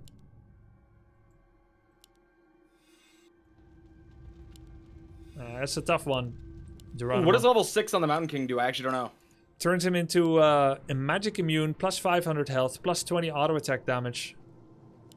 So he's just a beast. Yeah, he just becomes a giant instead of a dwarf. Oh my god. I'm ready. I want to watch him ascend. What's your favorite ult you've used so far? Dude, the Illidan ult is really cool. So sick. You just turn, you just meta, and then you start blasting. Everything dies. It's sick as a, yeah, you do so much damage to buildings, you just want, I 1v5'd an army of like 5 big dudes with him. He just kills everything. Yep. Yeah, I had a game against the Night Elf yesterday or the day before. He was like much higher MMR than me. One of the top players comes from Chile. He turns on Metamorphosis. I have like 60, 70 pop army. He's got 1 Dryad. I nearly lost. Meta just took out your entire army. That's insane. Yep.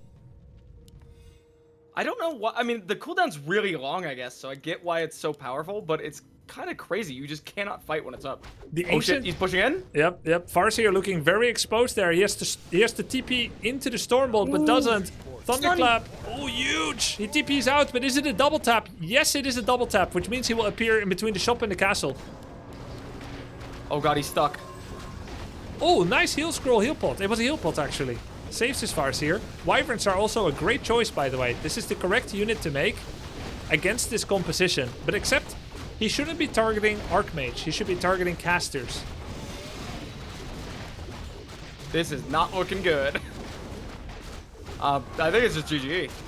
It's not looking good. He might win one more small skirmish. We've got Kazumodon here. We've got Avatar turned on for Kelv, Sternhammer, the Muradin. He's got Orb of Fire on the Mountain King as well. There's another Stormbolt. Didn't do much damage because of Rune Bracers. Probably gonna be enough. There's a block by the walls. You betrayed him, Nazgrel. TC got blocked. Meanwhile, Wyverns were still chasing the Archmage, but he gets away with 50 life. Oh my goodness. Dendy is playing really well. Yeah. Like, he's actually playing, like, I was watching Dendy, and I was, he was the one, it's like him and Ompi, I could tell were, the things they're doing are, like, so much better than I've seen other, like, when I was watching people. They're just so good at, like, the random surround stuff, the timers, it's crazy. Yeah, you're right. Sometimes it's crazy, scary how fast they mastered some of those skills. Took us months and years, and they've done it in weeks. Of course, they can build upon knowledge that was already there, but adopting these skills that fast has been very impressive. Look, Dendy even has a counter to Wyverns already with flying machines. Oh my goodness. Do you think he anticipated it, or did he just see it and instantly build it? I didn't notice. I think he reacted. He already had a blacksmith, Okay. which was part of getting upgrades on spellbreakers. Didn't use them for rifles. Wasn't planning to workshop. But, oh, nice harass, by the way, by Tyler. He has been devastating that worker line. And actually, Tyler still has 500 gold. Dendy does not have any gold in his main because he wasn't harassed, and he's lost all of his income there. Currently, only Tyler is mining. He does have a small army deficit. Especially flyings are really nasty to deal with for Wyverns. So in theory, it's basically Dendy just has this army right now going on. That's about it. Yeah, for now. If the wolves keep harassing peasants. But one Wyvern has fallen, second Wyvern is getting taken down. There's a blizzard on the Wyverns as well. He's got Orb of Fire on Mountain King, actually. And there's level 6 Archmage. Fighting before TC is out. Not like Tyler had much choice. Oh no. But it was not good for him.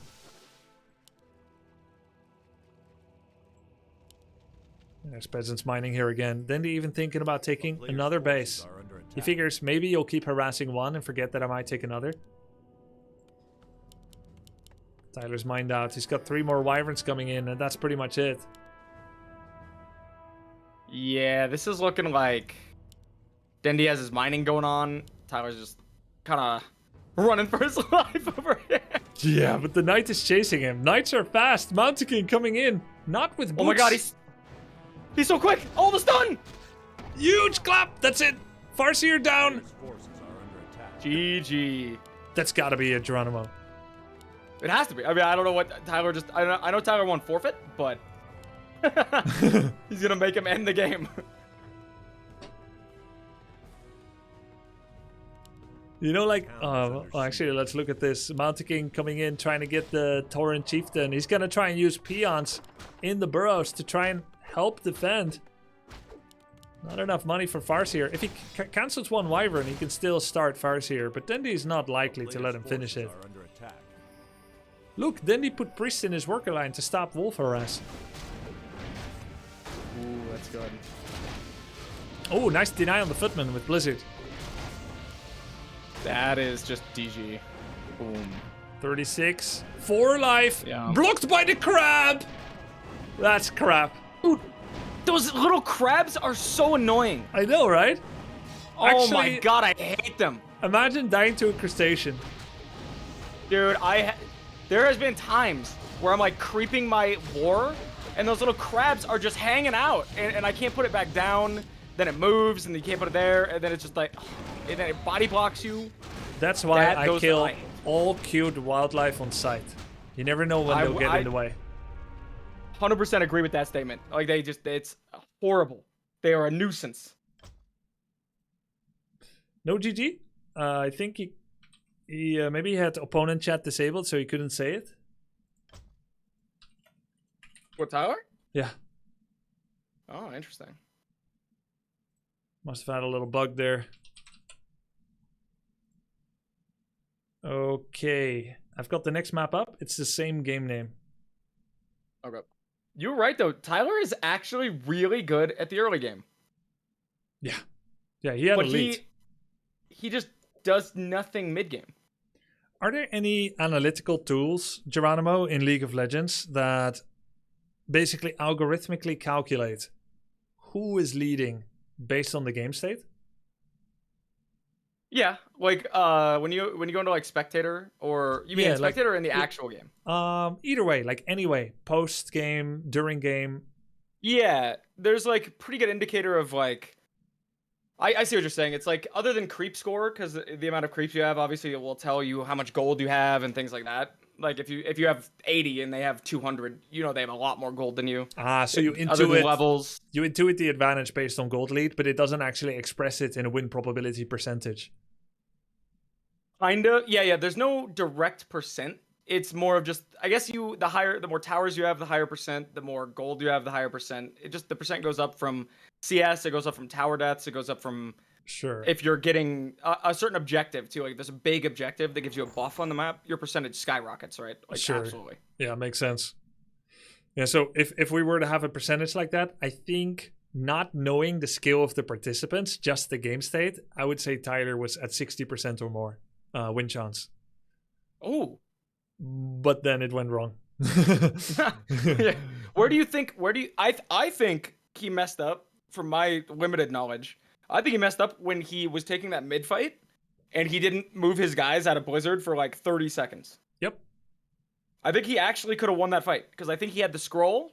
He had like a good positioning. It seemed like he was winning, and then he just ate his entire units, all of his HP. Yep, I think you're right.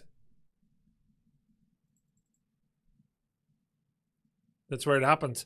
He even had an expansion coming up. So if he just splits a bit better, bought slightly more heal scrolls, then he could, if you are gonna stand still, Geronimo, in Blizzard and clap, just buy heal scrolls so you can recover. I mean, it is a choice. It is a choice. I don't know if it was a great one, but I agree. Oh, he's discussing with his coach again. This is not illegal, by the way. Like, it's allowed. I don't know how the other races really win late game versus each other because I've only seen the Night Elf perspective so far. So yeah, I don't know what their win cons are. I'm assuming it's always get your hero to 6 and you just have such an advantage. It's silly. Well, it kind of depends. The cool thing about Warcraft 3 is that you can structure your game plan where you choose your win condition yourself. So you can either build a win condition around gold or around a unit type or around a hero. So let's say you, for instance, if you go Demon Naga, you're building a win condition around Demon and Bears. Naga as support, and the Demon is a monster, as you've noticed when he's level 6 or 3 or 5. And then he's crazy, yeah. And then Bears are good because they're DPS, tank, and healer. But if let's say you went for Keeper of the Grove first and then Beastmaster second, not that you probably know exactly what they do, but they have a bunch of summons which gives you bonus army. That gives you tempo. But then all of it is dispellable. That loses you tempo and scaling. So if you use those two, and then you go to Chimeras, then your Chimera would be the win condition. And you've used heroes to facilitate it. So any strategy can work so long as you know what your game plan is. So you asked, what about these other races? Well, Orc, Farseer, TC are a win condition. Lots of splash damage. But you can also have a win condition around repeatedly killing peasants, however you do it. And so it's pretty flexible. There's so many different styles possible. No, yeah, I like that. Warcraft's, I've been having a ton of fun playing this game. It's actually way more, it's way more complicated than I thought it was going to be, first of all. Like, I knew it was going to be complicated, but dude, it's, some of the stuff, like, you just have to play to learn. It's like the movement, the surrounds, you got to practice that. Yeah. You got to practice, like, knowing, like, stuff creep. Like, I had to get to a point where I'm, like, moving my units so my Demon Hunter can walk. Yeah. Like, because some units are faster, so I'm, like, moving my archers over and over again as I'm moving, because they just catch it. It's miserable. Yeah. Yeah, I love it, but I agree the engine has, like, dumbness, which makes you work for the movement, which I actually think enriches the game experience. But I'm biased. You take a game like League of Legends and StarCraft 2, the movement is so fluid, no turn rate. Yes. So when you move units, they just listen. Must feel nice. Yes, I'm telling you, like, it's so much different than StarCraft and League. Like, I'm moving my unit and he won't hit, and I'm like, oh my, there's turn rate. It's obnoxious. Yep. So then these creeping. I get why you like it. Oh yeah. Oh, nice Diagro by the militia. Getting the priest as well. Okay, then he's doing a pretty tough. Is it typical you can first camp this with human? Yeah, human is. I would say human and Night Elf have the biggest creeping expediency. So you can use Ancient of War, they can use militia. Oh, Tyler's on top of it. Oh, he can steal it. He knew about this camp. But what if there's a bolt surround? He's trying. It's a surround. Oh my GG. god. He has the town portal already. Yep. Or he could let himself die, save the town portal. No, he's gonna town portal. But this Is guy that actually valuable? I don't think it's good because look, he has no voodoo lounge. So now what are you gonna do? Just creep on your own side of the map? It's okay, I guess. I guess so. I mean, dude, that's what I was talking about right there, though. Like, that right there is why, like, I was watching Dendi play. He does that so much, where he will instantly take advantage of you messing up 1 inch of a surround. Yep. You know, when I first started playing Dota 2, Dendi gave me very early coaching. He showed me how you can make surrounds in Dota 2. It actually feels a little different. I wasn't able to transfer my surround skill from Warcraft 3, which is rather good, to Dota 2 surrounding. And so people say a lot like, oh, it's the same game, or Dendi played a lot of RTS, or played a lot of Warcraft 3. It's not really true. Like, he worked for this. He's just a good gamer, right? Like, he feels how the engine feels, and then he has started to actually practice that skill. Ampi practiced that skill as well. If you're still working out the strategy and the multitasking and the build orders of the game, you don't have time for it. It's not worth it, right? But it's good to know that it exists and to try and add it as a skill once you have the space for it. I tried to teach it to Tyler early on in the coaching. Never really stuck with him. But as you can see, surrounds are really important because many other players, they'll do a Stormbolt on the Farseer and then just attack and watch. But what is the strongest form of crowd control? Is it a stun? Is it a root? No, it's a surround. Can't move. True. And we saw right there, now he doesn't have the town scroll. So now he basically can just, like, if Dendi wanted to, right, he can just harass his base over and over, and he just always has to be careful of that. Yep, either a harass on the base with defend footmen can be difficult to respond to if Tyler's across the map, or the next time they meet each other, Stormbolt to the face, Tyler has no way to get out. True. That's a good combo. I didn't even think about that. When Mountain Guy stun into the surround is just so OP. Yeah, like every race has something. You can do Entangle Hero Surround, but it doesn't last as long as Stormbolt, so it's a higher skill requirement. You can do Banish Hero Surround, Sleep Hero Surround, Impale, Nova, Word Stomp, Hex, but each one has different difficulty level. Stormbolt Surround is actually the second easiest together with Sleep because it lasts so long. But you still need to know the mechanics of performing the surround and get it right in the moment. Oh, that's dead Farseer. GG. Oh no. Oh, he just straight up, he just forfeited. Yeah, I think that's justified. Damn. It may seem like very early quit, but it's actually justified when you look at the game state. Like, yeah, he was gonna come back. He could try to drag it out. It's gonna be like a really long death animation. Damn. Geronimo, thoughts? I mean, I'm gonna be real. I think Tyler actually did really good the first game. He was locked in. He was ready. I think like Dendi plays consistent always, but I think the first game Tyler actually played really well. Like he was locked in. He was like the second game he was just tilted. Like yeah, I could just tell he was like after that first play up at the top, like he read him, he did it, he got surrounded, and he just tilted it hard. Yeah, and he was so like that he just didn't want to. Yeah. Yeah, true. And you know what? It may seem like there's no counterplay to this. There is. Like, let's say, right? If Tyler came to me or to any coach and he said, what do I do if I get sleep surrounded? What do I do if I get Stormbolt surrounded? There's counterplay. You see same skill level players do it. If an enemy can surround you, you can surround you. So if you take your Headhunter and your 2 wolves and you move them next to yourself by spamming the move command on yourself, you create an avenue of escape, making sure that part of the surround is your own Orcish units. And then when the Stormbolt finishes, there was no space for a footman.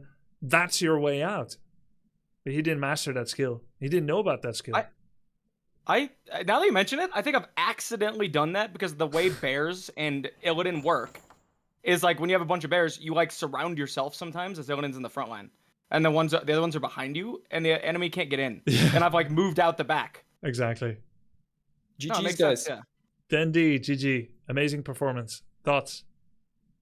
Thank you. Well, first on last series, I can say that it was probably the hardest series for me, especially first game. It was extremely close. I was on the edge of losing many times. I think if I would not buy TP once or would not click it once, I would probably throw the game and lose, most likely at that point. Also, Tyler had Expo. I didn't have Expo. Like he farmed more map. Like I actually was feeling a lot of pressure. He played really extremely well first game, I think. And second game we didn't get to play much. I think I don't agree completely. I can understand that, but I don't agree completely with that it's game over when your hero dies, because the map is huge and a lot of things can be happening. So for example, I expanded, and maybe he gonna get faster second hero, let's say, and then with second hero Farsiv gonna be up and he rush my expand, for example, something like this. I don't know, just my thoughts, but it's maybe way too early to Yeah, no, give up. I get what you're saying. From a perspective of how well Tyler's going to play out the rest of the series of that map, I understand the leave because he has no TP, no hero, bad mental state. You've owned him with micro. I get it. From a perspective of like, would a top player remain in the game in that situation? Yes, but what is their win chance against another player of their own level or someone above their level? Very small. Like, it's not good. But yeah, could have tried, but I do understand your bolt surrounds. They're pretty sick, but that first game, like you said, it was close. If you didn't have TP every first time, game was very close. Would be sick. Yo, Tyler, GG. What's up? Can you hear me? Yeah. Sorry, Yeah. I didn't know there was interviews. Give me 1 second. Turn my camera back on. Sorry about Cheers. that, guys. I did not rage quit. There's actually wasn't a rage quit. Indy, that first game, brother, you were quaking. I was in the zone, baby. Woo! No, that's true. You almost got first game. I think you was extremely fucking close. Like I was. I saw that sitting- sweat on your fucking brow, bro. That first Yeah, game. I was on the edge of my chair, and honestly, there was like a moment where I was like, okay, I'm not buying TP. I have no gold. And when I stopped for 30 seconds or something, I waited for this TP, and then I ran in, and you almost got my hero. If you would give, Bro, you bought like 4 TPs. Why Yeah. you pussy? if you would get my hero at least once in this situation somehow, like I don't know, like it would be done for me because you have Expo, I don't have Expo. Like it was extremely close game. I didn't know till after I can cancel Blizzard with fucking Ensnare. Yep. I actually didn't know that too. Every channel I in the didn't know game. that. Like, dude, I had like 8 raiders. I should have just queued your bitch ass. That tech was cooking though with the stun and the Blizzard. Yeah, your Wyvern switch also. If you would show them like a little bit later to me, let's say you would have like 6 of them, I think I would get so screwed because I had nothing for air, like literally only Archimage. Oh, I didn't know that until I literally said out loud, "Oh fuck it, I don't know what else to do. I'm building Wyverns." It was actually it was the correct unit actually, but you needed to focus casters, not Archmage. They were on the Archmage the whole fight. Yeah, because I didn't want his Blizzard. In one of the fights, Tyler focused casters. Like all my casters melted very fast. I think okay, bro, you better lock the fuck in, Diddy. Afi's beating your ass right now, brother. I'm not gonna lie. Yeah, Afi's gonna feel cook the same, your shit. man. You better lock in. I feel the pretty same. good. I was watching today. I was like, "Holy, what am I gonna do?" Like, actually, 2 races that I have problems with most is Orc and Elf. Like, yeah. So fighting against Orc was always like very tough for me. Wait, so you always go King first then?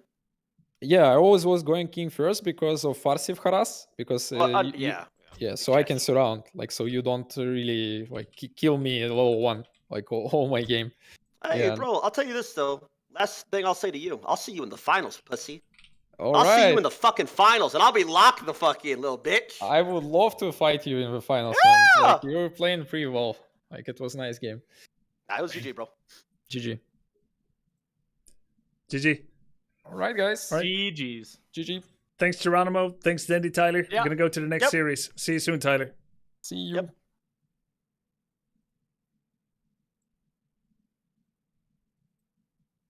Dendy humble. Yo, Witty. Oh, he's deafened.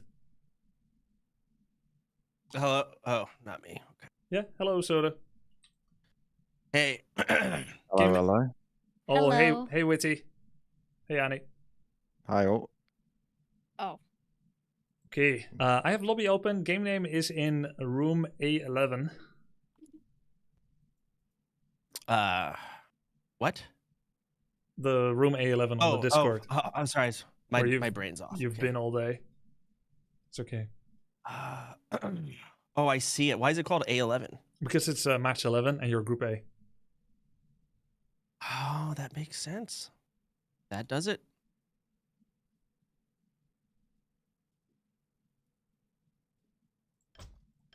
Hello, I'm in there. All right, I'm ready to game. Let's blast. Annie, you ready? Um, I'm just gonna Yeah. kick you, Annie. You just joined 3 times.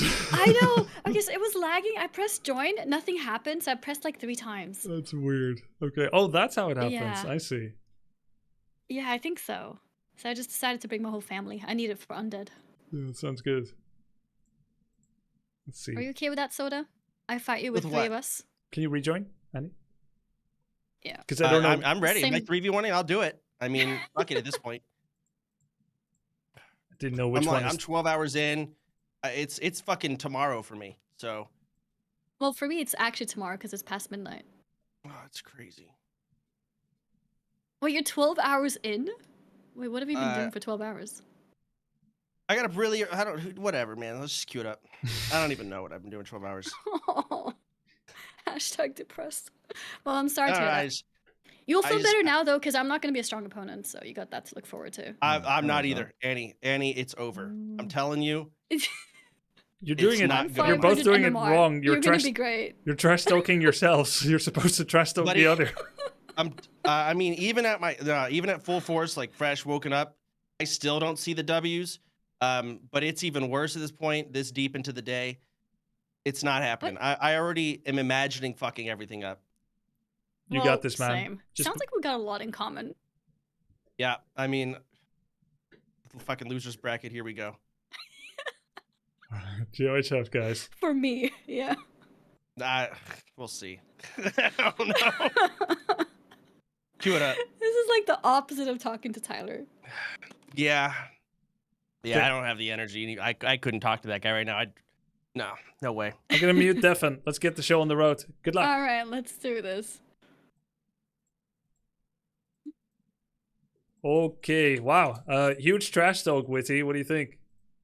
That's what I was thinking. It's funny to hear it more personally now I'm in the channel because I've been watching the games from your perspective and it's been a lot of fun. So yeah, let the trash talk continue. It's been fun. Those of you who don't know, Witty been a long-time Warcraft 3 creator. He excels in 4-on-4 games, sometimes 3-on-4 actually, Yeah. and custom games as well. Good to have you on the show. 4 versus 3. Oh, 4 versus Yeah. 3 preferred over 3v4? Yeah. Oh wait, do we have cams? Uh-oh. Okay, we got cams. All right. Can you start? Oh, desync. All right, let's try again. Ah.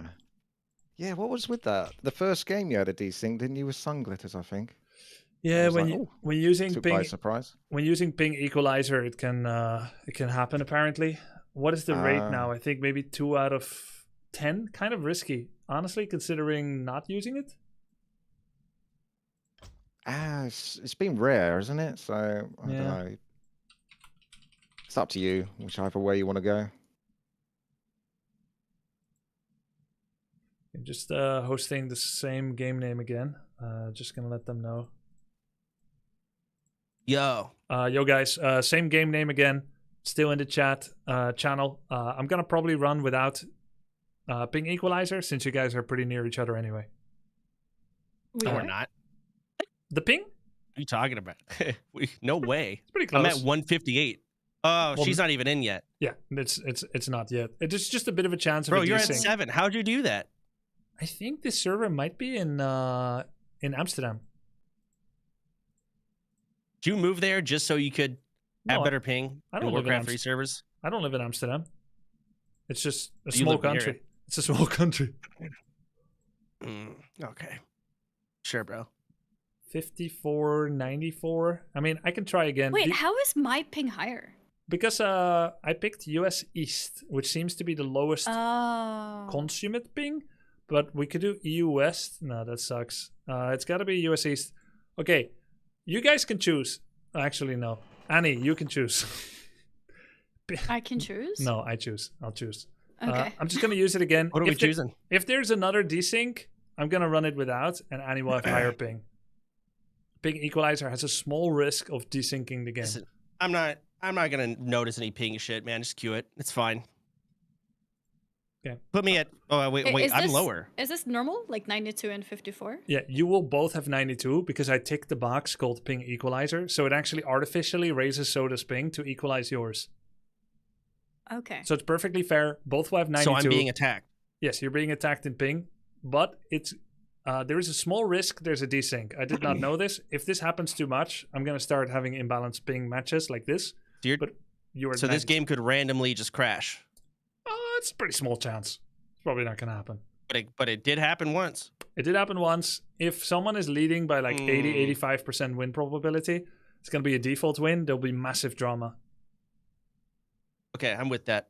And you want that? No, I don't want that. I'm good for it. Oh, yeah, okay. we'll see. I'd love to see how that plays out. I was ready to take my loss on the last DC, honestly. You know what? I'll take it too. My first win. Okay.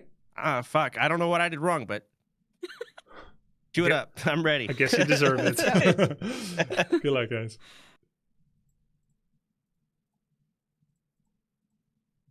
Okay. Witty, take it away. I'm starting. You take it away to start. I'm gonna do the webcams. Sure, no problem. So today we have Annie versus Soda.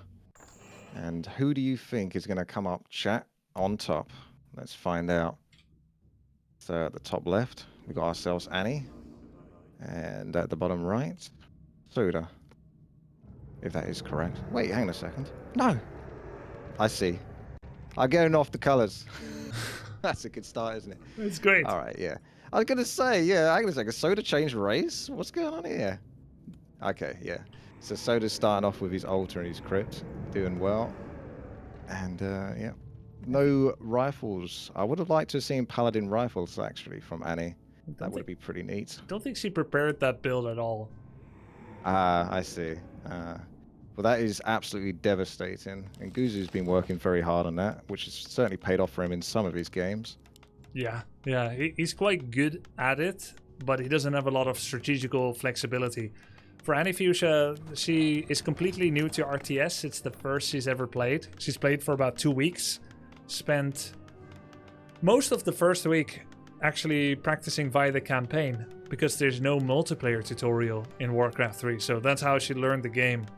And then finally had a week and didn't want to start with a build order that's too complicated. You know how like Pala Rifle, everyone's dunking on it for being too easy, but the build order is a bit more complex than this one, right? Yeah, I had to practice it quite a few times before I got my head around it, and I've seen the players do it as well. And I'm like, I'm pretty sure they're doing it slightly different to how I've been doing it. So am I doing it the right way?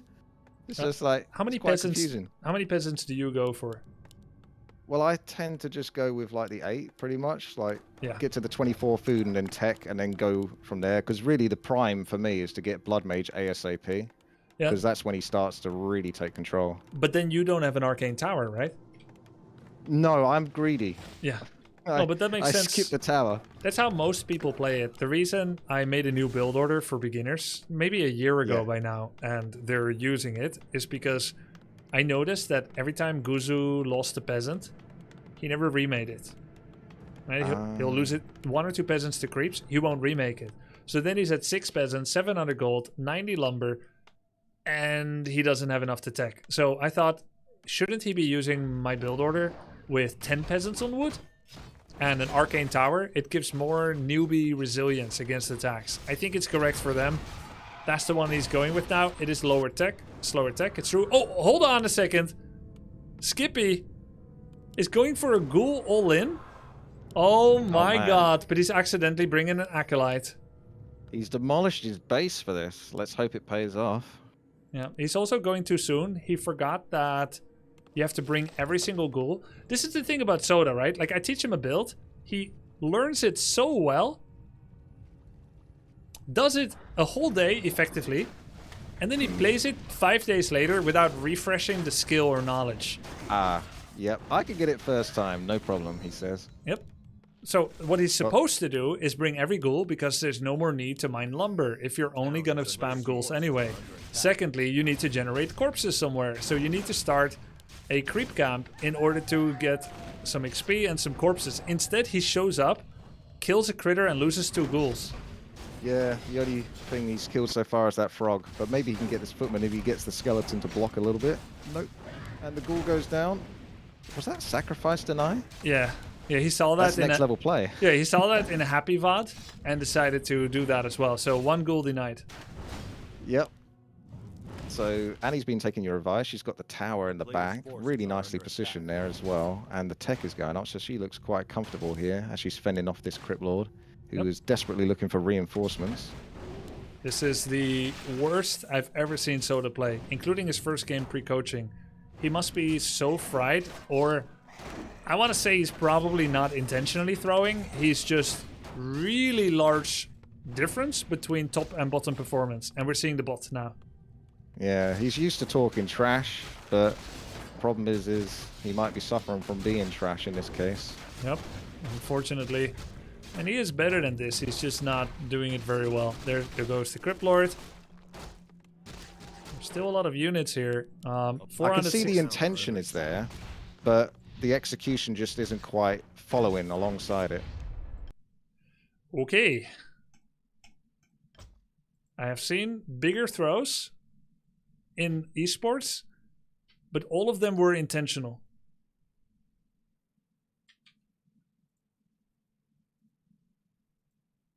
Well, let's hope he can pull something out of the bag for the next game. Yep. And probably best to stick with, I don't know, some sort of fast expansion with Crypt Lord. That's where he's strongest, in my opinion. Yeah, he was good at Crypt Lord Fast Expo, but he messed up that build order earlier today as well, because he brought an Acolyte from Goldmine, and then he didn't remake a new one from Necropolis. Yeah, I saw that. So what do you think it's been like coaching these players at the tournament so far? I think it's been very fun. Very satisfying to see their growth after that as well. I do have high expectations on myself when I play, and I notice some of that transfer over to them. I think initially everything fine. After like 1.5 weeks, I started having too high expectations. And it was burning me out a little bit. It was also correct to step back and let them develop themselves, because much of it has to just come from themselves, right? Like, I'm just there to help a bit. Yeah, they have to be comfortable with what it is they're doing, but it's definitely clear that some of it is rubbing off. Like, for example, in one of the earlier games, Annie was doing some body blocking with the rifleman versus the Kodo, which I just absolutely loved, because I love anything that's like very micro-orientated that can give you a slight advantage. And that was like a really big move there. Tyler's aggression with the Tauren Chieftain level 2 Shockwave and the human base as well was devastating. He's been so aggressive. He's really improved in those last few games. True. Like the Farseer last hits and everything. Like, it's really rubbing off, I think, a little bit. Can you join? Oh, yes. Give me a second. There we go. That's good defense by Annie, focusing ghoul after ghoul, of course. Wasn't how the strategy's meant to be done. Soda's supposed to show up with 12 units, not 3. Yeah. Everyone has their ups more and next downs. time, for sure. Has Soda actually practiced with Death Knight as well, or is it exclusively Crypt Lord? No, he's practiced with Death Knights. He did Crypt Lord for like 3 days, and he was doing great. Then he decided he's going to go back to Death Knight the last few days. Did that, shows up mostly with Crypt Lord today, but didn't do a skill refresher. Yep. Yeah, you got to get your practice games in, unfortunately. It'd be nice to just come in for a one and done and just knock it out of the park, but yeah, especially when a tournament's on the line, you gotta do your bit. Yep. Get your practice in. So let's see what he does now. It actually reminds me of like when you go for scuba diving, you are forced to do a refresher before like a diving school will take you down if you haven't done it in a while, because you could die.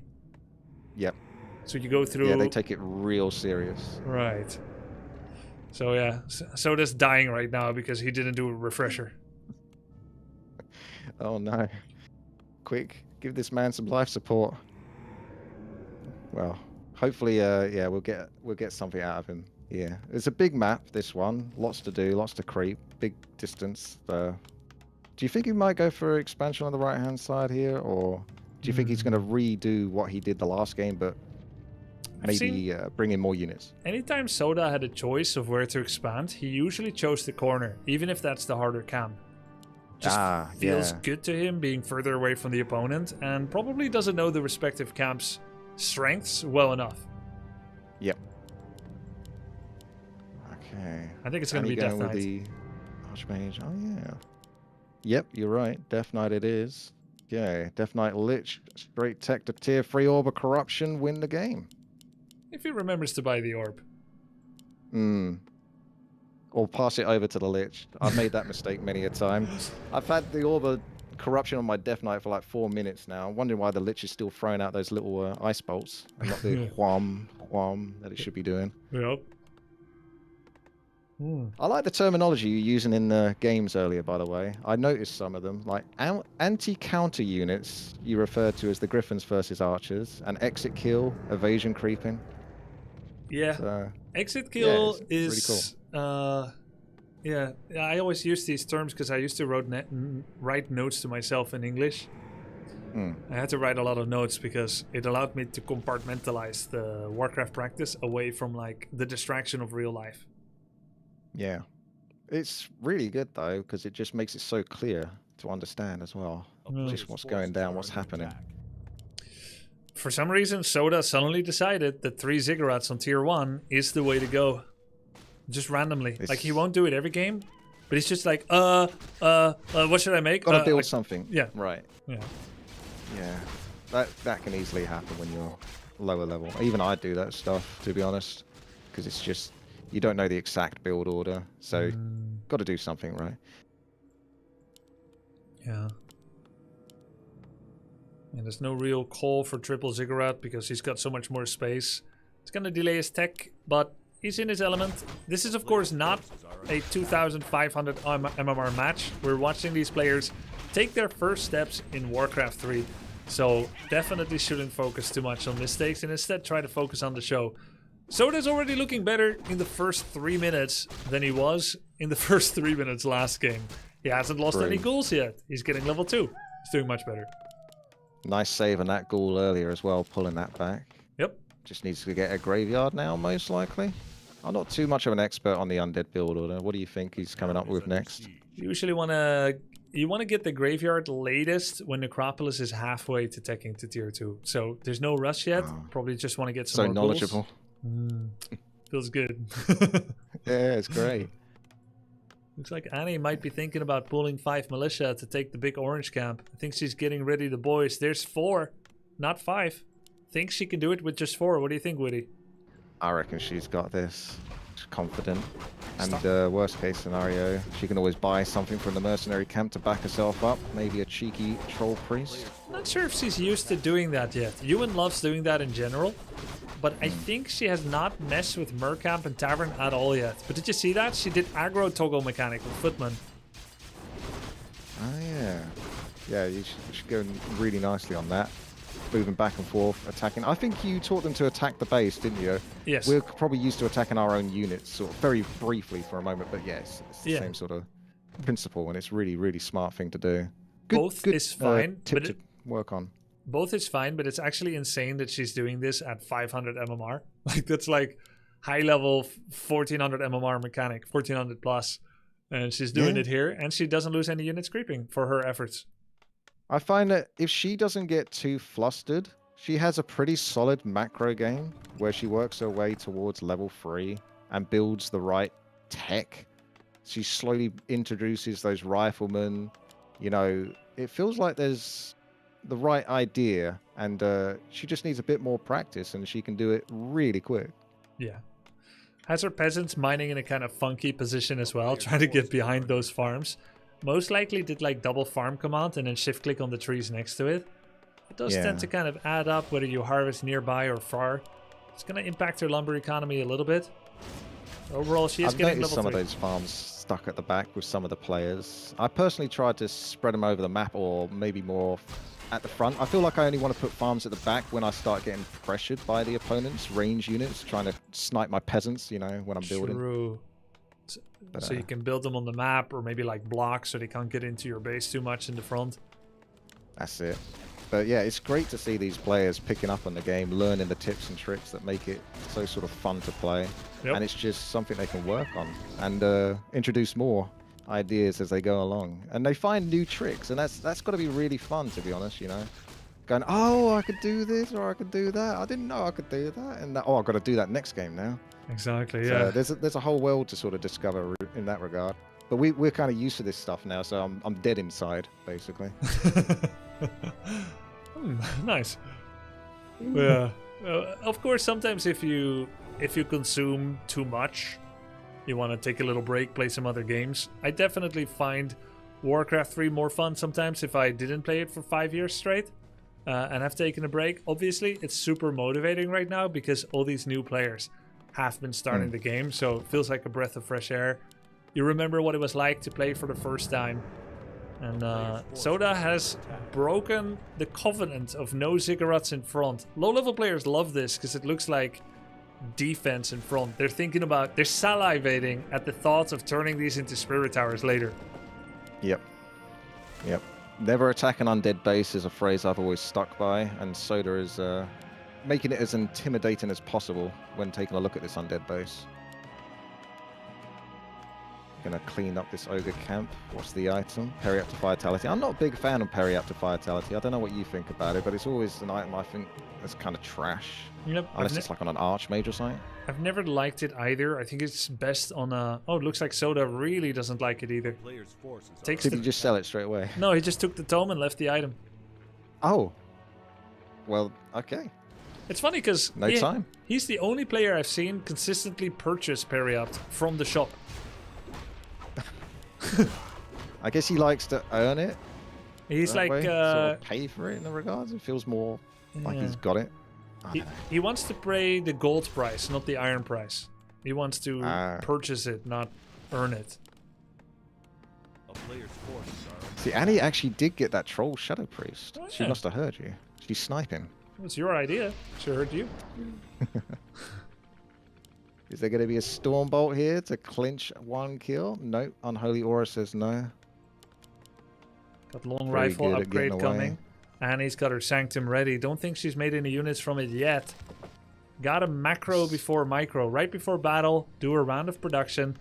I think Annie, she locked in on Soda the moment she saw him.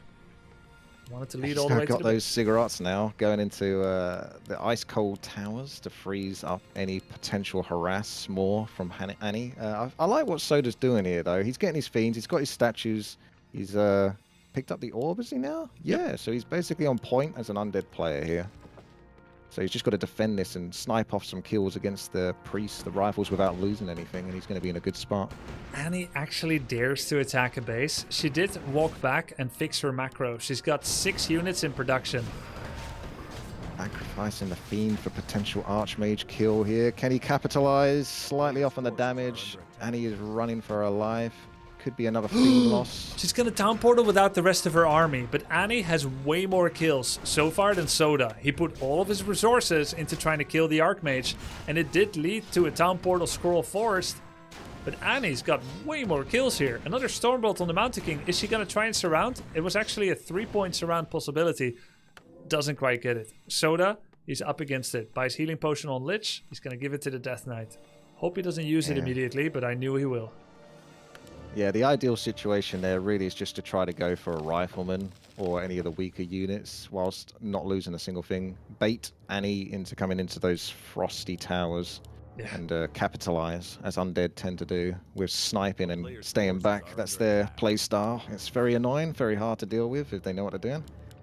Yeah, I'm actually surprised that Annie was able to break the rule that we know that rule. I don't know whether she knows that rule of never attacking undead base.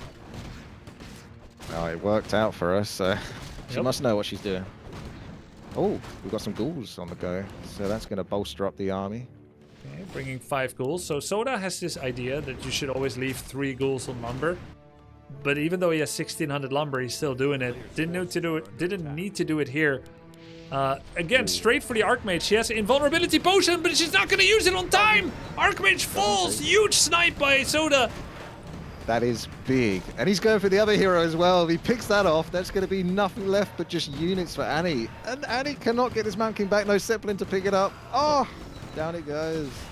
Just clean this up. Wow. Huge comeback there for Soda. That's massive. And he's going to have to either pay a very expensive price from the tavern to get the heroes back. There goes the Mountain King. Probably doesn't quite have the money. Oh, there it is now. Wow, buying both back. That's crazy. She had that much money in the bank. But now they have no mana, so she's not really in fighting shape. These ghouls have Frenzy as well. Dude, Witty, this is such a classic of undead versus human. Like, if you ask someone to depict what it's like, how the matchup has been for such a long time, it's Coil Nova Hero Focus. Yeah. It's really nice to see. Soda is definitely much more in his element with the hero nuke, so good job on him. I thought he looked pretty good on Criplord if he just remembered the builds in the first 2 steps, but he just completely forgot. And then these things happen. It happens. It happens. Yeah, I like the Crypt Lord. He can carry me in certain circumstances against odds that I probably shouldn't win. Let's put it that way. Yep. Nice job by Soda here, going for an expansion. He's actually at 50 population as well. We'll be pushing over soon with his Acolyte. Producing Fiends at home right now. Let's see if he has any upgrades. Not quite yet. But he's getting his first Abomination as well. No, hold on. That's the second Abomination. And they already have Fart Cloud. Yep, Disease Cloud is up and going. Just needs Cannibalize to complete the set. True. So this is really good for Soda. Like you say, completing that expansion at the top left does not look like it's going to be caught unless Annie for some reason just goes straight after this creep camp, but unlikely, I think. Can't believe Annie was able to rebuy both heroes like that. Have that kind of money. I saw in the she bank. had 832 gold. Went for the Mountain King first, which is tricky because the Archmage is higher level, and the level of the hero is going to be more expensive if you buy it from a tavern. Yeah. So yeah, she might have had to hang around there quite a long time to get the Archmage back, but fortunately, she did have that gold banked up. Maybe cancelled some units as well. Really wanted to just get those back ASAP. Yeah. Oh my gosh, Annie is sniping. Look at this. What? Straight to the top left. Okay. You never know. I did Yeah. wonder if the streamers are really benefiting from the backseat gamers in their chat during this tournament. This is like the one time when you're new to a game to have actually people in your chat telling you what to do. I actually 'Cause they're thought like- about asking or banning, like banning chat or asking them to close chat, but it is also a streamer event. I'm not saying cheat. I was gonna ask them not to look at chat or close it, but I actually Right. forgot to say it. I'm not saying Yeah. that's what happened here, but yeah, it is what it is. It's still part of the fun though, I think. Soda's taking a she's- lot of damage here. She though. scouted this with Crystal Ball, apparently. My chat said. Oh, did she? Yep. All right. Well done. Invulnerability! Archmage! I don't think she has hotkeys for those. Does she have to click No, the she does. items? She put Oh, them she on her does. mouse. Really? Yep. Oh, cool. It's more of like an awareness thing, awareness and being overwhelmed. Yeah. Well, this Death Knight just has to not die, and then Soda's in a really good spot. Can he get it out? Abomination's move, invulnerability used, okay. Pressure back on the Mountain King. Now he's the one trying to run. Filthy No way focus out. fire on the Mountain King. And that's it. There it is. Soda is really coming back strong here. Twice he's wiped out both the heroes of Annie, so this is not good for those units that are left behind. Man has a plan, and he's executing So on many it. abominations. Look at that. Can't go too far wrong with abominations, especially against riflemen. True. Also started remaking Acolytes instantly. He's kind of sobering up this game. He's back, and he wants blood. That's a GG. 1-1. Nicely done. Waiting for Soda comment. Don't know if he saw it or if he cares.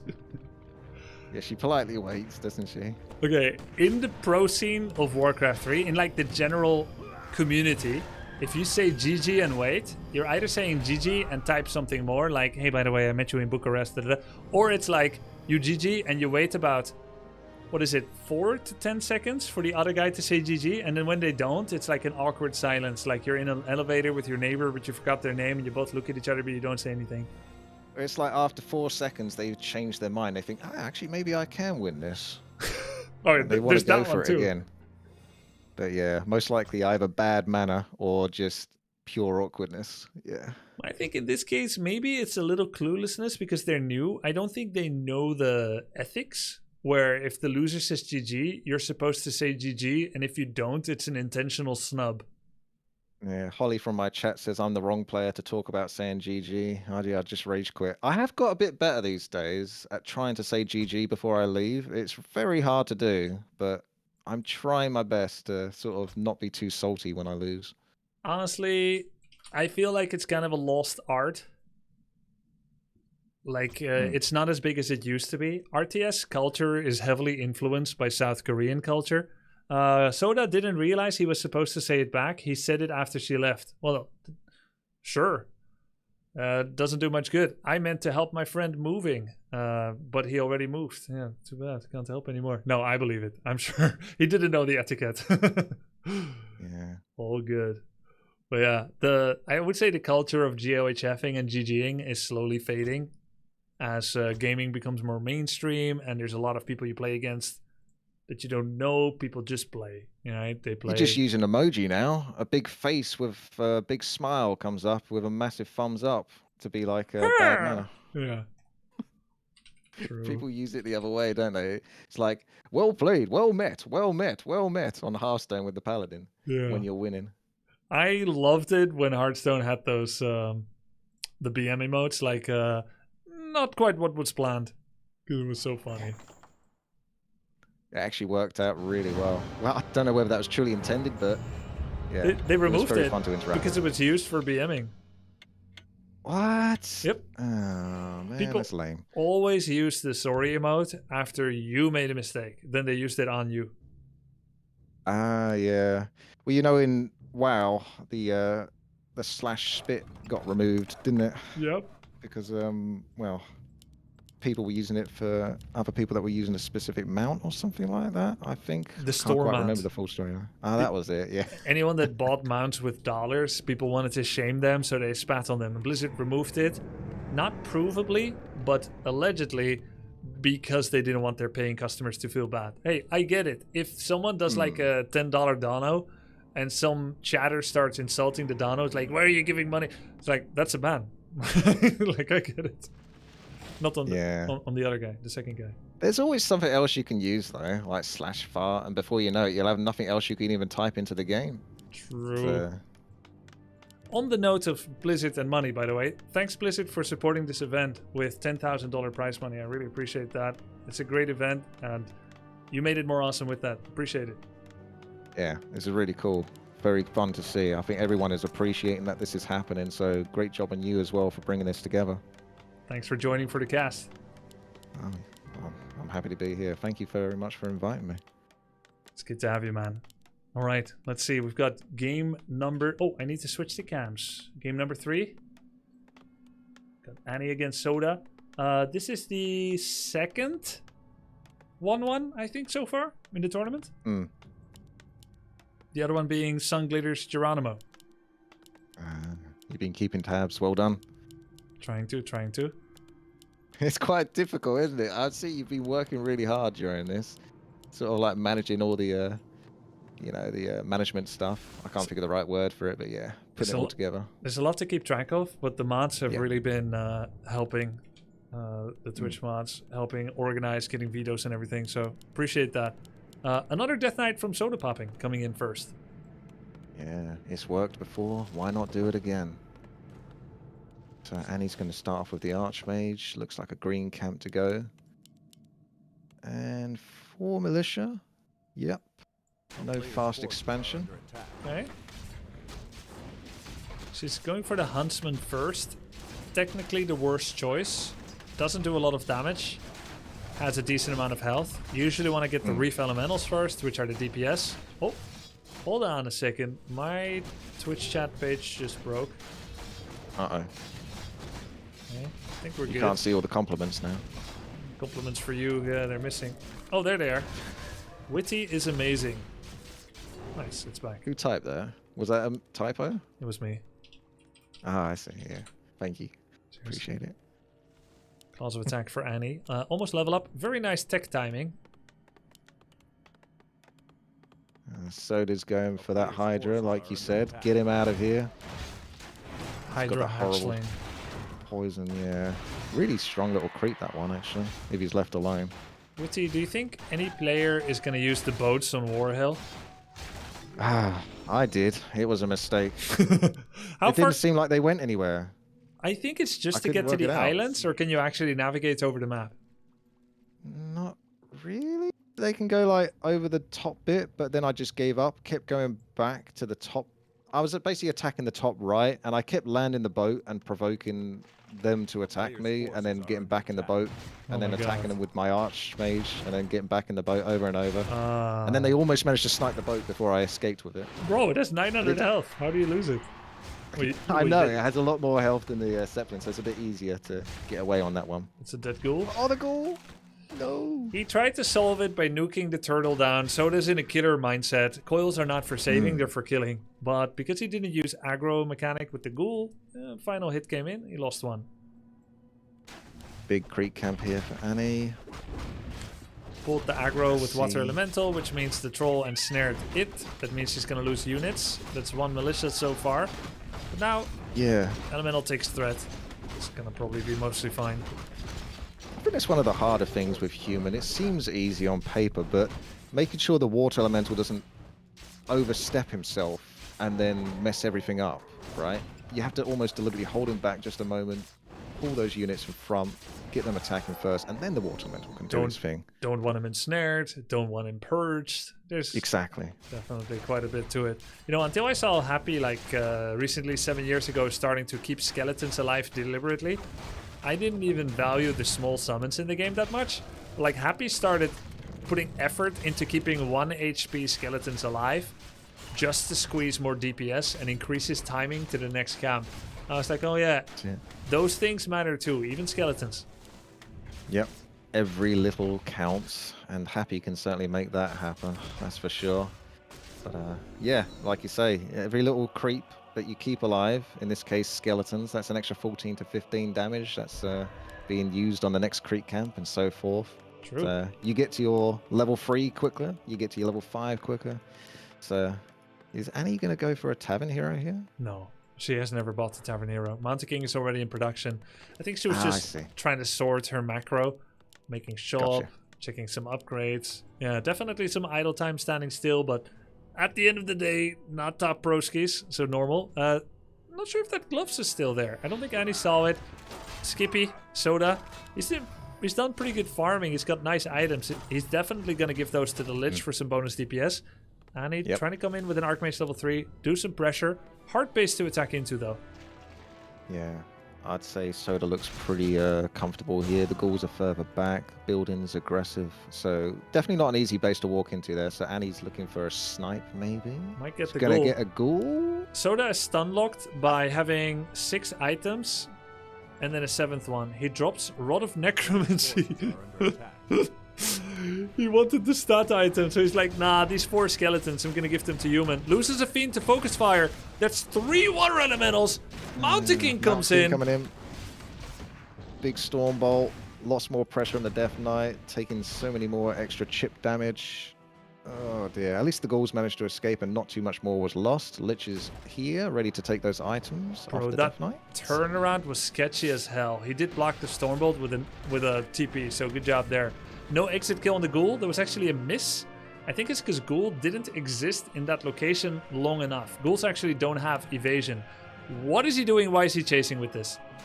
It's Schrodinger's ghoul or something? He has heal pot, but he didn't use it. He almost gonna die. There it is. Get out of there. Get out of there. This is surround. Oh, he goes for the coil on the Mountain King again. Got to protect Soda a little bit. Can't all be aggression. Oh, she's attacking crypt by accident. Must have issued an attack command and accidentally clicked the large crypt. There's a coil on the Mountain King. 1 hit and he's down. Okay, I lied. If the Orb of Corruption was there, but sure. There it is. Nice. Okay. Soda's back to his hero nuking ways. What is he doing? Coil on a full HP Archmage. He's really starting to work on it soon. He just hates having mana. That's what it is. Yep. Okay. Got to get rid of this mana whenever he has it. making Fiends, did forget Slaughterhouse, so Annie's pressure has helped there. However, she also forgot to use her Sanctum. So is she really ahead in tech? Now, I mean, use it, that is. Yeah, it's a fair point, actually. You get a little bit flustered and you forget those important production buildings. I know that for me, like, I concentrate like 90% on micro and 10% on macro, which is definitely not right. And it always bites me in the butt on the higher level games. So you've really got to try to concentrate on getting those buildings going. Even if it means you might lose a unit or something like that, you have to make sure everything is still being produced, units are coming out, everything is flowing. Yeah, you know it's right, but the fights are fun to focus on, and there's so much at stake that it's often difficult to keep remembering to go for those macros. It comes down to how comfortable you are with the race and the hotkeys that you use for like pressing the units, so you can just quickly swap back and forth. Quick couple of clicks, and then you know that unit's being produced. But when you're having to sort of like, as a new player, which many of these guys are, you know, being less familiar, clicking on stuff, it's going to be clunkier, it's going to be slower, it's going to be harder. Yeah, exactly. No, that's true. It just takes a lot of practice. You can even get rusty if you had it once. You can even lose some of that if you didn't play recently enough. Annie doing pretty good creeping. Heal pot should probably be on Mountain King, as it's most likely going to be attacked first. Could also put Heal Scroll and Vulnerability Potion. One thing she's not getting a lot yet is Blacksmith upgrades. She is pushing over 50 with Priest upgrade and Sorceress in production. So her Sanctum is going to be good for a while. Probably wants to get another farm to make sure that that keeps happening. Did buy Heal Scroll and Invulnerability Potion. So that's something. In the meantime, Soda, he's a little down with his tech units. He's still making his 2 statues, has a bunch of Fiends, but doesn't have Orb, and is actually going to try and sneak what I call an illegal expansion. Currently doesn't have the strength to stop Annie from killing it. So it all comes down to information. And guess what Annie just got a tool of? No, she didn't get the crystal ball once again. Crystal Is she ball. going to use it though? Is she going to pick it up? No, she doesn't care. Ooh. I mean, to be fair, I understand that. We can relate to that because we hated that item for ages, didn't we? Yeah, we did. Crystal ball. But it's because it was the equivalent item table drop. It was a permanent. It was the same drop as Claws plus 9. So of course you wanted Claws plus 9 instead of Crystal Ball. It's just trash item is what we used to see it as. Yep. But she's still heading in the right direction regardless. Statue might get killed here. Just about makes it out, but for how long?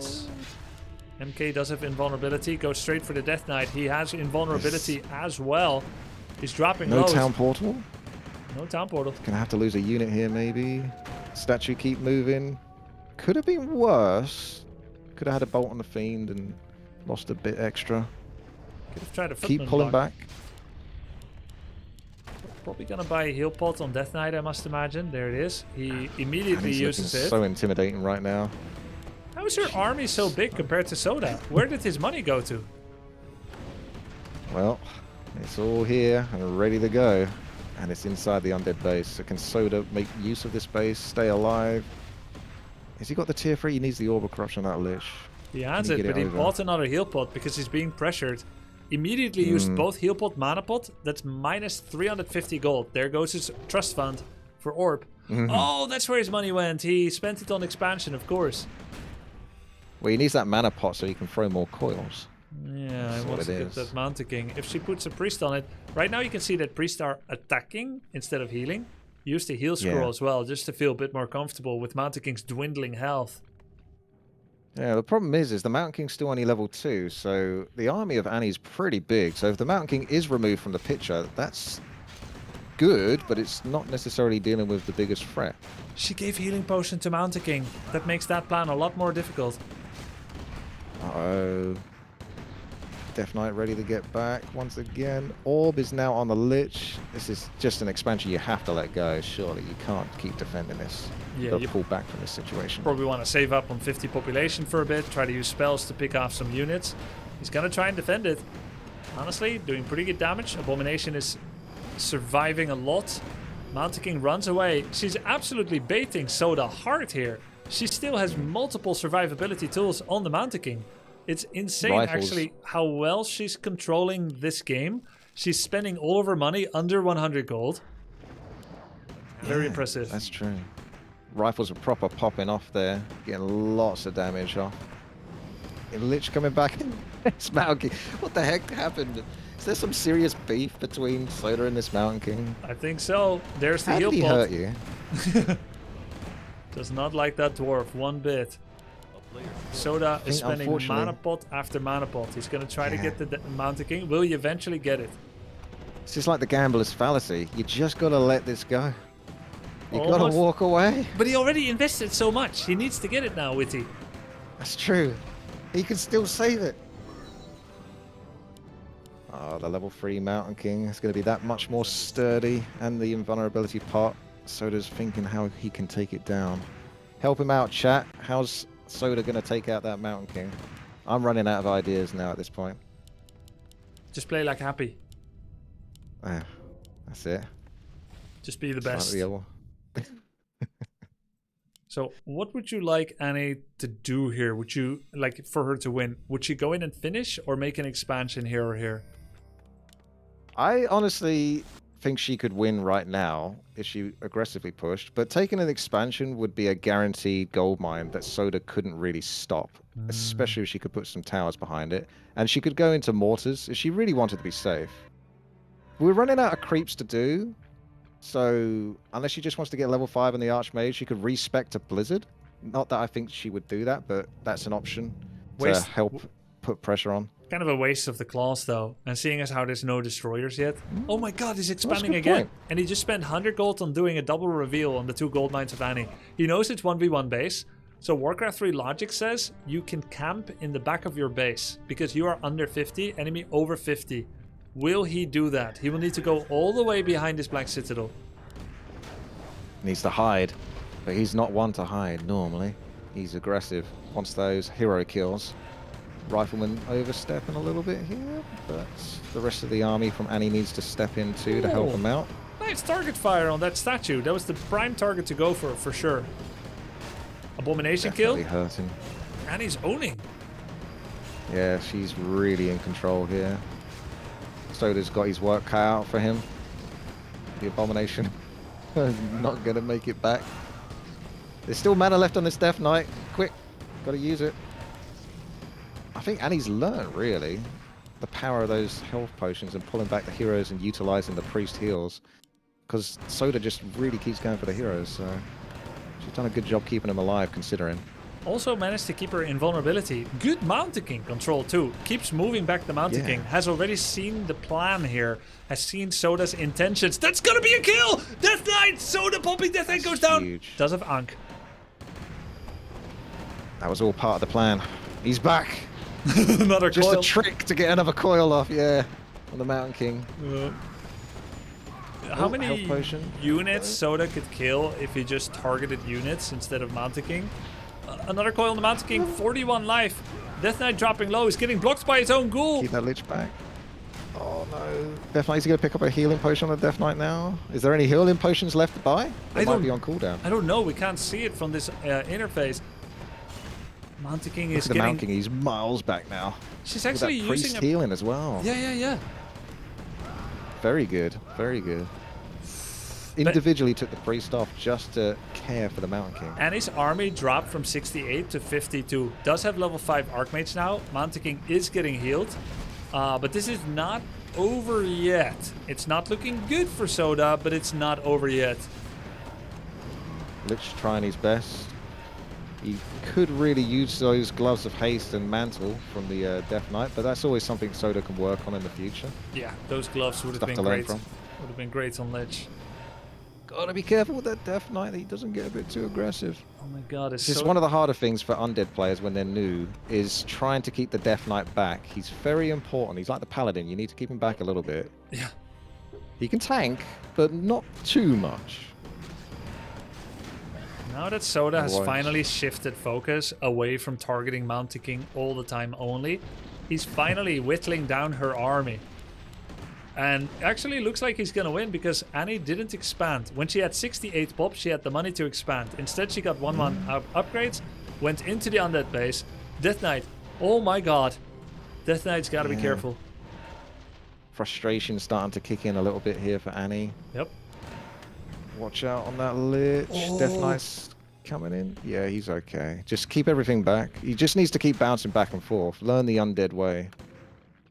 If Archmage goes in first, gets tagged by that Ice Tower, could be real dangerous. Even now, Annie's best play might still be to expand and to force Soda to come out. Soda actually has double crypt. That's a Stormbolt on Lich. Unlikely to do a lot. Nothing. Yeah.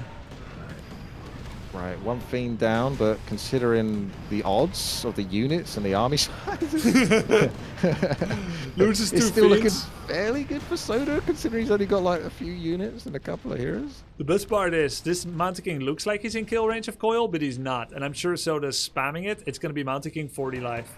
Gosh. One more. Oh, there it is. Auto attacked with Lich! Gets the Mountain King! Okay, that's pretty big now. What do we learn from this? I'm honestly not sure. This is kind of confusing, to be honest. If at first you don't succeed, Coil 17 times again. Right, that old saying. Okay. Such a classic. Watch out, Death Knight. Don't throw it away. Ah, debating to get the extra rifle kill. Very clever. Did Happy suddenly take over for Soda? Could be the case. Does Annie have enough money to get the Mountain King back from the tavern? Or is he coming back traditional way? Coming back traditional way. Yeah, it's already on the way. Soda's been guzzling potions, by the way. He's got a Slaughterhouse, which would have given him the same thing with good statue control. Another mana pot drank just to coil the Lich. 21 pop against 48. Let's not forget, this is not leading Soda to a winning position. If he makes statues, yes. But just guzzling mana health potion surely can't be enough. Air coil. That clause of attack +2, +5, +8. Got that last hit on the Fiend. And made the coil miss. Statue finally in production, Witty. Yeah. Statues are definitely one of the hardest things to get used to. Especially as a new player. It's very tricky to work out what to do with them. How to put them on your hotkey groups. And get them to do their job, basically. Yeah. It's very tricky. And I can understand why players might not want to use them, but they are really, really important to Undead. Yeah, they're like Given better that than precious Brilliance mana. Aura. They're just harder to use. It's like this building's going to die anyway. Get rid of it. Okay. It You looked like, can't have it. It looked like he got a lot of money from it, but it's because it cancels the Fiend. Okay, so gold mine is empty for Annie, not for Soda yet, but very close. So, okay, if Annie cancels this priest in the next 3 seconds, she can re-expand. Actually, no, she can re-expand regardless, because she's doing long distance mining. We have a cigarette being unsummoned here. Sorry to interrupt. No, go ahead. Just for the statue to escape. Oh yeah. Slight unfortunate position in there. Gives him a lot of bonus money as well. Yeah. I mean, Soda's up to 1,000 gold now. So that's pretty good to be banking on. Archmage exposed. Goes on the Archmage. One more coil left in a moment. Was it There's a bait? town portal. Was it a bait? Oh. 2 more auto attacks from Archmage, and Death Knight would be dead. You know, it's that little circlet that gives the +1 to all stats that's kept him alive. You wanted him to get rid of it for the skeletal rod, didn't you? Yeah, he went to go But, pick you it up know, with the Lich. He knew what he was doing. Okay, saw this coming, yeah. Now, actually, I think I would have dropped gloves, keep rod, use rod, come back for gloves. That's one of the most annoying things in Warcraft 3 is I'm quite stubborn sometimes to tech up and get the second hero, so then I'm very aggressive at creeping camps, and then I get stuck with so many items, I have to make those difficult Sophie choices. Or you could know? just get backpack. That's true. I have started to do that a little bit more with backpack as well. It's really cool to bring in an extra skeleton rod from your fiend or whatever. It is tedious, though. Okay, who's gonna kill the other hero first? Will Archmage die to Coil Nova, or will Death Knight die to Stormbolt Focus Fire? Oh, that's a very tough one. I mean, this Death Knight has survived so much, so I'd almost give it to him, even though it looks like he's on death's door right now. He also has statue on mana. Very greedy. He's filling up. Oh, now it's on healing. Okay. There's a full bunch of mana on the Mountain King. He's right at the front. backs off though and takes a lot of extra damage. Now the right clicks are on the Death Knight. Oh, she has invulnerability. He's running the wrong way. And he can kill the Death Knight. And she no will. Escape. No more coils. Wait, the Mountain King goes down. She didn't use the Stormbolt. I'm sure it was up. She's trying to kill the Death Knight. He's stuck behind the gold mine. Great job by Soda. Pressing Coil Nova. He's going to go for the Archmage. Death Knight down. Death Knight down, but Lich kills the Archmage. What? He had to bring that Death Knight forward just so he could get the coil off. He could have kept it back behind the trees, but still gets the Archmage kill, which is huge. So this is really still good for Soda, considering. Oh my god. And he's got nothing left. She cannot remake. Oh, she's making a... Oh, okay, so... She just needs 8 minutes to revive her heroes. Just needs to finish this and get her heroes back. This is a massive comeback, honestly, for Soda. I mean, he's done really well. He had only like a couple of units and a hero for the majority of that, but he knew to use the undead base, and he used it fairly well. He did get outside of it from time to time, but it was nice to see the abuse of the frost. That is ever so irritating to us Warcraft 3 players that ever have to go up against it. Ooh, Crystal in the Ball. Rubian Towers. Uses it instantly, sees the expansion building. Long distance mining allowed a second peasant to get to work. Lich moves in. He could actually Dark Ritual a Fiend and then Death and Decay like an entire base down. Is mining with 5 again, so money not an issue. These are easy pickoffs for the Lich whilst there's no Mountain King around to Stormbolt. Oh yeah. So not too long until a nice juicy Frost Nova. Will he use it on the rifles or the peasants? Choices. What would you do? I would personally go for the rifles just because they're a threat, and the peasants I can pick off with right clicks, but what would you do? Maybe the peasants because you'd hit more, but... Yeah, I think rifles are probably correct, right? Because those peasants are toast. Honestly, I would Ritual the Fiend here and Nova all the peasants. I think it's probably a net gold gain because you're stopping income. So, yeah, you lose the 215, whatever. Yeah, well, you don't really need to either. Yeah, I mean, it's a level 6 Lich now, so I'm assuming it's level 3 Frost Nova, which is absolutely devastating. Yeah, crazy. So, definitely worth. You know, there used to be this Korean player that had this name Hope Torture. Didn't really know what it meant. He was asked about it in an interview. He said when you give someone hope and then you take it away, you torture their hope. Oh, Isn't that... that sounds like an undead player. Isn't that wonderful? I feel like that's what Yeah. Soda did to Annie here. Oh, yep. I think it's been a war of attrition this game in many regards, and Soda has ended up coming on top and ended up with a nice juicy gold mine at the end of it. So he got the expand, and Annie didn't capitalize on it earlier, and she's unfortunately paid the price. That Frost Nova. GG! Oh my GG. god.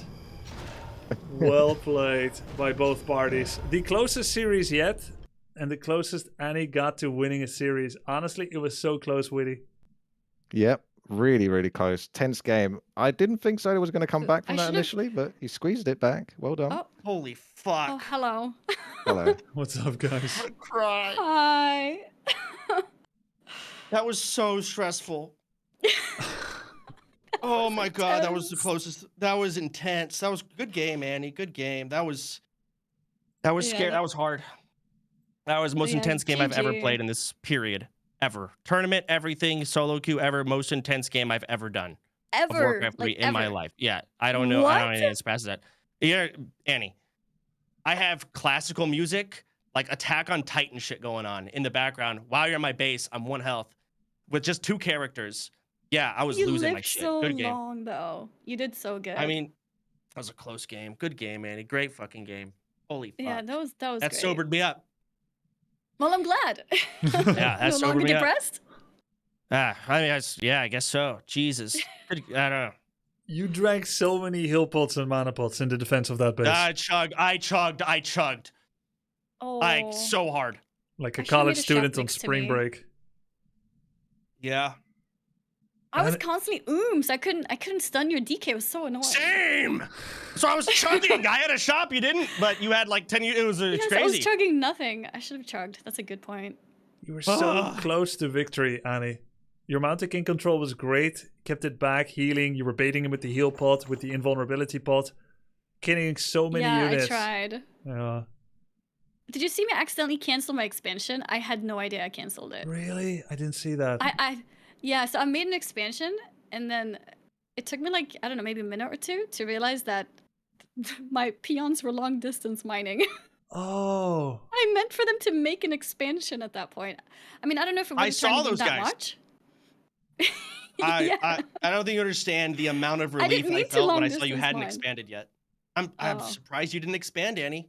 Yeah, I that game was should've. yours. Because I locked you in your base. I mean, I could have even taken the expansion that you were trying to get, to be honest. True. But I just Yeah. didn't think I needed to expand until I was broke, basically. At what point? At one point, you were 68 population against 21 population from Soda.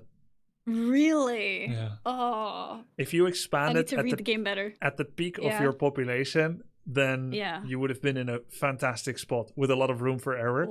But how Ooh. were you to know that? You were fighting for your Yeah. life. You both did great. That was Yeah. a really fun game. I need to take a breather. Yeah. Let's give you a break before the final match of the night. Soda Poppers versus Tyler 1. How long do you need? 5, 10, 15? Wait, is it happening? Is it already here? Fuck Oh it, let's yeah. go. Let's do Everything it. is done. No more delay. No, It's you can too take a late. break. Final Yeah, game of do the it. night. It's gonna be No. exciting. Do it up. Let's go. I'm ready. Good luck. Get it done. Yeah, thanks, Annie. Fuck. I'm gonna need it. All right. Annie, GG, see you tomorrow for the FFA. Yeah, GG's. Yes. Okay. I'll be there. All right. Bye-bye, guys. Bye-bye. Hey, Witty, thanks for joining us as well. It was super fun to have you on. Yeah, it's great to be here. Thank you very much. for having Also, me. I'm not sure if you guys realized, but when I TP'd at some point, that was a mistake. I don't remember know if- that. Yeah, Okay, you there would was have a won the point game. when You his DK TP'd. was almost dead, and I accidentally pressed TP, and I was like, can I Oh. cancel this? I don't know how to cancel this. Yeah, I remember that. If you had 2 more Right. auto attacks on the DK, I think your Archmage would have lived, and the DK would have been dead during that bolt. Would have won the game. Yep. That one thing I it would was have changed it. accidental TP. Yeah. If we're bringing up blunders, that first game, I was trying. I swear. People thought I'm throwing up. I really was trying a cheese strat, unironically, and fucking butchered the hell out of it. How did you forget to creep 1 cam? Dude, I don't. Yeah, I didn't bring the ghouls. You're supposed from to lumbering. Yeah, because you don't need lumber. You're supposed to like creep 1 Because camp, summon a lot. Because in my head, I combined the early expand strat and the cheese just Zug strat. I combined them into this pile of trash. Oh, so it's neither, basically. Yes, exactly. It was so Yeah. bad. So, yeah, I'm so dumb. I'm so Yeah. dumb. Well, GG's regardless. I think you did good. GG's, Annie. Thanks. That was a real emotional roller coaster for those two, wasn't it? Yeah. Listen, Witty, is that your name? Yeah. I know. So I assume you're like a pro in this game. Kind of. Okay, I'm sure you live and breathe RTS. This shit is the most intense mental workout I've ever done, and it's never ending. RTSs are insufferably difficult. Rewarding, sure, but I'm dying on the inside mentally. I feel like I'm overloaded. So Yeah, I get fucked. that. Yeah. No, you tried really hard, and it paid off in those last couple of games. Your comeback on both of them was really good, so I think you should be proud of yourself on that. Thanks, man. Oh, the emotions coming through. Okay, I'm gonna get Sunglitters and Ampy in here for the cast, and looks like we've got Tyler here. I'm not sure where we are with map vetoes. Are we finished? Oh, you need to ban a map soda in the channel, or you can say it here. Melting Hammer. I don't know any. Pick No. one. I don't know any of the maps. Ice map 1, Ice map 2, Tide Hunters, Hammerfall. Hammerfall, ban it. Okay. Not sure what it is, but get it out of here. Okay, minus Hammerfall. And then you can pick map 2, Ice map 1, the really long one, Ice map, the vertical, horizontal ice map, or green map, Tide Hunters. Ban Tide Hunters. I hate that map. No, you have to do a pick. Oh. I picked Tide Hunters. I love that map. Okay, sounds good. Sounds good. Tyler pick? Yo, hold on. I'm setting my shit up. I'm struggling a little bit. Give me just 1 second, please. Game name is up. It's in the channel.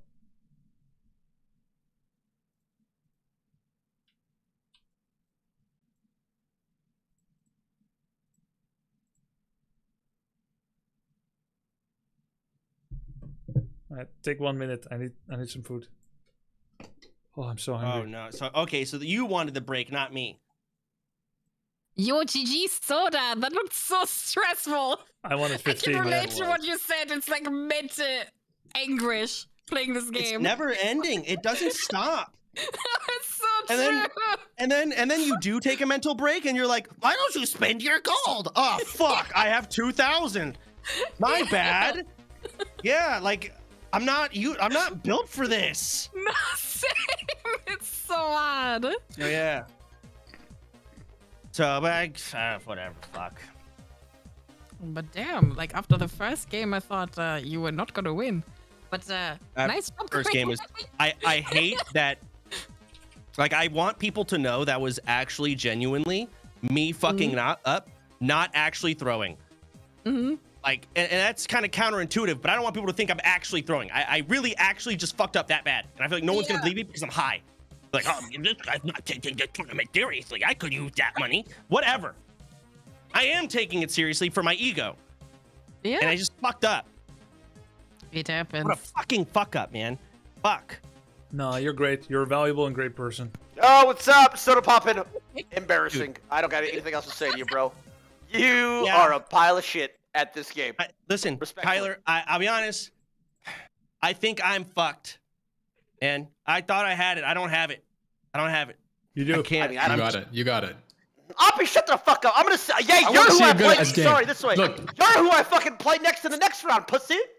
You're going and down, we're buddy. 1-1 in solo queue. You're talking to the wall, buddy. Oh, sorry, this way. And you're who I played in solo queue, you little bitch. I can't wait. Ooh. Yep. One step at a time, though. I'll take Soda first. Soda, again, embarrassing, bro. We couldn't lock in for 8 hours. I'm not gonna argue with you. You're fucking right. We had to crumble and do drugs like a loser. Okay? You couldn't lock in for 8 hours. I can't do it. I can't. I'm too stressed. I was too stressed. I needed it. All right. Whatever. Can't wait to see this match. Also, Sun Glitters. Yeah. Good God, practice more. That was embarrassing, too. What the fuck? I Fuck it. won. Fuck it. All of you come here. I don't give a shit. True. What the fuck? Who cares? No, join the game, guys. I posted the game. I'm name already. in. Yeah, I thought you said you needed a second. You were Oh, I'm eating. not in. I'm so Yeah, sorry. I already ate. I ate some nuts. What? Ooh. Beans. It was actually beans with wasabi. But they feel What like kind of nuts because they fried them. I don't know. It's in Chinese. Chinese nuts. Yep. They're a little Nice. smaller. All right, Tyler, you're dead on my screen. Okay, yeah, cope up, bro. That was embarrassing. Nah, I I got it. cannot I'm- believe you almost I'm lost it. Low key, though. Annie and Oh, Sun say Glitters it. actually played way No, above no, the say range. what you were gonna say. Well, I was I gonna blame heard the I heard the start of that sentence, man. Yes.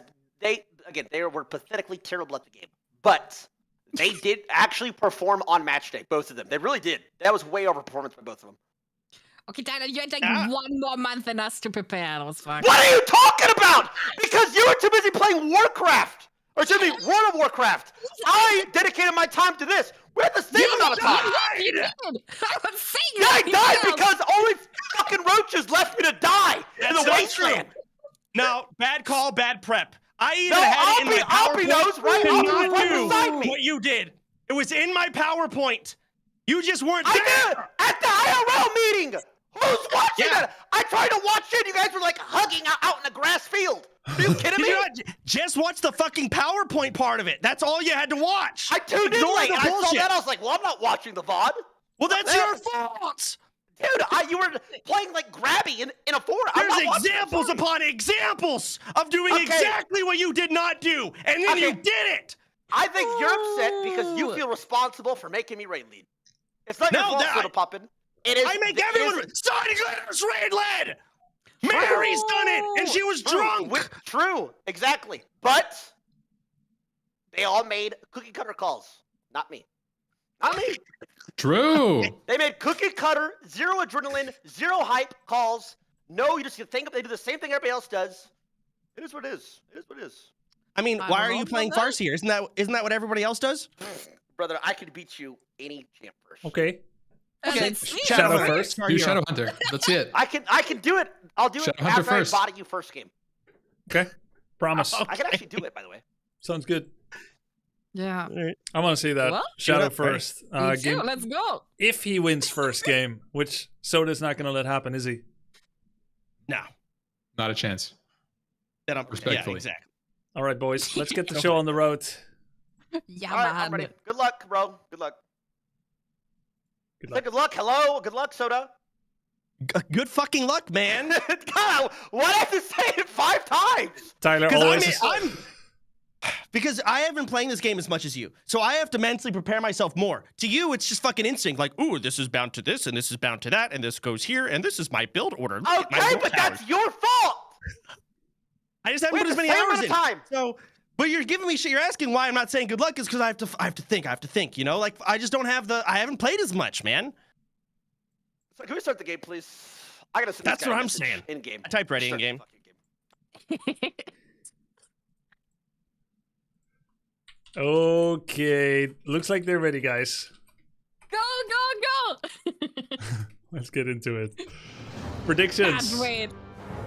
Ooh, I mean, Tyler looked really strong, but maybe, maybe after Soda won the last match, he got a little bit of confidence. Who knows? I think Soda's rattled after that last game with Annie. I mean, that was a long, drawn-out, stressful game. Going into this, he's on the back foot for sure. Tyler's been chilling, Ooh. just biding his time, watching Soda play, studying him for the last couple games. I think Tyler has the clear advantage going into this game, but I mean, we'll see what Skippy can pull off. Maybe the Crypt Lord Ghoul Rush pocket pick. We haven't seen that yet, have we?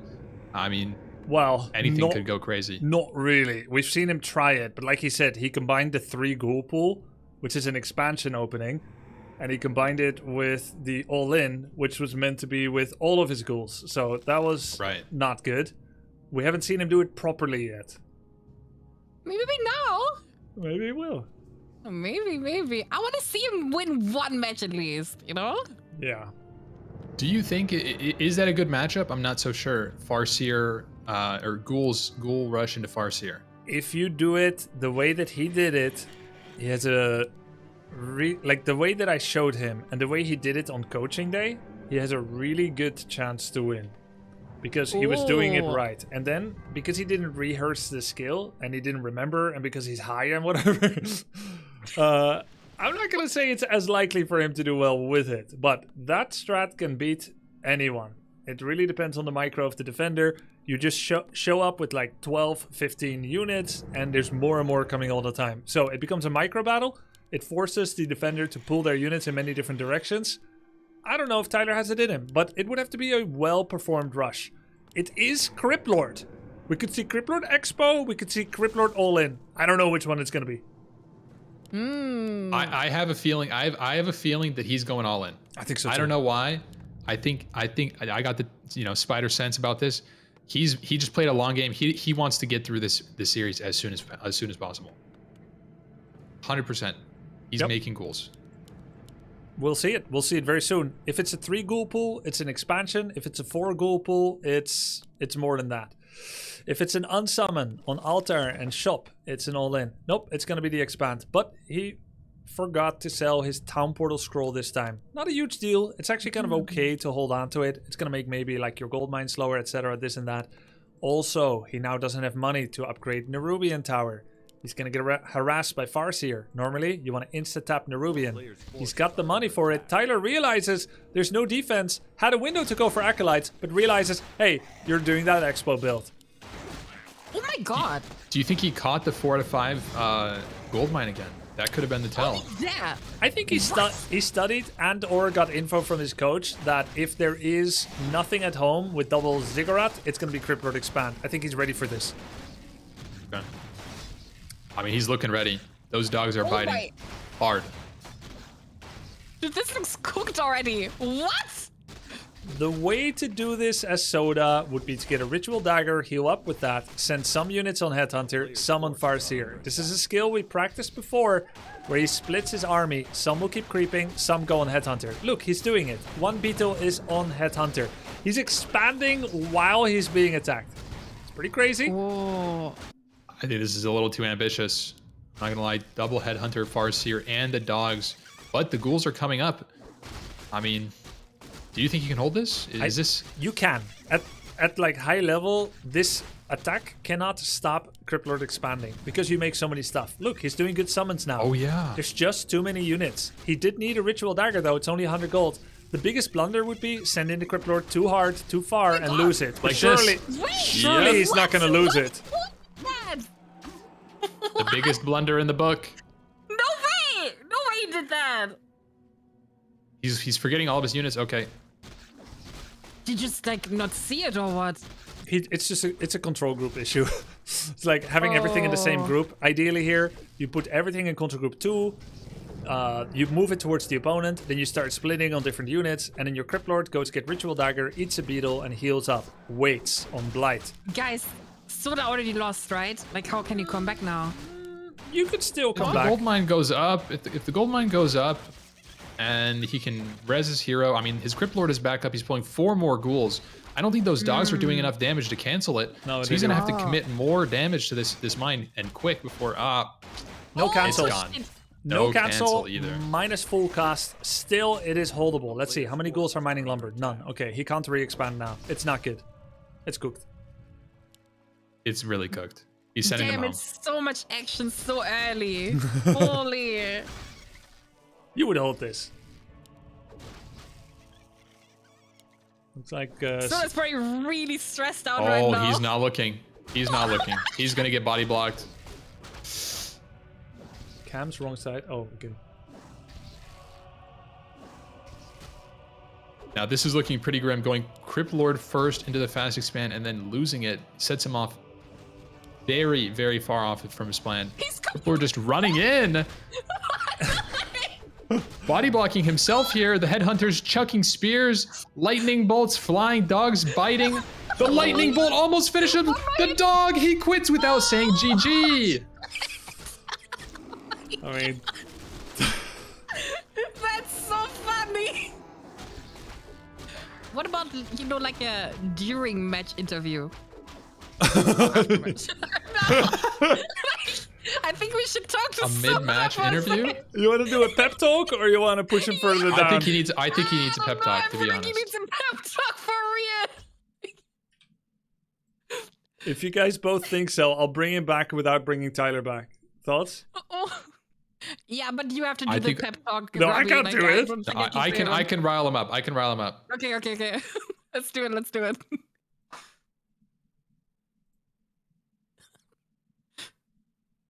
Soda, Yeah. are you there? You hate. You fucking got this, okay? I don't want to see that shit again. You sacrifice your Cryptlord like that again? I don't know what happened there, but you got this shit. Focus up. Let's see it. Game 2. Rush his ass. Send him to the graveyard, okay? Yeah, man. Let's see a real Giga Chad push from you, okay? What push, man? I got. I don't know. pushed. You got to figure that out. I'm not an undead player. I'm just saying. I'm not Look. either. Yes, you are. say? Focus up, dude. You got this shit. Don't let Tyler beat you like this. What do I do? My man just showed up and man, I was overlooked. I've never played against someone who gets there that early. I don't know what to do. Remember the Just skill. there. Remember And the he knew I was skills. expanding. Remember the skills I taught you. Several units on every headhunter, couple of melee on That's each what I was one. trying to do, and I was just getting owned. And And you my for- crippler was dead. And I forgot Ritual Dagger. I did forget Ritual Dagger, but I don't know. Like fuck. You can do this. I didn't sell my town portal. I was trying to do something new with it, you know. It's okay. No. Take a breather. Give it your that was all. good. Whether you win or lose, just try to do your best. That's all that matters. We love you. Good luck. That's what I'm doing, and everyone's giving me shit. No, you're owning. no. No, Good you got performance. Good luck, Soda. We Tyler believe in has you. studied your games. He's literally tryharding this shit. I mean, look, he knows your plans. So you gotta do something crazy. You gotta pull out all the stops. Just play your game. I And mean, have fun. That's what. Okay, I'm gonna do You it. got Just this. have fun. Just have fun. See you after. Okay. Okay. So, a little bit conflicting advice here from Ampy and me. Honestly, I don't know if this helped. No, I'm not sure. It might have been bad. It might have been. I might have actually confused him. Yeah, I think you confused him. This was your idea, Sun Glitters. You fucked it up. I blame Sunglitters on this one. I tried really hard, and he didn't. I mean, I tried to rile him up, and he just said, "I don't know what I'm doing." So I don't know. I lost it there. Oh god, I trusted you guys. You know, I know. I'm sorry. I messed that one up big time. Okay, Sun, Ampy, get in the game. Same game name. Oh, okay.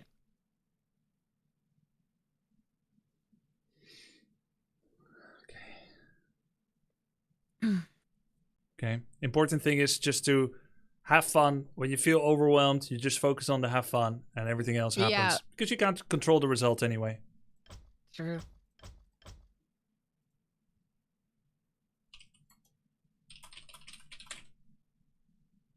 I had to kick Tyler. He joined twice. That's imbalanced.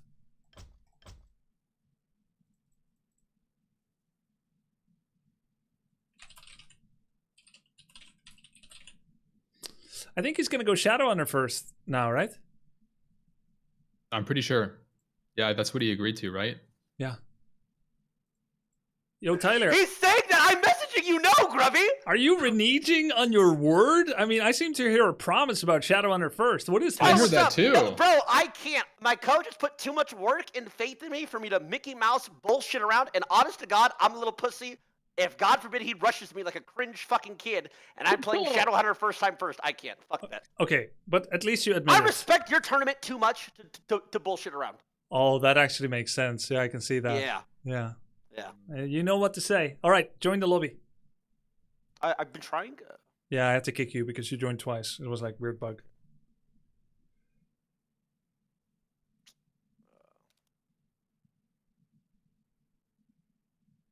He's got away with words. Okay, I'm joining now. Keep fucking doing. You lose this, you're out, right? Like if you lose the series. Yeah, but I'm not. Okay. Grubby, come on. Why did you say Grubby, that? all I'm gonna say is, bro. Me and you play again. I might take 2-3 games. That's all I'm gonna say. With handicaps. Okay, I'm going. You get Grubby? Ooh. Yes. You got a lot better. Alone? You got a lot better. 2v1. Buddy, I carried your ass, okay? I'm just gonna go ahead and say it. I'm just gonna go ahead and say it. I cannot wait till tomorrow. I raid led you to that win. That's all I'm saying. Wait, shall we Okay, 2v2? we'll see tomorrow, man. Shall we I'll 2v2? see you tomorrow. If Let you me can win finish this game. Surf Up, it's bitch ass, Shadowhunter and we'll first. see. Shadowhunter first, baby. We should 2v2 No, I'm not sometime. going Shadowhunter first, guys. No, not. Guys, we should I'm a 2v2 sometime. Ampy and Yes. Tyler versus me and Sun Glitters. Oh my god. Okay, that's.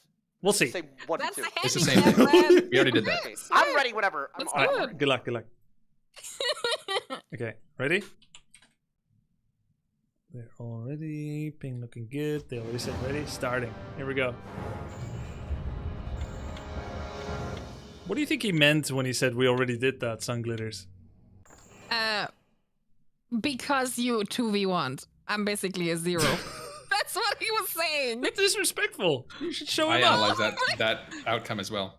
That's how I got it. Oh, Tyler. Never Until done. then, I might be like a half of a player, maybe. Well, you're gonna finish the campaign. You're gonna learn about 2v1.5. TFT units. Okay. If you make it there, you're just gonna keep growing in power. Okay. Okay. Let's see. 2 seconds late on the Acolyte. 4 seconds late. Oh, there it is. Is this a standard opener? It looks like it's the same thing. No graveyard coming up. Crypt, altar. Ever since I mean, it's Sacrificial Skull no longer needed a graveyard requirement, which is a change from 7 years ago, you no longer see graveyard tier 1 almost ever. If you want to expand, you needed to have a graveyard in the past, which is why it wasn't viable. Now you don't, so all good. Recent. Guys, it's Yeah. Undead the worst I remember race. that. It's under the worst Undead race? the worst. Yeah. No, I don't think so. I think Orc or Elf. I definitely think it's Elf. I'm not biased. Really? I feel like Elf is so OP. Like this Oh god, MP, actually you pissed me off. The way you came into my, the way you came into my base and killed my fucking peons with these knives or whatever this was, and your stupid wisp always scouting me. Those. By the Hey, way. That's the way it Yeah. is. That's the way it goes. Yeah. We've got a Okay. Death Knight opener here first from Soda. Okay. Playing it traditional, it looks like. Going for that DK Lich. Tyler going for the Farseer, chickening out of his deal. Yep. Officially. Yep. Out of respect for the tourney or because he's a pussy. Right, either or. His words, by the Both way. acceptable. His words. Look at that Nerubian tower. Technically, not needed to be that early because of timing. The unit could not be in his base yet, but I respect that he wants to be safer than before. If he's thinking, yo, I could lose my units, I want to hide behind my Nerubian, you know, he knows there's going to be another Farseer harass, so fair dinkum. He always goes so aggressive though with his dogs, you know? Yep. That's the game plan. Farseer. Straight to Soda. Take notes. Team- What Amki. the? Saying notes, Okay, who is empty. Ampke? Yeah, well, You know, Farseer's power spike is at level 1. I think it's the best level 1 hero, but it's not the best level 3, 5, etc. hero. So this is definitely how to use Farseer. You can creep with it, but harassing with it, very common. Nice micro on the ghoul, sending it home, trying to keep it alive. Get the nice blight regen. Maybe pull another ghoul on the way back. Yikes, almost lost it. Tier 2 just comes live for Tyler. Okay. About the same timing as Soda. Looks like we'll have the same rough-ish timing on our second heroes. like Soda seems pissed. He really wants to kill him. He is. Isn't it annoying when you can't so creep mad. because the Yes, Farseers so keeps being there? annoying. Just hits him in the face. Yep. These dogs are so annoying because you kind of want to kill them, right? But they despawn too. I'm like, okay, am I supposed to kill them or not? You are, but respawning them is actually a part of the mechanic. So this is how Orc denies you the satisfaction of killing them, but you still gotta do it. Oh, Wow, taking his camp from right in front of him. oh, That's not- brutal. Connecting with the headhunters though, I mean he's getting good damage in on these. Very good damage. He's also splitting his units, some on ranged, like some on this range, some on that range. He's gonna get one. Yep, looks like he might get 2 actually. But Wait, is he not dead? he lost 1 ghoul. He's still fast. creeps. Okay, you should never take these units off the headhunter. There's a really high chance Tyler forgets to move them at some point. So if he True. keeps these units, most likely the headhunters will die if he keeps them on. Shouldn't He's watching Soda now. turn around the ghouls and attack Tyler's hero? Nope. Like, because he keeps chasing. No, the Two moment headhunters is probably better than just a little damage. yeah, He's never gonna kill the Farseer. even the Okay. gold cost of 2 headhunters is 270 gold. A hero level 1 is 170, so it's worth. Oh, look at that! Ooh, I'm really It's proud close. of Soda. Oh my god. Oh, he's sending it! Oh shit! Oh, 2 kills! I actually got them! Damn! Meanwhile, he's running from the hounds in his own base. Got here. Got Ritual Dagger. Should not use it on anything except skeletons. So what does Ritual Dagger do? You can read it. Regen. Oh, it's like a death pact. No, it's regen scroll, but you have to sacrifice something. Oh, all units. And it's the only That's way insane. that undead can expedite their own healing in the start of the game. Pretty good. Killing a couple of headhunters. He's gonna summon skeletons. We'll try to creep this, and then most likely This is take a risky. low skeleton and try to ritual dagger it. But Tyler is insane. Oh, he's coming again! Oh my god! Yep, that's the sacrificial dagger coming through. But there's 4 headhunters, 2 dogs, and a Farseer just about to hit level 2 off this creep. This is going to be a hard push. He might actually surprise him with the chain lightning burst too. If he's not paying that much attention. Double Damn, fiend someone cancel. can't take his thing at camp. Like, it's fucked. Yep. Yeah, Tyler really stepped up his game of zone denial by creeping camps that are around the opponent. Are you thinking you'll face Farseer too, Ampi, if you get a game against Tyler in this tournament? I hope so, certainly. You don't think Farseer is very good against Elf? I think that I would be able to outperform him on it. Ooh. I don't know. Confident. I feel like I can dispel his wolves and mana burn him instantly. Yeah. Like it's not even. It's not that hard. I don't want to play any other races because I don't want to have to deal with it as a non-elf. Oh yeah, yeah. Elf has strong anti-magic early game. Only one with Dispel at tier 1. Looks like Skippy is gonna get a wolf XP Oh, big there. fight. Oh, the Nova. I feel like this isn't. Oh, does he have mana for a coil? No, he might get enough though. He has another Nova. There's no way Farseer doesn't TP. 3, 2, 1, Nova. He's out of range at No this speed point. aura. Okay, he could just Nova Oh, the but he's gonna Headhunters. get all of these headhunters. TC way in the back with endurance aura. Yes. I mean, he could kill the Tauren here. He has nothing. I mean, maybe Yeah. not. He's just running away. If the TC stops moving, sure. Skippy doesn't have a slaughterhouse, doesn't have tier 3 yet. As for Tyler, what is he gonna do? 800 gold. Actually, was way out in the North Pole there. Goes all the way back home. Tries to creep this camp. Will actually take a good bit. Doesn't have a lot of units left. So far, -4 headhunters for Tyler and flagging macro. As for Soda, how many goals did he lose? Was it 4 or less? I feel like it might be less than 4. Not too sure. That slaughterhouse coming down on his way to statues, perhaps. Does that mean he's going tier 3 here, or what's the timeline looking like for Skippy? Yeah, I think he's gonna go tier 3. Looks like he's still making fiends. They're usually not worth prioritizing over tier 3, but that's like at the top level. Can you really say that making more units right now is wrong? I think it's fine. By the way, Tyler forgot to buy heal salves on TC. Orc never likes to make a trip back home. He's gonna have to do that now with his Farseer. Yes. Right there. So it turns around. No scouting right now. Not wrong to get some more creeping. He'll still be on time to cancel it, so long as he knows about it. But knowing is half the battle, and I'm not sure he does. Yeah, Soda made a really good comeback. Like I thought it was cooked already, but damn. True. What are the odds that he scouts this expansion? If he catches it right, I mean, in the very near future, Farseer's low mana, TC very low from this creep camp. I mean, he has a window here. I don't know if he knows it, but he has a window to cancel this very easily. And he lost all of his ghouls. 3 goals, lost to creeping. Not very good. He does have enough yet, so he's just gonna transition to Fiend. Yeah, not that diligent with the anti-aggro toggling and with the reaction speed on when they drop low. I thought he did switch his health bars to green and red, but looks like he's still not super aware of it.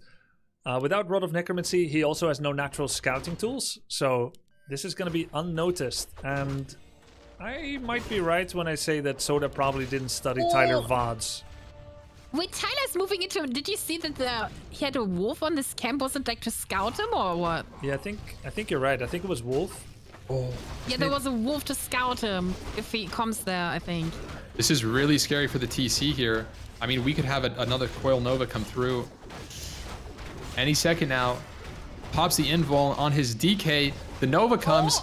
We just need the Coil to come through. No mana. 65 mana, 66. Shockwave on the TC. Lich is killing a headhunter in the back. He might get it.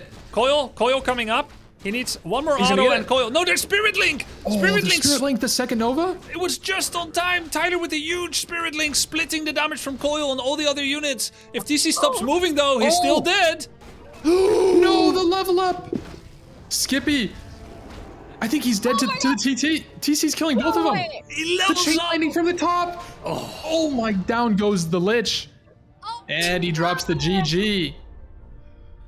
Oh god! Oh god! Jesus. That must have been so tilting because he was so fucking low. I could see it. Like he just wanted him to die. Oh my god. He leveled up from the kill. Which gives bonus strength and therefore bonus health. Oh, that was rough. But it was so close. The kills was close, who would get the kills, but ultimately Tyler was developing his build better because he was heading towards an expansion already. Tyler, GG, man, you advanced. Fucking fuck. GG. All I had to do was fucking not feed and just wait till the end game where Tyler can't play for shit, so he's not carried by his stupid wolf summons the whole game. True. Fuck. If I just didn't do that, he was so close. What are you talking about, you freak about summons? You're summoning skeletons the entire game. Zero talent. Yeah, but they're trash. You're you can't trash in micro comparison. them. Yeah, you're right. I just fucking suck. That second game, I trolled actually. That could have been. No, I trolled both games. That's miserable. Miserable. That Spirit Link timing on the TC GG's. though.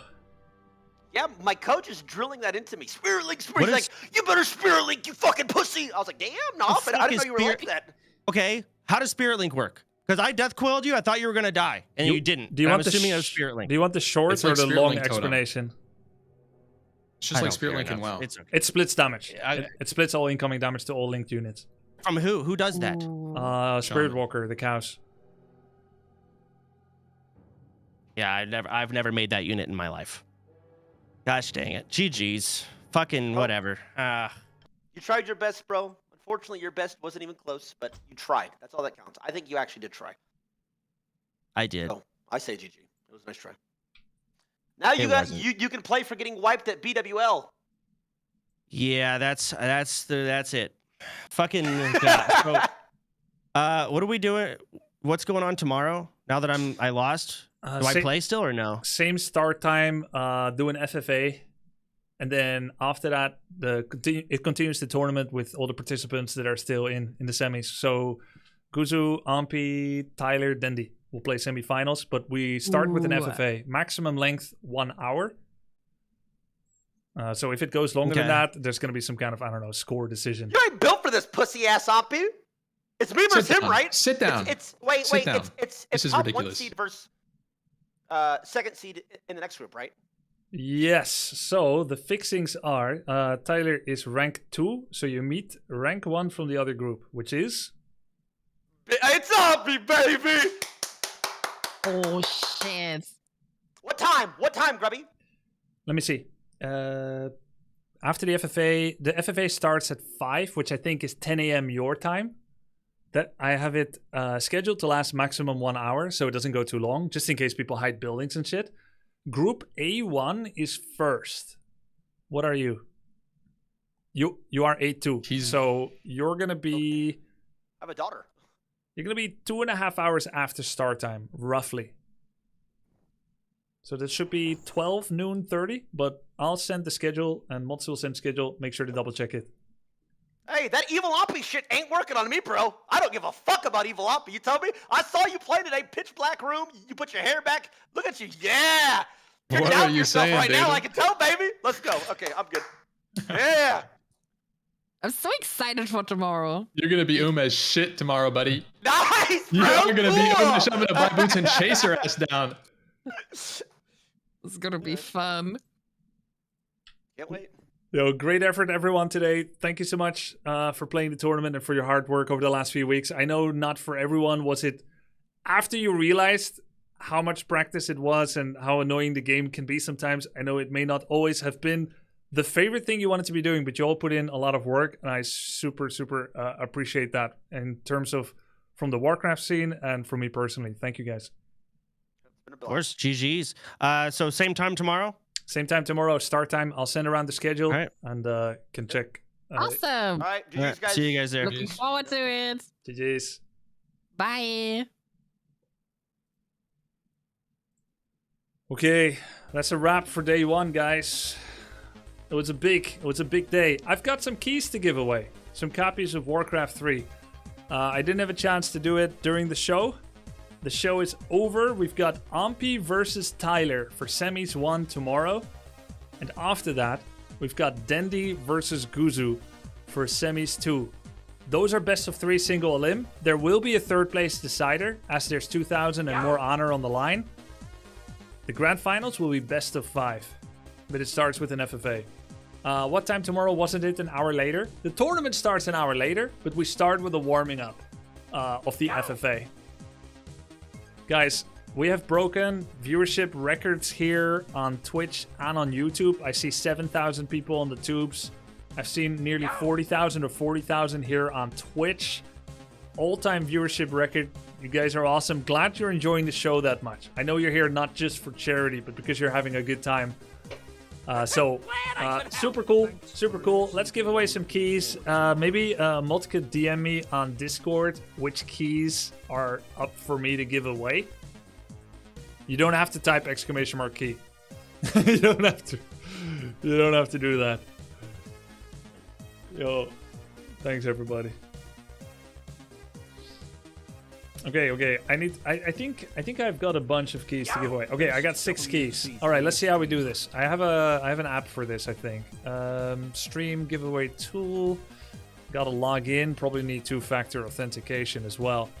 I'm gonna give all 6 away at the same time. I'll let you know. Is this what I usually use? Wait.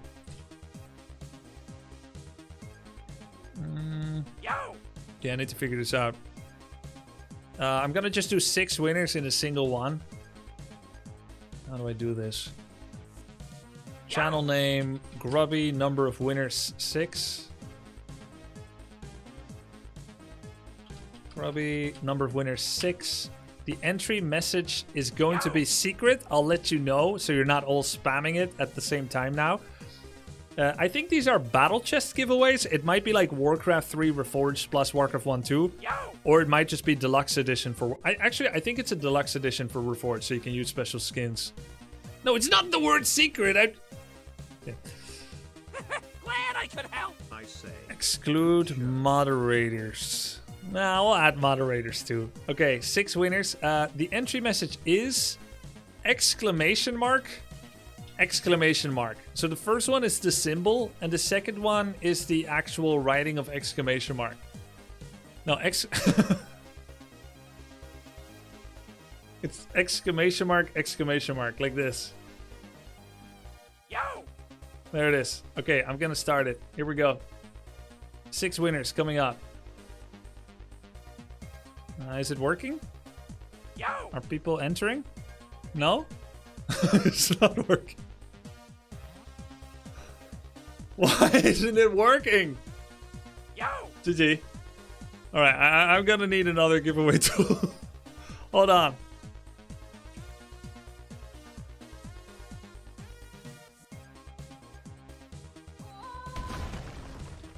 Yo, thanks for the 5 gifted, Drell. Why isn't it working?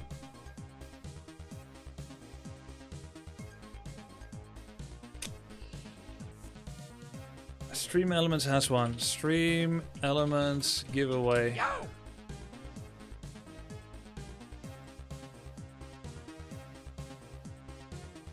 Ah, shit.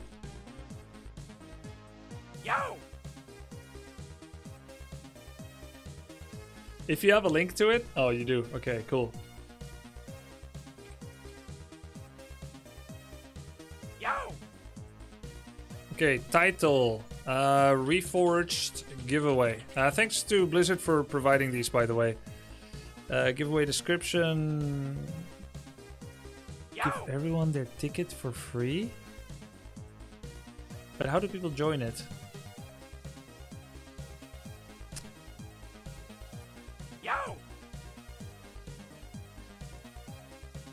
Okay. I started it, but I don't know how people can enter it.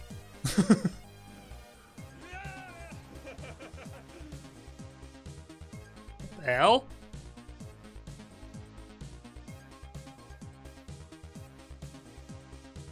Yo! How do you Watch enter out, it? But I have this free one anyway. Wait, do you guys Excited need to for go to this tomorrow. link? I think you need to go to this link. Yo! Does that work at all or not? This one? Yeah, it does. Okay, let's turn off emote only. Emote only is on, and then we'll put an announcement. Can we do an announcement for this, Rui, again? Okay, it's working. We got participants. Yo! Love you, Grubby. No. It's a bit more of a hurdle than spamming in chat, but if you just click the link, should be able to work. I'll probably run this until 2 minutes, and then I'll draw. I also don't know how to close the giveaway. Let me see. Yo! Will it pick one winner or multiple?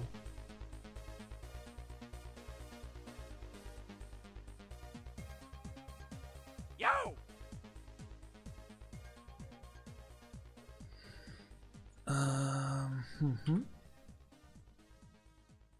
Yo! One at a time. You can roll multiple times. Okay, I don't see where.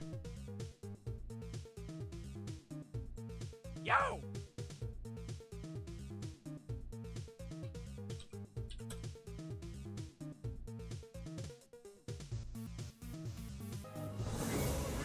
Yo, Zora, thank you so much, bro. Appreciate it. I'm doing close giveaway. Oh, yeah. It works. Okay, cool. We got 3,000 participants. I'm gonna try click draw winner, but because I've never used this page before. So dang fun for the entire day. Can't wait for tomorrow. Thank you, dude. Thanks for putting this together, Grubster. Thanks to everyone helping with it. I'm afraid to show things for the first time on stream, so I'm just gonna draw a winner. Okay, it works. So I'm gonna draw winners. The first winner is Sour Straps with a Z. Yo! Iogen, High Danks, Ranks 50, Requius XD. Yo. And the final winner is Urkist. Guys, I will whisper each of you a reforged game key. If we're not going to use it, give it to someone that you think will enjoy the game. Congrats to every winner. Alright, I'm going to play one game to close the night. Yo! Maybe. There we go. Aware. I'm not going to... Actually, you know what? I'm going to ask a mod to help whisper to you. Yo! Whisper them. Okay, that worked really well. Thank you, Ruigen, for the link. What is it? What? Yes, me lord. Oh, here we go. Yes, me lord. Do I have game music? Okay, cool. I always like to take a palate cleanser after awesome games. Did not snipe. Yo. Is it Human Mirror? What? Righto. Been waiting to play all day. It had only 2 minutes. Yep. I know. Ready to work. Yes, me lord. Off I go then. Maybe change the title to... I'll just put it like this. Who won Tyler Soda? Tyler won 2-0. Tyler won 2-0. I think if Soda... I mean, I think Tyler just showed up with better match mentality, honestly. You can always say ifs and shoulds and whatnot. Soda's peak has been really good. But it's not about how well you train. It's also what you bring on match day. And ultimately, Tyler had more fortitude in the fights.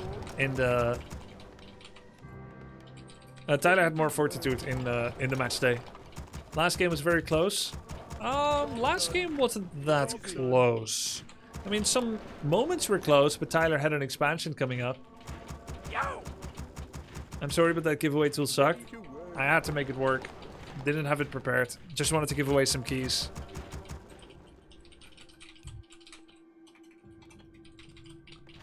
Oh god, yes! Yo, Schildpad, thank you for the 20 gift subs. Appreciate it, dude. Off I go then. What do you need? Annie Fuchsia. On my way. Wait, I need to go to a camp down here. Right. All work. Ready to work. Yes, me lord. Off I go then. Yes, me lord. What is it now? Can I take this camp?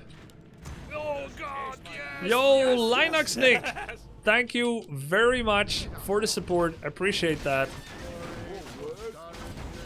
Oh, need to tank with Water Elemental. Why is he not attacking Water Elemental? Yo, Neo, thanks for the raid. Hope you guys had a good show too. Do I get this? He has a heal. This camp is kind of tough, man. Not gonna NGL. Thank you for the raid. Okay, this camp is actually so sick. You can just do this? Kind of feels unfair. Feels so unfair that you can do this so early. What? Who made these maps? Someone in chat? Aye, my lord. Well? Witty, thanks for the raid. Hope you enjoyed today as well.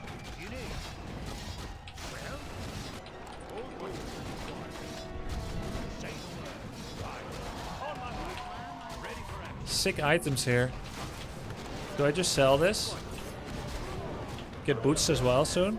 Glad I could help. Appreciate the awesome day of fun, Grub. GG's to all involved. Cheers, bro. Thank you.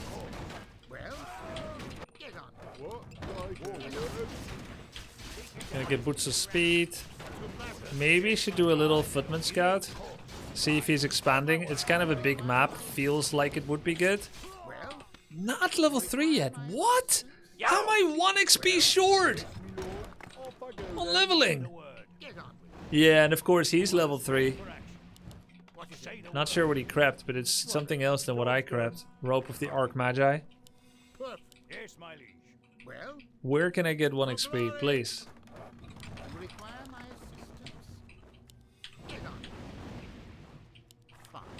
Okay, he did not expand. Maybe I can find like a small peasant. And that could be like a way for me to get experience. If I get 1 peasant, like he thinks I'm not going to find it or whatever. Oof. Aye, my lord. Of course. What is it now? Say the word. I need this too. You need. Right. Aye, my lord. Of course. Oh, that's a very weak.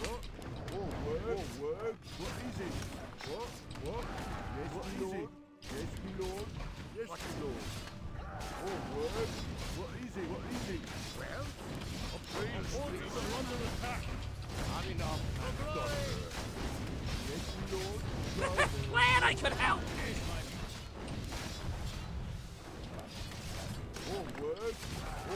That's not good.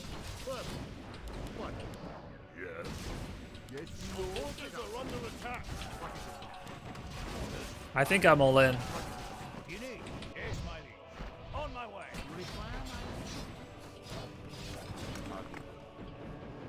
I think I'm all in, guys. Say the word. Of course. Orders. Well, maybe I can still make a sanctum. Ready for action. What do you need? Panda. Say the word. Footman is low. Let's put him with the healer. Orders. What do you need? What is it now? Yes, my liege. I can hardly wait. Ready for aim your poison. You seem a little parched.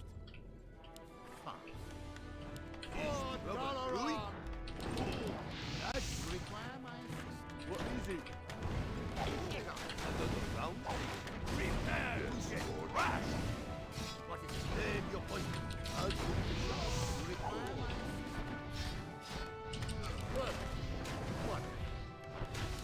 Job done.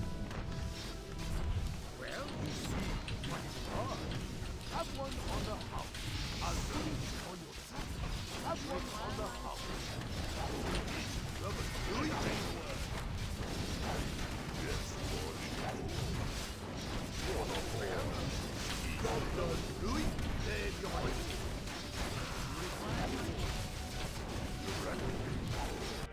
Orders. Well, another round. Save your poison. Oh, you lucker. He's lucky I locked myself into my base too.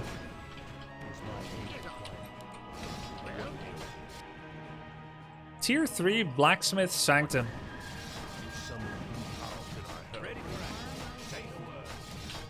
Am I just mass footying?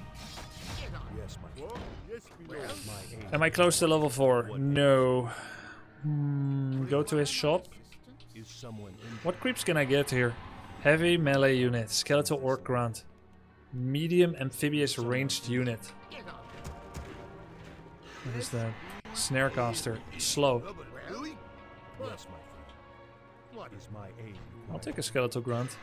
Build more Oh, I won't take a skeletal grunt. What do you need? On my way. Maybe I get blizzard? Yes, my liege. Well, No, elemental's still good. another round of say the word. You require my What is? Yes, my liege. Well, what do you need? Left. Right. Name your poison. Say the word. What is it? Can I help you?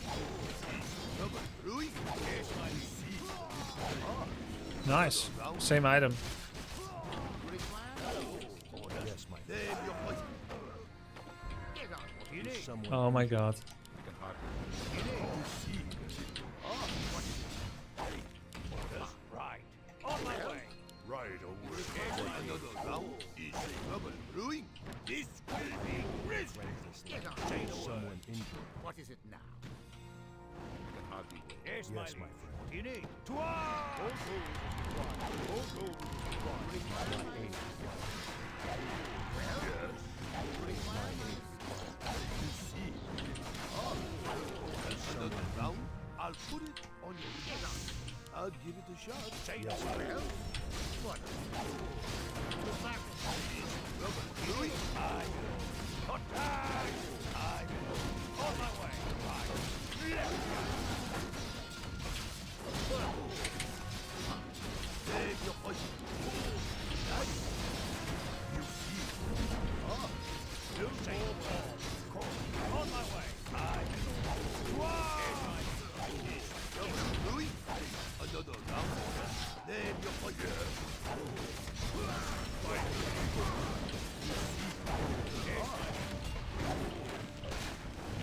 Name your poison.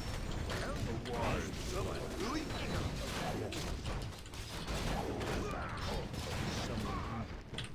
Another round? I'll put it on the house. Have one on the house. I'll give you that. Well, another round? Name your poison. My name is Louis. Ready for action. What ails? What ails? Not enough. My aim direct. It is. Well, you saw it. Louis?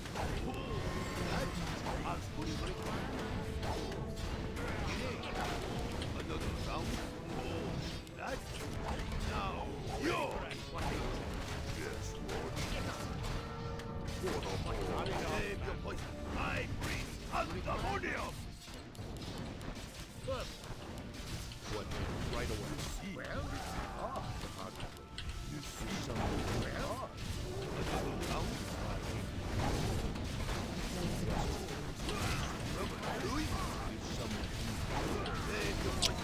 Nice round with priests, Kappa. Well,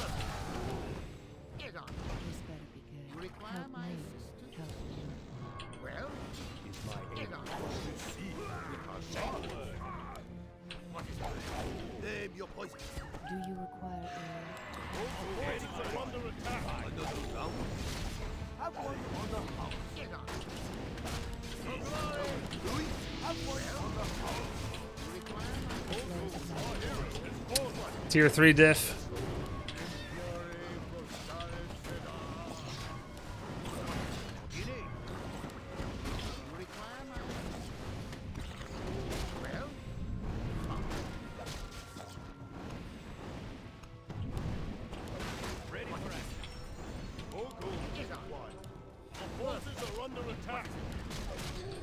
GG. GG. Okay, I can't end on a loss. We'll do one more.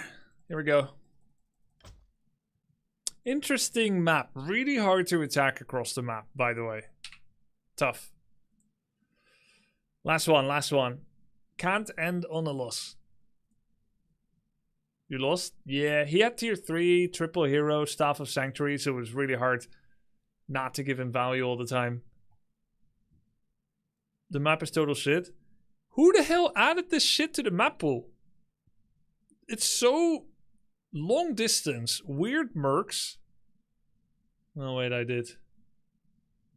It was not winnable at the point you left? No, because we were like same population, like 30, but he has 3 heroes and all are alive, and I'm 2 heroes. And he has higher hero levels, and he has better units. So yeah, it was not winnable anymore.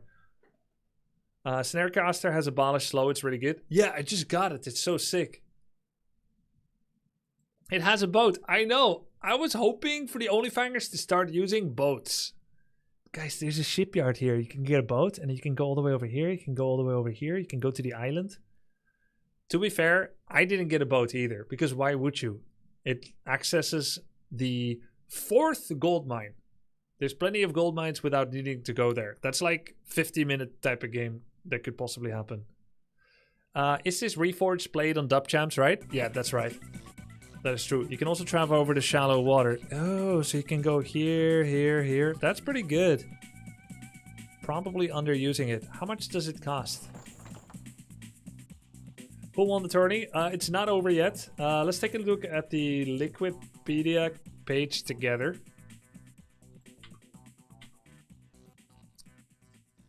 This is today's results. Right, looks a bit weird formatting. Okay, there we go. Dendy 3060. Tyler 2142. So he 02 and then 2020. Soda Popping 12. Annie, I would say all of these scores were the most likely outcomes. But what was not expected is Annie to take a map from Soda. That was crazy. And then Ampi 3060, Guzu 2142, Geronimo. And again, Sunglader's taking a map from Geronimo. I think is the big upset. Did you see Potato POV?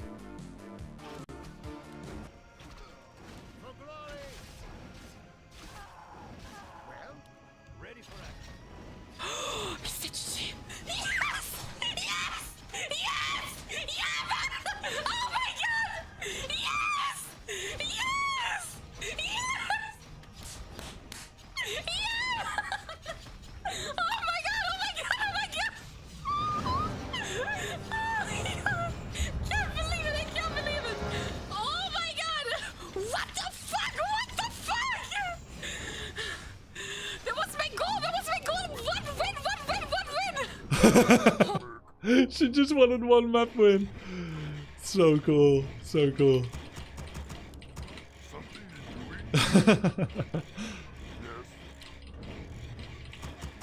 What race are we against? Human. Ooh.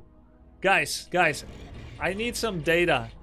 Can someone check his profile on W3 Champions and check if he's... And I need this fast. What's his opening hero? Thor. Is he a paladin rifle user? Yes or no? I need this. I need this. Because I will show Tauren Chieftain first if it's pala rifle. AM? Okay, good. I'm not going to go TC first against AM. Good. Good. It's not cheating, guys. I could have done it myself. Historical knowledge is not cheating. Okay? I didn't ask you what he's making now. I asked you what he's making in the past games. Purely AM? Okay, then we're gonna not go TC. Work complete. Work complete. Yes. Ready to work.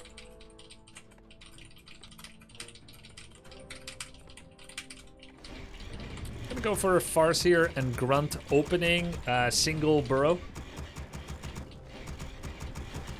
This time it's probably going to go Pala Rifle. That's fine. I only want to play TC first against fully bred, thoroughbred Paladin Rifle players.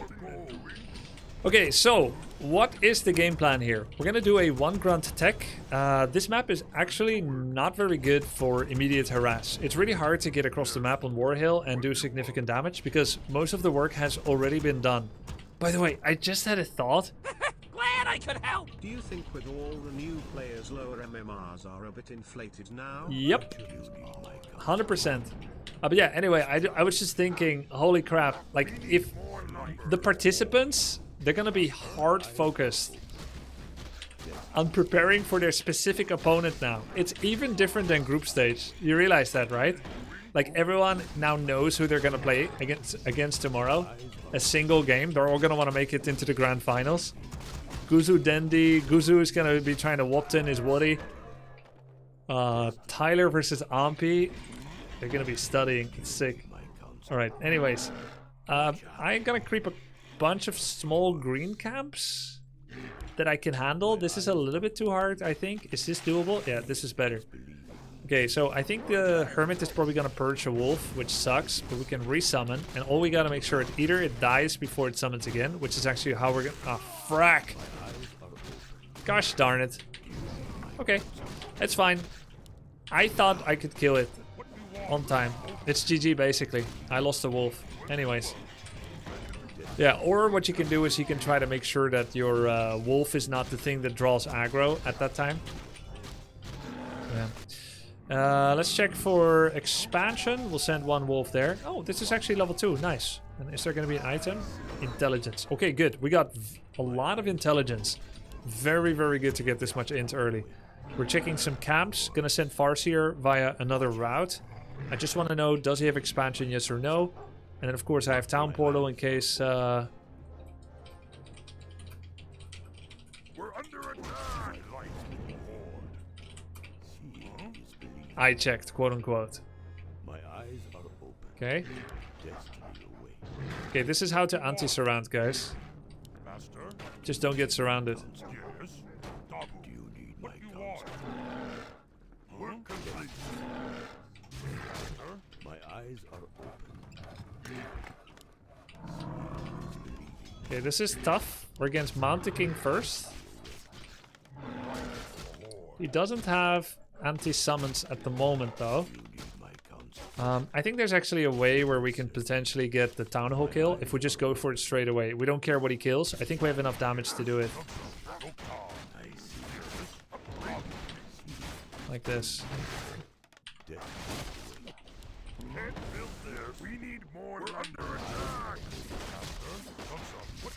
This is really good. Okay, that's fine. What you want? Of course. It is certain. I see. Watch out. My Oh, if he bash, I'm dead. Okay, it's fine. But yeah, anyway, that's fine. We got one cancel. I'm actually going to do wolves, speed scroll, and send the wolves and grunts in from the side. It's a little risky. See if I can get another cancel. Oh, he's seeing them. Okay, good luck defending with nothing at all against everything. I think we need shockwave here.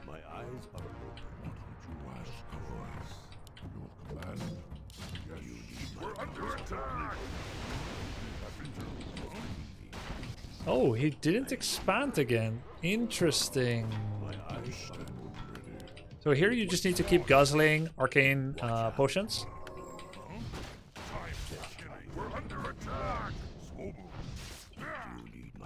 I'm gonna send wolves.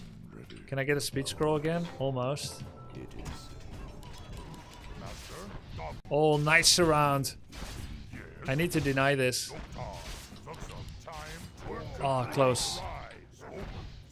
That's a kill too. Okay, this is terrible, but the good news is that he doesn't have an expansion. There's a silver lining here.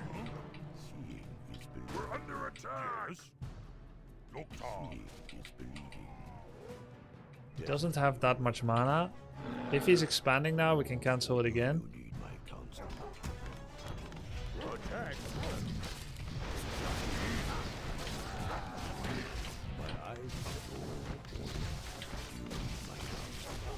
Lag? Holy shit.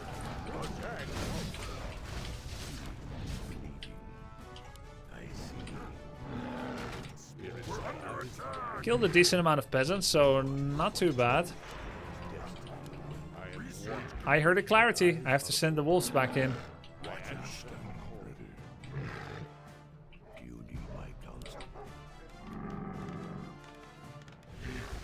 Pretend to go for peasant, cancel clarity.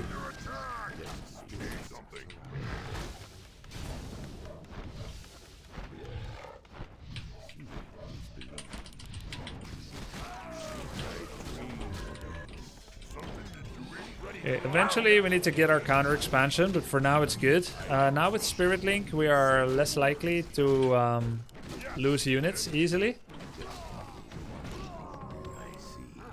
Also, Cloak of Shadows, quite good on either hero. I think we could actually do some damage. I wasn't intending to keep this up like this. I only just established an expansion.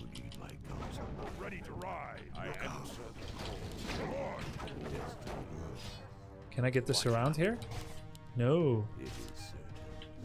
I have height.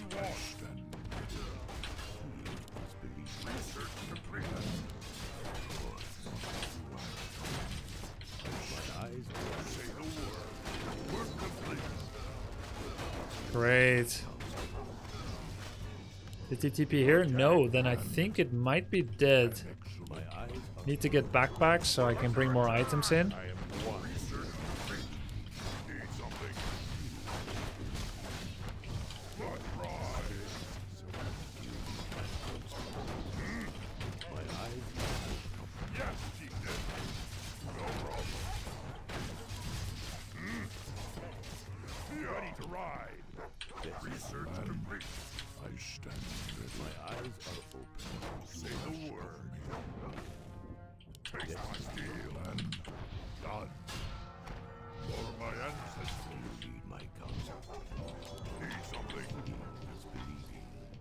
There's no way you let someone clarity again.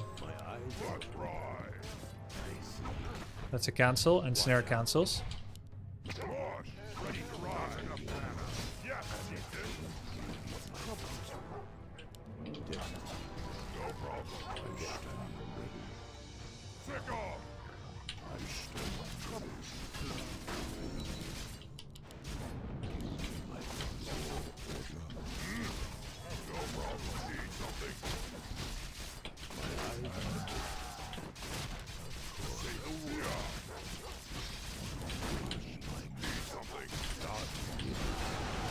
Nice.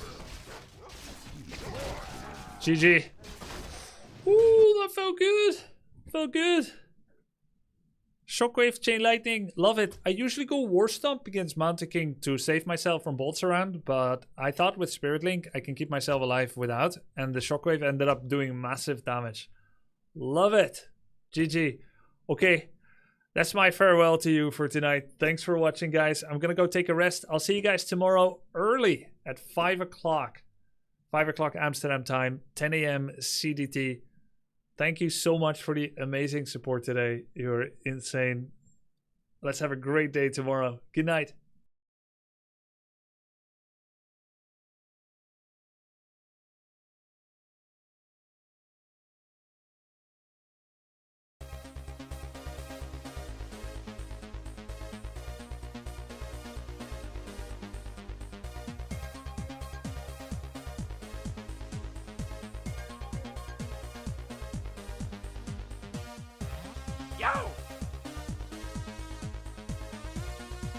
There was a dude that helped Coach Ampi, I think, Kevin. He's a pretty cool dude, German Night Elf. I'm gonna go ahead and raid him.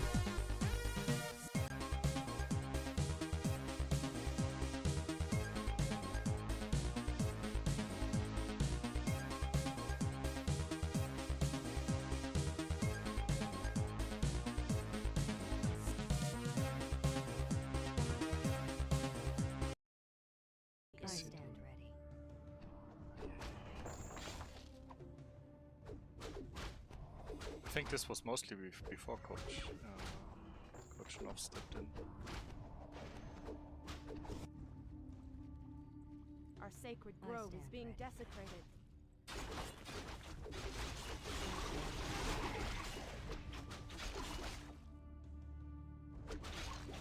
Jesus, there's too much going on in the chat. Can't follow.